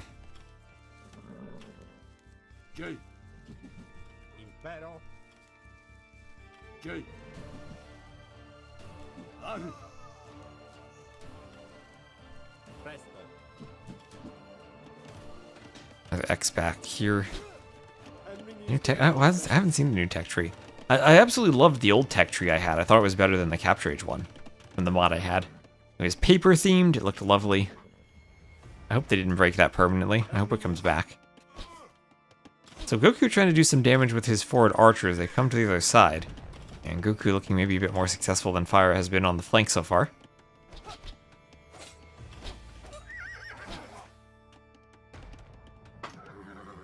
Dogao, of course, has those healing Georgian scouts.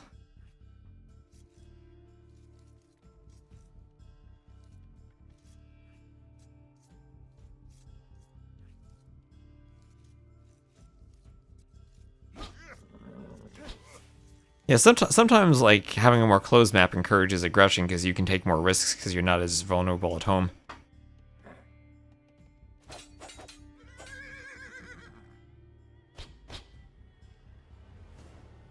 Dogao free fish on the right. Stark fishing. Going forward. And he is attacking Dogao on the left. Fishing freely, absolutely. He's got 13 fishing ships. No one docking there. He's got another dock forward. Alright, so Dogao, climbing in score, says we're going to win this game, and T-West is not going to get food tonight.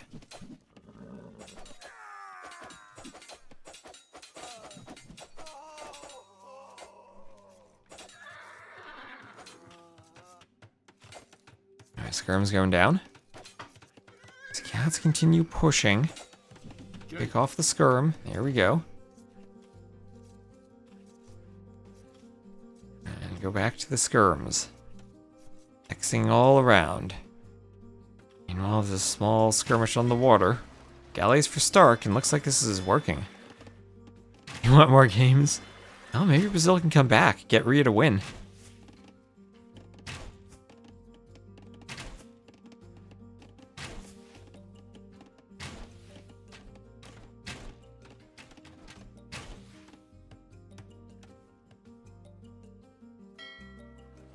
fishing ships on the side.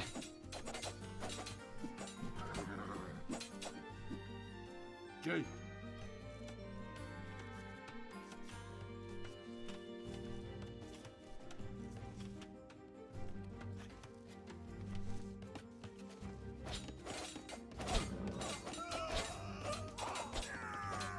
Archers go down.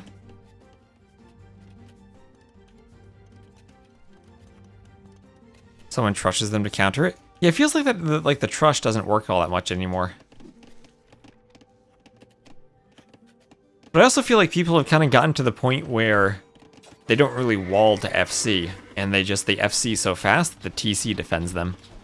And that's enough.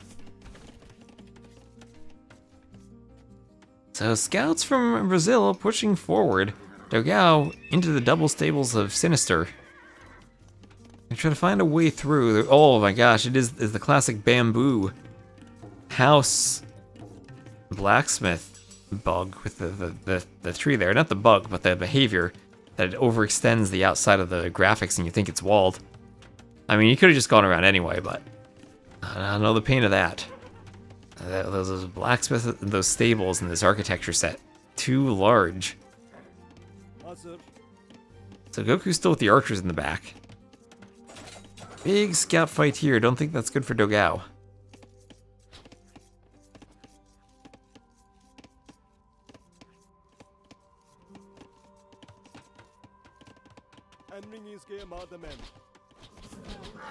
Archer's just gonna sit on that little hill. Yeah, take out quite a few scouts, honestly. Oh gosh, those archers are beasting there. Oh god, what did they kill? 4 or 5 scouts? Oh dang, those archers were insane. They're gonna survive. They're not even gonna get cleaned up. Three of them left. That could kill Vils if they get in somewhere. Very good elite stream. Oh well, glad to have you here, Gabby. No, stacking's perfectly fine. Honestly, I think it's kind of silly that the official Unified Handbook bans patrol tricks. That's something in my own tournaments. If I'm not using that, I definitely will not be banning. So there's just so many patrol micros over the years, from the good old pike patrol to different forms of melee engagements. I think part of that's what gives the game its charm with how you micro units.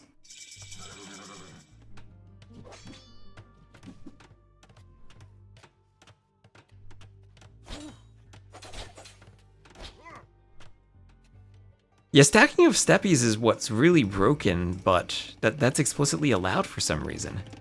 That's something we discussed in the rulebook meeting, and it didn't make sense to me. And it still doesn't.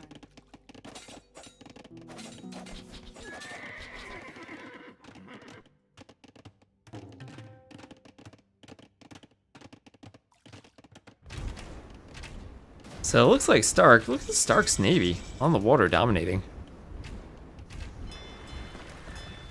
And those docks will be going down. And things are looking, with a good score lead, pretty darn good for Brazil. Was maybe worried about fire early on in the skirm war against the Byzantines, but the rest of his team has pulled through. And he's managed to hold on well enough. Lots of players up to the Castle Age now, everyone up for Mexico. But aside from fire, everyone already is up for Brazil. Okay. Okay. Pero presto. Ein. Okay. Presto. Salve. And oh, Vil fights on the dock. Vil fights on the dock.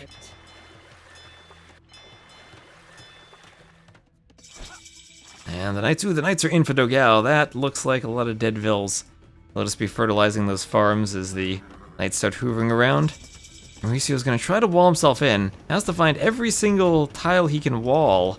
But with Stark here on the water, that's probably not gonna be possible. The knights are gonna have a hole to get in somewhere. Oh, they don't even need that. They have a hole over here between those trees. Oh, it is so tricky to wall on these maps sometimes. And that's a lot of dead Vils for Mauricio, and I think we're headed to game number 6. That's now a 50+ villager lead for Brazil.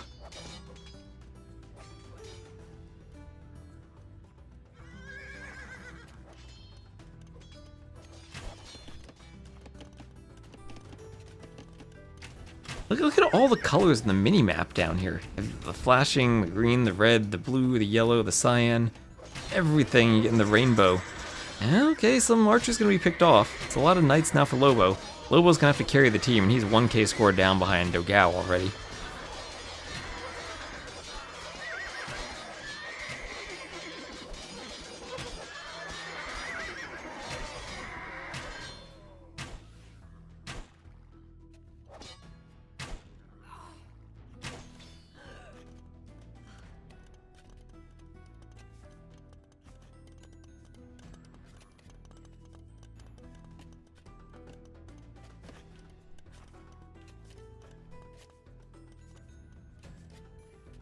I'd like to see a flattened toggle.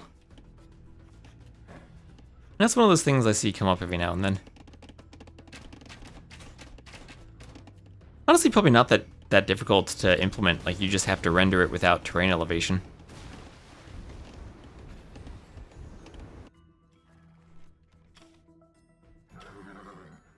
The knights keep pouring forward for Dogao. Over here, these galleys are doing a great job even of keeping the walls open. And continuing to make sure there's nothing on the water. So we have a bit of a redocking situation over here. Maybe Kingstone trying to get on the water.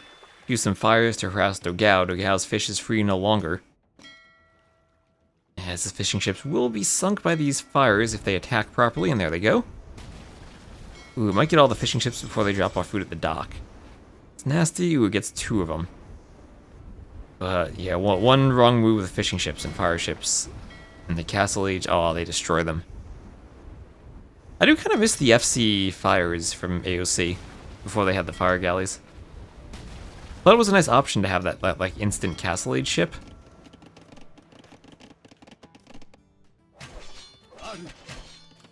Gave you some different options sometimes.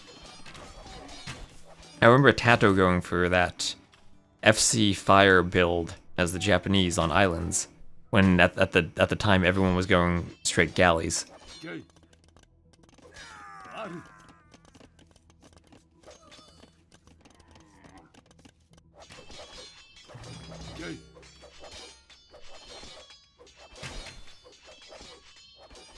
Okay.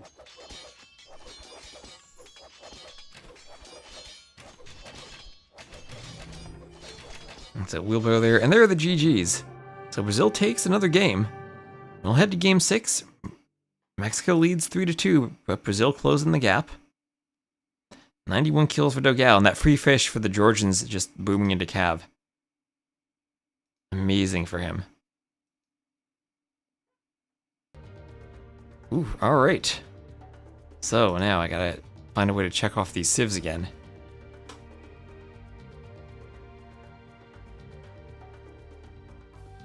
That's a win for Brazil.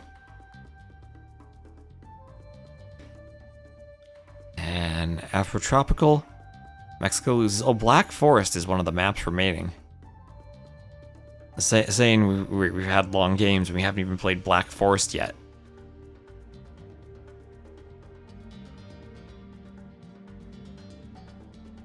Yeah, a joke if we get Black Forest for game 7. Are we? Where are the Tatars down here? There you are. They were played for Brazil there. Berbers. They played for both. They were played for both. Georgians have to be drafted there. Yep. And the Inca. That's now played for both. Alright. Then it was the Malay. The Malay played there. Berbers, yep. Khitans? Or Khitans are down here. Ooh, haven't even been picked for the other team yet. And Byzantines. Byzantines now played for both.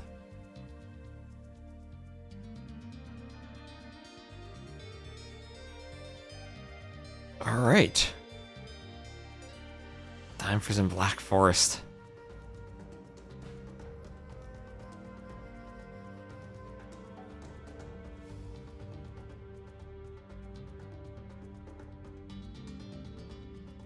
I see Goku and Stark in the lobby.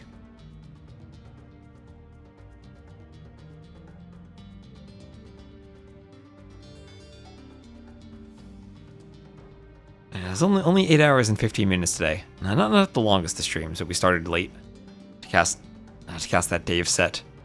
It's nice to be able to start streaming later too. I like it in a few different time zones.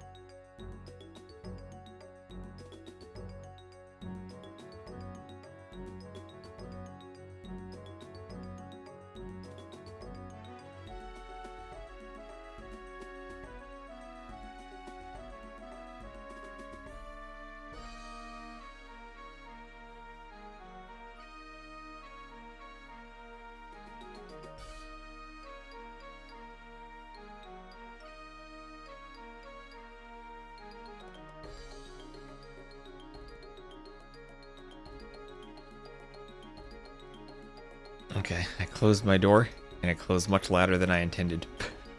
I shocked myself. I have to, like, when I have my window open versus closed, I guess the air pressure is different. I have to close my door with different velocities. And I forgot my window was open.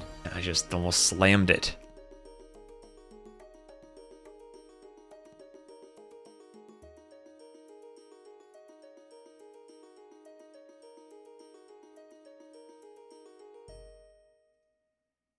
Alright, and the map is now Black Forest. The map is Black Forest. And I take it Paradox probably took Rage Forest as the map. I'm actually genuinely curious if you did that, because I think that still uses generating objects. And it might be messed up in the new patch. I don't know.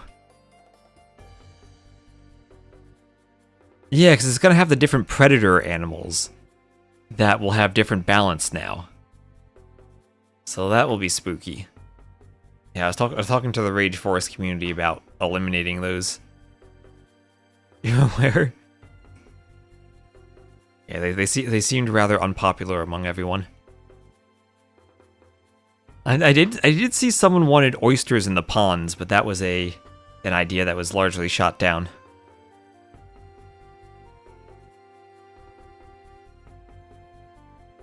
And hello, Nago Drama. Oh yeah, also I sent you an updated version of Jungle Rumble. I managed to get the gates back without needing the hack I had in the previous patch, so it should work now. Like Lobo's title with a snowflake, we need that for casts like this. Yeah, I like using emotes in my titles sometimes. I should try to do that more. I think it's pretty cute. I'm just glad to see RiuT. So is RiuT like a member of Onamaru, or was he just like joining at the boot camp? Is there some special announcement we're gonna see sometime about RiuT returning?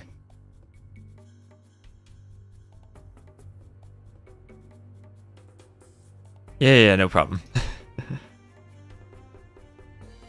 This has been busy for me too. I was spending all day doing tournament organization before streaming for 8 hours. And who knows, we might still have several hours ahead of us. This is Black Forest, this game could go on for 8 hours.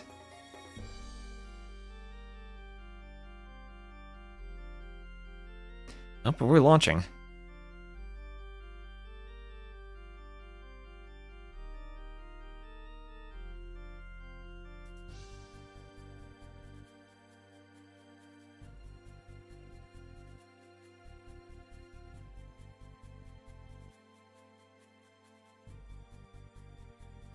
Oh, hello. Tom Shibata. A Lobo crashed, oh no. Well, I can leave the lobby then. Or restart.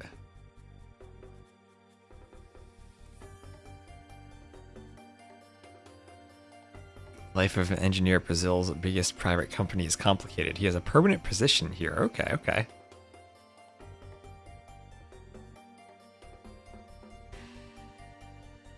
So what you're telling me is 100% he's back. And that we need to have RiuT versus Jordan as a show match soon.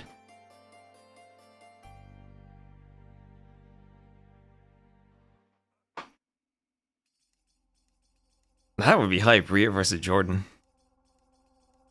I guess RiuT probably needs to come back a bit more for that to be competitive, but little by little.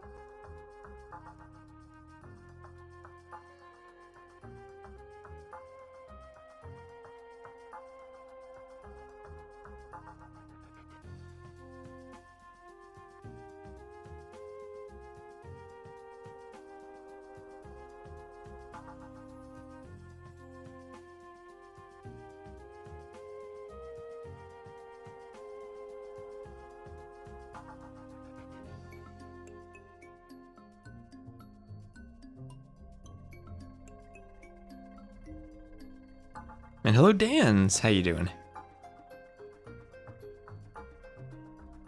Oh, he's playing the 2v2 tournament. It's still going on, Danny. Oh, did you go to bed long ago? Are you like RiuT, having a responsible bedtime? I started casting at 6, and I was like, oh, all the restaurants around here close at 11 p.m. on Friday. I'll have time to get food after the stream. Little did I know how wrong I was going to be. Yeah, it's still going, and it's time for Black Forest. Am I in a small town? I'm not in a small town. Well, I guess I am, but it is like outside of New York City, but it's where it transitions more to a rural area. If I go east of me, there's stuff. If I go west of me, or north or south, there's nothing.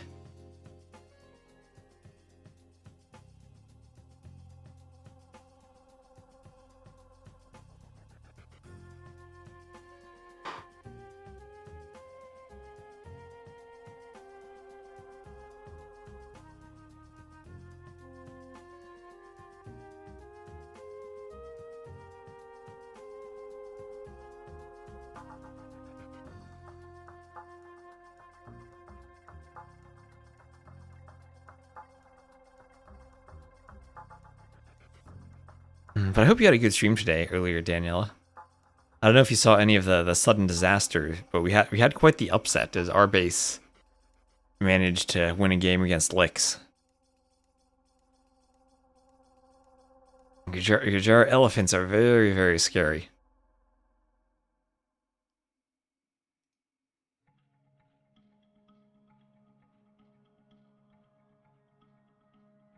Alright, and we're launching. 2 minutes to go, and we'll be live. We leave 4-3. You have hopes. Imagine RiuT comes back for game number 7. And then they clinch it.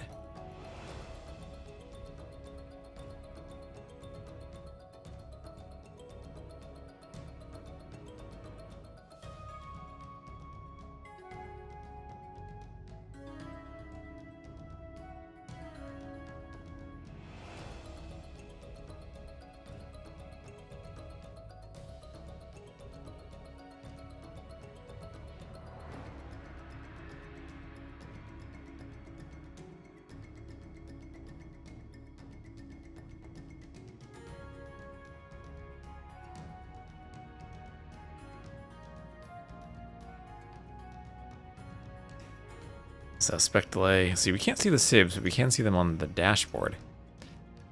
It is Lithuanians, Spanish, Celts, and Turks.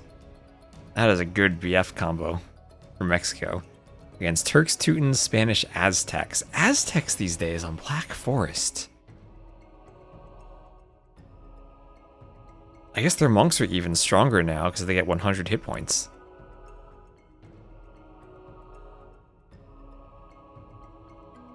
Celts will have the better siege onagers than Teutons. Both have Turks for the artillery cannons.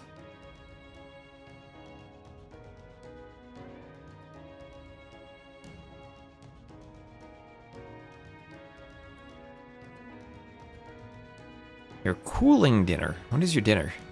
This is where someone mentions dinner. I need next week to come sooner because that's when I'm going to start my HelloFresh sponsorship. Oh my gosh, that would have been perfect for how hungry I am.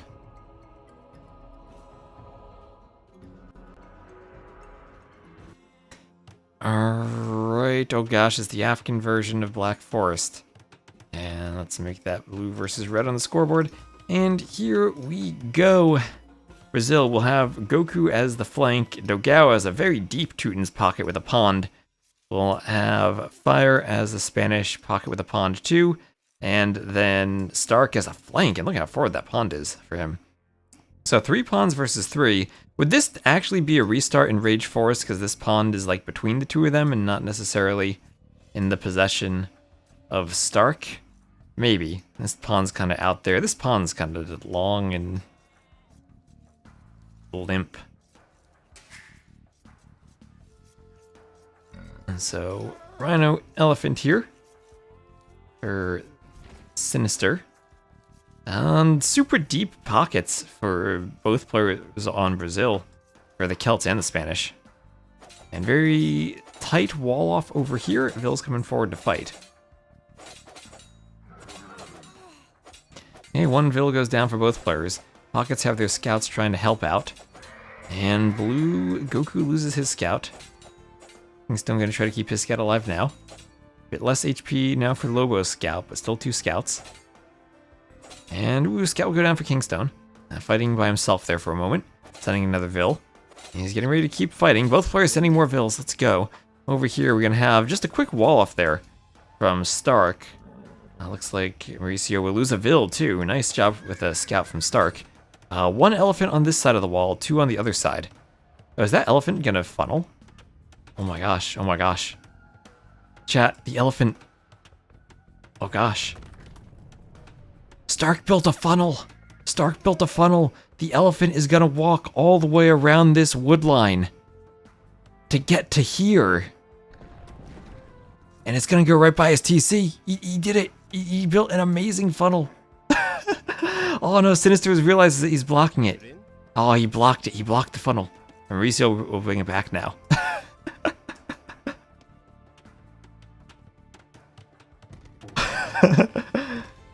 Okay, so down here, looks like we have a wall off pretty much right in the middle. Don't think there's anywhere else you reasonably could get a wall off. This Ville is trapped himself. Could attack the house. Don't know if that's intentional, but there he goes. You've never seen that before. I saw that once I was funneling my chickens. My boar decided to follow the funnel. But yeah, this was one of the old things. If you watched on Voobly sometimes, you'd have deer. Like you'd build a wall right between them and they'd walk to the other side. Maybe I should make a short breakdown video about that. We don't know about chicken funnels, but elephant funnels are where it's at.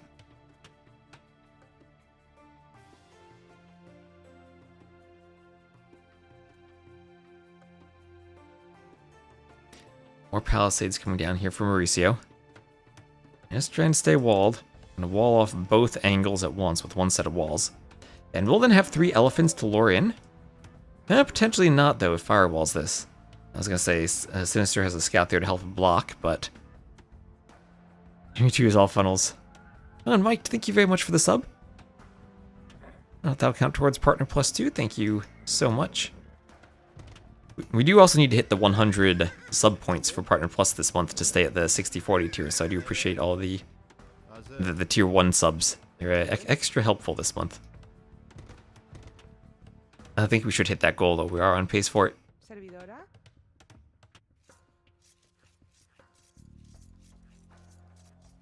Let me make sure I'm viewing the YouTube chat. Oh, Vanilla Donut next level funnel. Nice to see someone's alive on YouTube, too. And funnel fish next. Funnel oysters, maybe.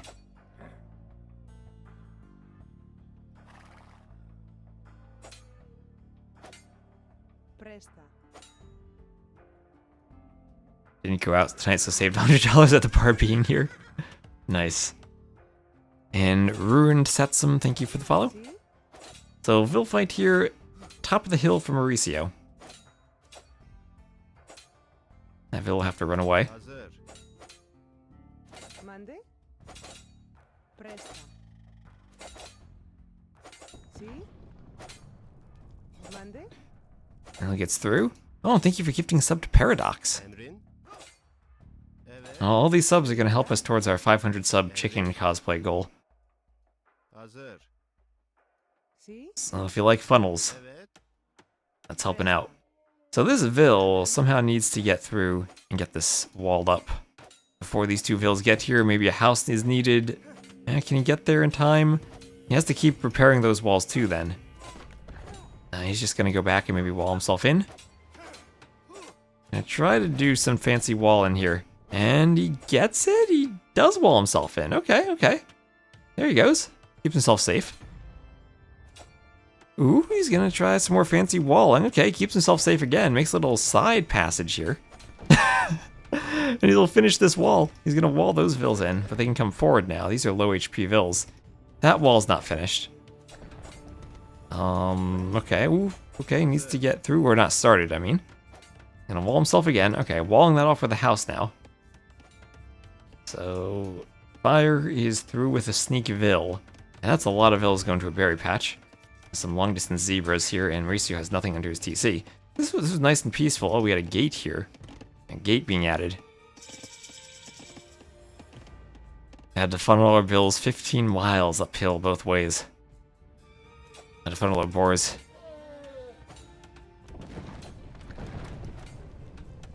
Or I guess it's actually more dangerous to funnel them downhill because then they do extra attack. Oh my gosh, back in our days we actually had to lure boars properly, not kill them with the TC. See? Servidor.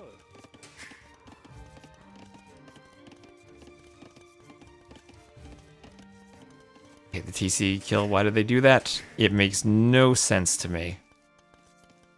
None at all. Okay, there's a big Vil fight over here.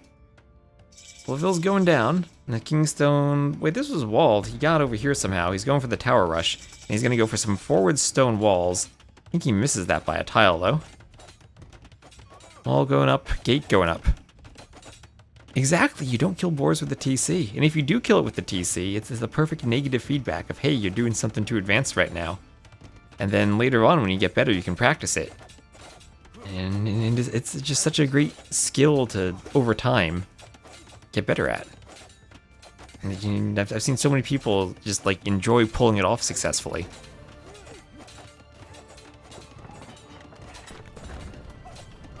Okay, there's a delete on some walls, but that just makes it easier for Kingstone to wall behind. Goku needed to run through there earlier, maybe. Alright, so over here, what's going on? Oh gosh, we have forward archers and eagles from Stark. He's coming forward. don't look now, but Brazil has a score lead.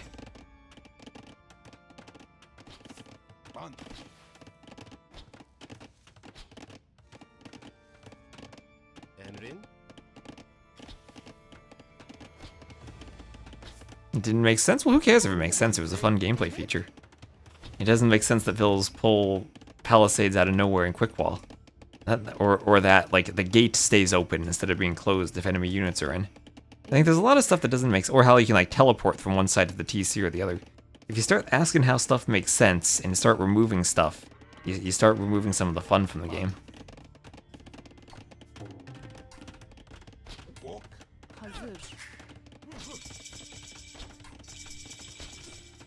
Getting a 4-hour game of BF? Probably. Well, I mean, this is very aggressive from Stark. Maybe they can just knock Mauricio out and have a fast one. Efendim. But then I look at this passage and I see stone walls. And then I look at this passage and I see stone walls. And this is a long lake that's not docked. I'm kind of surprised that Lobo didn't dock it. Spanish could always use a good fish boom. Looks like over here Stark did grab his lake. See, that's what I disagree with Kuda. I don't think it makes it new friendly for new players at all. I think shooting with the Vils always has been an option, and that's what you can do if you're a new player. I think it's actually a good thing that you have something that takes more risk for, Hazır. and it's good to have new players that's something fun they can work towards. You're just removing part of the skill progression that's fun for a lot of people. And I don't think that's good for new players at all.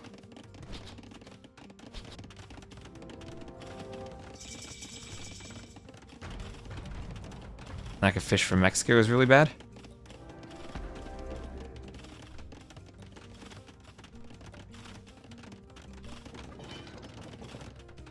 The lack of fish from the Spanish pocket is kinda surprising when they had the free pond. Because you kind of want both your pockets on ponds, and that's what we have here from Brazil. One here, and one over here. What's the last map? 2 rivers. 2 rivers. A map that I don't think we've seen since the last 2023 Nations Cup. So I'll get 2 TCs up here for a Sinister.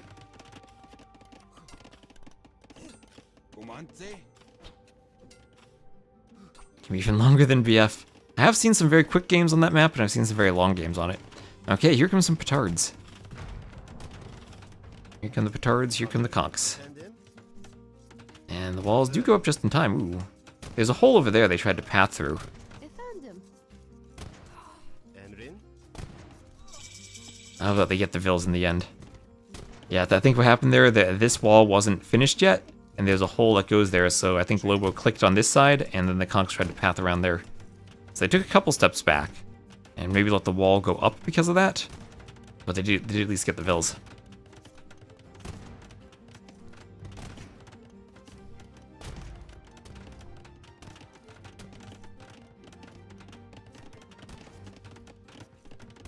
Presto. Evet. Emret. Ban. Hazır ol.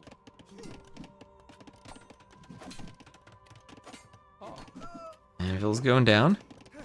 Now skirms here for Mauricio, just trying to defend. Comandante.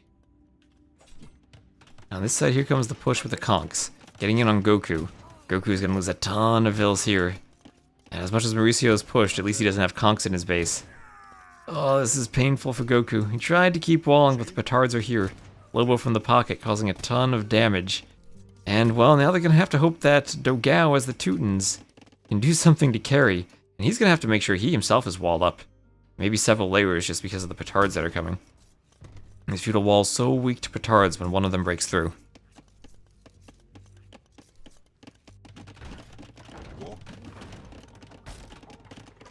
On the other side, Eagle here.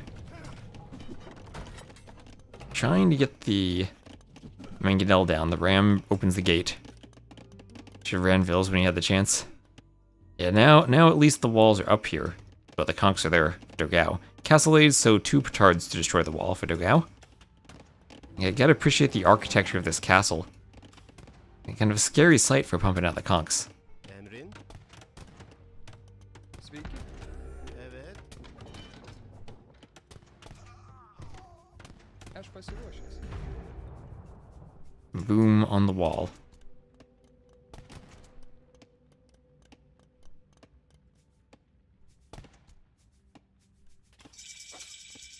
Probably still sneak some vills out. He does have some vills back here. Oh gosh, is this a crocodile? Are there new mechanics to the crocodiles? Do they like poison vills or something? Because this is the new patch, and I didn't update Rage Force to remove those animals like people wanted. I think the crocodiles are still the same. Seems I only enter exit buildings where there is a door.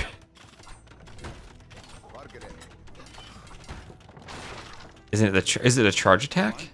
Oh, maybe that's what it was, a charge attack. I think what it was the Komodo dragons that poison, and the bears that were just overall made stronger.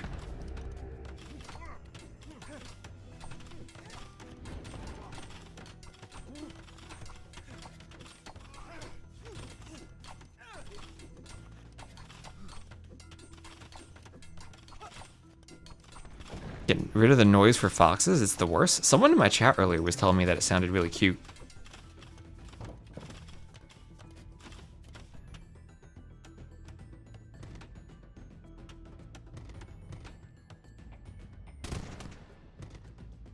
I haven't heard it though, so we'll need to do some comparisons to other animals. Did they get the audio balance right at least? Was it too loud like the chickens? So Conk's still trying to break in. At least Fire will get some stone walls up. A good push here for Mexico as they do have a villager lead. I guess the good thing is that both pockets for Brazil do have fish booms, and Dogao has a great fish boom. But then so does Sinister. Now usually in a 1v1 situation, I'd say Teutons are much better than Celts. But in a fully boomed BF situation, when Celts have a lot of onagers, Teutons probably don't have the number of cannons themselves just to deal with that. Depends on the choke point and where they're fighting.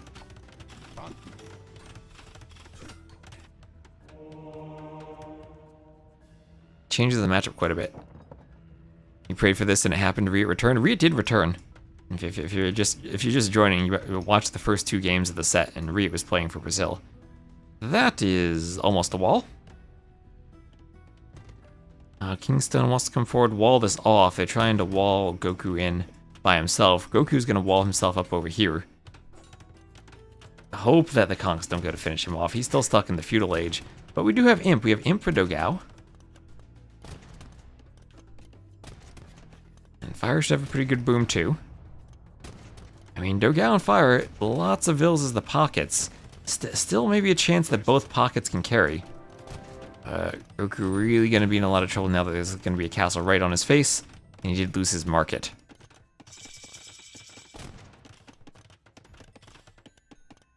Needs to be a tech in Dark Age for milling, without you can't farm for realism. That's called building a mill. See?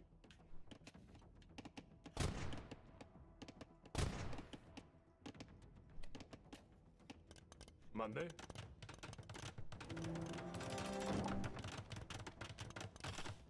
His boom is not fantastic. I mean, he does have 5 TCs and fish, but yeah, not as fantastic here as this wonderful fish boom from Dogao. We do have the one. I love the Celts architecture too. I like the Spanish. It's one of my favorite new castles, the Celts castle. What I really need is a way to turn off outlines behind buildings so we can admire architecture more.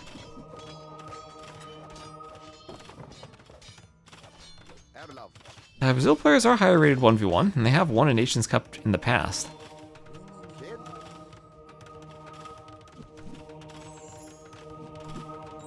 There's Gillnets too. Fire didn't have Gillnets for a while.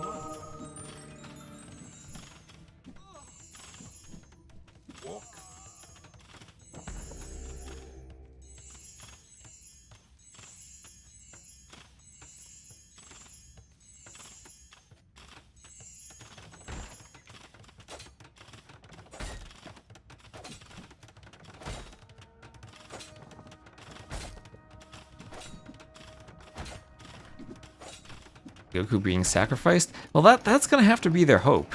That Goku just goes tower defense and can hold out long enough that his pockets can save him.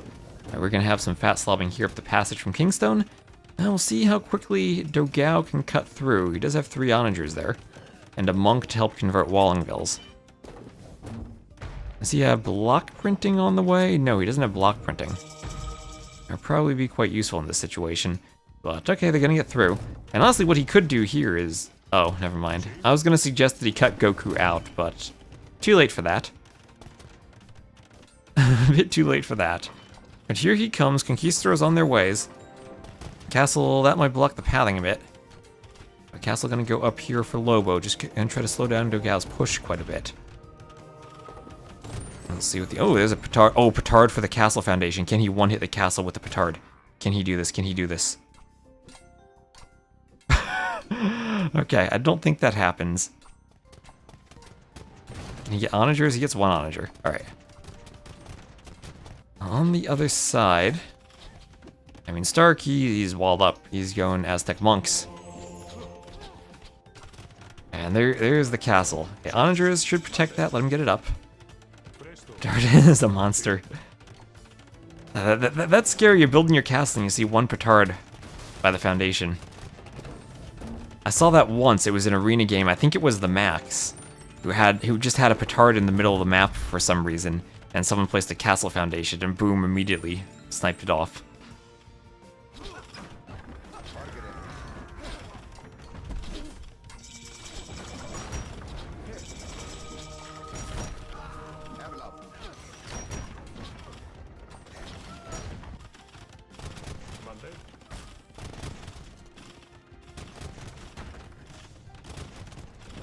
Okay, another castle forward for Dogao. Lobo score a lot higher than Fire's, but nowhere near the Vil count of Fire. So maybe still an opportunity for Fire as the pocket to push. Maybe stabilize the other side along with Stark. Oh, Dogao comes back over here. But definitely awkward to have a player still in Feudal. Maybe awkward to have a player still in Castle on the other side, but that is at least a 60 villager difference there. Oh, Castle Age on the way, though. Castle Age on the way for Goku. He is on his way up. On his way up. CA? Is the Spanish? The Spanish have pretty good CA, right? The only thing they miss is... Parthian. Which would be extra attack against the Halb line. Which could be useful here, but... The Spanish CA are pretty good if you feel like you're not going to have the production from castles. He only has 1 castle for conks. And he doesn't want to just go pure paladin against the Halbs. Kingstone, yeah, Kingstone, a nice boom as the flank. Doing Treadmill Crane. And now we have Imp on the way from Mauricio. Imp from Mauricio. And it might soon become a 4v3. Stark doesn't even have that big of a boom either. Only 68 population. Or 68 villagers.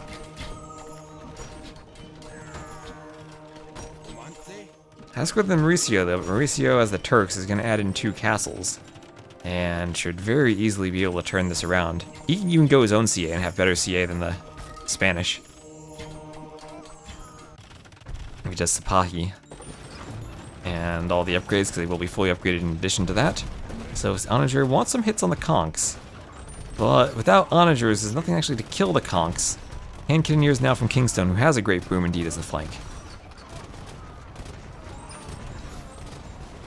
Fox noise, best noise since Monk.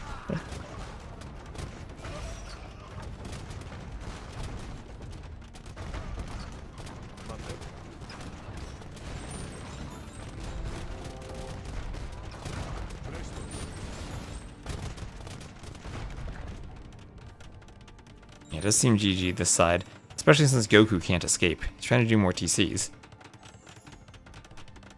Not much he can do here. It feels even worse than I felt in that Black Forest game I played earlier today.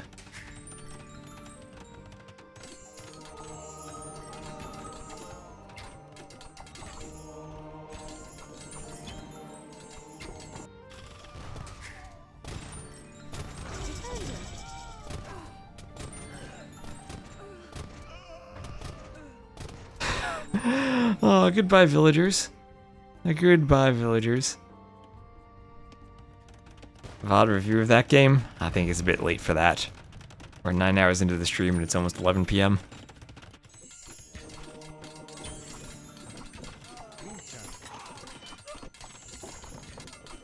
Goku is defeated. He's about to be defeated. Shall we watch Goku get defeated? The only place he can run is towards his opponent. He can delete a wall, re-wall on the other side, and then try to hide. Don't let the conks through. Ooh, there he goes.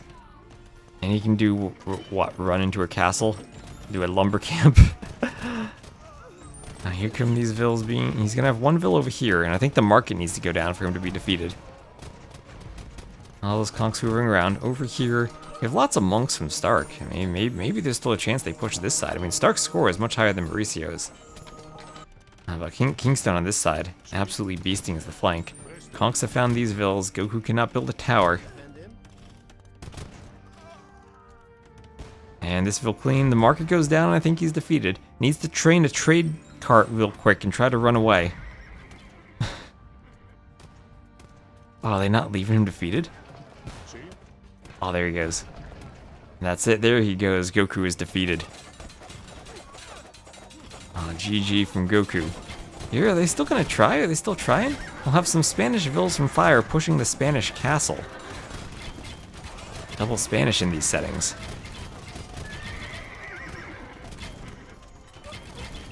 Kind of hoping they win for the 7th game. If they win from here, that would be amazing. 3v4 on Black Forest. Against Turks, Celts, Spanish, Lithuanians, but I don't think that's possible. Oh gosh, is Dogao onagering his own halbs there? I think he killed more of his own halbs than he did enemy units. Lobo's got Paladin on the way. It could happen. Could happen. Maybe that's where RiuT went. He could be taking a quick trip over to Mexico to go unplug all their internet.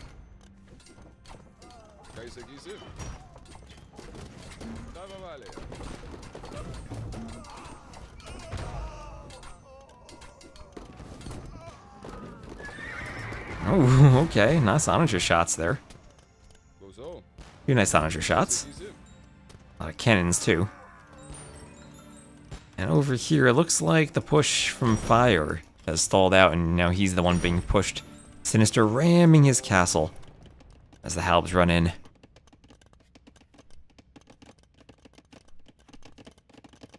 And for Celtica on the way. Halbs will get in on the farms. And going to start disrupting the trade. The team is trading. We'll have crenellations there from Dogao. Crenellations to try to defend against the cannons. Of his own cannons, too. Lots of repairs coming in the middle of there.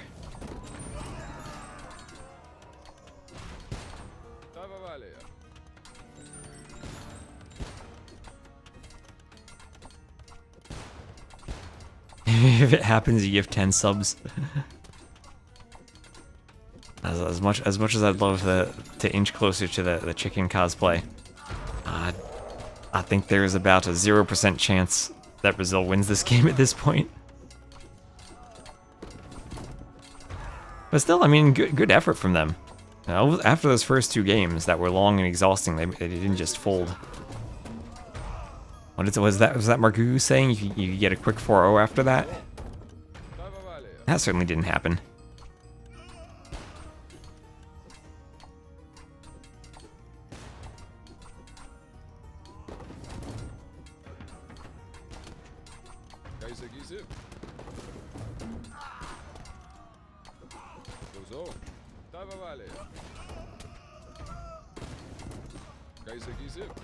Oh, nice shot on the cannons. But over here, Fire is not in a good spot. There are halves all throughout his base. That castle has been denied. Has to bring Cav Archers back. He's sparring Cav Archer versus Conk and Paladin.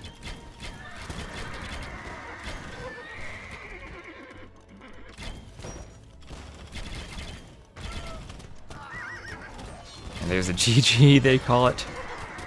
And Mexico will do it. They will win 4-2. What? Our most competitive rivalry gauntlet yet.